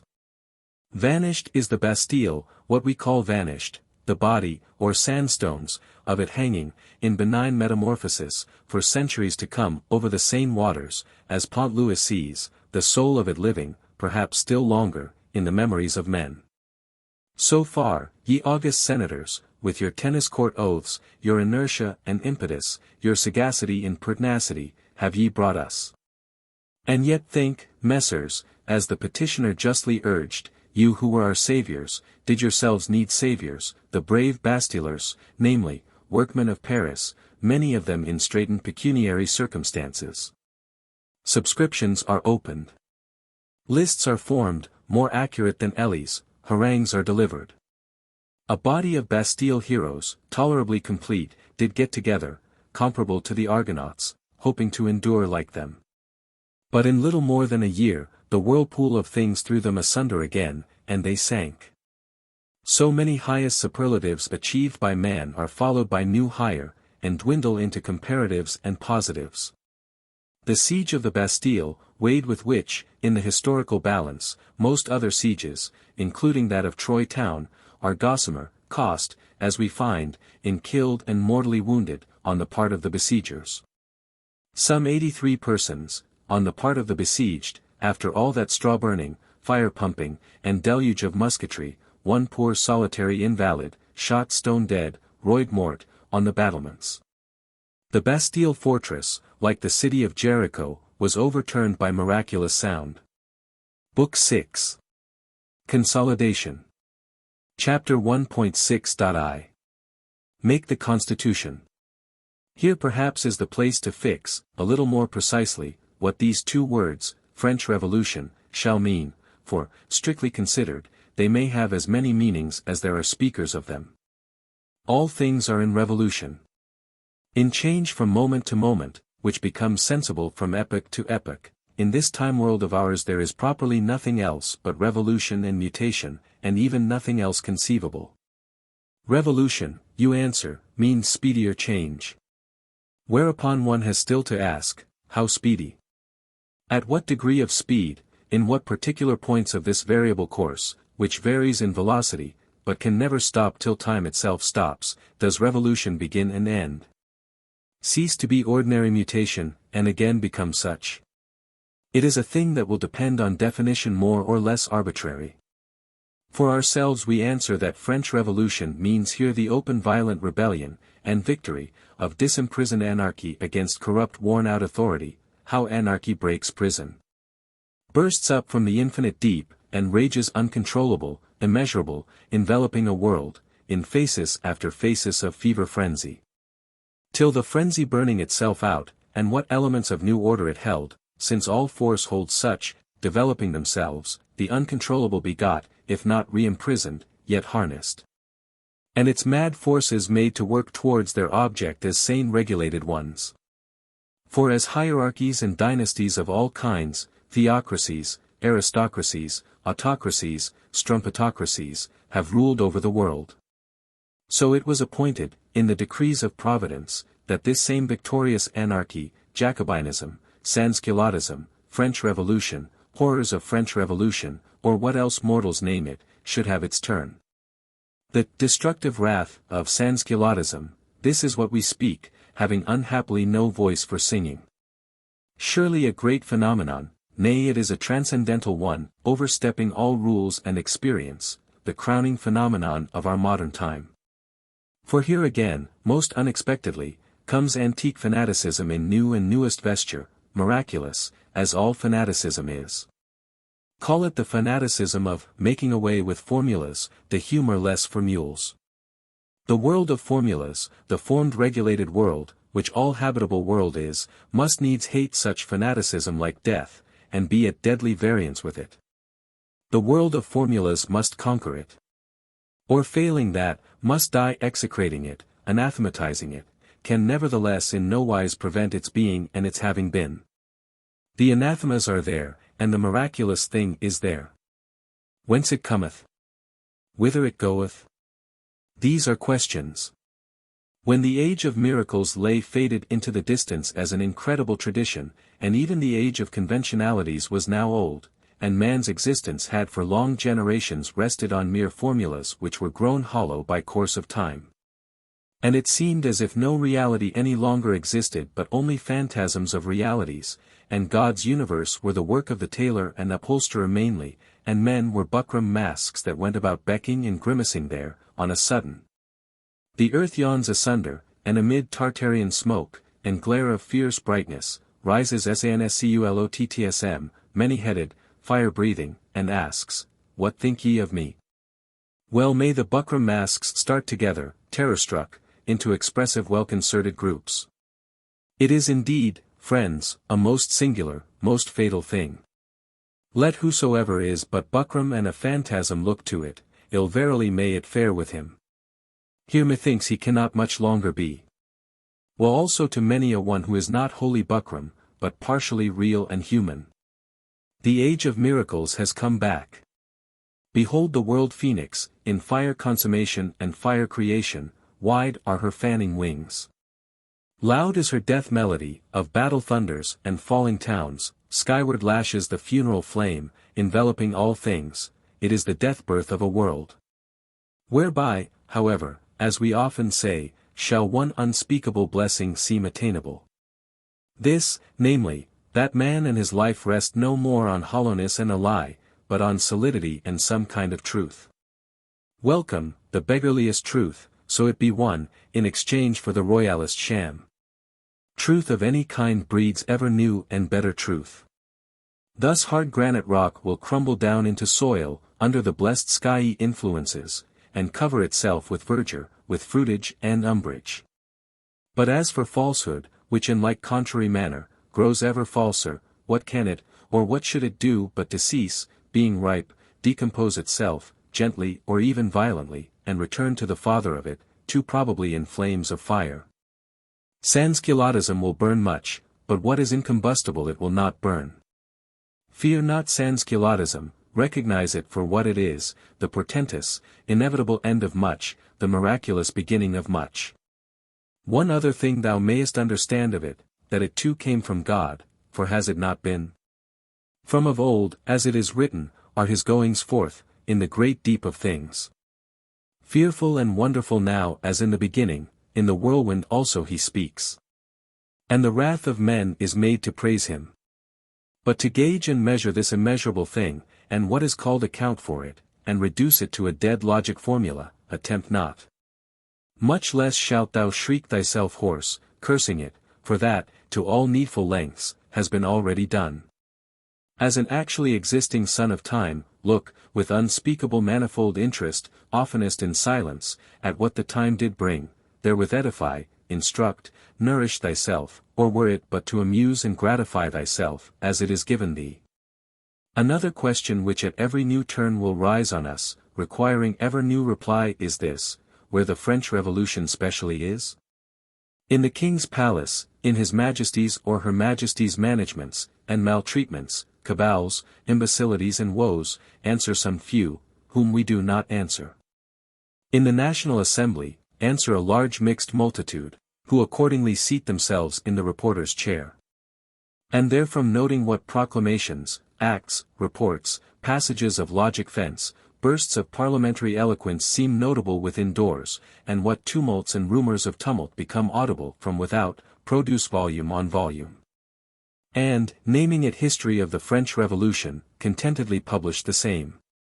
To do the like, to almost any extent, with so many filed newspapers, choix de reports, histoires parlementaires as there are, amounting to many horseloads, were easy for us. Easy but unprofitable. The National Assembly, named now Constituent Assembly, goes its course, making the Constitution, but the French Revolution also goes its course. In general, may we not say that the French Revolution lies in the heart and head of every violent speaking, of every violent thinking French man?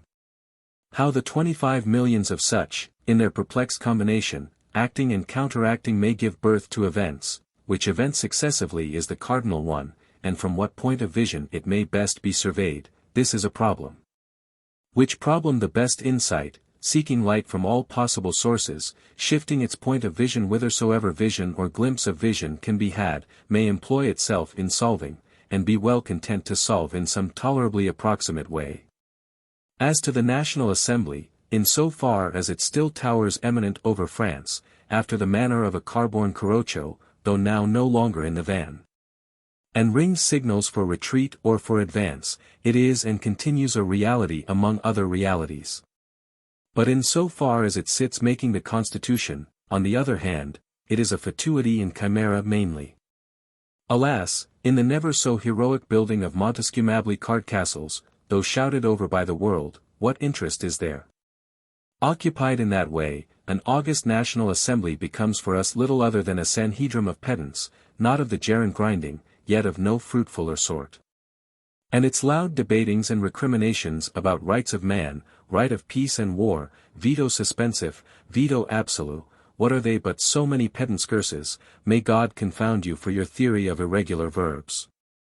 A constitution can be built, constitutions enough à la size, but the frightful difficulty is that of getting men to come and live in them.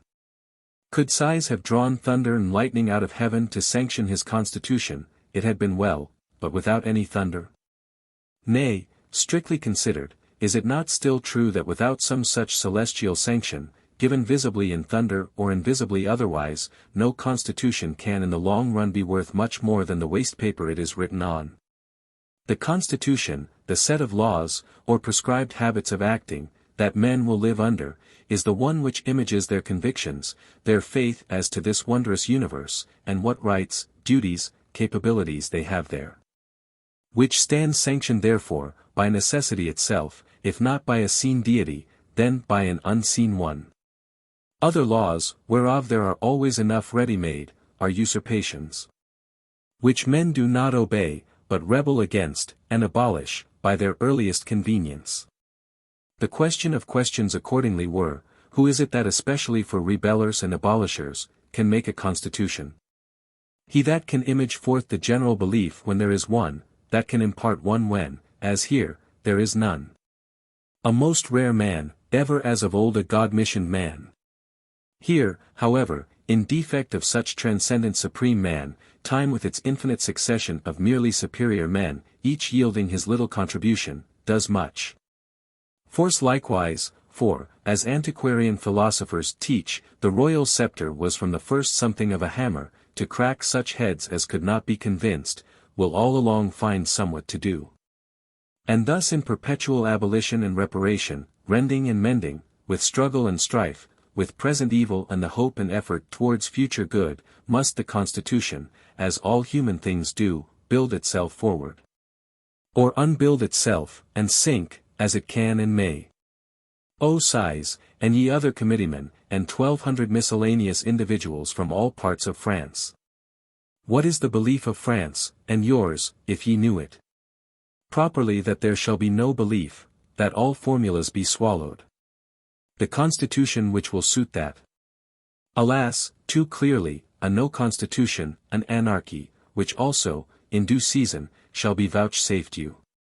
But, after all, what can an unfortunate National Assembly do? Consider only this, that there are 1,200 miscellaneous individuals, not a unit of whom but has his own thinking apparatus, his own speaking apparatus. In every unit of them is some belief and wish, different for each, both that France should be regenerated, and also that he individually should do it. 1,200 separate forces, yoked miscellaneously to any object, miscellaneously to all sides of it, and bid pull for life. Or is it the nature of national assemblies generally to do, with endless labor and clangor, nothing?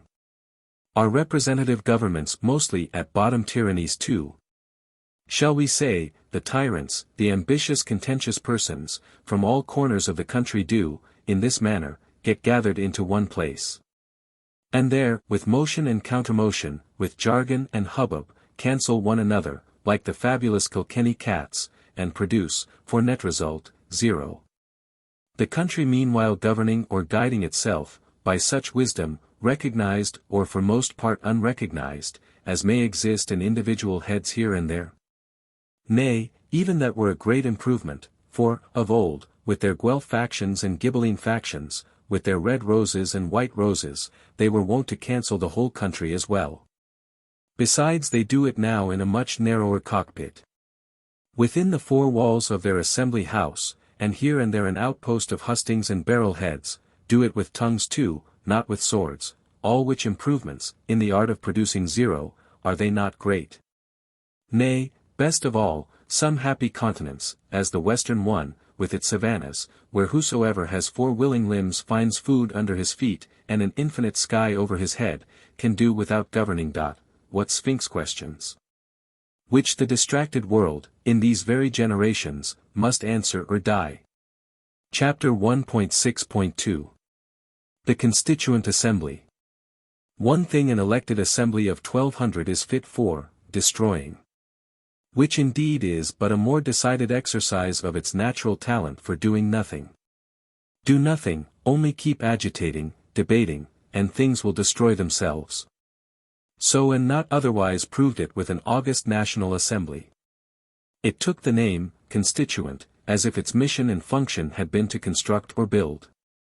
Which also, with its whole soul, it endeavored to do, yet, in the fates, in the nature of things, there lay for it precisely of all functions the most opposite to that. Singular, what gospels men will believe.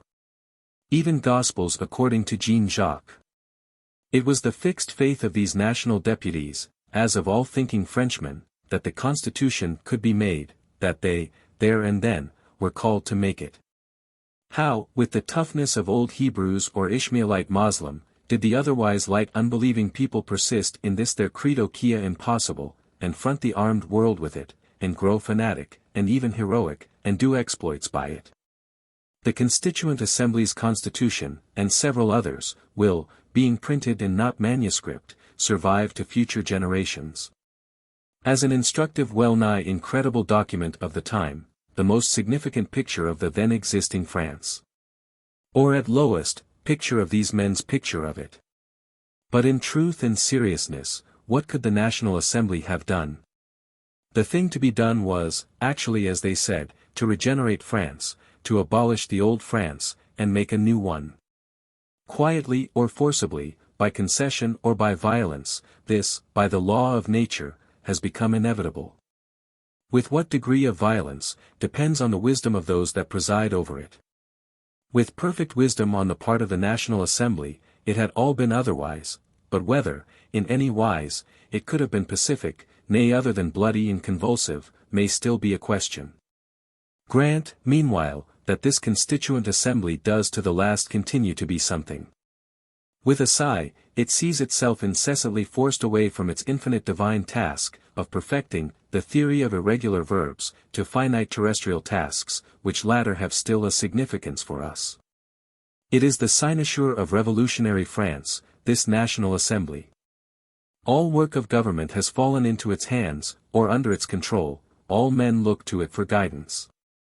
In the middle of that huge revolt of 25 millions, it hovers always aloft as Corocho or battle standard, impelling and impelled, in the most confused way. If it cannot give much guidance, it will still seem to give some. It emits pacificatory proclamations, not a few, with more or with less result. It authorizes the enrollment of National Guards, lest brigands come to devour us, and reap the unripe crops. It sends missions to quell effervescences. To deliver men from the lantern. It can listen to congratulatory addresses, which arrive daily by the sackful, mostly in King Cambyses' vein, also to petitions and complaints from all mortals. So that every mortal's complaint, if it cannot get redressed, may at least hear itself complain. For the rest, an august National Assembly can produce parliamentary eloquence, and appoint committees. Committees of the Constitution, of reports, of researches, and of much else, which again yield mountains of printed paper, the theme of new parliamentary eloquence, in bursts or in plenteous smooth-flowing floods. And so, from the waste vortex whereon all things go whirling and grinding, organic laws, or the similitude of such, slowly emerge.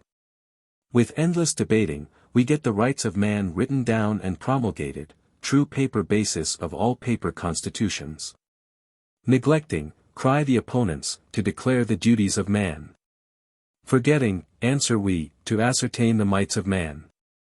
One of the fatalist omissions, nay, sometimes, as on the 4th of August, our National Assembly, fired suddenly by an almost preternatural enthusiasm, will get through whole masses of work in one night. A memorable night, this 4th of August, dignitaries temporal and spiritual. Peers, archbishops, parliament presidents, each outdoing the other in patriotic devotedness, come successively to throw their untenable possessions on the altar of the fatherland. With louder and louder vivats, for indeed it is, after dinner, too, they abolish tithes, seigneurial dues, gabelle, excessive preservation of game, nay privilege, immunity, feudalism root and branch, then appoint a Te Deum for it. And so, finally, disperse about 3 in the morning, striking the stars with their sublime heads. Such night, unforeseen but forever memorable, was this of the 4th of August 1789. Miraculous, or semi-miraculous, some seem to think it. A new night of Pentecost, shall we say, shaped according to the new time, and new church of Jean-Jacques Rousseau. It had its causes, also its effects. In such manner labor the national deputies, perfecting their theory of irregular verbs. Governing France, and being governed by it, with toil and noise, cutting asunder ancient intolerable bonds, and, for new ones, assiduously spinning ropes of sand. Were their labors a nothing or a something, yet the eyes of all France being reverently fixed on them, history can never very long leave them altogether out of sight. For the present, if we glance into that assembly hall of theirs, it will be found, as is natural, most irregular. As many as 100 members are on their feet at once, no rule in making motions, or only commencements of a rule. Spectators' gallery allowed to applaud, and even to hiss, president, appointed once a fortnight, raising many times no serene head above the waves. Nevertheless, as in all human assemblages, like does begin arranging itself to like. The perennial rule, ubi homines sunt modi sunt, proves valid. Rudiments of methods disclose themselves, rudiments of parties. There is a right side, côté droit, a left side, côté gauche, sitting on M. Le President's right hand, or on his left, the côté droit conservative, the côté gauche destructive. Intermediate is Anglomaniac constitutionalism, or two-chamber royalism, with its mountaineers, its lallies, fast verging towards nonentity. Preeminent, on the right side, pleads and perorates Casals, the dragoon captain, eloquent, mildly fervent, earning for himself the shadow of a name. There also blusters Barrow Mirabeau, the younger Mirabeau, not without wit, dusky D'Espreminal does nothing but sniff and ejaculate, might, it is fondly thought, lay prostrate the elder Mirabeau himself, would he but try, which he does not. Last and greatest, see, for one moment, the Abbé Mori, with his Jesuitic eyes, his impassive brass face, image of all the cardinal sins. Indomitable, unquenchable, he fights Jesuitico-rhetorically, with toughest lungs and heart. For throne, especially for altar and tithes. So that a shrill voice exclaims once, from the gallery, Messers of the clergy, you have to be shaved, if you wriggle too much, you will get cut. The left side is also called the d'Orléans side. And sometimes derisively, the Palais Royal. And yet, so confused, real imaginary seems everything, it is doubtful, as Mirabeau said, whether d'Orléans himself belonged to that same d'Orléans party. What can be known and seen is, that his moon visage does beam forth from that point of space. There likewise sits sea-green Robespierre, throwing in his light weight, with decision, not yet with effect. A thin lean Puritan and precision. He would make away with formulas, yet lives, moves, and has his being, wholly in formulas, of another sort. Pupil, such according to Robespierre ought to be the royal method of promulgating laws, Pupil, this is the law I have framed for thee. Dost thou accept it? Answered from right side, from center and left, by inextinguishable laughter. Yet men of insight discern that the sea-green may by chance go far, this man, observes Mirabeau, will do somewhat, he believes every word he says. Abbé Size is busy with mere constitutional work, wherein, unluckily, fellow workmen are less pliable than, with one who has completed the science of polity, they ought to be. Courage, Size nevertheless. Some 20 months of heroic travail, of contradiction from the stupid, and the constitution shall be built, the top stone of it brought out with shouting, say rather, the top paper, for it is all paper. And thou hast done in it what the earth or the heaven could require, thy utmost. Note likewise this trio, memorable for several things. Memorable were it only that their history is written in an epigram. Whatsoever these three have in hand, it is said, Duport thinks it, Barnave speaks it, Lameth does it. But Royal Mirabeau, conspicuous among all parties, raised above and beyond them all, this man rises more and more. As we often say, he has an eye, he is a reality, while others are formulas and eyeglasses. In the transient he will detect the perennial, find some firm footing even among paper vortexes. His fame is gone forth to all lands, it gladdened the heart of the crabbed old friend of men himself before he died. The very postilions of inns have heard of Mirabeau. When an impatient traveller complains that the team is insufficient, his postilion answers, Yes, monsieur, the wheelers are weak. But my Mirabeau, main horse, you see, is a right one, mais mon Mirabeau est excellent. And now, reader, thou shalt quit this noisy discrepancy of a national assembly, not, if thou be of humane mind, without pity. 1,200 brother men are there, in the centre of 25 millions, fighting so fiercely with fate and with one another, struggling their lives out, as most sons of Adam do, for that which profiteth not. Nay, on the whole, it is admitted further to be very dull. Dull as this day's assembly, said some one. Why date, pourquoi dater, answered Mirabeau. Consider that they are 1,200, that they not only speak, but read their speeches. And even borrow and steal speeches to read. With 1,200 fluent speakers, and their Noah's deluge of vociferous commonplace, unattainable silence may well seem the one blessing of life. But figure 1,200 pamphleteers, droning forth perpetual pamphlets, and no man to gag them. Neither, as in the American Congress, do the arrangements seem perfect. A senator has not his own desk and newspaper here. Of tobacco, much less of pipes, there is not the slightest provision. Conversation itself must be transacted in a low tone, with continual interruption, only pencil notes circulate freely, in incredible numbers to the foot of the very tribune. Such work is it, regenerating a nation, perfecting one's theory of irregular verbs. Chapter 1.6.3 The General Overturn. Of the King's Court, for the present, there is almost nothing whatever to be said. Silent, deserted are these halls. Royalty languishes forsaken of its war god and all its hopes, till once the Oeil de Boeuf rally again. The sceptre is departed from King Louis, is gone over to the Salle des Menus, to the Paris town hall, or one knows not whither.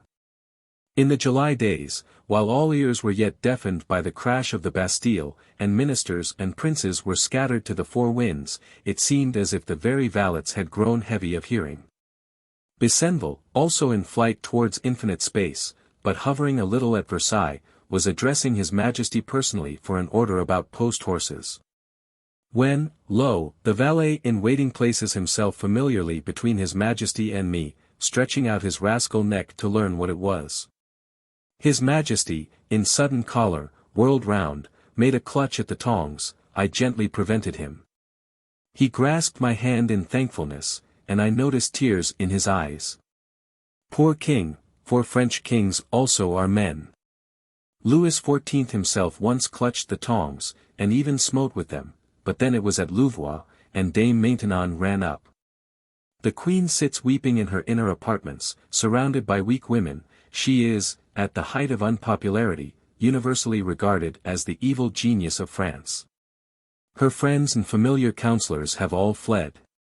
And fled, surely, on the foolishest errand.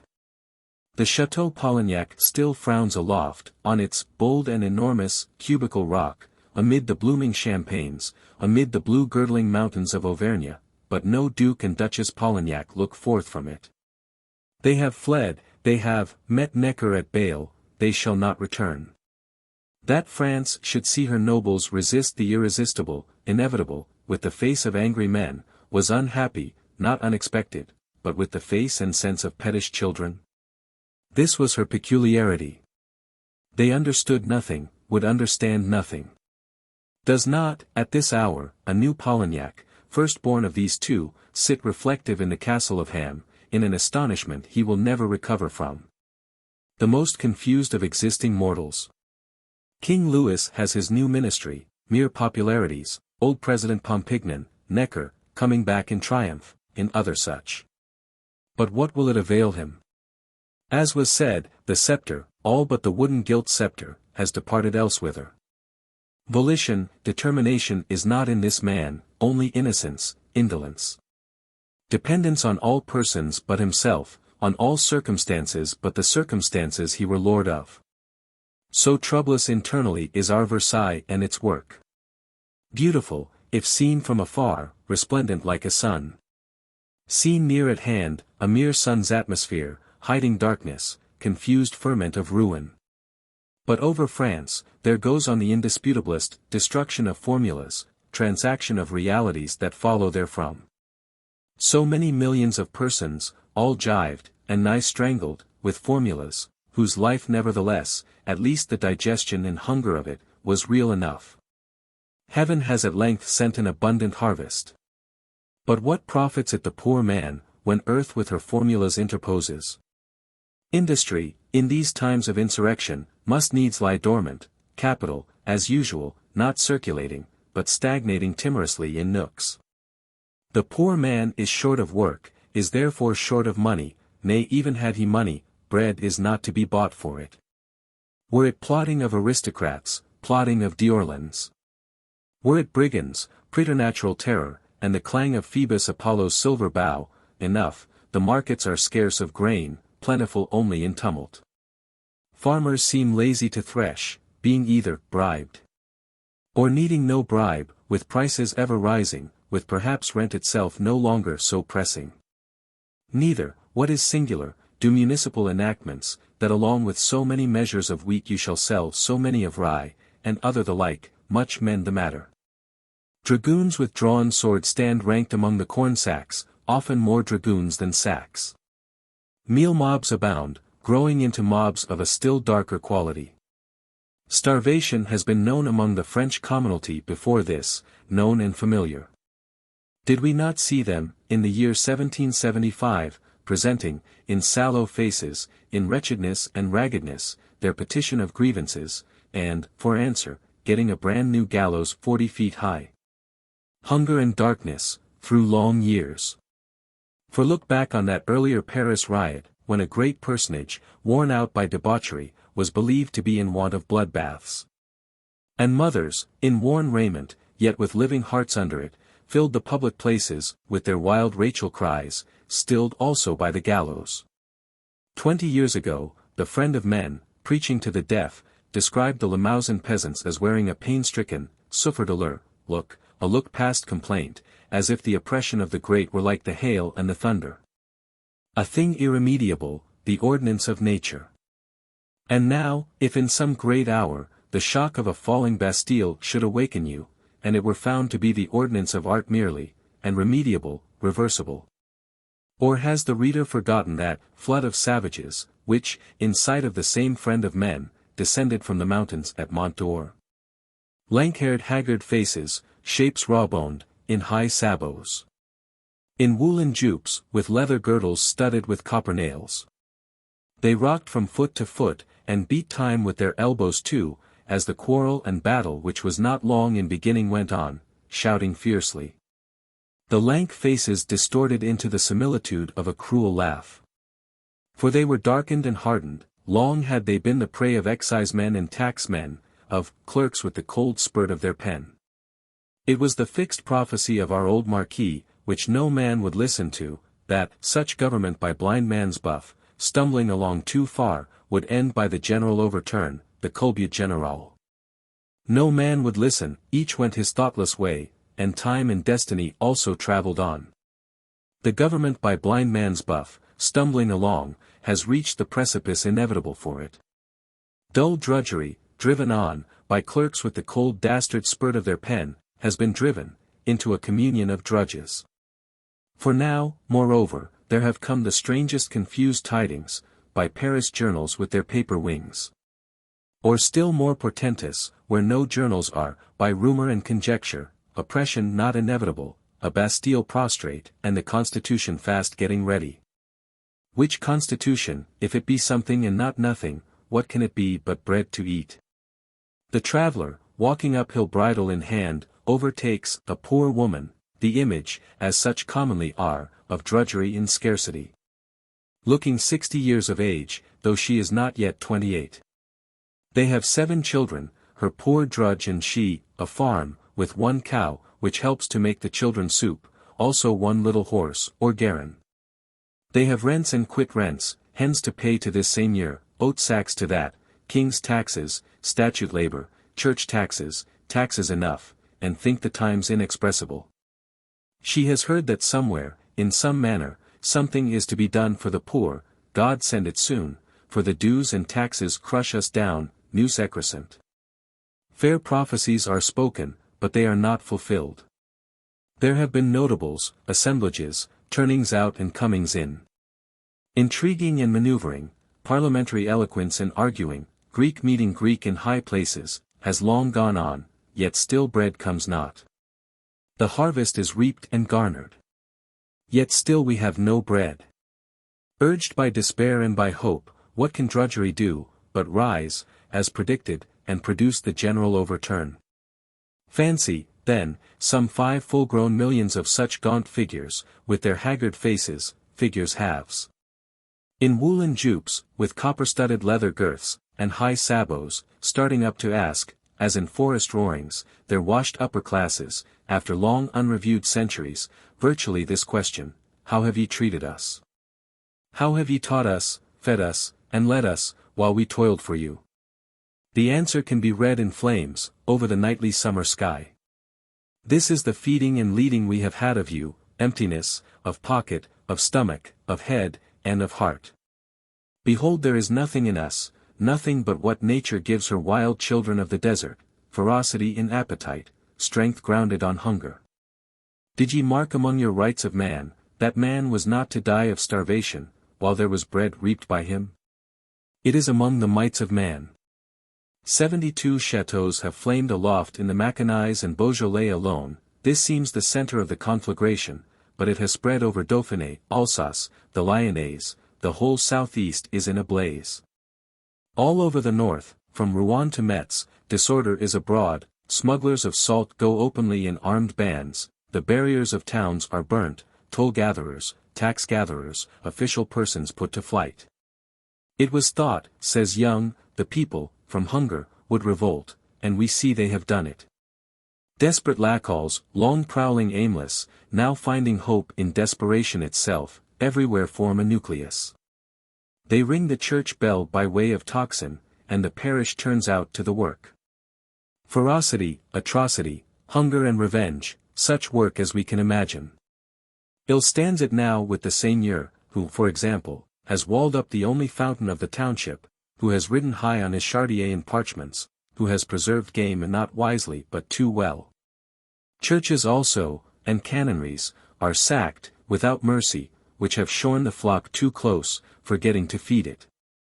What to the land over which Sansculottism, in its day of vengeance, tramps roughshod, shod in sabots? High-bred seigneurs, with their delicate women and little ones, had to fly half-naked, under cloud of night, glad to escape the flames, and even worse. You meet them at the tables d'hôte of inns, making wise reflections or foolish that rank is destroyed, uncertain whither they shall now wend.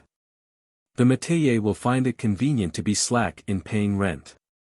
As for the tax-gatherer, he, long hunting as a biped of prey, may now get hunted as one.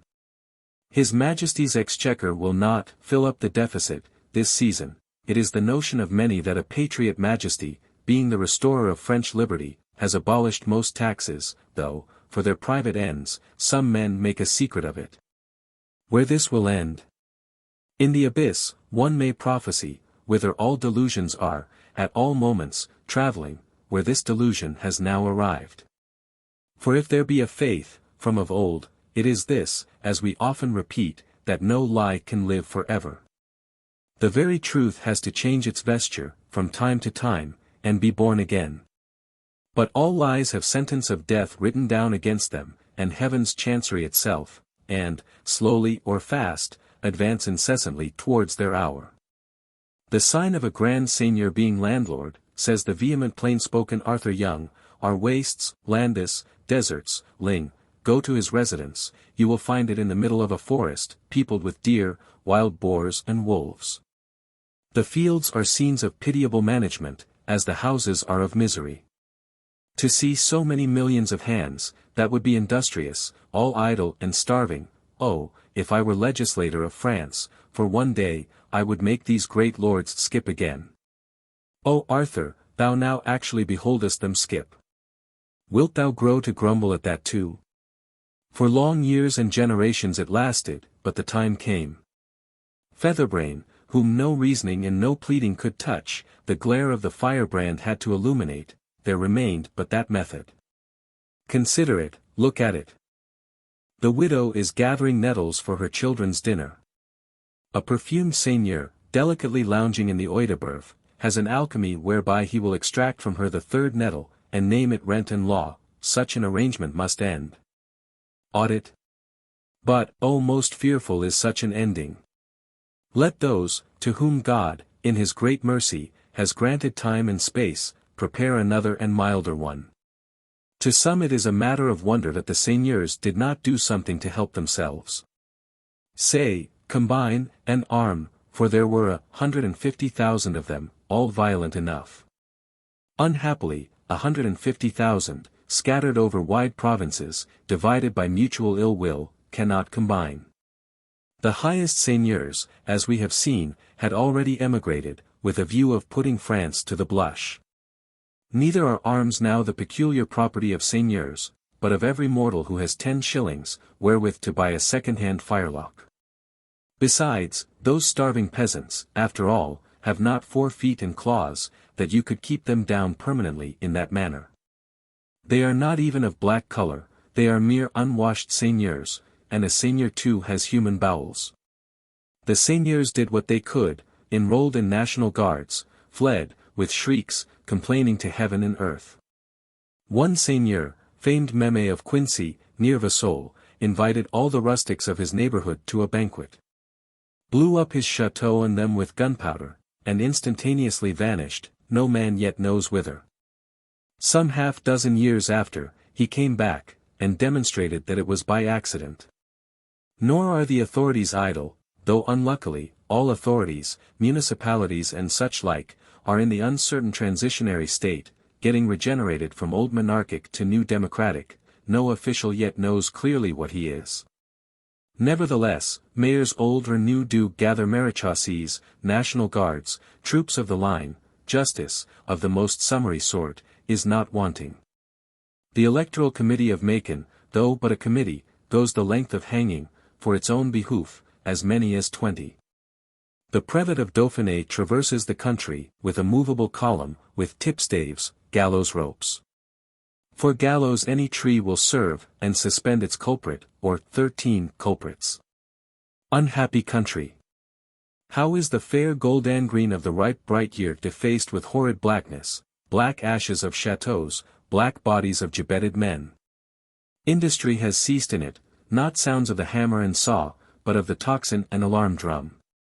The scepter has departed, whither one knows not, breaking itself in pieces, here impotent, there tyrannous. National guards are unskilful, and of doubtful purpose, soldiers are inclined to mutiny, there is danger that they too may quarrel, danger that they may agree. Strasbourg has seen riots, a town hall torn to shreds, its archives scattered white on the winds, drunk soldiers embracing drunk citizens for 3 days, and Mayor Dietrich and Marshal Rochambeau reduced nigh to desperation.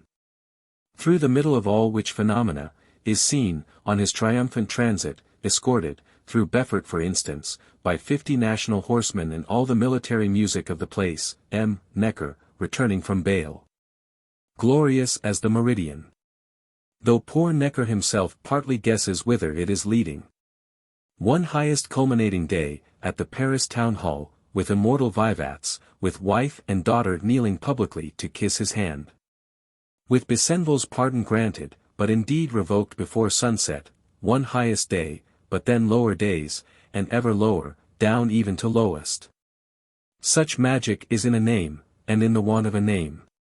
Like some enchanted Mambrino's helmet, essential to victory, comes this Saviour of France, beshouted, becymballed by the world, alas, so soon, to be disenchanted, to be pitched shamefully over the lists as a barber's basin. Gibbon could wish to shew him, in this ejected, barber's basin state, to any man of solidity, who were minded to have the soul burnt out of him, and become a caput mortuum, by ambition, unsuccessful or successful. Another small phasis we add, and no more, how, in the autumn months, our sharp-tempered Arthur has been pestered for some days past, by shot, lead drops and slugs, rattling 5 or 6 times into my chaise and about my ears. All the mob of the country gone out to kill game. It is even so. On the cliffs of Dover, over all the marches of France, there appear, this autumn, 2 signs on the earth, emigrant flights of French seigneurs, emigrant winged flights of French game. Finished, one may say, or as good as finished, is the preservation of game on this earth, completed for endless time. What part it had to play in the history of civilization is played plaudite, exit. In this manner does Sansculottism blaze up, illustrating many things, producing, among the rest, as we saw, on the 4th of August, that semi-miraculous night of Pentecost in the National Assembly. Semi-miraculous, which had its causes, and its effects. Feudalism is struck dead, not on parchment only, and by ink, but in very fact, by fire, say, by self-combustion. This conflagration of the southeast will abate. Will be got scattered, to the west or elsewhither, extinguish it will not, till the fuel be all done. Chapter 1.6.4 In Q. If we look now at Paris, one thing is too evident, that the bakers' shops have got their queues, or tails. Their long strings of purchasers, arranged in tail, so that the first come be the first served, were the shop once open. This waiting in tail, not seen since the early days of July, again makes its appearance in August. In time, we shall see it perfected by practice to the rank almost of an art, and the art, or quasi-art, of standing in tail become one of the characteristics of the Parisian people, distinguishing them from all other peoples whatsoever. But consider, while work itself is so scarce, how a man must not only realize money, but stand waiting, if his wife is too weak to wait and struggle, for half days in the tail, till he get it changed for dear bad bread. Controversies, to the length, sometimes of blood and battery, must arise in these exasperated queues. Or if no controversy, then it is but one accordant pange lingua of complaint against the powers that be. France has begun her long curriculum of hungering, instructive and productive beyond academic curriculums, which extends over some 7 most strenuous years. As Jean-Paul says, of his own life, to a great height shall the business of hungering go. Or consider, in strange contrast, the Jubilee ceremonies. For, in general, the aspect of Paris presents these 2 features, Jubilee ceremonials and scarcity of victual. Processions enough walk in Jubilee, of young women, decked and dizened, their ribbons all tricolor. Moving with song and tabor, to the shrine of Saint Genevieve, to thank her that the Bastille is down. The strong men of the market, and the strong women, fail not with their bouquets and speeches. Abbé Fauchet, famed in such work, for Abbé Lefebvre could only distribute powder, blesses tricolor cloth for the National Guard, and makes it a national tricolor flag. Victorious, or to be victorious, in the cause of civil and religious liberty all over the world. Fauchet, we say, is the man for Te Deums, and public consecrations. To which, as in this instance of the flag, our National Guard will reply with volleys of musketry, church and cathedral though it be, filling Notre Dame with such noisiest fuliginous amen, significant of several things. On the whole, we will say our new Mayor Bailly, our new Commander Lafayette, named also Scipio Americanus, have bought their preferment dear. Bailly rides in gilt state coach, with beefeaters and sumptuosity. Camille Desmoulins, and others, sniffing at him for it, Scipio bestrides the white charger, and waves with civic plumes in sight of all France. Neither of them, however, does it for nothing, but, in truth, at an exorbitant rate. At this rate, namely, of feeding Paris, and keeping it from fighting. Out of the city funds, some 17,000 of the utterly destitute are employed digging on Montmartre, at 10 pence a day, which buys them, at market price, almost 2 pounds of bad bread.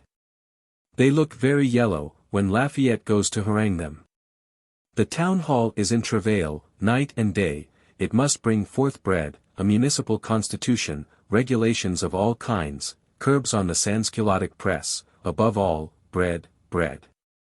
Purveyors prowl the country far and wide, with the appetite of lions, detect hidden grain, purchase open grain, by gentle means or forcible, must and will find grain. A most thankless task. And so difficult, so dangerous, even if a man did gain some trifle by it. On the August 19th, there is food for one day. Complaints there are that the food is spoiled, and produces an effect on the intestines, not corn but plaster of Paris. Which effect on the intestines, as well as that, smarting in the throat and palate, a town hall proclamation warns you to disregard, or even to consider as drastic beneficial. The mayor of Saint Denis, so black was his bread, has, by a dyspeptic populace, been hanged on the lantern there. National Guards protect the Paris corn market, first 10 suffice, then 600. Busy are ye, Bailly, Brisset de Warville, Condorcet, and ye others. For, as just hinted, there is a municipal constitution to be made too. The old Bastille electors, after some 10 days of psalmodying over their glorious victory, began to hear it asked, in a splenetic tone, who put you there? They accordingly had to give place, not without moanings, and audible growlings on both sides, to a new larger body, specially elected for that post. Which new body, augmented, altered, then fixed finally at the number of 300, with the title of town representatives, representants de la commune, now sits there, rightly portioned into committees, assiduous making a constitution. At all moments when not seeking flour. And such a constitution, little short of miraculous, one that shall consolidate the revolution. The revolution is finished, then. Mayor Bailly and all respectable friends of freedom would fain think so. Your revolution, like jelly sufficiently boiled, needs only to be poured into shapes of constitution, and consolidated therein. Could it, indeed, contrive to cool, which last, however, is precisely the doubtful thing, or even the not doubtful. Unhappy friends of freedom, consolidating a revolution.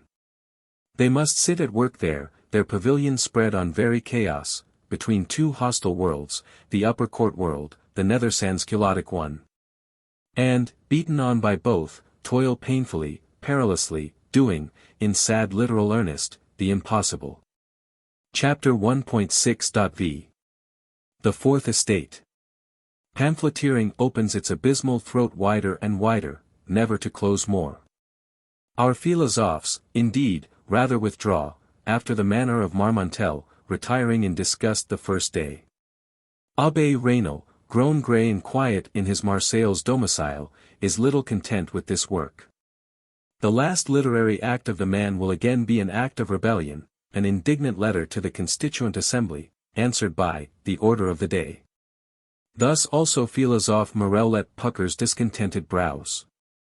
Being indeed threatened in his benefices by that 4th of August, it is clearly going too far. How astonishing that those haggard figures in woolen jupes would not rest as satisfied with speculation and victorious analysis, as we. Alas, yes, speculation, philosophism, once the ornament and wealth of the saloon, will now coin itself into mere practical propositions, and circulate on street and highway, universally, with results. A fourth estate, of able editors, springs up. Increases and multiplies, irrepressible, incalculable. New printers, new journals, and ever new, so prurient is the world, let our 300 curb and consolidate as they can. Loustalot, under the wing of Prudhomme dull-blustering printer, edits weekly his Revolutions de Paris, in an acrid, emphatic manner. Acrid, corrosive, as the spirit of sloes and copperas, is Marat, friend of the people. Struck already with the fact that the National Assembly, so full of aristocrats, can do nothing, except dissolve itself, and make way for a better, that the town hall representatives are little other than babblers and imbeciles, if not even knaves. Poor is this man, squalid, and dwells in garrets, a man unlovely to the sense, outward and inward, a man forbid, and is becoming fanatical, possessed with fixed idea. Cruel Lusus of nature. Did nature, O poor Marat, as in cruel sport, knead thee out of her leavings, and miscellaneous waste clay, and fling thee forth stepton-like, a distraction into this distracted 18th century? Work is appointed thee there, which thou shalt do. The 300 have summoned and will again summon Marat, but always he croaks forth answer sufficient, always he will defy them, or elude them, and endure no gag. Cara, ex-secretary of a decapitated hospodar, and then of a necklace cardinal. Likewise pamphleteer, adventurer in many scenes and lands, draws nigh to Mercier, of the Tableau de Paris, and, with foam on his lips, proposes an Annals Patriotiques. The Moniteur goes its prosperous way, Barrère weeps, on paper as yet loyal. Rivarol, Royou are not idle. Deep calls to deep, your Domini salvum fac regem shall awaken Pange lingua, with an Ami du Peuple there is a King's Friend newspaper, Ami du Roi. Camille Desmoulins has appointed himself Procureur General de la Lanterne, Attorney General of the Lampiron, and pleads, not with atrocity, under an atrocious title, editing weekly his brilliant revolutions of Paris and Brabant. Brilliant, we say, for if, in that thick murk of journalism, with its dull blustering, with its fixed or loose fury, any ray of genius greet thee, be sure it is Camille's. The thing that Camille teaches he, with his light finger, adorns, brightness plays, gentle, unexpected, amid horrible confusions, often is the word of Camille worth reading, when no others is. Questionable Camille, how thou glitterest with a fallen, rebellious, yet still semi-celestial light, as is the starlight on the brow of Lucifer. Son of the morning, into what times and what lands, art thou fallen? But in all things is good. Though not good for, consolidating revolutions. Thousand wagon loads of this pamphleteering and newspaper matter, lie rotting slowly in the public libraries of our Europe.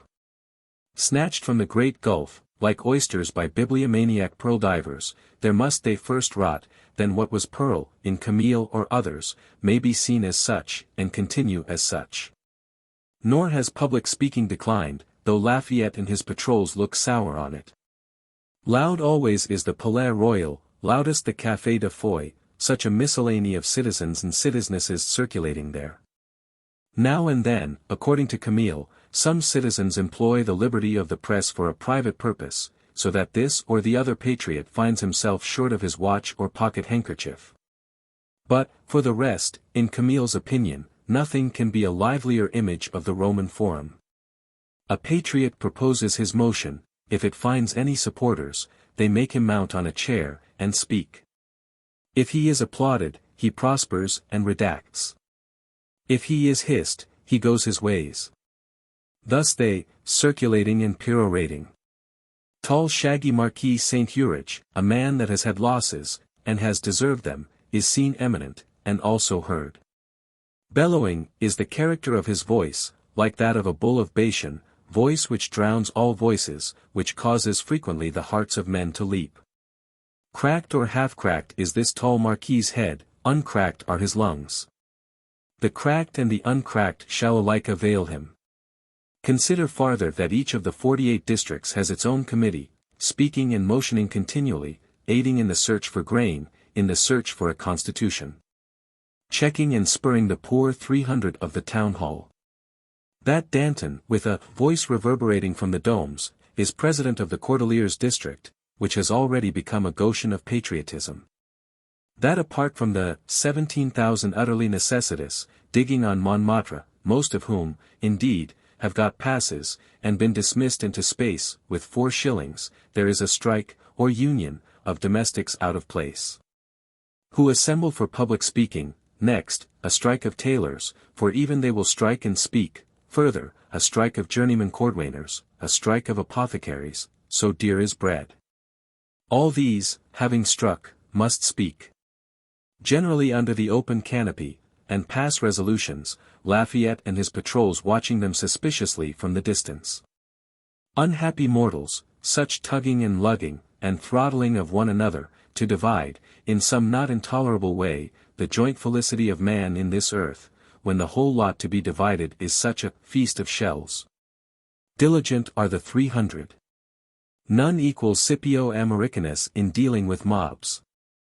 But surely all these things bode ill for the consolidating of a revolution. Book 7. The Insurrection of Women.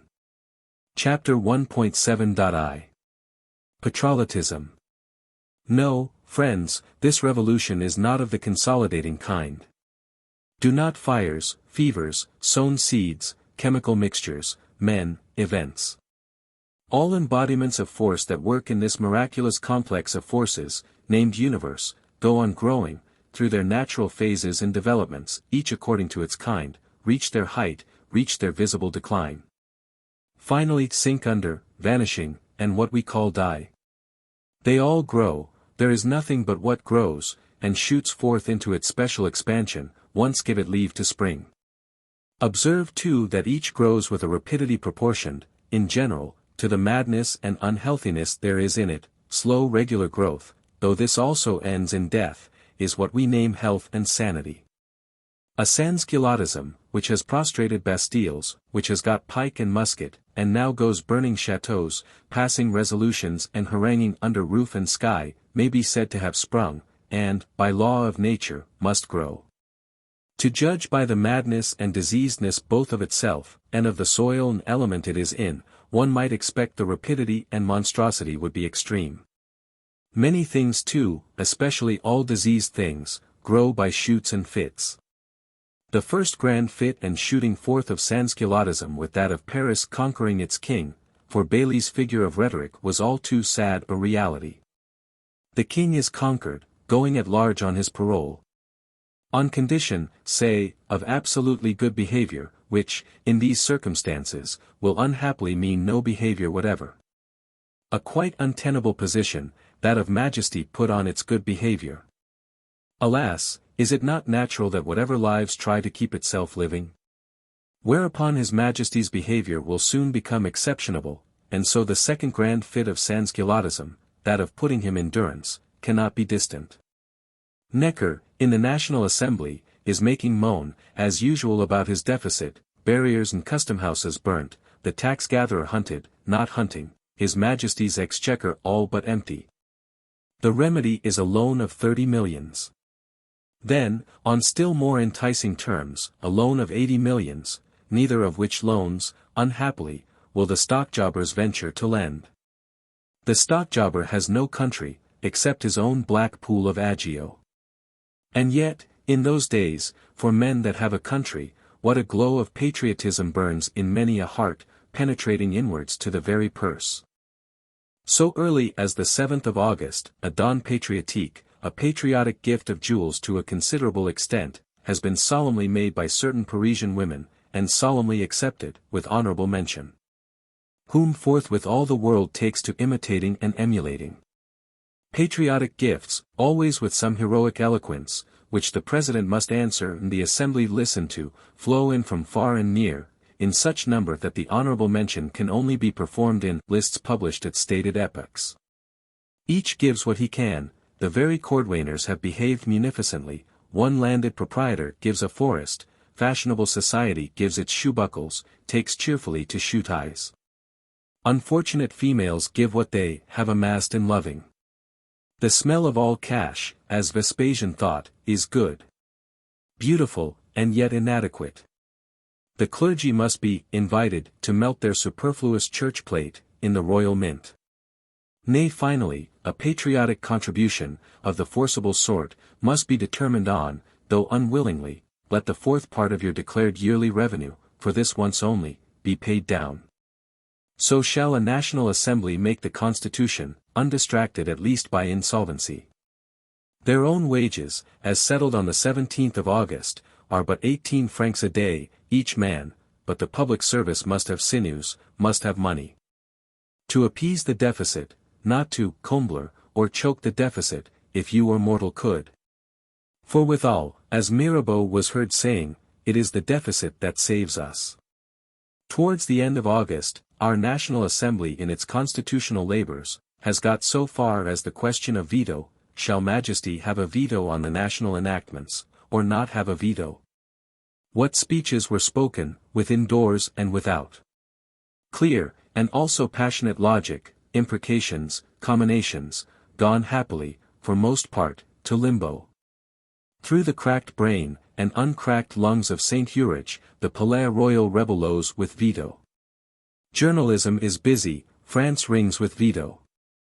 I shall never forget, says Dumont, my going to Paris, one of these days, with Mirabeau, and the crowd of people we found waiting for his carriage, about Loger the bookseller's shop. They flung themselves before him, conjuring him with tears in their eyes not to suffer the veto absolute. They were in a frenzy. Monsieur le Comte, you are the people's father, you must save us, you must defend us against those villains who are bringing back despotism. If the king get this veto, what is the use of National Assembly? We are slaves, all is done. Friends, if the sky fall, there will be catching of larks. Mirabeau, adds Dumont, was eminent on such occasions, he answered vaguely, with a patrician imperturbability, and bound himself to nothing. Deputations go to the Hôtel de Ville. Anonymous letters to aristocrats in the National Assembly, threatening that 15,000, or sometimes that 60,000, will march to illuminate you. The Paris districts are astir. Petitions signing, Saint Urich sets forth from the Palais Royal, with an escort of 1,500 individuals, to petition in person. Resolute, or seemingly so, is the tall shaggy Marquis, is the Café de Foy, but resolute also is Commandant General Lafayette. The streets are all beset by patrols, Saint Urich is stopped at the Barrière de Bonhommes. He may bellow like the bulls of Bashan, but absolutely must return. The brethren of the Palais Royal circulate all night, and make motions, under the open canopy, all coffee-houses being shut. Nevertheless Lafayette and the town hall do prevail, Saint Urich is thrown into prison, veto absolute adjusts itself into suspensive veto, prohibition not forever, but for a term of time. And this doom's clamor will grow silent, as the others have done. So far has consolidation prospered, though with difficulty, repressing the nether sansculottic world, and the constitution shall be made. With difficulty, amid jubilee and scarcity. Patriotic gifts, bakers' queues, Abbé Fauchet harangues, with their amen of platoon musketry. Scipio Americanus has deserved thanks from the National Assembly in France. They offer him stipends and emoluments, to a handsome extent. All which stipends and emoluments he, covetous of far other blessedness than mere money, does, in his chivalrous way, without scruple, refuse.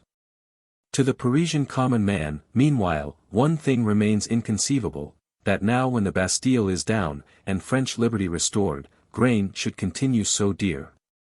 Our rights of man are voted, feudalism and all tyranny abolished. Yet behold we stand in queue.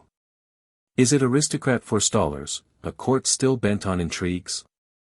Something is rotten, somewhere. And yet, alas, what to do? Lafayette, with his patrols prohibits everything, even complaint. Saint Urich and other heroes of the veto lie in durance. People's friend Marat was seized, printers of patriotic journals are fettered and forbidden, the very hawkers cannot cry, till they get license, and leaden badges.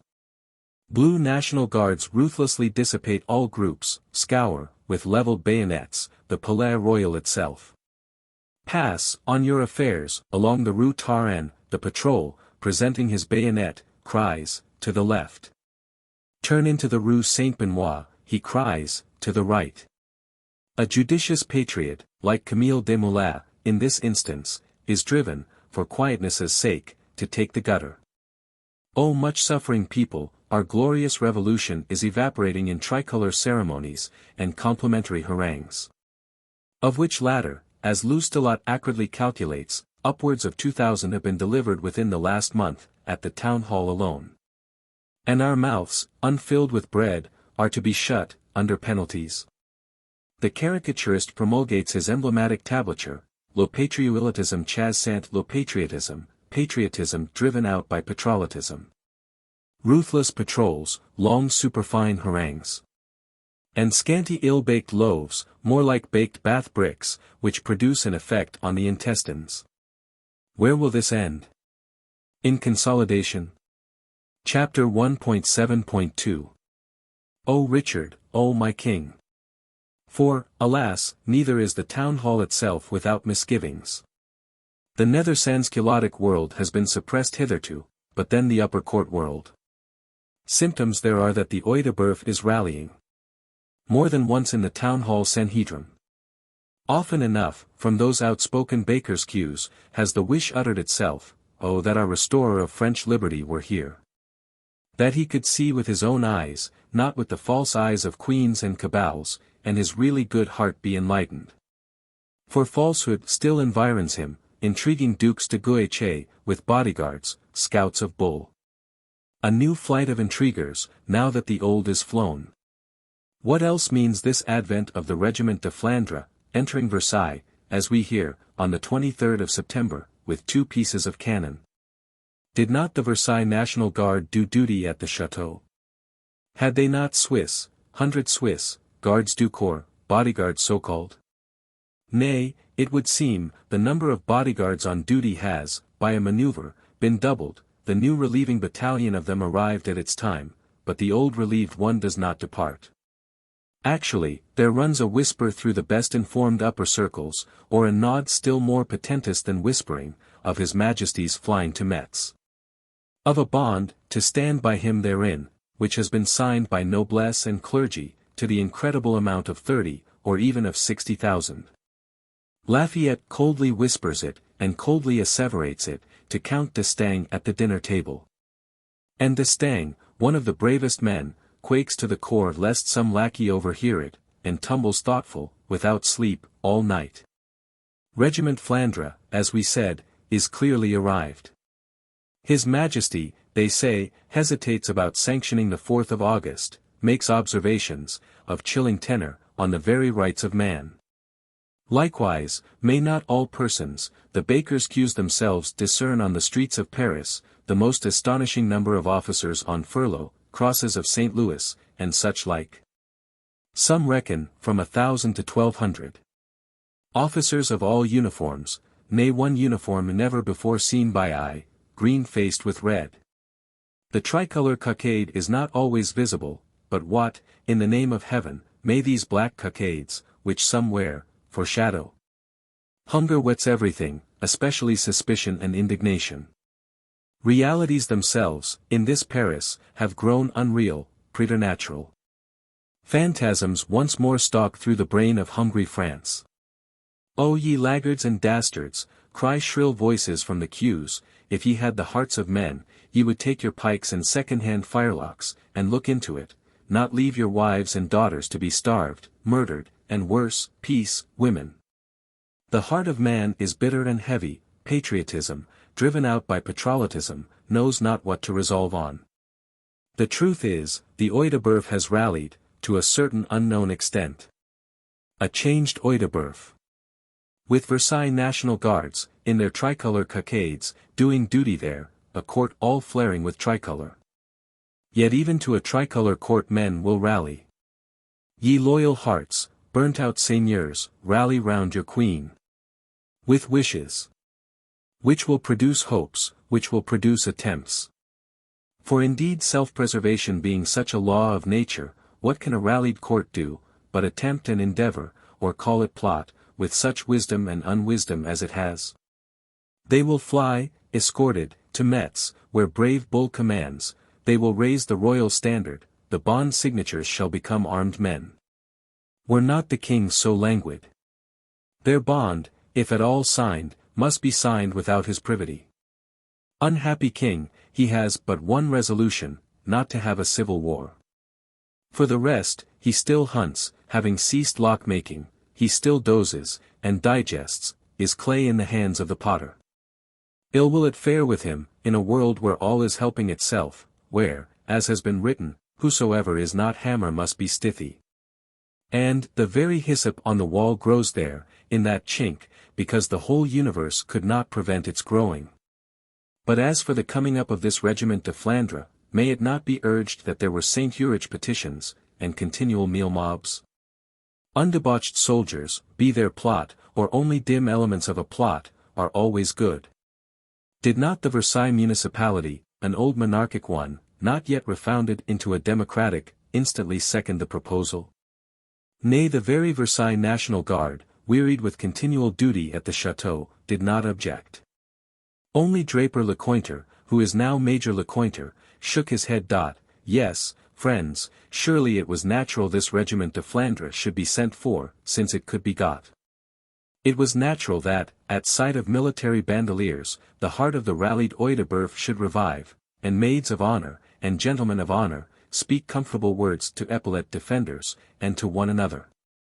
Natural also, and mere common civility, that the bodyguards, a regiment of gentlemen, should invite their Flandre brethren to a dinner of welcome. Such invitation, in the last days of September, is given and accepted. Dinners are defined as the ultimate act of communion. Men that can have communion in nothing else, can sympathetically eat together, can still rise into some glow of brotherhood over food and wine. The dinner is fixed on, for Thursday the 1st of October, and ought to have a fine effect. Further, as such dinner may be rather extensive, and even the non-commissioned and the common man be introduced, to see and to hear, could not His Majesty's opera apartment, which has lain quite silent ever since Kaiser Joseph was here, be obtained for the purpose? The hall of the opera is granted, the Salon d'Hercule shall be drawing room. Not only the officers of Flandre, but of the Swiss, of the 100 Swiss, nay of the Versailles National Guard, such of them as have any loyalty, shall feast. It will be a repast like few. And now suppose this repast, the solid part of it, transacted, and the first bottle over. Suppose the customary loyal toasts drunk, the king's health, the queen's with deafening vivats, that of the nation omitted, or even rejected. Suppose champagne flowing, with pot valorous speech, with instrumental music, empty feathered heads growing ever the noisier, in their own emptiness, in each other's noise. Her Majesty, who looks unusually sad tonight, His Majesty sitting dulled with the day's hunting, is told that the sight of it would cheer her. Behold! She enters there, issuing from her staterooms, like the moon from the clouds, this fairest unhappy queen of hearts, royal husband by her side, young dauphin in her arms. She descends from the boxes, amid splendor and acclaim.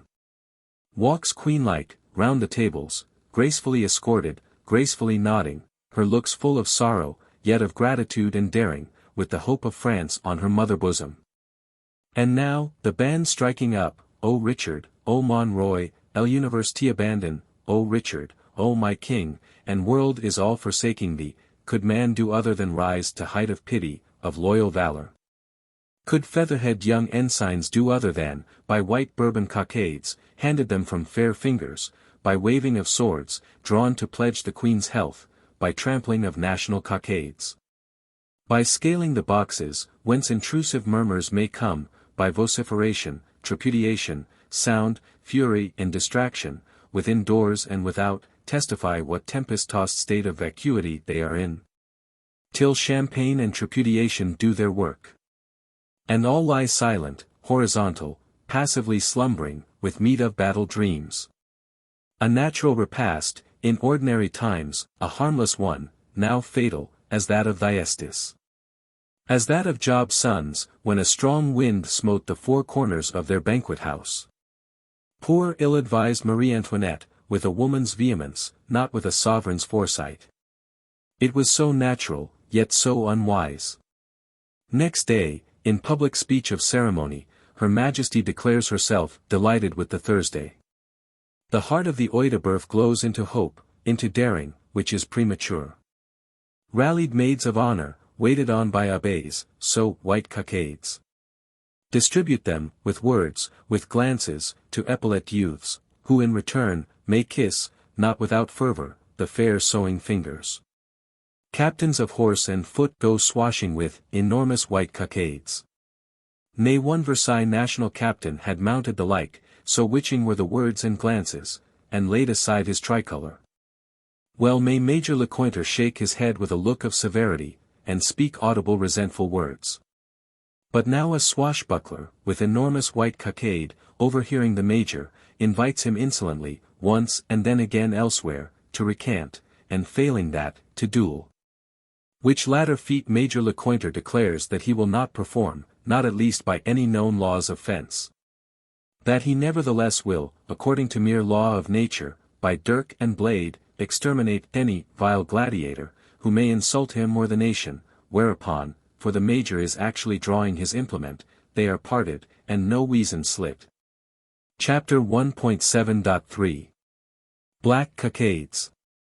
But fancy what effect this digestis repast and trampling on the national cockade must have had in the salle de menus, in the famishing bakers' queues at Paris. Nay, such digestis repasts, it would seem, continue.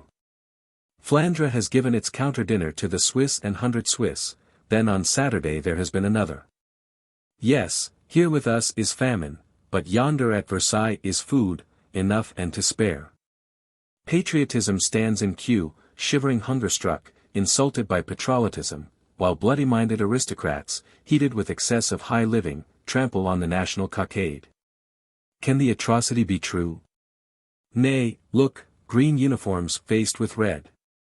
Black cockades, the color of night. Are we to have military onfall, and death also by starvation?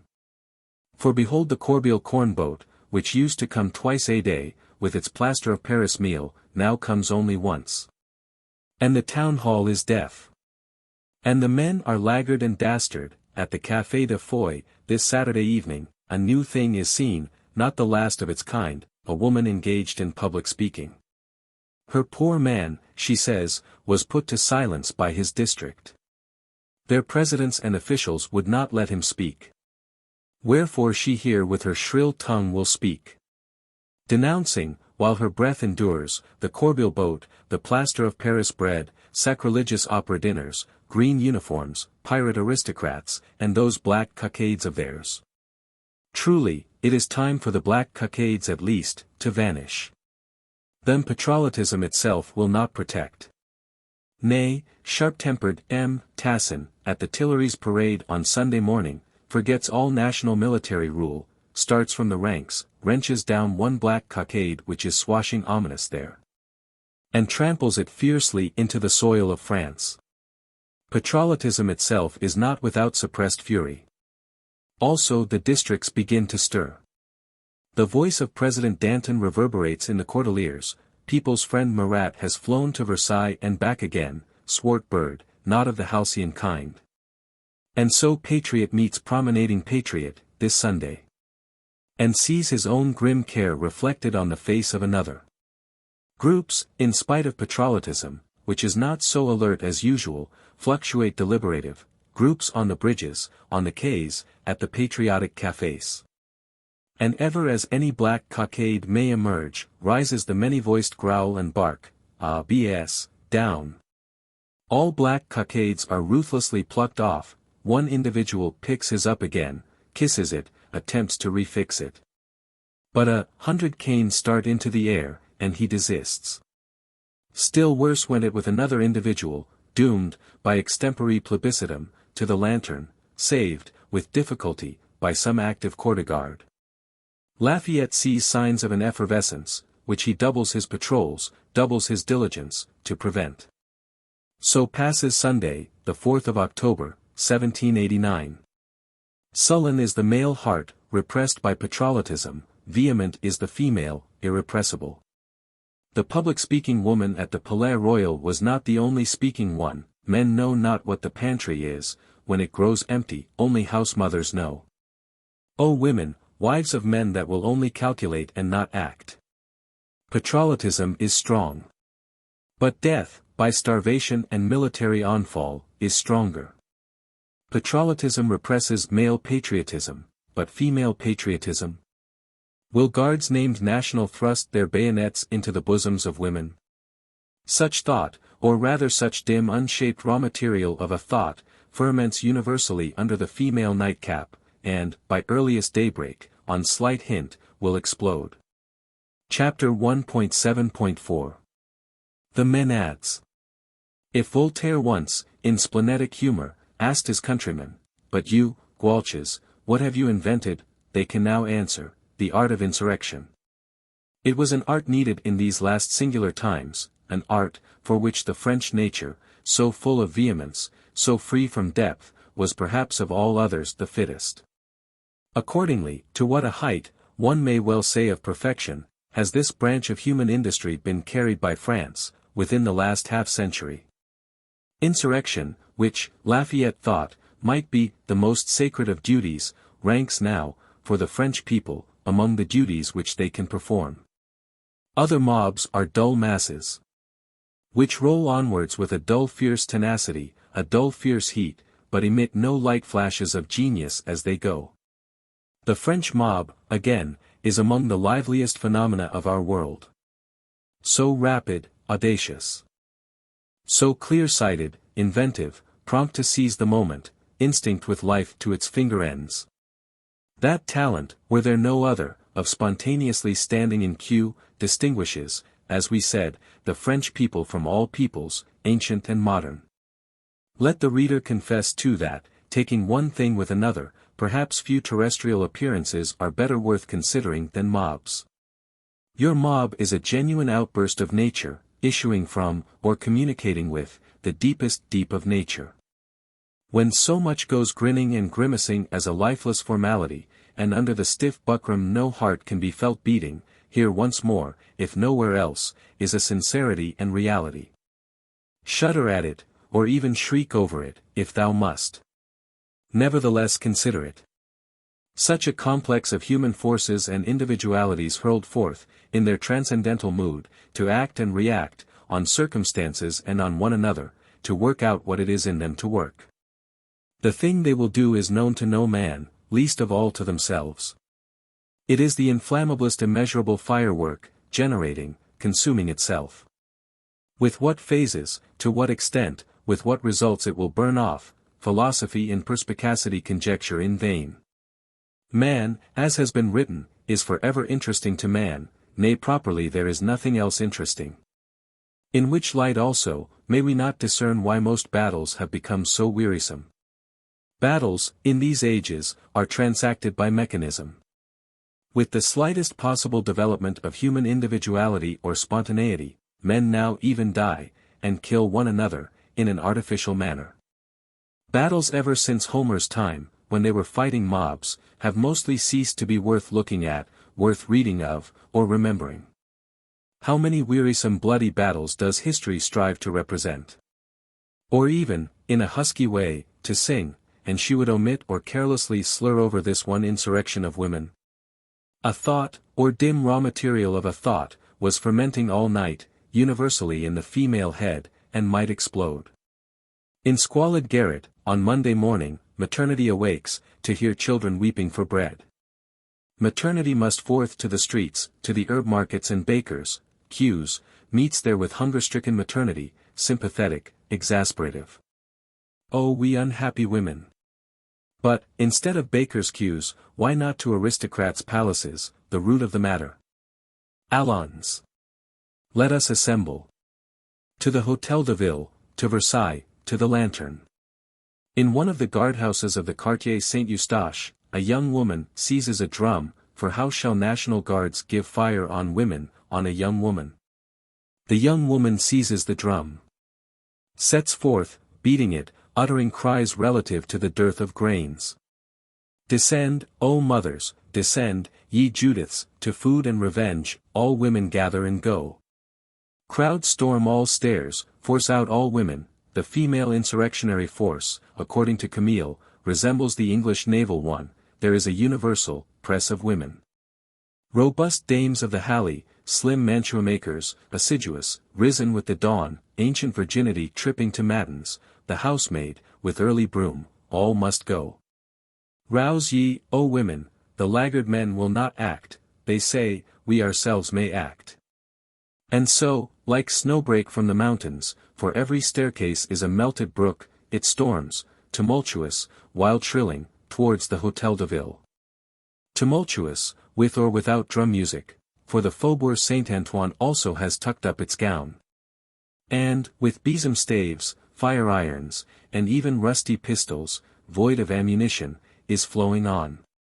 Sound of it flies, with a velocity of sound, to the outmost barriers. By 7 o'clock on this raw October morning, 5th of the month, the town hall will see wonders. Nay, as chance would have it, a mail party are already there. Clustering tumultuously round some national patrol, and a baker who has been seized with short weights. They are there, and have even lowered the rope of the lantern. So that the official persons have to smuggle forth the short-weighing baker by back doors, and even send, to all the districts, for more force. Grand it was, says Camille, to see so many Judiths, from 8 to 10,000 of them in all, rushing out to search into the root of the matter. Not unfrightful it must have been, ludicroterific, and most unmanageable. At such hour the overwatched 300 are not yet stirring, none but some clerks, a company of National Guards, and M. de Gouvion, the Major General. Gouvion has fought in America for the cause of civil liberty. A man of no inconsiderable heart, but deficient in head. He is, for the moment, in his back apartment, assuaging Usher Maillard, the Bastille sergeant, who has come, as too many do, with representations. The assuagement is still incomplete when our Judiths arrive. The National Guards form on the outer stairs, with levelled bayonets, the 10,000 Judiths press up, resistless, with obtestations, with outspread hands, merely to speak to the mayor. The rear forces them, nay, from male hands in the rear, stones already fly, the National Guards must do one of two things, sweep the place de Grève with cannon, or else open to right and left. They open, the living deluge rushes in. Through all rooms and cabinets, upwards to the topmost belfry, ravenous, seeking arms, seeking mayors, seeking justice, while, again, the better dressed, speak kindly to the clerks, point out the misery of these poor women. Also their ailments, some even of an interesting sort. Poor M. de Gouvion is shiftless in this extremity, a man shiftless, perturbed, who will one day commit suicide. How happy for him that Usher Maillard, the shifty, was there, at the moment, though making representations. Fly back, thou shifty Maillard, seek the Bastille company, and return fast with it, above all, with thy own shifty head. For, behold, the Judiths can find no mayor or municipal, scarcely, in the topmost belfry, can they find poor Abbé Lefebvre the powder distributor. Him, for want of a better, they suspend there, in the pale morning light. Over the top of all Paris, which swims in one's failing eyes, a horrible end. Nay, the rope broke, as French ropes often did, or else an Amazon cut it. Abbé Lefebvre falls, some 20 feet, rattling among the leads. And lives long years after, though always with a tremblement in the limbs. And now doors fly under hatchets, the Judiths have broken the armory, have seized guns and cannons, 3 money-bags, paper heaps. Torches flare, in few minutes, our brave Hôtel de Ville which dates from the 4th Henry, will, with all that it holds, be in flames. Chapter 1.7.v. Usher Maillard. In flames, truly, were it not that Usher Maillard, swift of foot, shifty of head, has returned. Maillard, of his own motion, for Gouvion or the rest would not even sanction him, snatches a drum. Descends the porch stairs, rantan, beating sharp, with loud rolls, his rogue's march, to Versailles. Allons, a Versailles. As men beat on kettle or warming pan, when angry she-bees, or say, flying desperate wasps, are to be hived. And the desperate insects hear it and cluster round it, simply as round a guidance, where there was none, so now these men adds round shifty Maillard, riding usher of the Châtelet. The axe pauses uplifted, Abbé Lefebvre is left half-hanged. From the belfry downwards all vomits itself. What rub-a-dub is that? Stanislas Maillard, Bastille hero, will lead us to Versailles. Joy to thee, Maillard, blessed art thou above riding ushers. Away then, away. The seized cannon are yoked with seized cart horses, brown-locked Demoiselle Theroin, with pike and helmet, sits there as gunneress, with haughty eye and serene fair countenance. Comparable, some think, to the Maid of Orleans, or even recalling the idea of Pallas Athene. Maillard, for his drum still rolls, is, by heaven-rending acclamation, admitted general. Maillard hastens the languid march. Maillard, beating rhythmic, with sharp rantan, all along the quays, leads forward, with difficulty his monadic host. Such a host, marched not in silence. The bargeman pauses on the river, all wagoners and coach-drivers fly. Men peer from windows, not women, lest they be pressed. Sight of sights, bacchantes, in these ultimate formalized ages. Bronze Henri looks on, from his Pont Neuf, the monarchic Louvre, Medici and Tuileries see a day not theretofore seen. And now Maillard has his Menades in the Champs-Élysées, Fields Tartarian rather, and the Hôtel de Ville has suffered comparatively nothing. Broken doors, an Abbé Lefebvre, who shall never more distribute powder. 3 sacks of money, most part of which, for sansculottism, though famishing, is not without honor, shall be returned, this is all the damage. Great Maillard. A small nucleus of order is round his drum. But his outskirts fluctuate like the mad ocean, for rascality male and female is flowing in on him, from the 4 winds, guidance there is none but in his single head and 2 drumsticks. O Maillard, when, since war first was, had general of force such a task before him, as thou this day? Walter the penniless still touches the feeling heart, but then Walter had sanction, had space to turn in. And also his crusaders were of the male sex. Thou, this day, disowned of heaven and earth, art general of Menades. Their inarticulate frenzy thou must on the spur of the instant, render into articulate words, into actions that are not frantic. Fail in it, this way or that. Pragmatical officiality, with its penalties and law-books, waits before thee, Menades storm behind. If such hewed off the melodious head of Orpheus, and hurled it into the Peneus waters, what may they not make of thee, thee rhythmic merely, with no music but a sheepskin drum? Maillard did not fail. Remarkable Maillard, if fame were not an accident, and history a distillation of rumor, how remarkable wert thou! On the Elysian fields, there is pause and fluctuation, but, for Maillard, no return. He persuades his Menades, clamorous for arms and the arsenal, that no arms are in the arsenal.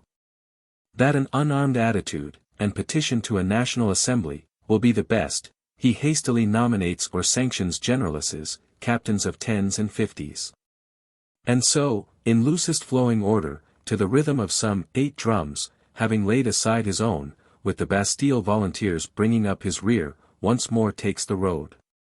Chaillot, which will promptly yield baked loaves, is not plundered. Nor are the Sèvres potteries broken. The old arches of Sèvres bridge echo under monadic feet, Seine river gushes on with his perpetual murmur. And Paris flings after us the boom of tocsin and alarm drum, inaudible, for the present, amid shrill-sounding hosts, and the splash of rainy weather. To Meudon, to St. Cloud, on both hands, the report of them is gone abroad. And hearths, this evening, will have a topic. The press of women still continues, for it is the cause of all Eve's daughters, mothers that are, or that hope to be. No carriage lady, were it with never such hysterics, but must dismount, in the mud roads, in her silk shoes, and walk. In this manner, amid wild October weather, they a wild unwinged stork flight, through the astonished country, wend their way. Travellers of all sorts they stop, especially travellers or couriers from Paris. Deputy Lecapelier, in his elegant vesture, from his elegant vehicle, looks forth amazed through his spectacles, apprehensive for life. States eagerly that he is Patriot Deputy Lecapelier, and even old President Lecapelier, who presided on the night of Pentecost, and is original member of the Breton Club. Thereupon rises huge shout of Vive Lecapelier, and several armed persons spring up behind and before to escort him. Nevertheless, news, dispatches from Lafayette, or vague noise of rumor, have pierced through, by side roads. In the National Assembly, while all is busy discussing the order of the day, regretting that there should be anti-national repasts in opera halls. That His Majesty should still hesitate about accepting the rights of man, and hang conditions and peradventures on them. Mirabeau steps up to the President, experienced Mounier as it chanced to be, and articulates, in bass undertone, Mounier, Paris marche sur nous, Paris is marching on us. May be, j'en sais rien. Believe it or disbelieve it, that is not my concern, but Paris, I say, is marching on us. Falls suddenly unwell. Go over to the chateau, tell them this. There is not a moment to lose. Paris marching on us, responds Mounier, with an atrabiliar accent. Well, so much the better. We shall the sooner be a republic. Mirabeau quits him, as one quits an experienced president getting blindfold into deep waters, and the order of the day continues as before. Yes, Paris is marching on us, and more than the women of Paris. Scarcely was Maillard gone, when M. de Gouvien's message to all the districts, and such tocsin and drumming of the Général, began to take effect. Armed National Guards from every district, especially the Grenadiers of the Centre, who are our old Gardes Françaises, arrive, in quick sequence, on the Place de Grève. An immense people is there. Saint Antoine, with pike and rusty firelock, is all crowding thither, be it welcome or unwelcome. The Centre Grenadiers are received with cheering. It is not cheers that we want, answer they gloomily, the nation has been insulted. To arms, and come with us for orders. Ha, sits the wind so? Patriotism and patriotism are now one. The 300 have assembled, all the committees are in activity. Lafayette is dictating dispatches for Versailles, when a deputation of the Centre Grenadiers introduces itself to him. The deputation makes military obeisance, and thus speaks, not without a kind of thought in it. Mon General, we are deputed by the 6 companies of grenadiers. We do not think you a traitor, but we think the government betrays you.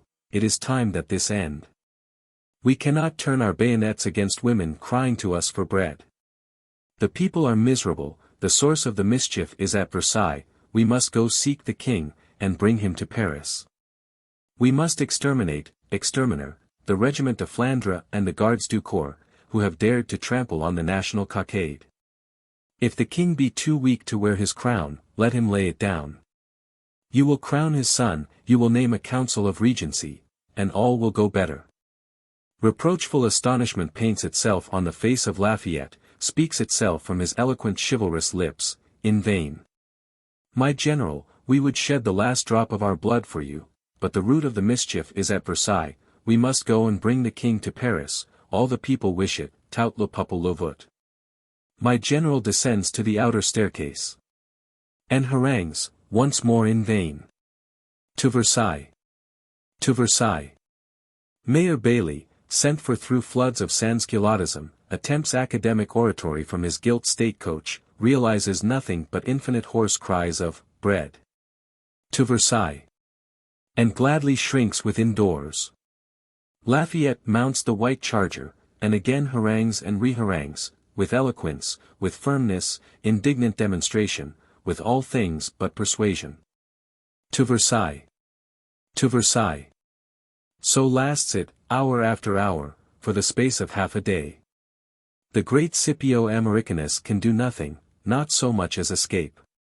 Morbleu, mon general, cry the grenadiers serrying their ranks as the white charger makes a motion that way. You will not leave us, you will abide with us. A perilous juncture, Mayor Bailey and the municipals sit quaking within doors. My general is prisoner without, the Place de Grève, with its 30,000 regulars, its whole irregular Saint Antoine and Saint Marceau, is one minatory mass of clear or rusty steel, all heart set, with a moody fixedness, on one object. Moody, fixed are all hearts, tranquil is no heart, if it be not that of the white charger, who paused there, with arched neck, composedly champing his bit, as if no world, with its dynasties and eras, were now rushing down. The drizzly day tends westward, the cry is still, to Versailles. Nay now, borne from afar, come quite sinister cries, hoarse, reverberating in long-drawn hollow murmurs, with syllables too like those of lantern. Or else, irregular sansculottism may be marching off, of itself, with pikes, nay with cannon. The inflexible Scipio does at length, by aide-de-camp, ask of the municipals, whether or not he may go. A letter is handed out to him, over armed heads. 60,000 faces flash fixedly on his, there is stillness and no bosom breathes, till he have read. By heaven, he grows suddenly pale. Do the municipals permit? Permit and even order, since he can no other. Clangor of approval rends the welkin. To your ranks, then, let us march. It is, as we compute, towards 3 in the afternoon. Indignant National Guards may dine for once from their haversack, dined or undined, they march with one heart. Paris flings up her windows, claps hands, as the avengers, with their shrilling drums and shams tramp by, she will then sit pensive, apprehensive, and pass rather a sleepless night. On the white charger, Lafayette, in the slowest possible manner, going and coming, and eloquently haranguing among the ranks, rolls onward with his 30,000.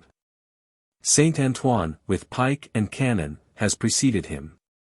A mixed multitude, of all and of no arms, hovers on his flanks and skirts, the country once more pauses agape, Paris marque sur nous. Chapter 1.7.vi. To Versailles. For, indeed, about this same moment, Maillard has halted his draggled menades on the last hill-top, and now Versailles, and the Château of Versailles, and far and wide the inheritance of royalty opens to the wondering eye. From far on the right, over Marly and Saint-Germain-en-Laye, round towards Rambouillet, on the left, beautiful all, softly embosomed, as if in sadness, in the dim moist weather.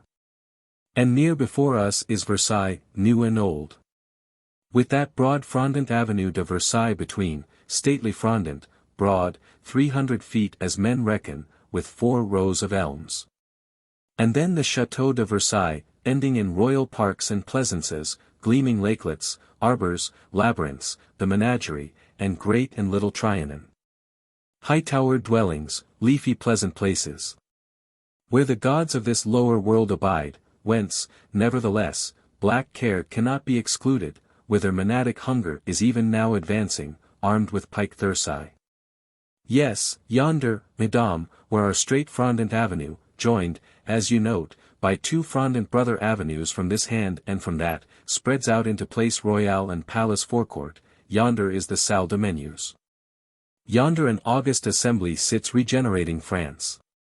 Forecourt, Grand Court, Court of Marble, court narrowing into court you may discern next, or fancy, on the extreme verge of which that glass dome, visibly glittering like a star of hope, is the Œil de Bœuf. Yonder, or nowhere in the world, is bread baked for us. But, oh mesdames, were not one thing good, that our cannons, with Demoiselle Théroigne in all show of war, be put to the rear. Submission beseems petitioners of a national assembly. We are strangers in Versailles, whence, too audibly, there comes even now sound as of tocsin in general. Also to put on, if possible, a cheerful countenance, hiding our sorrows, and even to sing. Sorrow, pitted of the heavens, is hateful, suspicious to the earth. So counsels shifty Maillard, haranguing his menades, on the heights near Versailles. Cunning Maillard's dispositions are obeyed. The draggled insurrectionists advance up the avenue, in 3 columns, among the 4 elm rows, singing Henri Cotter, with what melody they can, and shouting Vive le Roi. Versailles, though the elm rows are dripping wet, crowds from both sides, with Vivent nos Parisiennes, our Paris ones forever. Prickers, scouts have been out towards Paris, as the rumour deepened, whereby His Majesty, gone to shoot in the woods of Meudon, has been happily discovered, and got home, and the Général and tocsin set a-sounding. The bodyguards are already drawn up in front of the palace grates, and look down the Avenue de Versailles, sulky, in wet buckskins. Flandre too is there, repentant of the opera repast. Also dragoons dismounted are there. Finally Major Lecointre, and what he can gather of the Versailles National Guard, though, it is to be observed, our colonel, that same sleepless Count d'Estaing, giving neither order nor ammunition, has vanished most improperly. One supposes, into the Audiobook. Red-coated Swiss stand within the grates, under arms.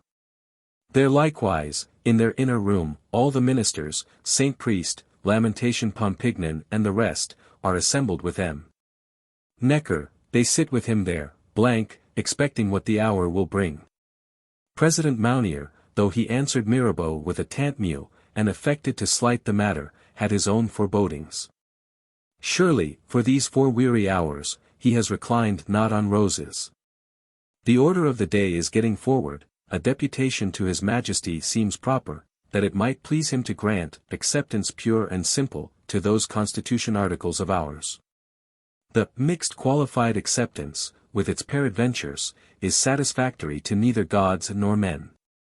So much is clear. And yet there is more, which no man speaks, which all men now vaguely understand. Disquietude, absence of mind is on every face. Members whisper, uneasily come and go, the order of the day is evidently not the day's wont.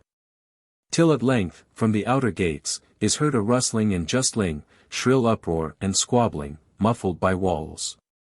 Which testifies that the hour is come. Rushing and crushing one hears now. Then enter Usher Maillard, with a deputation of 15 muddy dripping women, having by incredible industry, and aid of all the macers, persuaded the rest to wait out of doors. National Assembly shall now, therefore, look its august task directly in the face. Regenerative constitutionalism has an unregenerate sansculottism bodily in front of it, crying, bread. Bread. Shifty Maillard, translating frenzy into articulation. Repressive with the one hand, expostulative with the other, does his best. And really, though not bred to public speaking, manages rather well. In the present dreadful rarity of grains, a deputation of female citizens has, as the august assembly can discern, come out from Paris to petition. Plots of aristocrats are too evident in the matter. For example, one miller has been bribed, by a banknote of 200 livres, not to grind, name unknown to the usher, but fact provable, at least indubitable. Further, it seems, the national cockade has been trampled on, also there are black cockades, or were. All which things will not an august National Assembly, the hope of France, take into its wise immediate consideration. And monadic hunger, impressible, crying, black cockades, crying, bread, bread, adds, after such fashion, will it not? Yes, messers, if a deputation to His Majesty, for the acceptance pure and simple, seemed proper, how much more now, for the afflicting situation of Paris, for the calming of this effervescence. President Mounier, with a speedy deputation, among whom we notice the respectable figure of Dr. Guillotin, gets himself forthwith on march. Vice-President shall continue the order of the day, Usher Maillard shall stay by him to repress the women. It is 4 o'clock, of the miserablest afternoon, when Mounier steps out. O experienced Mounier, what an afternoon, the last of thy political existence. Better had it been to fall suddenly unwell, while it was yet time. For, behold, the esplanade, over all its spacious expanse, is covered with groups of squalid dripping women. Of lank-haired male rascality, armed with axes, rusty pikes, old muskets, iron-shod clubs, batons fourrés, which end in knives or sword blades, a kind of extempore billhook, looking nothing but hungry revolt. The rain pours, guards du corps go caracoling through the groups, amid hisses, irritating and agitating what is but dispersed here to reunite there. Innumerable squalid women beleaguer the president and deputation. Insist on going with him, has not His Majesty himself, looking from the window, sent out to ask, what we wanted? Bread and speech with the king, du pain, parlor au roi, that was the answer. 12 women are clamorously added to the deputation. And march with it, across the esplanade, through dissipated groups, caracoling bodyguards, and the pouring rain. President Mounier, unexpectedly augmented by 12 women, copiously escorted by hunger and rascality, is himself mistaken for a group, himself and his women are dispersed by caracolers, rally again with difficulty, among the mud. Finally the grates are opened, the deputation gets access, with the 12 women 2 in it, of which latter, 5 shall even see the face of His Majesty. Let wet menadism, in the best spirits it can expect their return. Chapter 1.7.7 At Versailles. But already Pallas Athene, in the shape of Demoiselle Théroigne, is busy with Flandre and the dismounted dragoons. She, and such women as are fittest, go through the ranks, speak with an earnest jocosity. Clasp rough troopers to their patriot bosom, crush down spontoons and musketoons with soft arms. Can a man, that were worthy of the name of man, attack famishing patriot women? One reads that Théroigne had bags of money, which she distributed over Flandre, furnished by whom?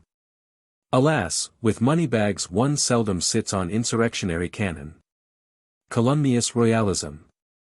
Théroigne had only the limited earnings of her profession of unfortunate female, money she had not, but brown locks, the figure of a heathen goddess, and an eloquent tongue and heart. Meanwhile, Saint Antoine, in groups and troops, is continually arriving, wedded, sulky, with pikes and impromptu billhooks, driven thus far by popular fixed idea.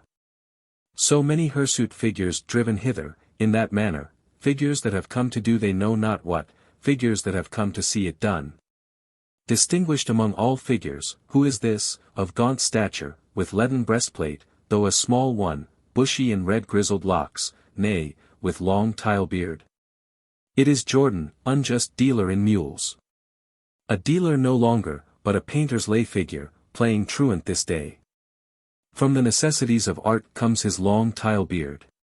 Whence his leaden breastplate, unless indeed he were some hawker licensed by leaden badge, may have come, will perhaps remain for ever a historical problem. Another Saul among the people we discern, Père Adam, Father Adam, as the groups name him. To us better known as bull-voiced Marquis Saint Urich, hero of the veto, a man that has had losses, and deserved them. The tall Marquis, emitted some days ago from limbo, looks peripatetically on this scene, from under his umbrella, not without interest. All which persons and things, hurled together as we see, Pallas Athene, busy with Flandre. Patriotic Versailles National Guards, short of ammunition, and deserted by D'Estaing their colonel, and commanded by Lecointre their major, then caracoling bodyguards, sour, dispirited, with their buckskins wet. And finally this flowing sea of indignant squalor, may they not give rise to occurrences? Behold, however, the 12 she-deputies return from the château. Without President Mounier, indeed. But radiant with joy, shouting life to the king in his house. Apparently the news are good, mesdames. News of the best. 5 of us were admitted to the internal splendors, to the royal presence.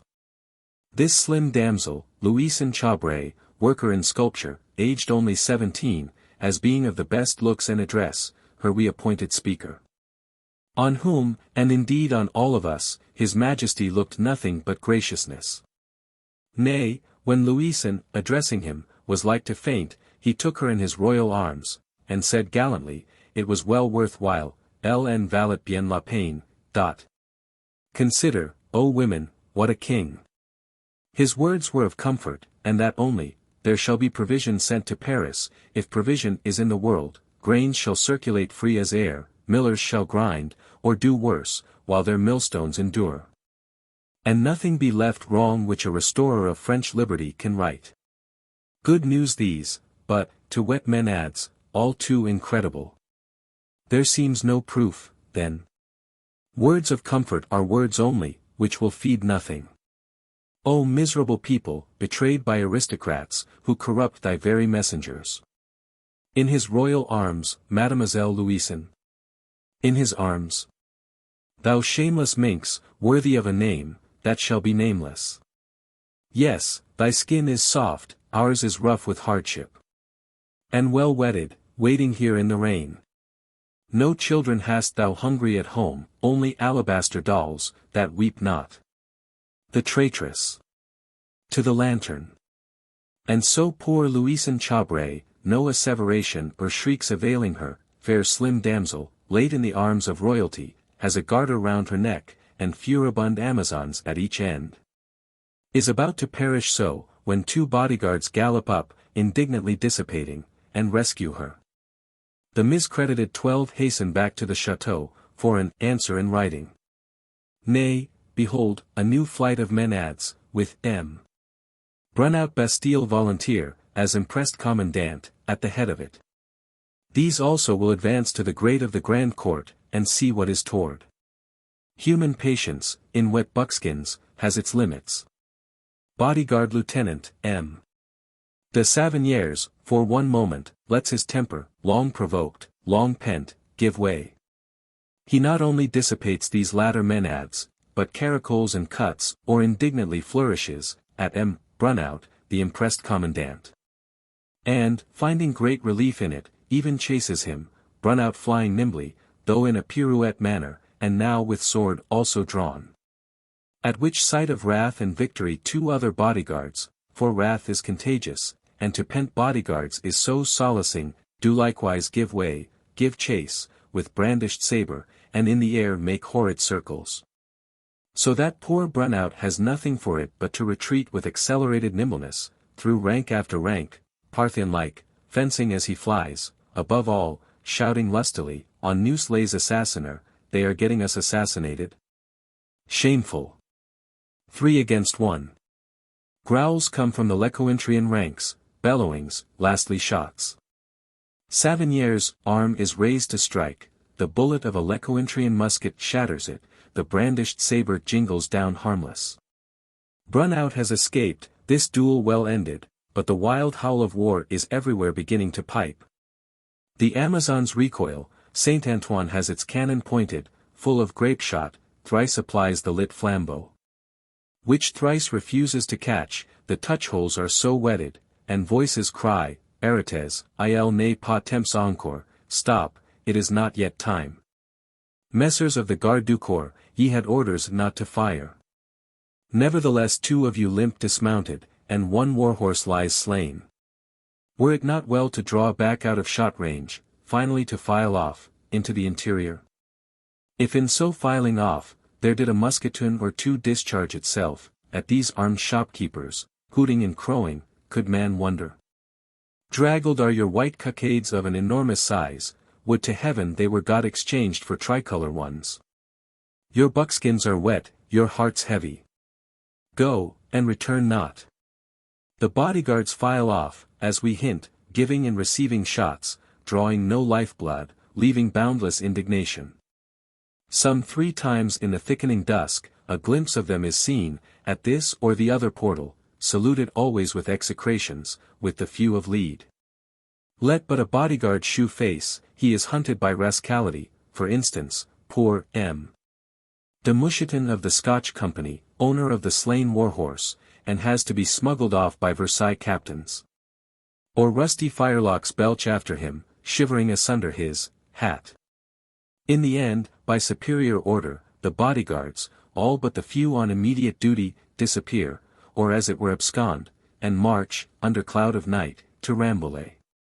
We remark also that the Versaillese have now got ammunition, all afternoon, the official person could find none. Till, in these so critical moments, a patriotic sub-lieutenant set a pistol to his ear, and would thank him to find some, which he thereupon succeeded in doing. Likewise that Flandre, disarmed by Pallas Athene, says openly, it will not fight with citizens, and for token of peace, has exchanged cartridges with the Versaillese. Sansculottism is now among mere friends, and can circulate freely. Indignant at bodyguards, complaining also considerably of hunger. Chapter 1.7.8 The Equal Diet. But why lingers Mounier, returns not with his deputation? It is 6, it is 7 o'clock, and still no Mounier, no acceptance pure and simple. And, behold, the dripping menades, not now in deputation but in mass, have penetrated into the assembly, to the shamefullest interruption of public speaking and order of the day. Neither Maillard nor vice-president can restrain them, except within wide limits. Not even, except for minutes, can the lion voice of Mirabeau, though they applaud it, but ever and anon they break in upon the regeneration of France with cries of, bread, not so much discoursing. Du pain, patent de longs discours. So insensible were these poor creatures to bursts of parliamentary eloquence.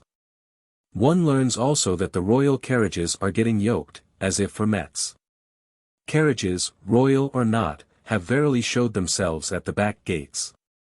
They even produced, or quoted, a written order from our Versailles municipality, which is a monarchic not a democratic one.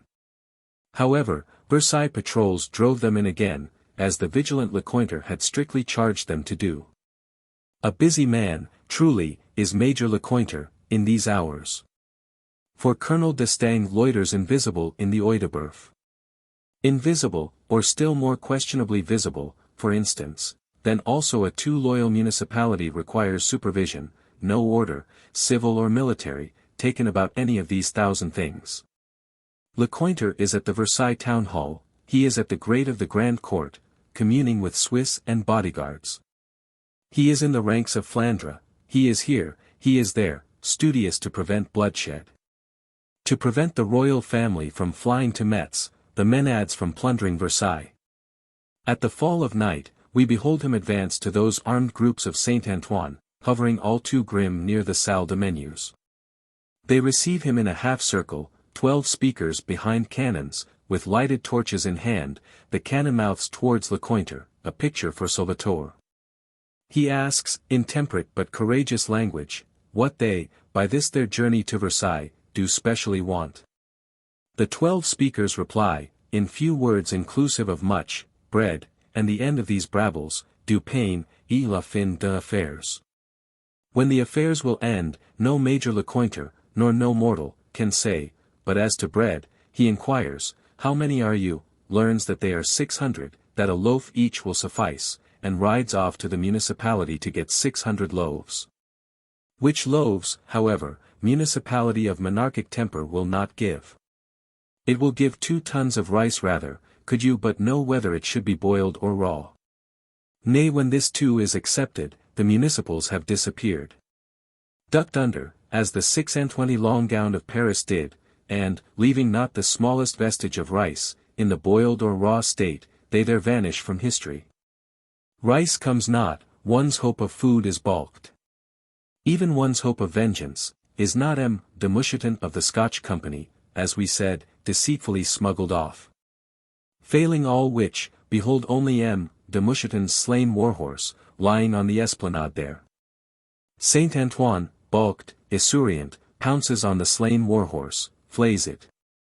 Roasts it, with such fuel, of paling, gates, portable timber as can be come at, not without shouting, and, after the manner of ancient Greek heroes, they lifted their hands to the daintily readied repast, such as it might be.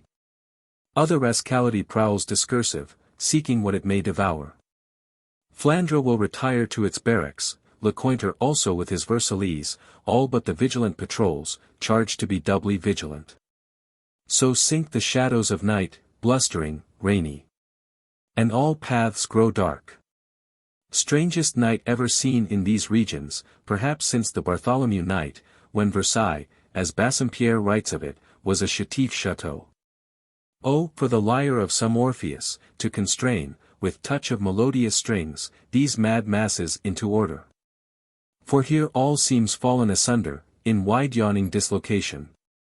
The highest, as in downrushing of a world, is come in contact with the lowest, the rascality of France beleaguering the royalty of France, iron-shod batons lifted round the diadem, not to guard it.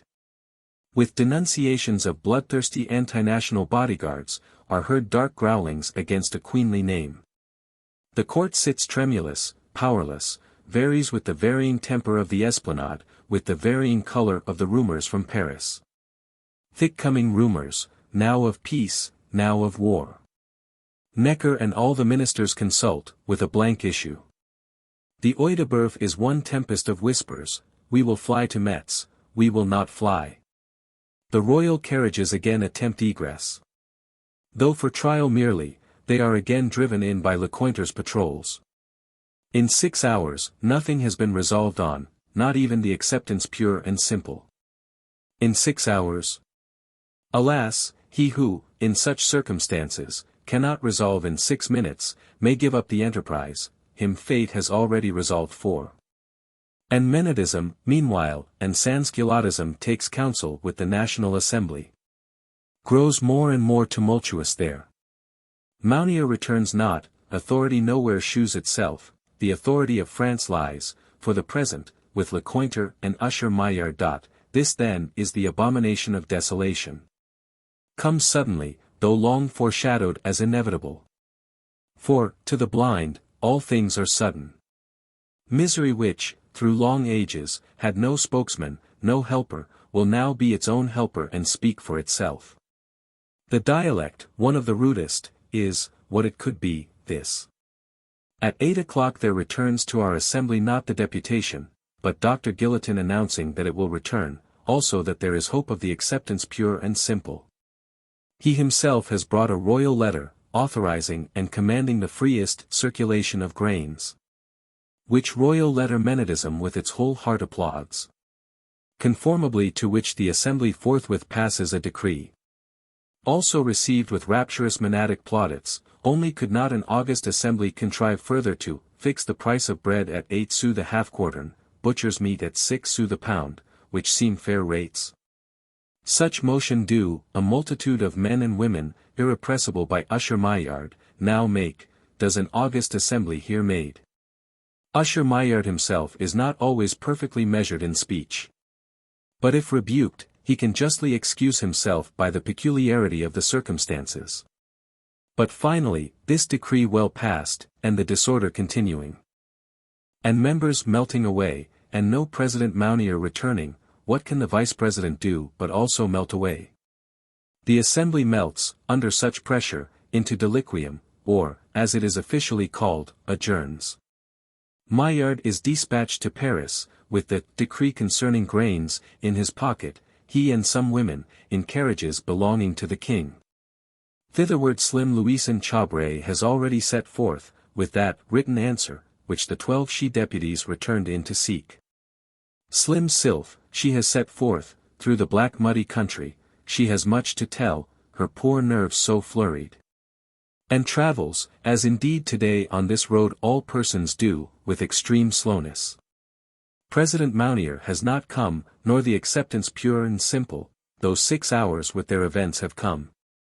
Though courier on courier reports that Lafayette is coming. Coming, with war or with peace.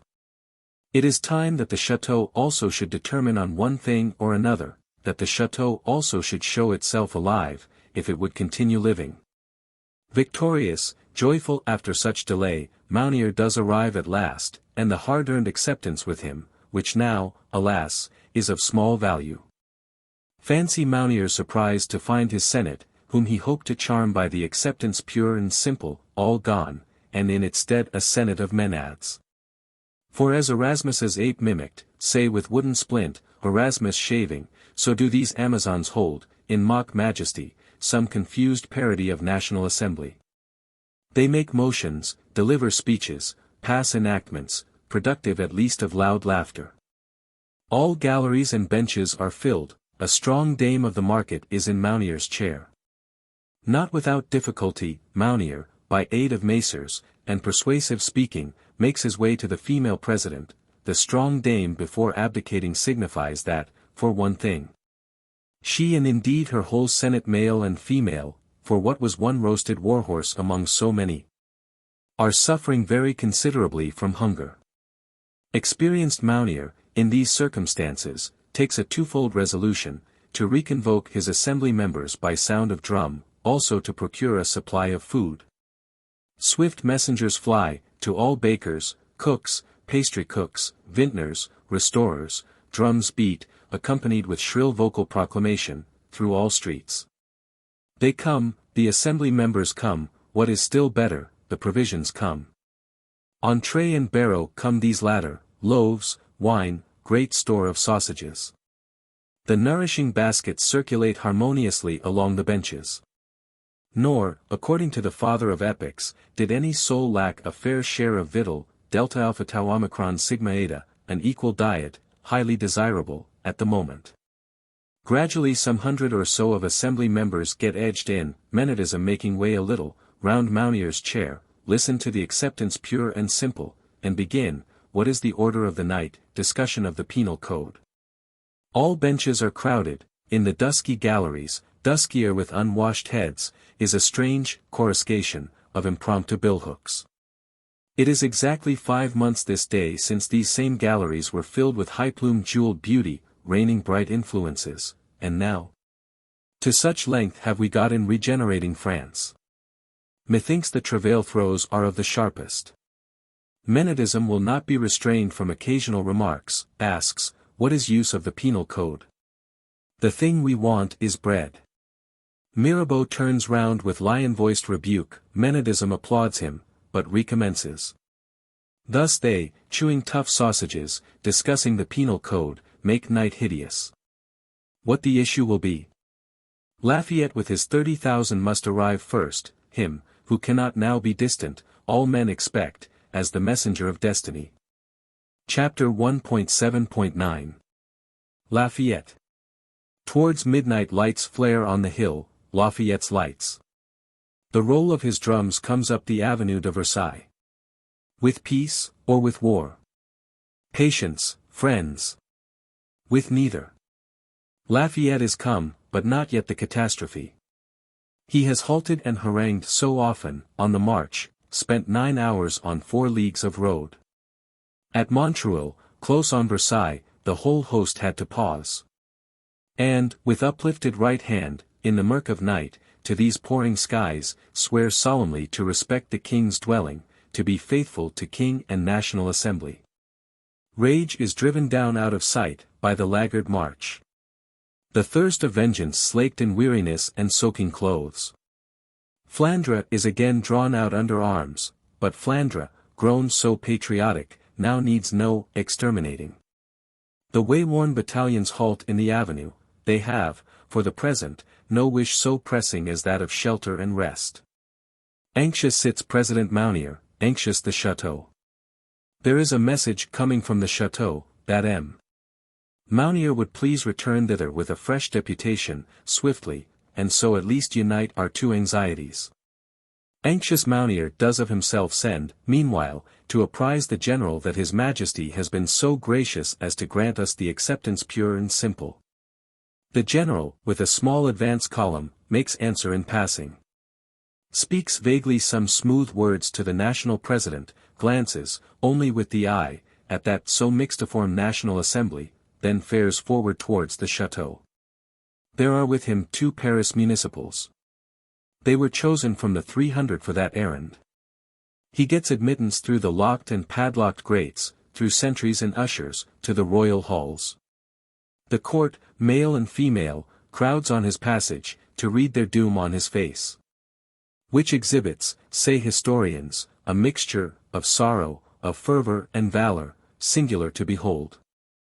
The king, with monsieur, with ministers and marshals, is waiting to receive him. He is come, in his high-flown chivalrous way, to offer his head for the safety of his majesties. The 2 municipals state the wish of Paris, 4 things, of quite pacific tenor. First, that the honor of guarding his sacred person be conferred on patriot National Guards. Say, the Centre Grenadiers, who as Gardes Françaises were wont to have that privilege. Second, that provisions be got, if possible. Third, that the prisons, all crowded with political delinquents, may have judges sent them. Fourth, that it would please his majesty to come and live in Paris. To all which 4 wishes, except the 4th, his majesty answers readily, yes, or indeed may almost say that he has already answered it. To the 4th he can answer only, yes or no. Would so gladly answer, yes and no, but, in any case, are not their dispositions, thank heaven, so entirely pacific? There is time for deliberation. The brunt of the danger seems past. Lafayette and D'Estaing settle the watches. Centre Grenadiers are to take the guard-room they of old occupied as Gardes Françaises, for indeed the Gardes du Corps, its late ill-advised occupants, are gone mostly to Rambouillet. That is the order of this night. Sufficient for the night is the evil thereof. Whereupon Lafayette and the 2 municipals, with high-flown chivalry, take their leave. So brief has the interview been, Mounier and his deputation were not yet got up. So brief and satisfactory. A stone is rolled from every heart. The fair palace dames publicly declare that this Lafayette, detestable though he be, is their savior for once. Even the ancient vinaigrist taunts admit it. The king's aunts, ancient grail and sisterhood, known to us of old. Queen Marie Antoinette has been heard often say the like. She alone, among all women and all men, wore a face of courage, of lofty calmness and resolve, this day. She alone saw clearly what she meant to do, and Teresa's daughter dares do what she means, were all France threatening her, abide where her children are, where her husband is. Towards 3 in the morning all things are settled, the watch is set, the centre grenadiers put into their old guard-room, and harangued, the Swiss, and few remaining bodyguards harangued.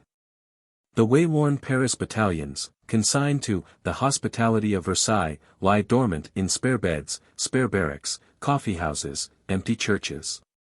A troop of them, on their way to the church of St. Louis, awoke poor Weber, dreaming troublous, in the Rue Sartory. Weber has had his waistcoat pocket full of balls all day, 200 balls, and 2 pairs of powder. For waistcoats were waistcoats then, and had flaps down to mid-thigh. So many balls he has had all day, but no opportunity of using them. He turns over now, execrating disloyal bandits, swears a prayer or two, and straight to sleep again. Finally, the National Assembly is harangued, which thereupon, on motion of Mirabeau, discontinues the penal code, and dismisses for this night. Menadism, sansculottism has cowered into guardhouses, barracks of Flandre, to the light of cheerful fire, failing that, to churches, office-houses, sentry-boxes, wheresoever wretchedness can find a lair. The troublous day has brawled itself to rest, no lives yet lost but that of one warhorse. Insurrectionary chaos lies slumbering round the palace, like ocean round a diving bell, no crevice yet disclosing itself. Deep sleep has fallen promiscuously on the high and on the low, suspending most things, even wrath and famine. Darkness covers the earth. But, far on the northeast, Paris flings up her great yellow gleam, far into the wet black night. For all is illuminated there, as in the old July nights, the streets deserted, for alarm of war, the municipals all wakeful, patrols hailing, with their hoarse hugos. There, as we discover, our poor slim Louison Chabray, her poor nerves all fluttered, is arriving about this very hour. Their usher Maillard will arrive, about an hour hence, towards 4 in the morning. They report, successively, to a wakeful Hôtel de Ville what comfort they can report, which again, with early dawn, large comfortable placards, shall impart to all men. Lafayette, in the Hôtel de Noailles, not far from the chateau, having now finished haranguing, sits with his officers consulting. At 5 o'clock the unanimous best counsel is, that a man so tossed and toiled for 24 hours and more fling himself on a bed, and seek some rest. Thus, then, has ended the first act of the insurrection of women. How it will turn on the morrow. The morrow, as always, is with the fates. But His Majesty, one may hope, will consent to come honorably to Paris. At all events, he can visit Paris. Anti-national bodyguards, here and elsewhere, must take the national oath, make reparation to the tricolour, Flandre will swear. There may be much swearing. Much public speaking there will infallibly be, and so, with harangues and vows, may the matter in some handsome way, wind itself up. Or, alas, may it not be all otherwise, unhandsome, the consent not honourable, but extorted, ignominious? Boundless chaos of insurrection presses slumbering round the palace, like ocean round a diving bell, and may penetrate at any crevice. Let but that accumulated insurrectionary mass find entrance. Like the infinite inburst of water. Or say rather, of inflammable, self-igniting fluid, for example, turpentine and phosphorus oil, fluid known to Spinola Santerre. Chapter 1.7.x. The Grand Entries. The dull dawn of a new morning, drizzly and chill, had but broken over Versailles, when it pleased destiny that a bodyguard should look out of window, on the right wing of the chateau, to see what prospect there was in heaven and in earth. Rascality male and female is prowling in view of him. His fasting stomach is, with good cause, sour, he perhaps cannot forbear a passing molly sun on them, least of all can he forbear answering such. Ill words breed worse, till the worst word came.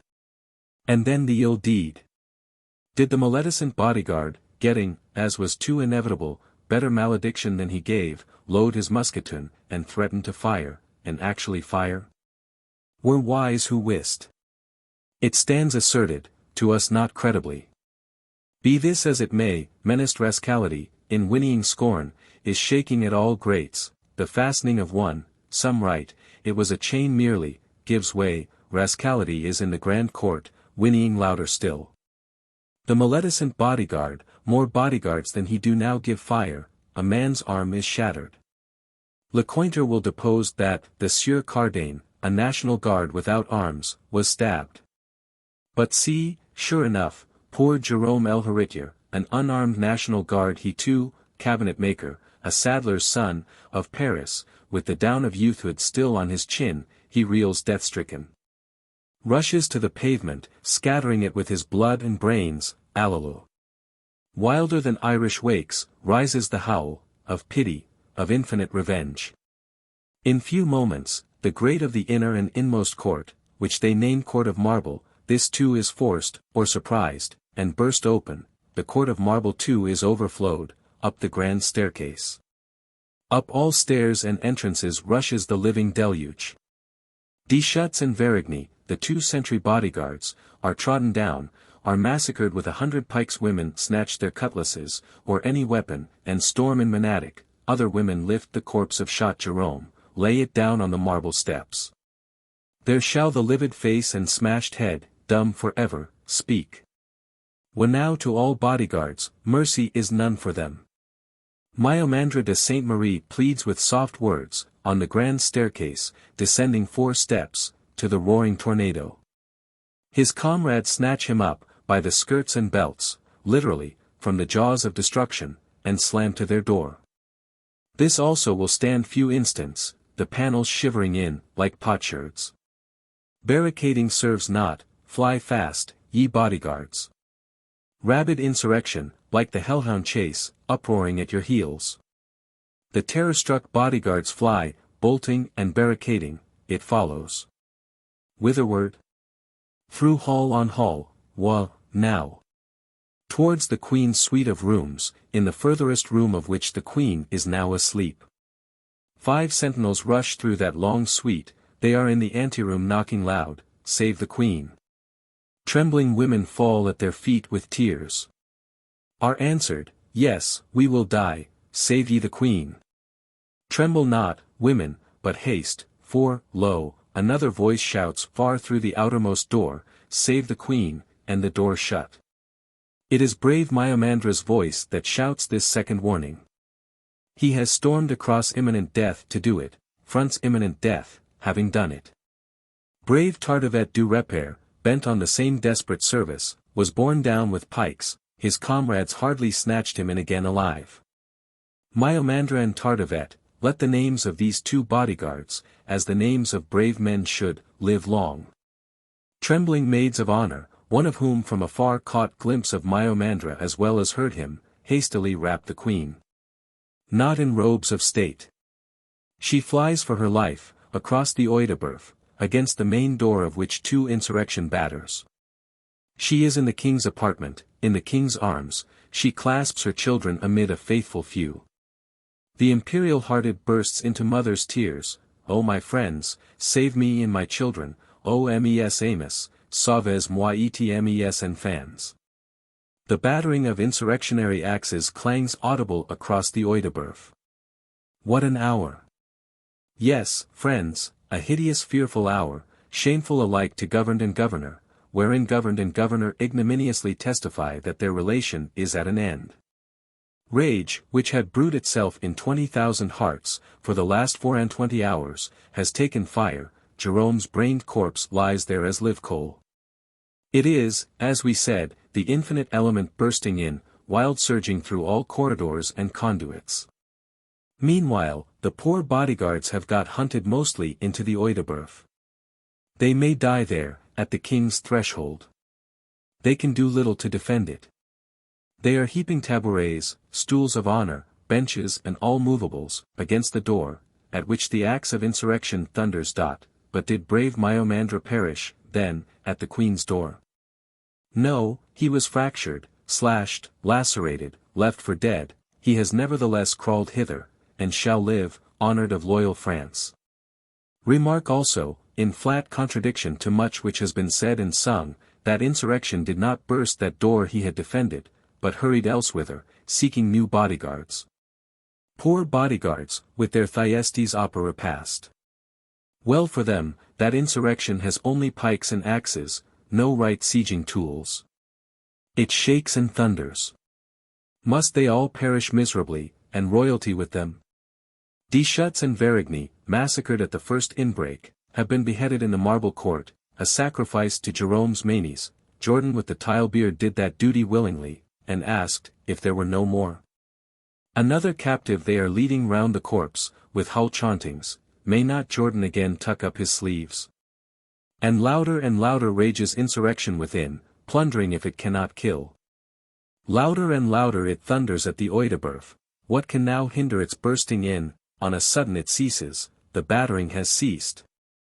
Wild rushing, the cries grow fainter, there is silence, or the tramp of regular steps. Then a friendly knocking, we are the Centre Grenadiers, old Guards Franceses, open to us, messers of the Garde du Corps, we have not forgotten how you saved us at Fontenoy. The door is opened. Enter Captain Gondrin and the Centre Grenadiers, there are military embracings, there is sudden deliverance from death into life. Strange sons of Adam! It was to exterminate these Gardes du Corps that the Centre Grenadiers left home, and now they have rushed to save them from extermination. The memory of common peril, of old help, melts the rough heart, bosom is clasped to bosom, not in war. The king shews himself, one moment, through the door of his apartment, with, "Do not hurt my guards. Soyons frères, let us be brothers," cries Captain Gondrin, and again dashes off, with levelled bayonets, to sweep the palace clear. Now too Lafayette, suddenly roused, not from sleep, for his eyes had not yet closed, arrives, with passionate popular eloquence, with prompt military word of command. National Guards, suddenly roused, by sound of trumpet and alarm drum, are all arriving. The death melee ceases, the first sky lambent blaze of insurrection is got damped down. It burns now, if unextinguished, yet flameless, as charred coals do, and not inextinguishable. The king's apartments are safe. Ministers, officials, and even some loyal national deputies are assembling round their majesties. The consternation will, with sobs and confusion, settle down gradually, into plan and counsel, better or worse. But glance now, for a moment, from the royal windows. A roaring sea of human heads, inundating both courts. Billowing against all passages, monadic women, infuriated men, mad with revenge, with love of mischief, love of plunder.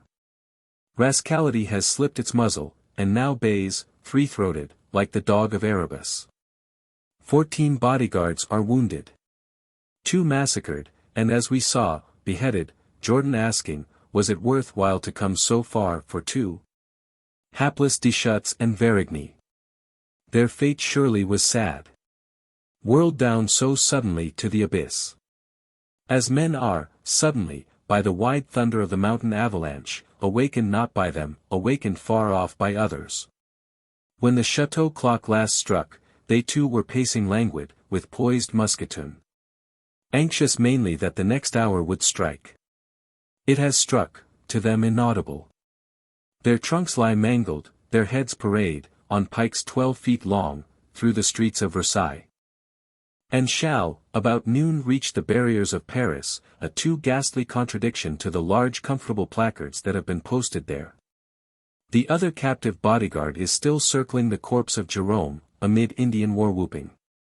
Bloody Tilebeard, with tucked sleeves, brandishing his bloody axe, when Gondrin and the grenadiers come in sight. Comrades, will you see a man massacred in cold blood?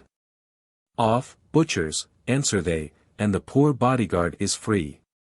Busy runs Gondrin, busy run guards and captains, scouring at all corridors, dispersing rascality in robbery, sweeping the palace clear. The mangled carnage is removed. Jerome's body to the town hall, for inquest, the fire of insurrection gets damped, more and more, into measurable, manageable heat. Transcendent things of all sorts, as in the general outburst of multitudinous passion, are huddled together. The ludicrous, nay the ridiculous, with the horrible. Far over the billowy sea of heads, may be seen rascality, caprioling on horses from the royal stud. The spoilers these. For patriotism is always infected so, with a proportion of mere thieves and scoundrels. Gondrin snatched their prey from them in the chateau, whereupon they hurried to the stables, and took horse there. But the generous Diomedes' steeds, according to Weber, disdained such scoundrel burden, and, flinging up their royal heels, did soon project most of it, in parabolic curves, to a distance, amid peals of laughter, and were caught. Mounted National Guards secured the rest. Now too is witnessed the touching last flicker of etiquette, which sinks not here, in the Cimmerian world wreckage, without a sign, as the house cricket might still chirp in the pealing of a trump of doom.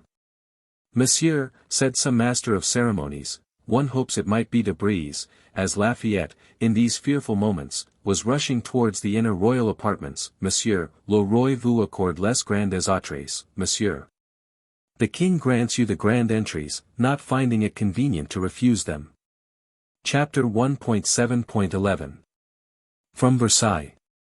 However, the Paris National Guard, wholly under arms, has cleared the palace, and even occupies the nearer external spaces. Extruding miscellaneous patriotism, for most part, into the Grand Court, or even into the forecourt.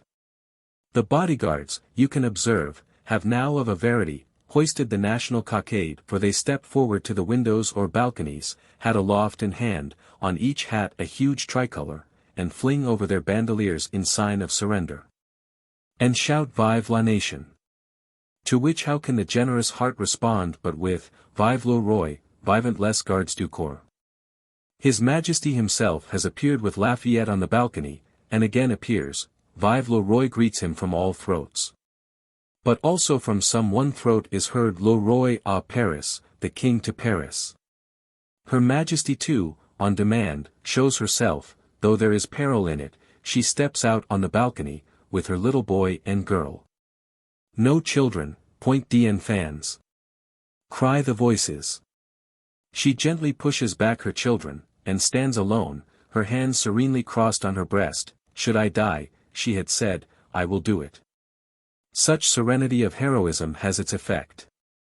Lafayette, with ready wit, in his high-flown chivalrous way, takes that fair queenly hand, and reverently kneeling, kisses it. Thereupon the people do shout Vive la reine. Nevertheless, poor Weber saw, or even thought he saw. For hardly the third part of poor Weber's experiences, in such hysterical days, will stand scrutiny. One of these brigands level his musket at Her Majesty, with or without intention to shoot, for another of the brigands angrily struck it down. So that all, and the Queen herself, nay the very captain of the bodyguards, have grown national. The very captain of the bodyguard steps out now with Lafayette. On the hat of the repentant man is an enormous tricolor. Large as a soup platter, or sunflower, visible to the utmost forecourt. He takes the national oath with a loud voice, elevating his hat, at which sight all the army raise their bonnets on their bayonets, with shouts. Sweet is reconcilement to the heart of man. Lafayette has sworn Flandre, he swears the remaining bodyguards, down in the marble court, the people clasp them in their arms. Oh, my brothers, why would ye force us to slay you?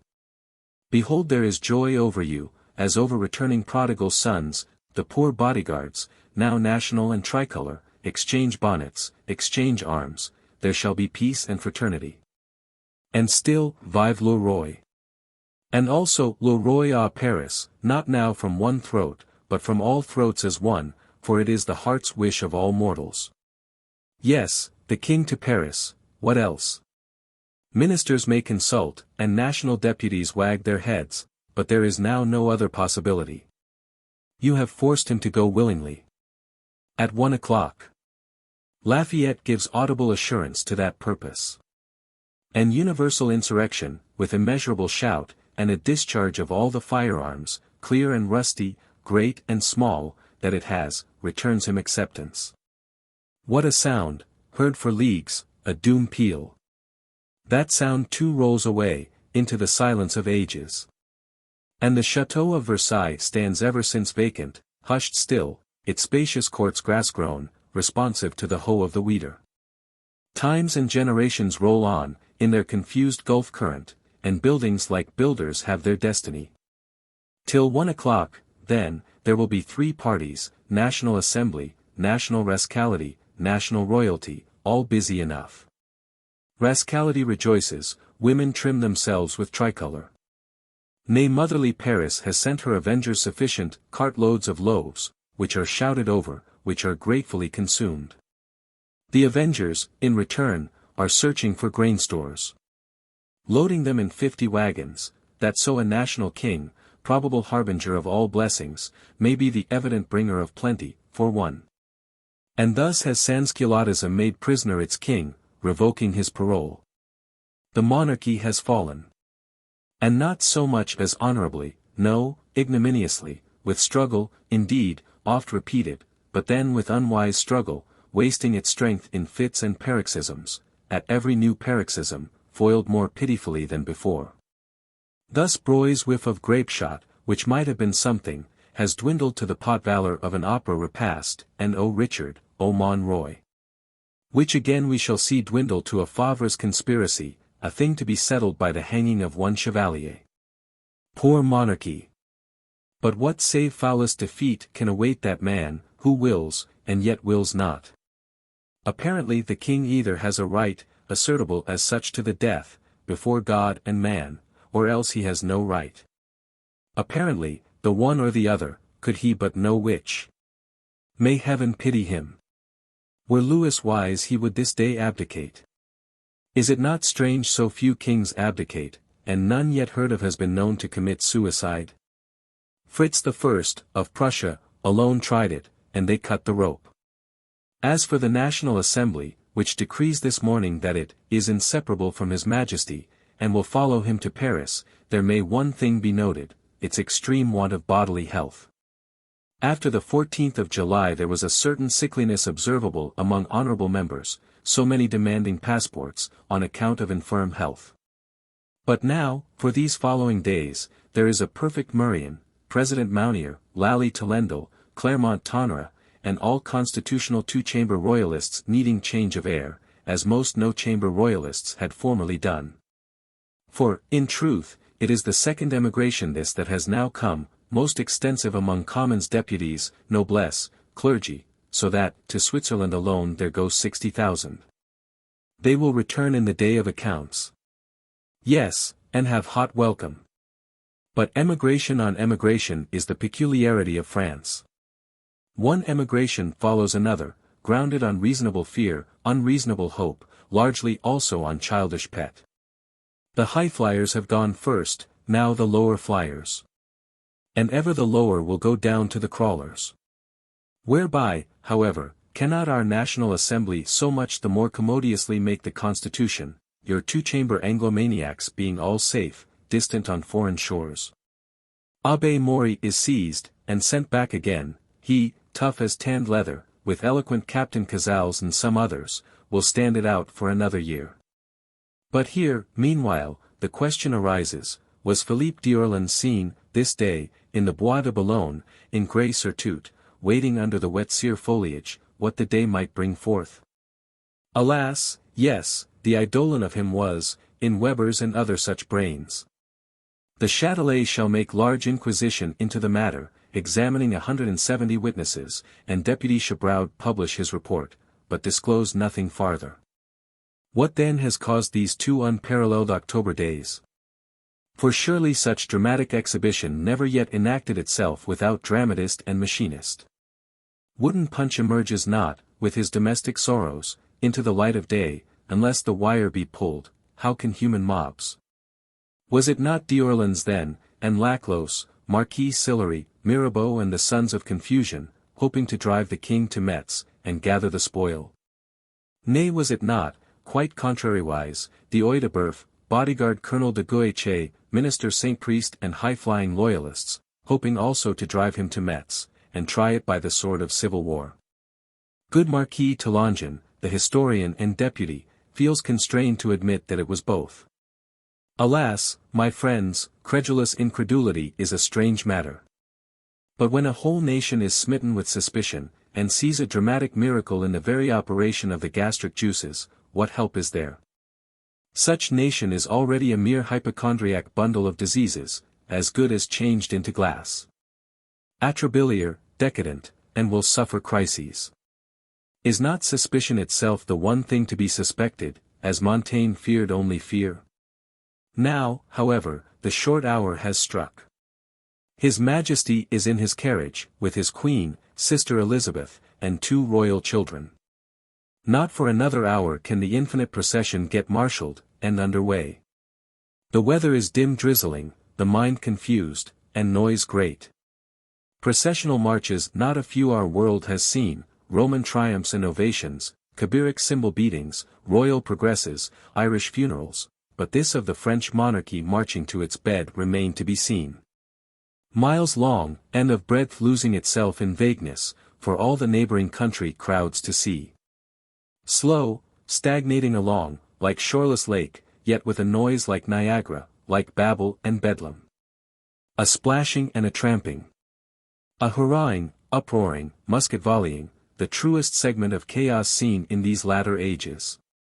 Till slowly it disembogue itself, in the thickening dusk, into expectant Paris, through a double row of faces all the way from Passy to the Hôtel de Ville. Consider this, vanguard of national troops, with trains of artillery. Of pikemen and pikewomen, mounted on cannons, on carts, hackney coaches, or on foot, tripudiating, in tricolour ribbons from head to heel, loaves stuck on the points of bayonets, green boughs stuck in gun barrels.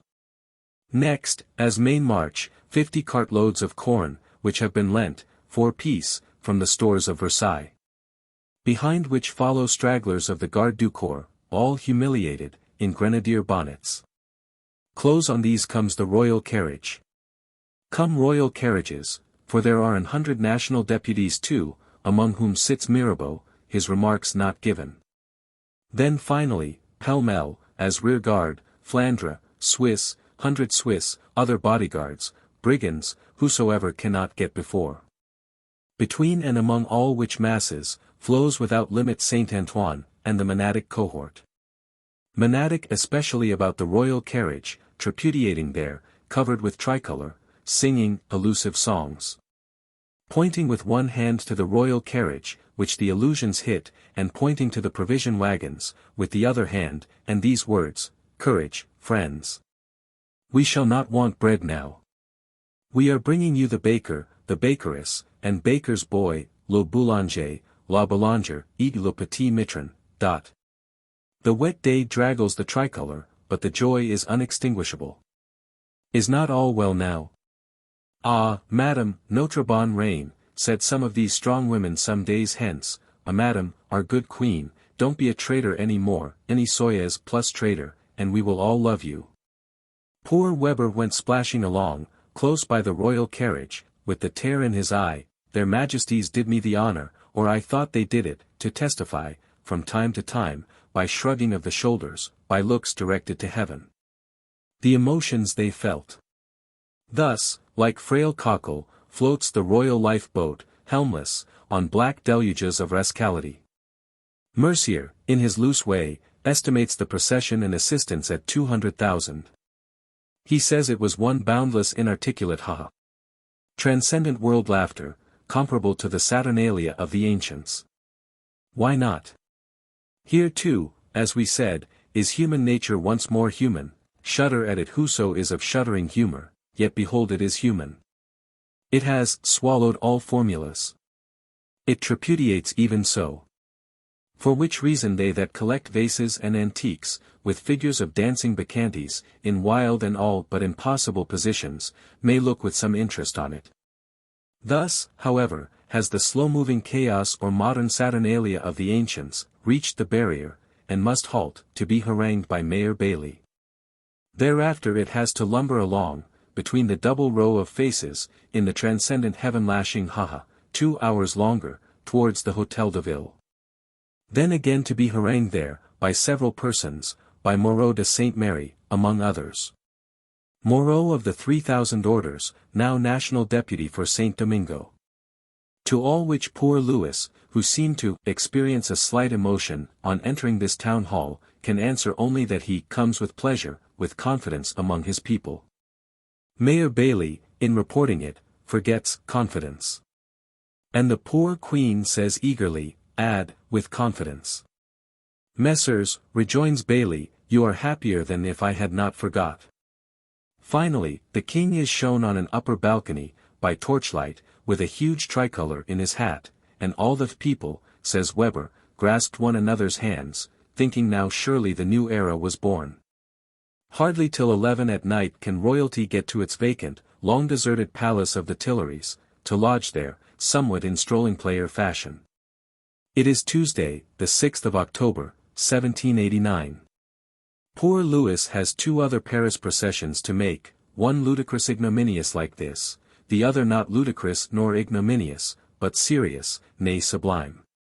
End of the first volume. Volume 2. The Constitution. Mauern seh ich, gesterst, und Mauern seh ich errichtet. Hier Gefangene, dort auch der Gefangenen viel. Ist vielleicht nur die Welt ein grosser Kerker. Und free ist. Walder Tolli, der sich Ketten zu Kranzen ist. Goethe. Book 2.I. The Feast of Pikes. Chapter 2.1.I. In the Tuileries.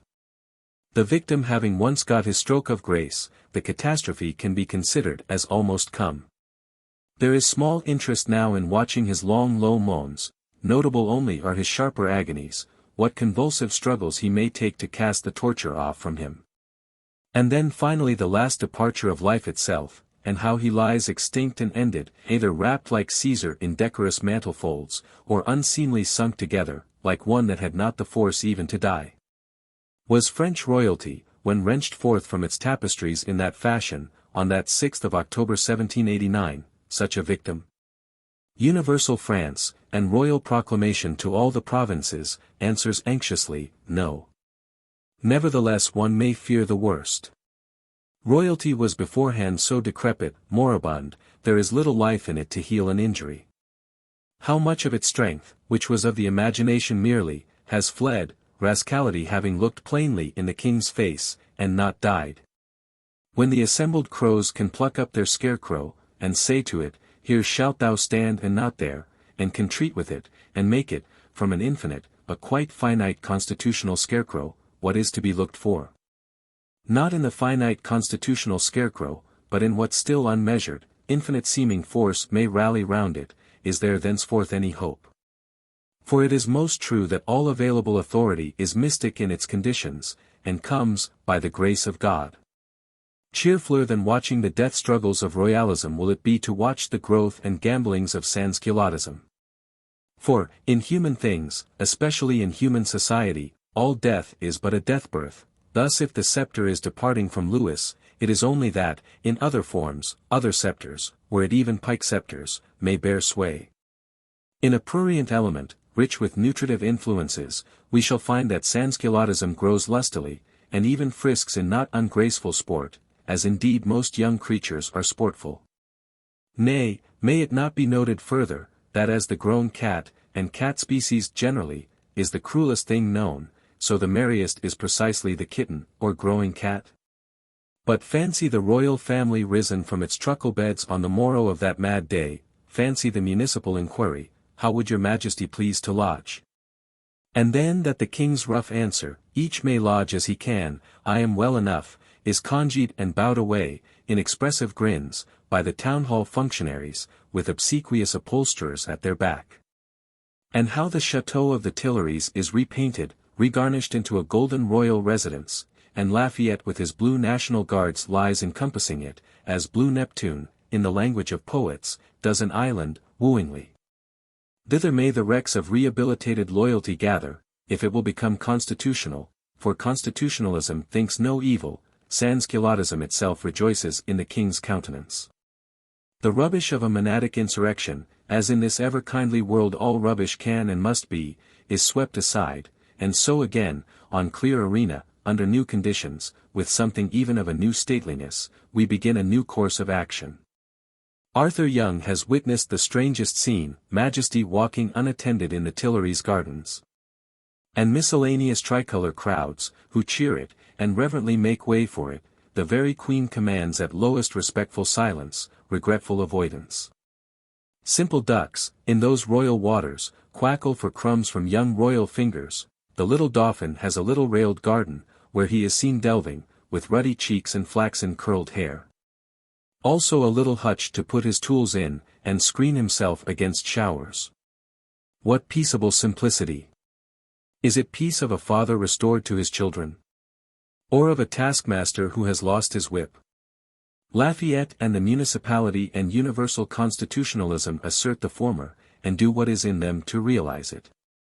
Such patriotism as snarls dangerously, and shows teeth, patriotism shall suppress. Or far better, royalty shall soothe down the angry hair of it, by gentle pattings, and, most effectual of all, by fuller diet. Yes, not only shall Paris be fed, but the king's hand be seen in that work. The household goods of the poor shall, up to a certain amount, by royal bounty, be disengaged from pawn, and that insatiable Mont de Piet disgorge, rides in the city with their Vive le Roi need not fail. And so by substance and show, shall royalty, if man's art can popularize it, be popularized. Or, alas, is it neither restored father nor diswhipped taskmaster that walks there? But an anomalous complex of both these, and of innumerable other heterogeneities, reducible to no rubric, if not to this newly devised one, King Louis restorer of French liberty? Man indeed, and King Louis like other men, lives in this world to make rule out of the ruleless. By his living energy, he shall force the absurd itself to become less absurd. But then if there be no living energy, living passivity only? King Serpent, hurled into his unexpected watery dominion, did at least bite, and assert credibly that he was there, but as for the poor King Log, tumbled hither and thither as thousandfold chance and other will than his might direct. How happy for him that he was indeed wooden! And, doing nothing, could also see and suffer nothing. It is a distracted business. For his French Majesty, meanwhile, one of the worst things is that he can get no hunting. Alas, no hunting henceforth, only a fatal being hunted. Scarcely, in the next June weeks, shall he taste again the joys of the game destroyer, in next June, and never more. He sends for his smith tools. Gives, in the course of the day, official or ceremonial business being ended, a few strokes of the file, quelques coups de lime. Innocent brother mortal, why wert thou not an obscure substantial maker of locks? But doomed in that other far-seen craft, to be a maker only of world follies, unrealities, things self-destructive, which no mortal hammering could rivet into coherence. Poor Louis is not without insight, nor even without the elements of will. Some sharpness of temper, spurting at times from a stagnating character. If harmless inertness could save him, it were well, but he will slumber and painfully dream, and to do aught is not given him. Royalist antiquarians still shew the rooms where Majesty and Suite, in these extraordinary circumstances, had their lodging. Here sat the Queen, reading, for she had her library brought hither, though the King refused his.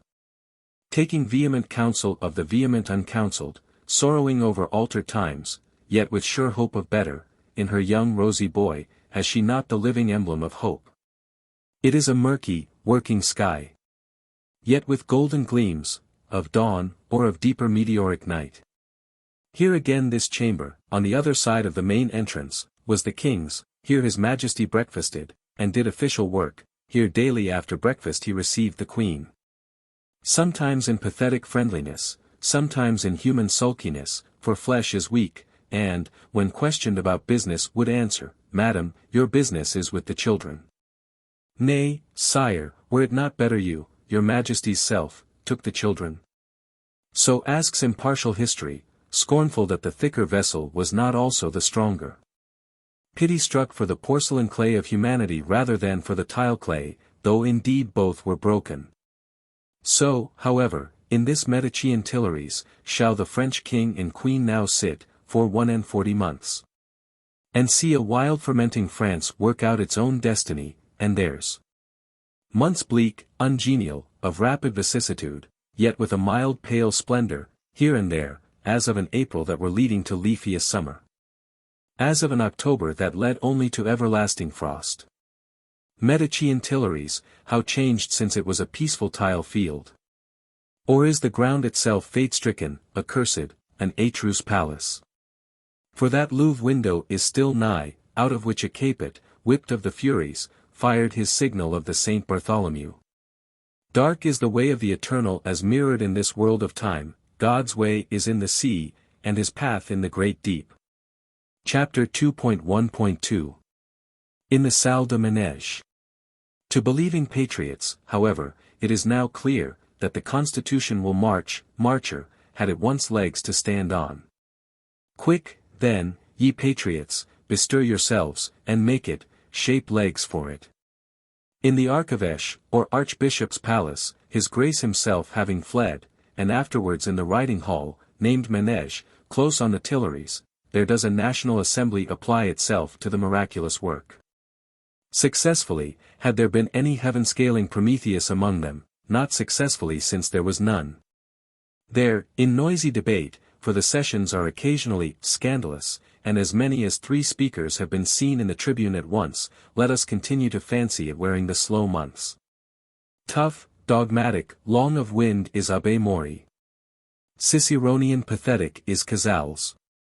Keen trenchant, on the other side, glitters a young Barnave, abhorrent of sophistry, shearing, like keen Damascus sabre, all sophistry asunder, reckless what else he shear with it. Simple seemest thou, O solid Dutch-built Passion, if solid, surely dull. Nor life-giving in that tone of thine, livelier polemical rabot. With ineffable serenity sniffs great sighs, aloft, alone. His constitution ye may babble over, ye may mar, but can by no possibility mend, is not polity a science he has exhausted? Cool, slow, 2 military Lameths are visible, with their quality sneer, or demi-sneer. They shall gallantly refund their mother's pension, when the Red Book is produced, gallantly be wounded in duels. A Marquis Toulongen, whose pen we yet thank, sits there. In stoical meditative humor, oftenest silent, accepts what destiny will send. Thouret and parliamentary Duport produce mountains of reformed law, liberal, Anglomaniac, available and unavailable. Mortals rise and fall. Shall Goose Gobel, for example, or go, with an umlaut, Bell, for he is of Strasbourg German breed, be a constitutional archbishop? Alone of all men there, Mirabeau may begin to discern clearly whither all this is tending. Patriotism, accordingly, regrets that his zeal seems to be getting cool. In that famed Pentecost night of the 4th of August, when new faith rose suddenly into miraculous fire, and old feudality was burnt up, men remarked that Mirabeau took no hand in it, that, in fact, he luckily happened to be absent. But did he not defend the veto, nay veto absolu, and tell vehement Barnave that 600 irresponsible senators would make of all tyrannies the insupportablest? Again, how anxious was he that the king's ministers should have seat and voice in the National Assembly, doubtless with an eye to being minister himself.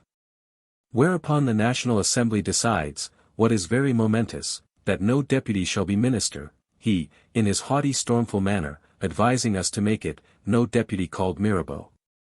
A man of perhaps inveterate feudalisms, of stratagems. Too often visible leanings towards the royalist side, a man suspect, whom patriotism will unmask.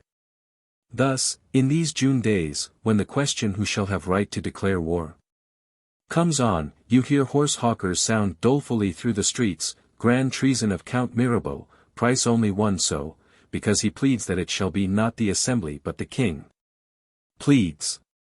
Nay prevails, for in spite of the horse hawkers, and an endless populace raised by them to the pitch even of lantern, he mounts the tribune next day, grim resolute. Murmuring aside to his friends that speak of danger, I know it, I must come hence either in triumph, or else torn in fragments, and it was in triumph that he came. A man of stout heart, whose popularity is not of the populace, populacière. Whom no clamor of unwashed mobs without doors, or of washed mobs within, can scarce from his way. Dumont remembers hearing him deliver a report on Marseilles. Every word was interrupted on the part of the Côte droit by abusive epithets.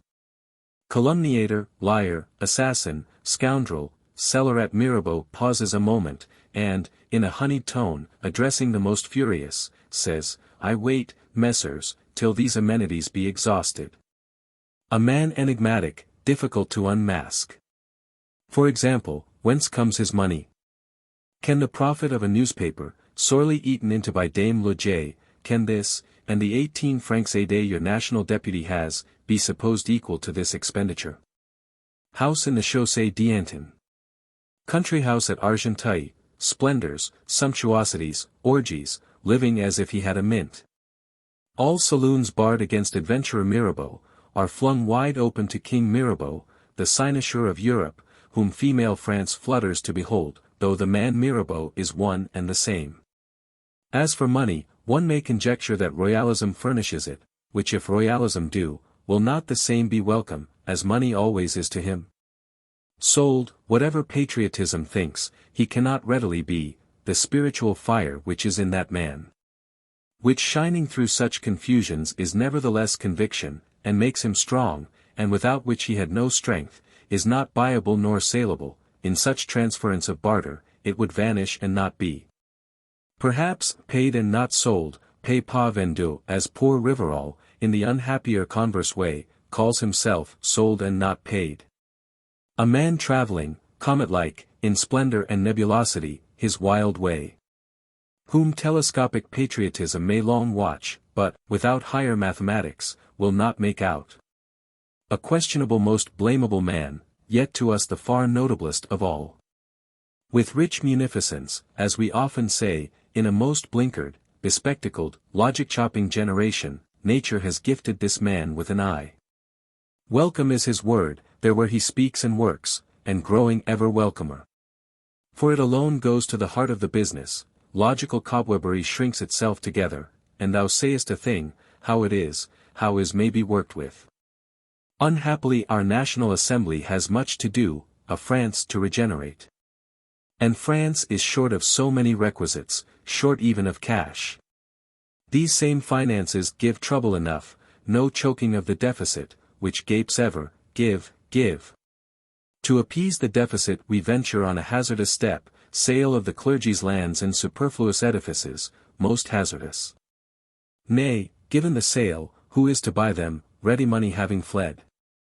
Wherefore, on the 19th day of December, a paper money of assignats, of bonds secured, or assigned, on that clerico-national property, and unquestionable at least in payment of that, is decreed, the first of a long series of like financial performances, which shall astonish mankind. So that now, while old rags last, there shall be no lack of circulating medium, whether of commodities to circulate thereon is another question. But, after all, does not this assignat business speak volumes for modern science? Bankruptcy, we may say, was come, as the end of all delusions needs must come, yet how gently, in softening diffusion, in mild succession, was it hereby made to fall, like no all-destroying avalanche. Like gentle showers of a powdery impalpable snow, shower after shower, till all was indeed buried, and yet little was destroyed that could not be replaced, be dispensed with. To such length has modern machinery reached. Bankruptcy, we said, was great, but indeed money itself is a standing miracle. On the whole, it is a matter of endless difficulty, that of the clergy. Clerical property may be made the nation's, and the clergy hired servants of the state. But if so, is it not an altered church? Adjustment enough, of the most confused sort, has become unavoidable. Old landmarks, in any sense, avail not in a new France. Nay, literally, the very ground is new divided. Your old party-colored provinces become new uniform departments, 83 in number, whereby, as in some sudden shifting of the earth's axis, no mortal knows his new latitude at once. The 12 old parliaments too, what is to be done with them?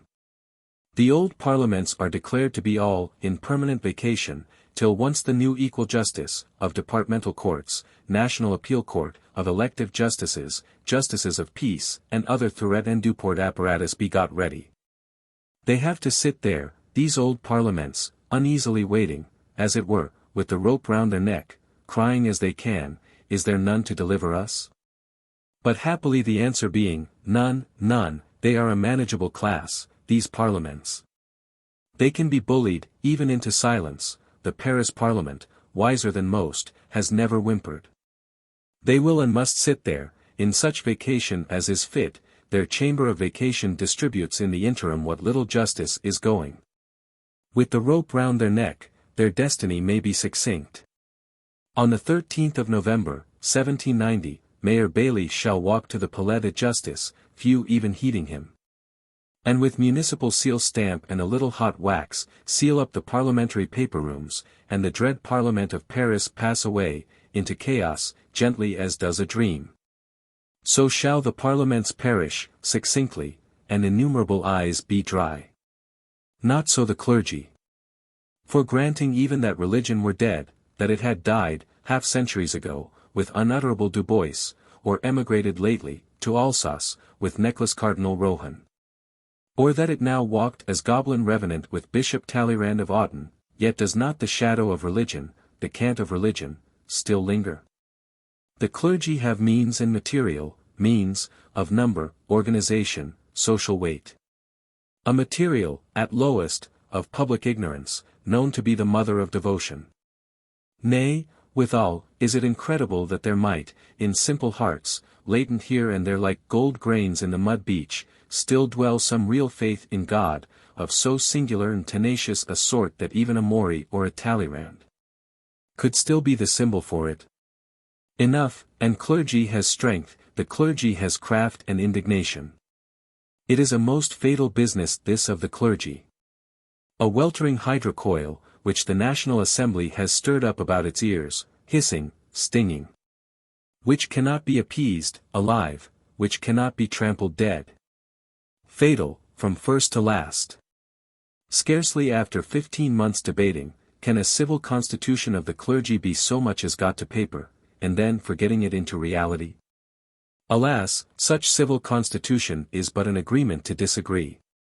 It divides France from end to end, with a new split, infinitely complicating all the other splits.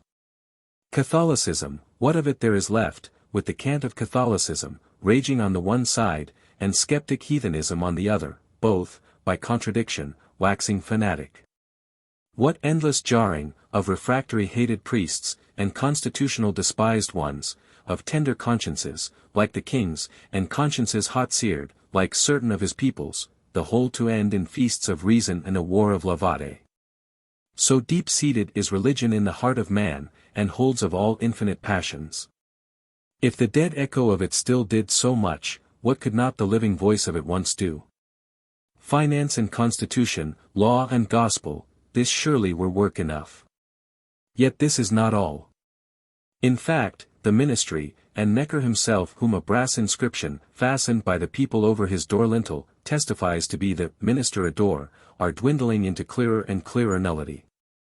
Execution or legislation, arrangement or detail, from their nerveless fingers all drops undone, all lights at last on the toiled shoulders of an august representative body. Heavy-laden National Assembly.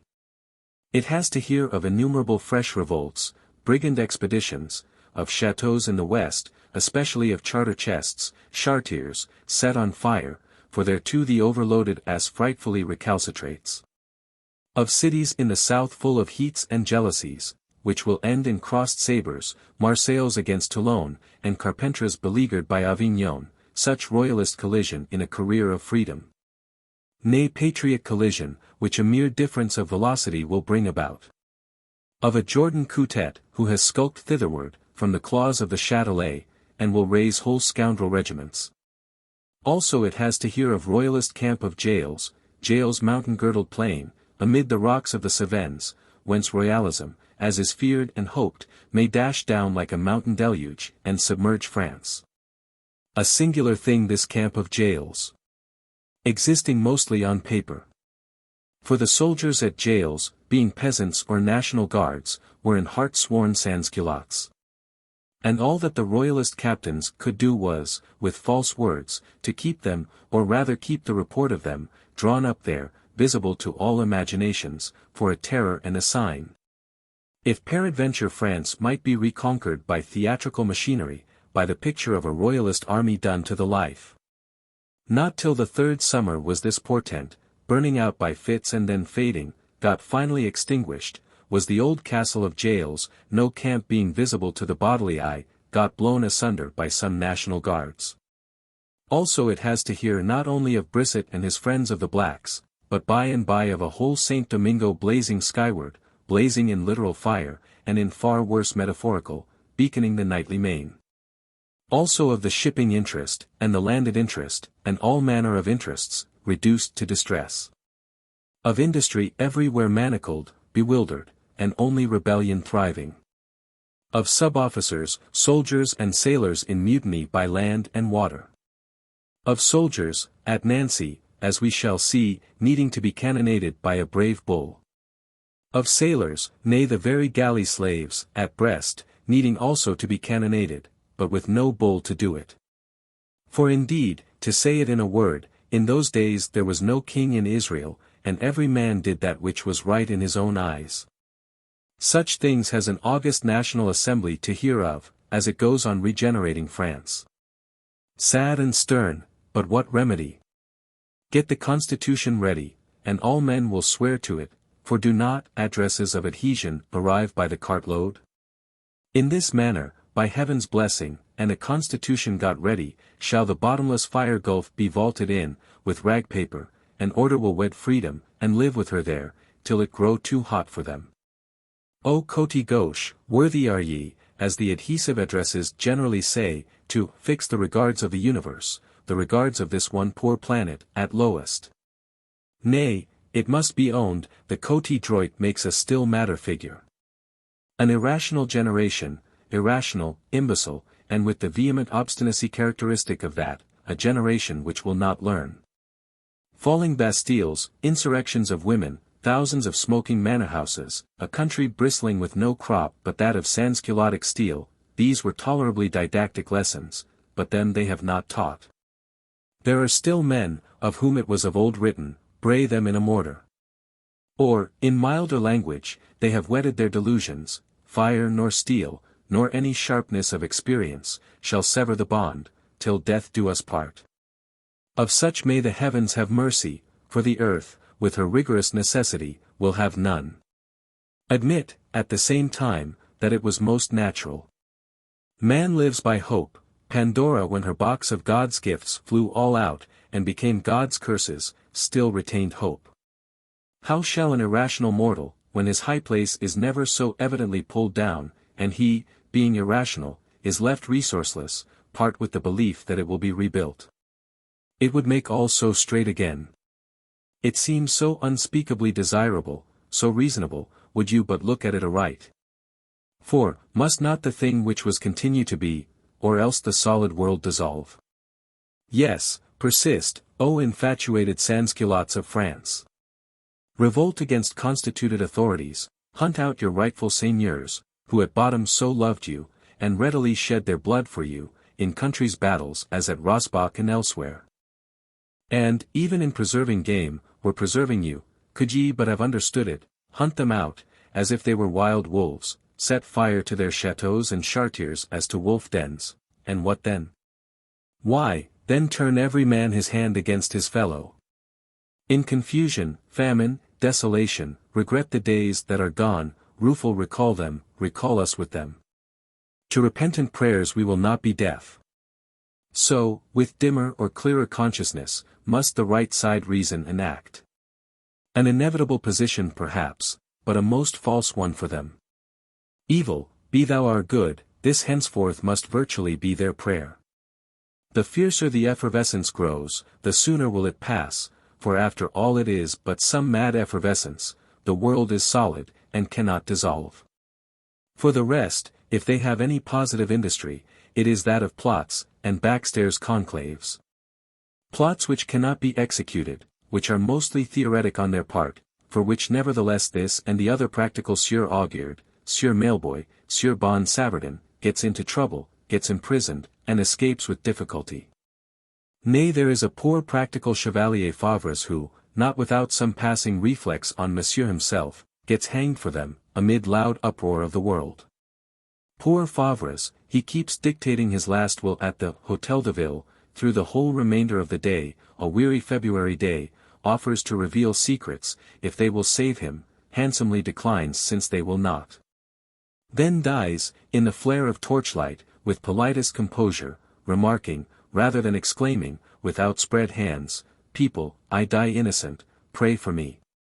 Poor Favres! Type of so much that has prowled indefatigable over France, in days now ending, and, in freer field, might have earned instead of prowling, to thee it is no theory. In the Senate House again, the attitude of the right side is that of calm unbelief. Let an August National Assembly make a 4th of August abolition of feudality, declare the clergy state servants who shall have wages, vote suspensive vetoes, new law courts, vote or decree what contested thing it will.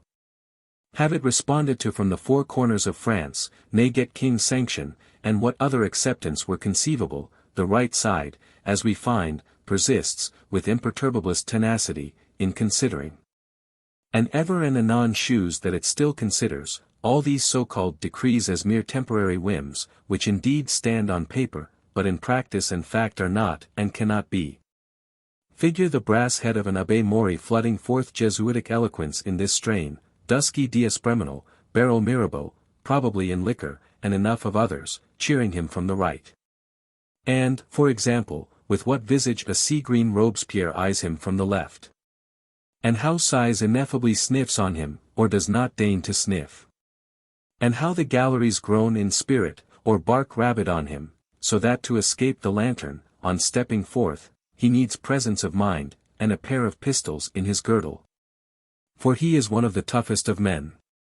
Here indeed becomes notable one great difference between our two kinds of civil war, between the modern lingual or parliamentary logical kind, and the ancient, or manual kind, in the steel battlefield, much to the disadvantage of the former.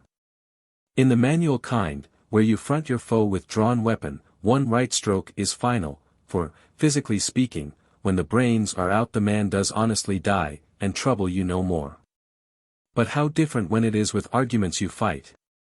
Here no victory yet definable can be considered as final. Beat him down, with parliamentary invective, till sense be fled, cut him in two, hanging one half in this dilemma horn, the other on that. Blow the brains or thinking faculty quite out of him for the time, it skills not, he rallies and revives on the morrow, tomorrow he repairs his golden fires. The think that will logically extinguish him is perhaps still a desideratum in constitutional civilization. For how, till a man know, in some measure, at what point he becomes logically defunct, can parliamentary business be carried on, and talk cease or slake? Doubtless it was some feeling of this difficulty. And the clear insight how little such knowledge yet existed in the French nation, new in the constitutional career, and how defunct aristocrats would continue to walk for unlimited periods, as Partridge the almanac maker did. That had sunk into the deep mind of people's friend Marat, an eminently practical mind. And had grown there, in that richest putrescent soil, into the most original plan of action ever submitted to a people. Not yet has it grown, but it has germinated, it is growing. Rooting itself into Tartarus, branching towards heaven, the second season hence, we shall see it risen out of the bottomless darkness, full grown, into disastrous twilight, a hemlock tree, great as the world. On or under whose boughs all the people's friends of the world may lodge. 260,000 aristocrat heads, that is the precisest calculation, though one would not stand on a few hundreds. Yet we never rise as high as the round 300,000. Shudder at it, O people, but it is as true as that ye yourselves, and your people's friend, are alive. These prating senators of yours hover ineffectual on the barren letter, and will never save the revolution. A Cassandra Marat cannot do it, with his single shrunk arm, but with a few determined men it were possible. Give me, said the people's friend, in his cold way, when young Barberousse, once his pupil in a course of what was called optics, went to see him, give me 200 Naples bravos, armed each with a good dirk. And a muff on his left arm by way of shield, with them I will traverse France, and accomplish the revolution. Nay, be brave, young Barbarous, for thou sayest, there is no jesting in those rheumy eyes, in that soot-bleared figure, most earnest of created things, neither indeed is there madness, of the strait waistcoat sort. Such produce shall the time ripen in cavernous Marat, the man forbid, living in Paris cellars, lone as fanatic anchorite in his Thebaid, say, as far-seen Simon on his pillar, taking peculiar views therefrom. Patriots may smile. And, using him as bandog now to be muzzled, now to be let bark, name him, as Desmoulins does. Maximum of patriotism, and Cassandra Marat, but were it not singular if this dirk and muff plan of his, with superficial modifications, proved to be precisely the plan adopted? After this manner, in these circumstances, do august senators regenerate France. Nay, they are, in very deed, believed to be regenerating it. On account of which great fact, main fact of their history, the wearied eye can never be permitted wholly to ignore them. But, looking away now from these precincts of the Tuileries, where constitutional royalty, let Lafayette water it as he will, languishes too like a cut branch. And august senators are perhaps at bottom only perfecting their theory of defective verbs. How does the young reality, young sansculottism thrive? The attentive observer can answer, it thrives bravely, putting forth new buds. Expanding the old buds into leaves, into boughs. Is not French existence, as before, most prurient, all loosened, most nutrient for it? Sansculottism has the property of growing by what other things die of, by agitation, contention, disarrangement. Nay, in a word, by what is the symbol and fruit of all these, hunger. In such a France as this, hunger, as we have remarked, can hardly fail. The provinces, the southern cities feel it in their turn. And what it brings, exasperation, preternatural suspicion. In Paris some halcyon days of abundance followed the monadic insurrection, with its Versailles grain carts, and recovered restorer of liberty, but they could not continue. The month is still October when famishing Saint Antoine, in a moment of passion, seizes a poor baker, innocent, François the baker, and hangs him, in Constantinople wise, but even this, singular as it might seem, does not cheapen bread. Too clear it is, no royal bounty, no municipal dexterity can adequately feed a Bastille-destroying Paris. Wherefore, on view of the hanged baker, constitutionalism in sorrow and anger demands, loi martiale, a kind of riot act. And indeed gets it, most readily, almost before the sun goes down.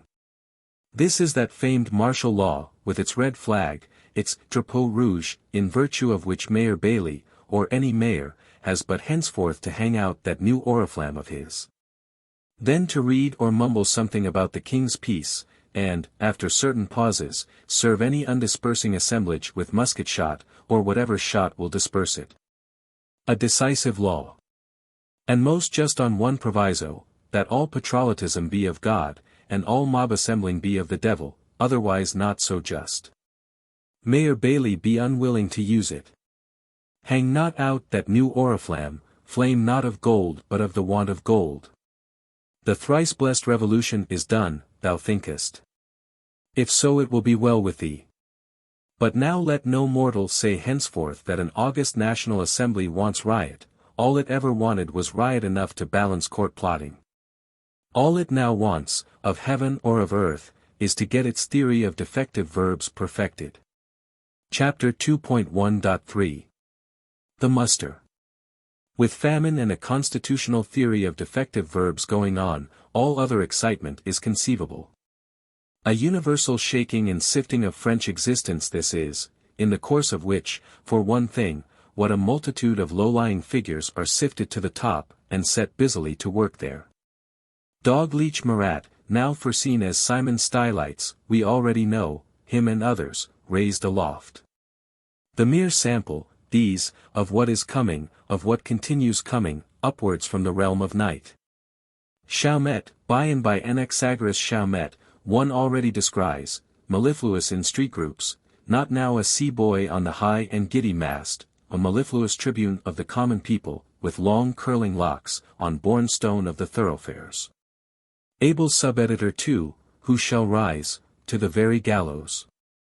Clerk Tauline, he also is become sub-editor, shall become able editor, and more. Bibliopolic Mamoro, typographic Prohum see new trades opening. Callot D. Herboys, tearing a passion to rags, pauses on the thespian boards, listens, with that black bushy head, to the sound of the world's drama. Shall the mimetic become real? Did ye hiss him, O men of lions? Better had ye clapped. Happy now, indeed, for all manner of mimetic, half-original men. Tumid blustering, with more or less of sincerity, which need not be entirely sincere, yet the sincerer the better, is like to go far. Shall we say, the revolution element works itself rarer and rarer, so that only lighter and lighter bodies will float in it, till at last the mere blown bladder is your only swimmer? Limitation of mind, then vehemence, promptitude, audacity, shall all be available, to which add only these two, cunning and good lungs. Good fortune must be presupposed. Accordingly, of all classes the rising one, we observe, is now the attorney class, witness Bazires, carriers, Fouquier Tinvilles, Bazoki Captain Bordens, more than enough. Such figures shall night, from her wonder-bearing bosom, emit swarm after swarm. Of another deeper and deepest swarm, not yet dawned on the astonished eye. Of pilfering candle-snuffers, thief-valets, disfrocked Capuchins, and so many Heberts, Henriettes, Ronsins, Rossignals, let us, as long as possible, forbear speaking. Thus, over France, all stirs that has what the physiologists call irritability in it, how much more all wherein irritability has perfected itself into vitality, into actual vision, and force that can will. All stirs. And if not in Paris, flocks thither. Great and greater waxes President Danton in his Cordeliers section. His rhetorical tropes are all gigantic energy flashes from his black brows, menaces in his athletic figure, rolls in the sound of his voice reverberating from the domes. This man also, like Mirabeau, has a natural eye, and begins to see whither constitutionalism is tending, though with a wish in it different from Mirabeau's. Remark, on the other hand, how General Dumouriez has quitted Normandy in the Cherbourg breakwater, to come, whither we may guess. It is his second or even third trial at Paris, since this new era began. But now it is in right earnest, for he has quitted all else. Wiry, elastic unwearied man, whose life was but a battle and a march. No, not a creature of Choiseul's, the creature of God and of my sword, he fiercely answered in old days. Over falling Corsican batteries, in the deadly fire hail, wriggling invincible from under his horse, at Klosterkamp of the Netherlands, though tethered with, crushed stirrup iron and 19 wounds. Tough, minatory, standing at bay, as forlorn hope, on the skirts of Poland, intriguing, battling in cabinet and field, roaming far out, obscure, as King Spile, or sitting sealed up, enchanted in Bastille. Fencing, pamphleteering, scheming and struggling from the very birth of him, the man has come thus far. How repressed, how irrepressible. Like some incarnate spirit in prison, which indeed he was, hewing on granite walls for deliverance. Striking fire flashes from them. And now has the general earthquake rent his cavern too. 20 years younger, what might he not have done? But his hair has a shade of grey, his way of thought is all fixed, military. He can grow no further, and the new world is in such growth. We will name him, on the whole, one of heaven's Swiss, without faith, wanting above all things work on any side. Work also is appointed him, and he will do it. Not from over France only are the unrestful flocking towards Paris, but from all sides of Europe.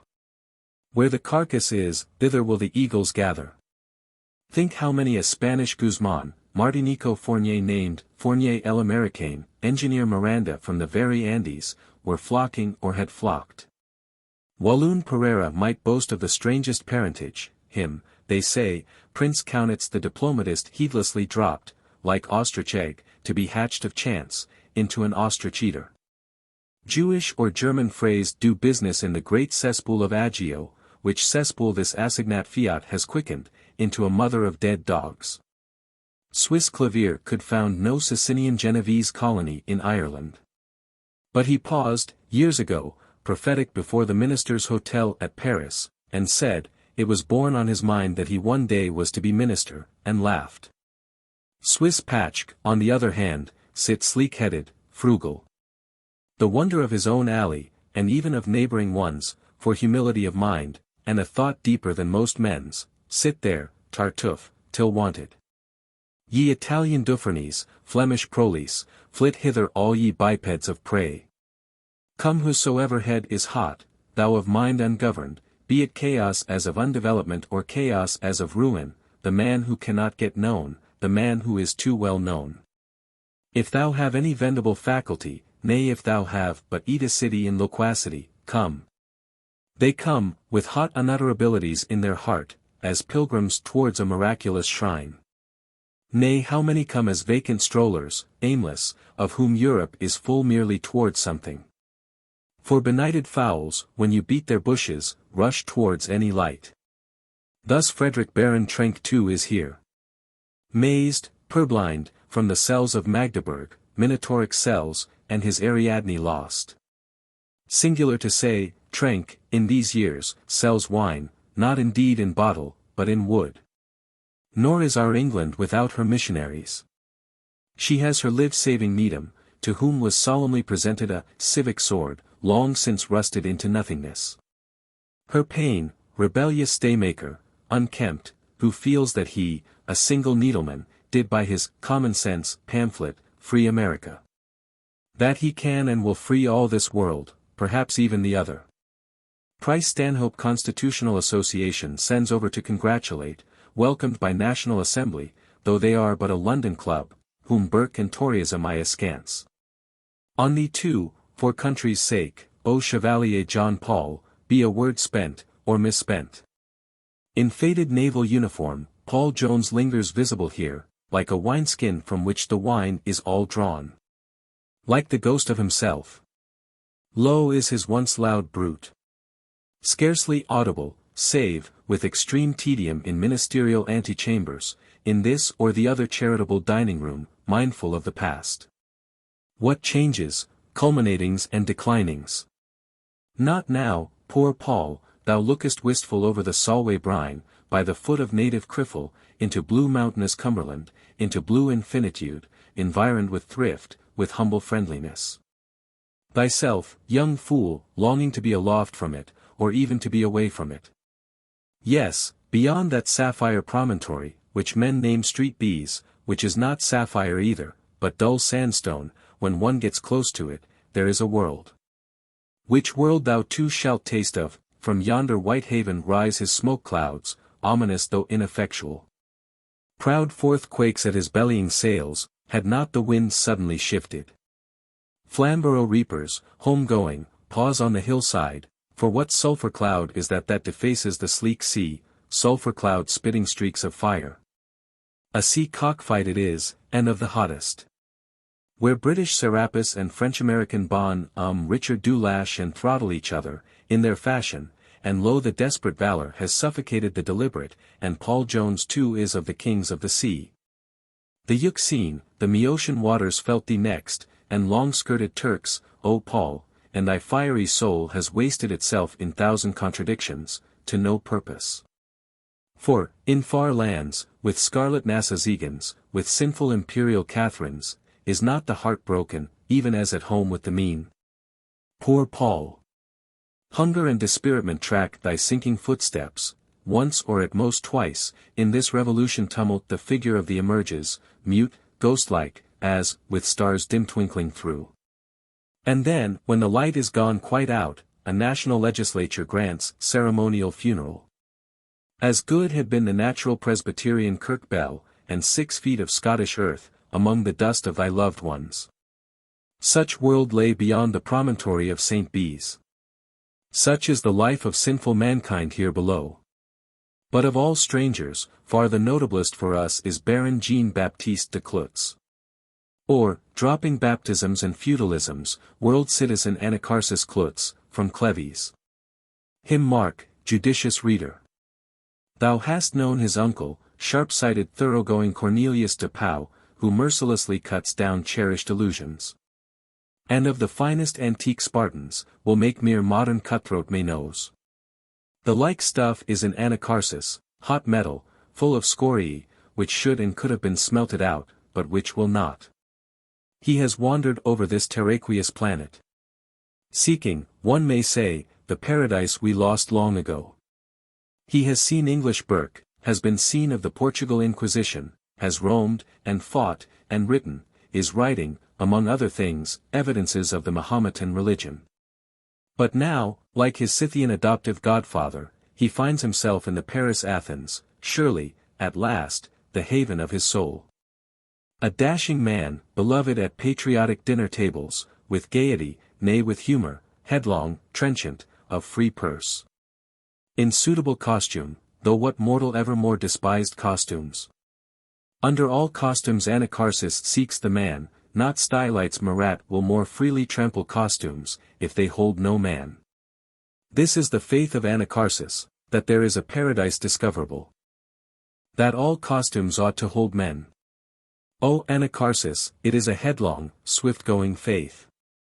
Mounted thereon, meseems, thou art bound hastily for the city of nowhere. And wilt arrive. At best, we may say, arrive in good riding attitude, which indeed is something. So many new persons, and new things, have come to occupy this France.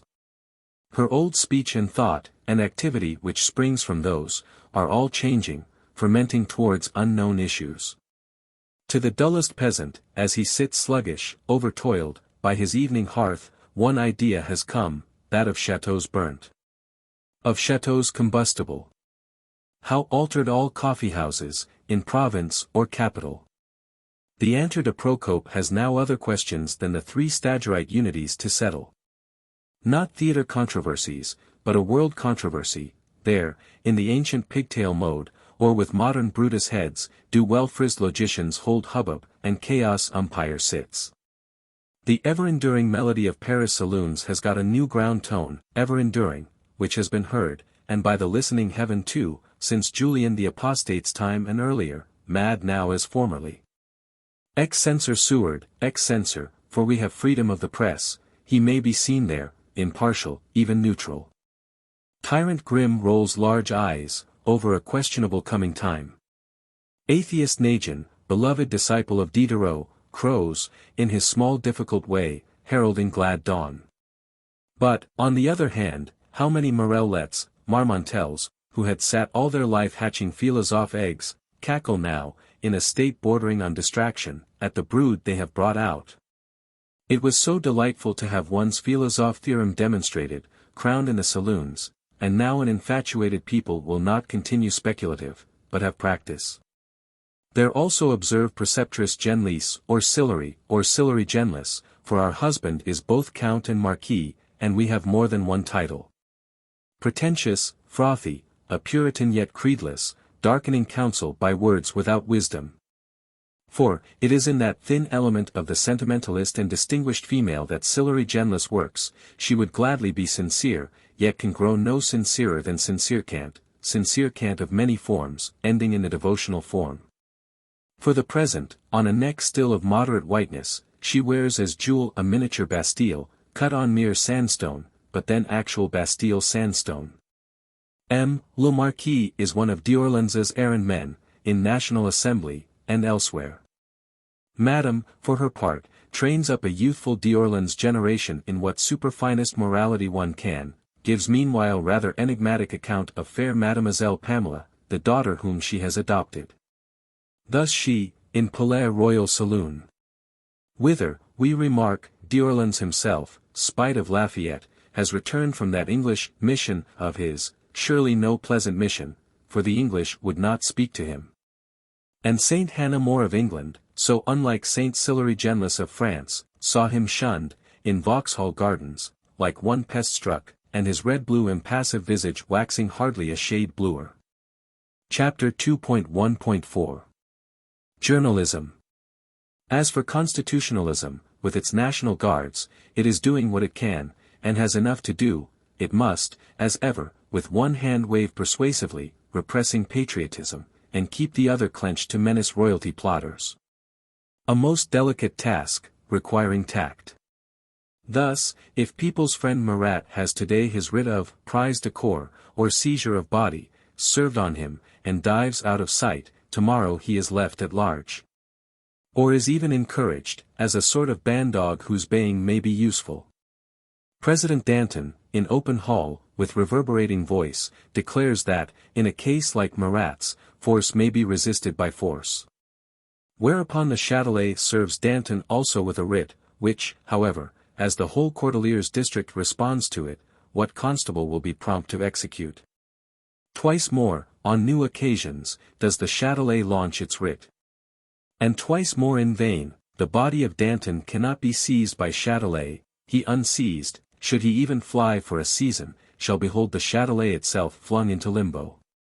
Municipality and Brissot, meanwhile, are far on with their municipal constitution. The 60 districts shall become 48 sections, much shall be adjusted, and Paris have its constitution. A constitution wholly elective. As indeed all French government shall and must be. And yet, one fatal element has been introduced, that of citoyen actif.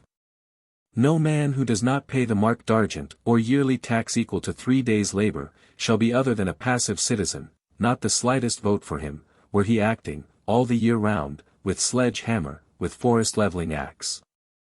Unheard of. Cry patriot journals. Yes truly, my patriot friends, if liberty, the passion and prayer of all men's souls, means liberty to send your 50,000th part of a new tongue fencer into National Debating Club, then, be the gods witness, ye are hardly entreated. Oh, if in national palaver, as the Africans name it, such blessedness is verily found, what tyrant would deny it to son of Adam? Nay, might there not be a female parliament too, with screams from the opposition benches, and the honourable member borne out in hysterics? To a children's parliament would I gladly consent, or even lower if ye wished it. Beloved brothers, liberty, one might fear, is actually, as the ancient wise men said, of heaven. On this earth, where, thinks the enlightened public, did a brave little Dame de Stael, not Necker's daughter, but a far shrewder than she, find the nearest approach to liberty? After mature computation, cool as Dilworth's, her answer is, in the Bastille. Of heaven, answer many, asking. Well that they should ask, for that is the very misery. Of heaven means much. Share in the national palaver it may, or may as probably not mean.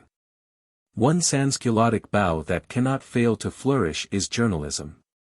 The voice of the people being the voice of God, shall not such divine voice make itself heard? To the ends of France, and in as many dialects as when the first great Babel was to be built.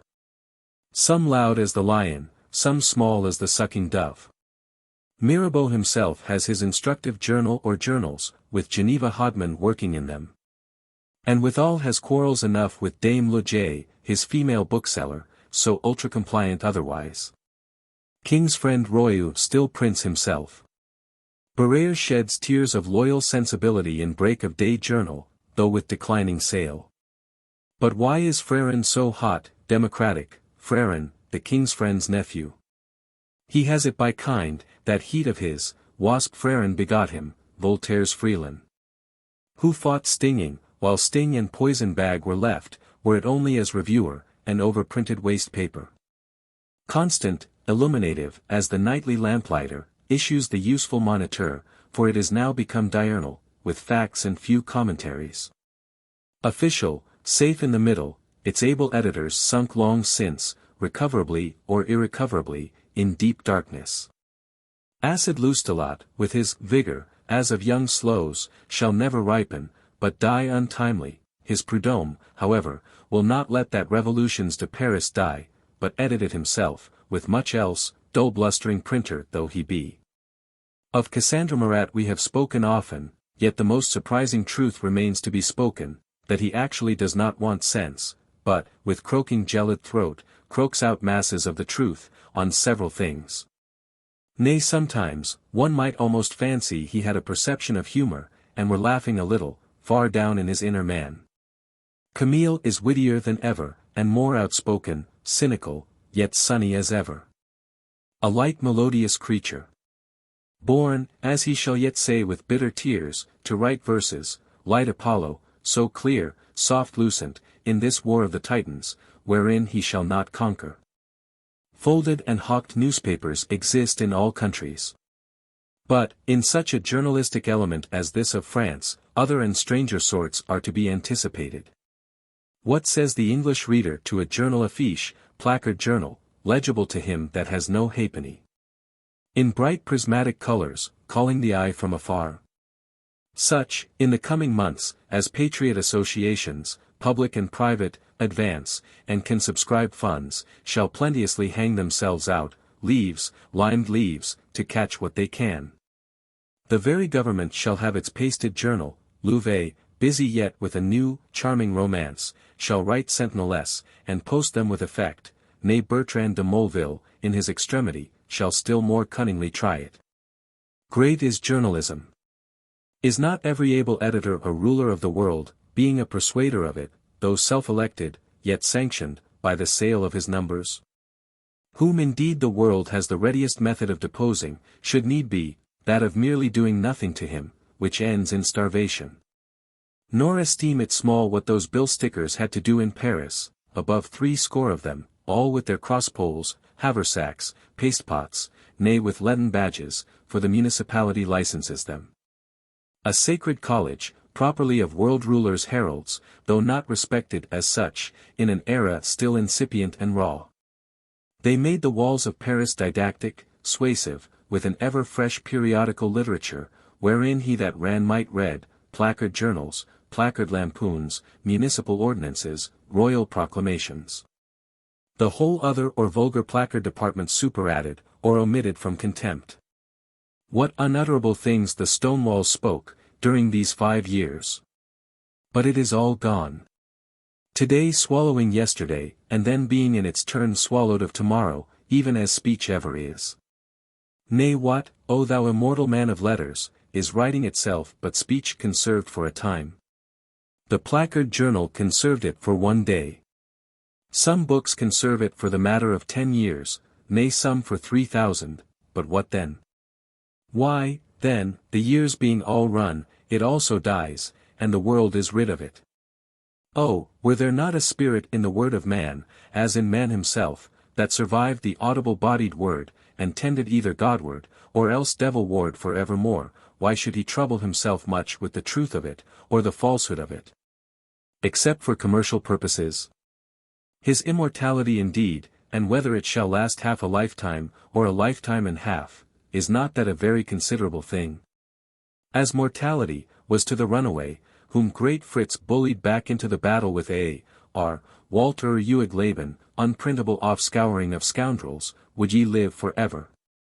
This is the communication of thought, how happy when there is any thought to communicate. Neither let the simpler old methods be neglected, in their sphere. The polaroidal tent, a tyrannous patrollotism has removed. But can it remove the lungs of man?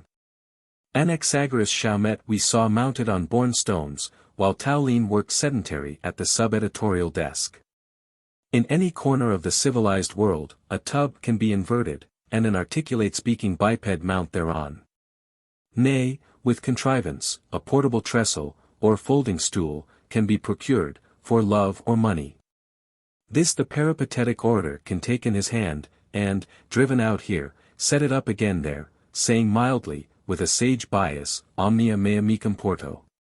Such is journalism, hawked, pasted, spoken. How changed since one old maître walked this same Tuileries garden, in gilt cocked hat, with journal at his nose, or held loose folded behind his back, and was a notability of Paris, maître the newsman. And Louis himself was wont to say, Chuen dit maître. Since the first Venetian news sheet was sold for a gaza, or farthing, and named Gazette. We live in a fertile world.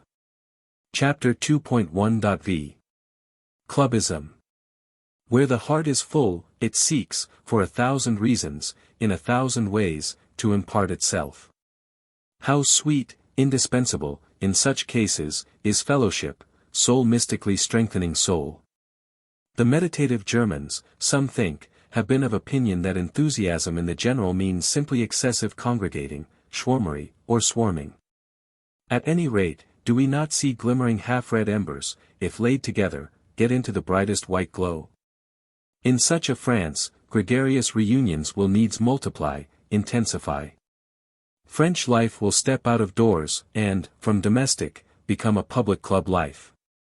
Old clubs, which already germinated, grow and flourish, new everywhere bud forth. It is the sure symptom of social unrest. In such way, most infallibly of all, does social unrest exhibit itself, find solacement, and also nutriment. In every French head there hangs now, whether for terror or for hope, some prophetic picture of a new France, prophecy which brings, nay which almost is, its own fulfillment, and in all ways, consciously and unconsciously, works towards that. Observe, moreover, how the aggregative principle, let it be but deep enough, goes on aggregating, and this even in a geometrical progression, how when the whole world, in such a plastic time, is forming itself into clubs, some one club. The strongest or luckiest, shall, by friendly attracting, by victorious compelling, grow ever stronger, till it become immeasurably strong. And all the others, with their strength, be either lovingly absorbed into it, or hostilely abolished by it. This if the club spirit is universal, if the time is plastic. Plastic enough is the time, universal the club spirit, such an all-absorbing, paramount one club cannot be wanting. What a progress, since the first salient point of the Breton Committee. It worked long in secret, not languidly. It has come with the National Assembly to Paris, calls itself club, calls itself in imitation, as is thought, of those generous price Stanhope English, French Revolution Club, but soon, with more originality, Club of Friends of the Constitution. Moreover it has leased, for itself, at a fair rent, the hall of the Jacobins' convent, one of our superfluous edifices, and does therefrom now, in these spring months, begin shining out on an admiring Paris. And so, by degrees, under the shorter popular title of Jacobins' Club, it shall become memorable to all times and lands. Glance into the interior, strongly yet modestly benched and seated, as many as 1,300 chosen patriots. Assembly members not a few. Barnave, the two Lameths are seen there, occasionally Mirabeau, perpetually Robespierre, also the ferret visage of Fouquier Tinville with other attorneys. Anacharsis of Prussian Scythia, and miscellaneous patriots, though all is yet in the most perfectly clean-washed state, decent, nay dignified. President on platform, President's bell are not wanting, oratorical tribune high-raised. Nor strangers' galleries, wherein also sit women. Has any French antiquarian society preserved that written lease of the Jacobins' convent hall? Or was it, unluckier even than Magna Carta, clipped by sacrilegious tailors? Universal history is not indifferent to it. These friends of the Constitution have met mainly, as their name may foreshadow, to look after elections when an election comes, and procure fit men. But likewise to consult generally that the commonweal take no damage, one as yet sees not how. For indeed let 2 or 3 gather together anywhere, if it be not in church, where all are bound to the passive state. No mortal can say accurately, themselves as little as any, for what they are gathered. How often has the broached barrel proved not to be for joy and heart effusion, but for duel and head breakage? And the promised feast become a feast of the Lapithae. This Jacobins' Club, which at first shone resplendent, and was thought to be a new celestial sun for enlightening the nations, had, as things all have, to work through its appointed phases. It burned unfortunately more and more lurid, more sulphureous, distracted, and swam at last, through the astonished heaven, like a Tartarian portent, and lurid burning prison of spirits in pain. Its style of eloquence. Rejoice, reader, that thou knowest it not, that thou canst never perfectly know. The Jacobins published a journal of debates, where they that have the heart may examine, impassioned, full-droning patriotic eloquence, implacable, unfertile, save for destruction, which was indeed its work, most wearisome, though most deadly. Be thankful that oblivion covers so much, that all carrion is by and by buried in the green earth's bosom, and even makes her grow the greener. The Jacobins are buried, but their work is not, it continues, making the tour of the world, as it can. It might be seen lately, for instance, with bared bosom and death-defiant eye, as far on as Greek Missolonghi. And, strange enough, old slumbering Hellas was resuscitated, into somnambulism which will become clear wakefulness, by a voice from the Rue Saint-Honoré. All dies, as we often say, except the spirit of man, of what man does. Thus has not the very house of the Jacobins vanished, scarcely lingering in a few old men's memories. The St. Honoré market has brushed it away, and now where dull-droning eloquence, like a trump of doom, once shook the world, there is pacific chaffering for poultry and greens. The sacred National Assembly Hall itself has become common ground. President's platform permeable to wain and dust cart, for the Rue de Rivoli runs there. Verily, at cockcrow, of this cock or the other, all apparitions do melt and dissolve in space. The Paris Jacobins became the Mother Society, Société Mère, and had as many as 300 shrill-tongued daughters in direct correspondence with her. Of indirectly corresponding, what we may call granddaughters and minute progeny, she counted 44,000. But for the present we note only two things, the first of them a mere anecdote. One night, a couple of brother Jacobins are doorkeepers. For the members take this post of duty and honor in rotation, and admit none that have not tickets. One doorkeeper was the worthy Sieur Lays, a patriotic opera singer, stricken in years, whose windpipe is long since closed without result. The other, young, and named Louis Philippe, d'Orléans' firstborn, has in this latter time, after unheard of destinies, become citizen king, and struggles to rule for a season. All flesh is grass, higher reed-grass or creeping herb. The second thing we have to note is historical, that the Mother Society, even in this its effulgent period, cannot content all patriots. Already it must throw off, so to speak, two dissatisfied swarms, a swarm to the right, a swarm to the left. One party, which thinks the Jacobins lukewarm, constitutes itself into Club of the Cordeliers, a hotter club, it is Danton's element, with whom goes Desmoulins. The other party, again, which thinks the Jacobins scalding hot, flies off to the right, and becomes Club of 1789, Friends of the Monarchic Constitution.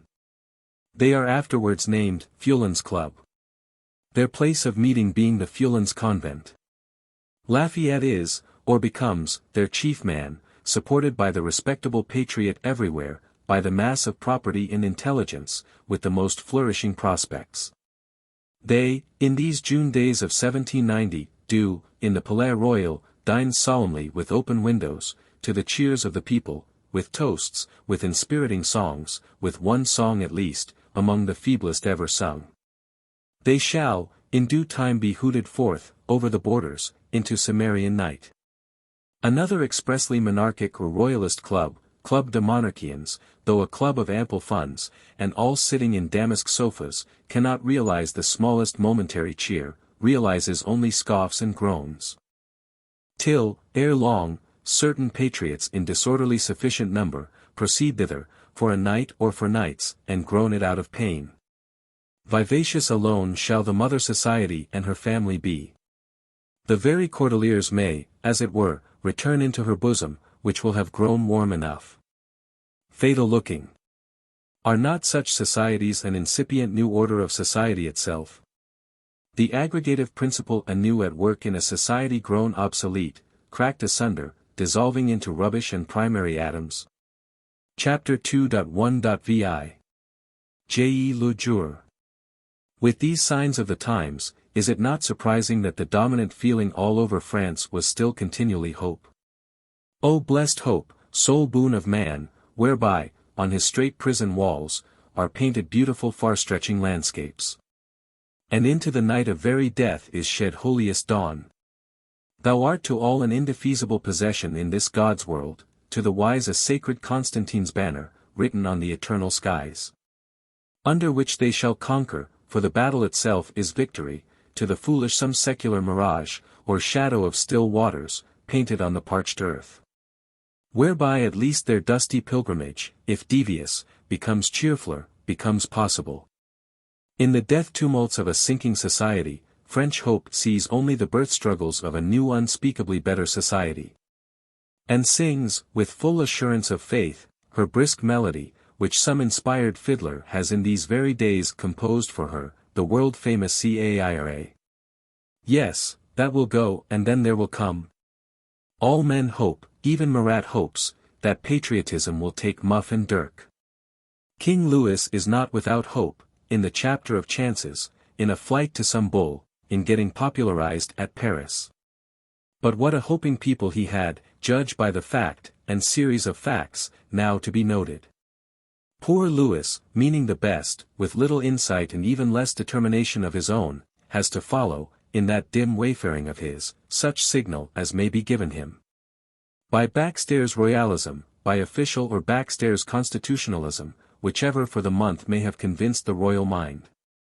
If flight to bull, and, horrible to think, a drawing of the civil sword do hang as theory, portentous in the background, much nearer is this fact of these 1200 kings, who sit in the salle de manège.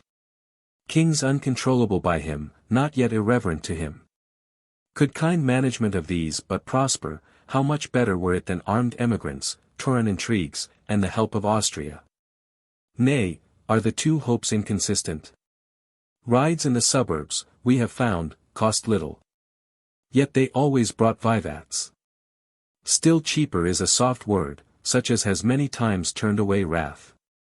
In these rapid days, while France is all getting divided into departments, clergy about to be remodeled, popular societies rising, and feudalism and so much ever is ready to be hurled into the melting pot, might one not try? On the 4th of February, accordingly, Le President reads to his National Assembly a short autograph, announcing that His Majesty will step over, quite in an unceremonious way, probably about noon. Think, therefore, messers, what it may mean. Especially, how ye will get the hall decorated a little. The Secretary's bureau can be shifted down from the platform, on the President's chair be slipped this cover of velvet, of a violet color sprigged with gold fleur-de-lis, for indeed Le President has had previous notice underhand, and taken counsel with Dr. Guillotin. Then some fraction of velvet carpet, of like texture and color, cannot that be spread in front of the chair, where the secretaries usually sit?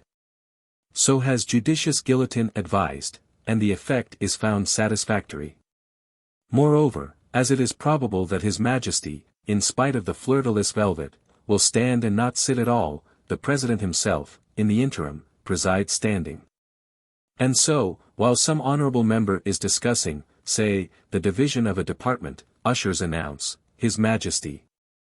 In person, with small suite, enter Majesty, the honorable member stops short, the assembly starts to its feet. The 1200 kings, almost all, and the galleries no less, do welcome the restorer of French liberty with loyal shouts. His Majesty's speech, in diluted conventional phraseology, expresses this mainly, that he, most of all Frenchmen, rejoices to see France getting regenerated. Is sure, at the same time, that they will deal gently with her in the process, and not regenerate her roughly. Such was His Majesty's speech, the feat he performed was coming to speak it, and going back again. Surely, except to a very hoping people, there was not much here to build upon. Yet what did they not build? The fact that the king has spoken, that he has voluntarily come to speak, how inexpressibly encouraging. Did not the glance of his royal countenance, like concentrated sunbeams, kindle all hearts in an august assembly, nay thereby in an inflammable enthusiastic France? To move deputation of thanks can be the happy lot of but one man. To go in such deputation the lot of not many. The deputed have gone, and returned with what highest flown compliment they could, whom also the Queen met, dauphin in hand. And still do not our hearts burn with insatiable gratitude? And to one other man a still higher blessedness suggests itself, to move that we all renew the national oath. Happiest honorable member, with his word so in season as word seldom was. Magic fugleman of a whole national assembly, which sat there bursting to do somewhat, fugleman of a whole onlooking France. The president swears, declares that every one shall swear, in distinct je le jure. Nay, the very gallery sends him down a written slip signed, with their oath on it, and as the assembly now casts an eye that way, the gallery all stands up and swears again. And then out of doors, consider at the Hôtel de Ville how Bailly, the great tennis court swearer, again swears, towards nightfall, with all the municipals, and heads of districts assembled there. And M. Danton suggests that the public would like to partake, whereupon Bailly, with escort of 12, steps forth to the great outer staircase. Sways the ebullient multitude with stretched hand, takes their oath, with a thunder of rolling drums, with shouts that rend the welkin. And on all streets the glad people, with moisture and fire in their eyes, spontaneously formed groups, and swore one another, and the whole city was illuminated. This was the 4th of February 1790, a day to be marked white in constitutional annals. Nor is the illumination for a night only, but partially or totally it lasts a series of nights. For each district, the electors of each district, will swear specially, and always as the district swears, it illuminates itself.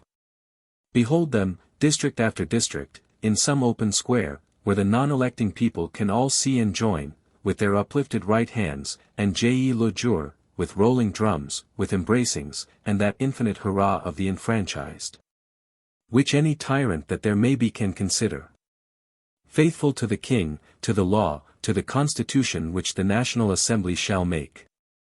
Fancy, for example, the professors of universities parading the streets with their young France, and swearing, in an enthusiastic manner, not without tumult. By a larger exercise of fancy, expand duly this little word, the like was repeated in every town and district of France. Nay, one patriot mother, in Lagnon of Brittany, assembles her 10 children.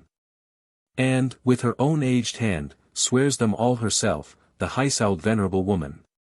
Of all which, moreover, a national assembly must be eloquently apprised. Such 3 weeks of swearing. Saw the sun ever such a swearing people? Have they been bit by a swearing tarantula? No, but they are men and Frenchmen, they have hope, and, singular to say, they have faith, were it only in the gospel according to Jean-Jacques. O my brothers! Would to heaven it were even as ye think and have sworn. But there are lovers' oaths, which, had they been true as love itself, cannot be kept, not to speak of dicers' oaths, also a known sort. Chapter 2.1.7 Prodigies. To such length had the Contrat Social brought it, in believing hearts. Man, as is well said, lives by faith, each generation has its own faith, more or less, and laughs at the faith of its predecessor, most unwisely. Grant indeed that this faith in the social contract belongs to the stranger sorts, that an unborn generation may very wisely, if not laugh, yet stare at it and piously consider. For, alas, what is contract? If all men were such that a mere spoken or sworn contract would bind them, all men were then true men, and government a superfluity. Not what thou and I have promised to each other, but what the balance of our forces can make us perform to each other, that, in so sinful a world as ours, is the thing to be counted on. But above all, a people and a sovereign promising to one another, as if a whole people, changing from generation to generation, nay from hour to hour, could ever by any method be made to speak or promise. And to speak mere solecisms, we, be the heavens witness, which heavens however do no miracles now, we, ever-changing millions, will allow the changeful unit, to force us or govern us.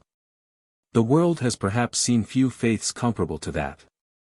So nevertheless had the world then construed the matter. Had they not so construed it, how different had their hopes been, their attempts, their results. But so and not otherwise did the upper powers will it to be. Freedom by social contract, such was verily the gospel of that era. And all men had believed in it, as in a heaven's glad tidings men should, and with overflowing heart and uplifted voice clave to it, and stood fronting time and eternity on it. Nay, smile not, or only with a smile sadder than tears. This too was a better faith than the one it had replaced, than faith merely in the everlasting nothing and man's digestive power, lower than which no faith can go. Not that such universally prevalent, universally durant, feeling of hope, could be a unanimous one. Far from that.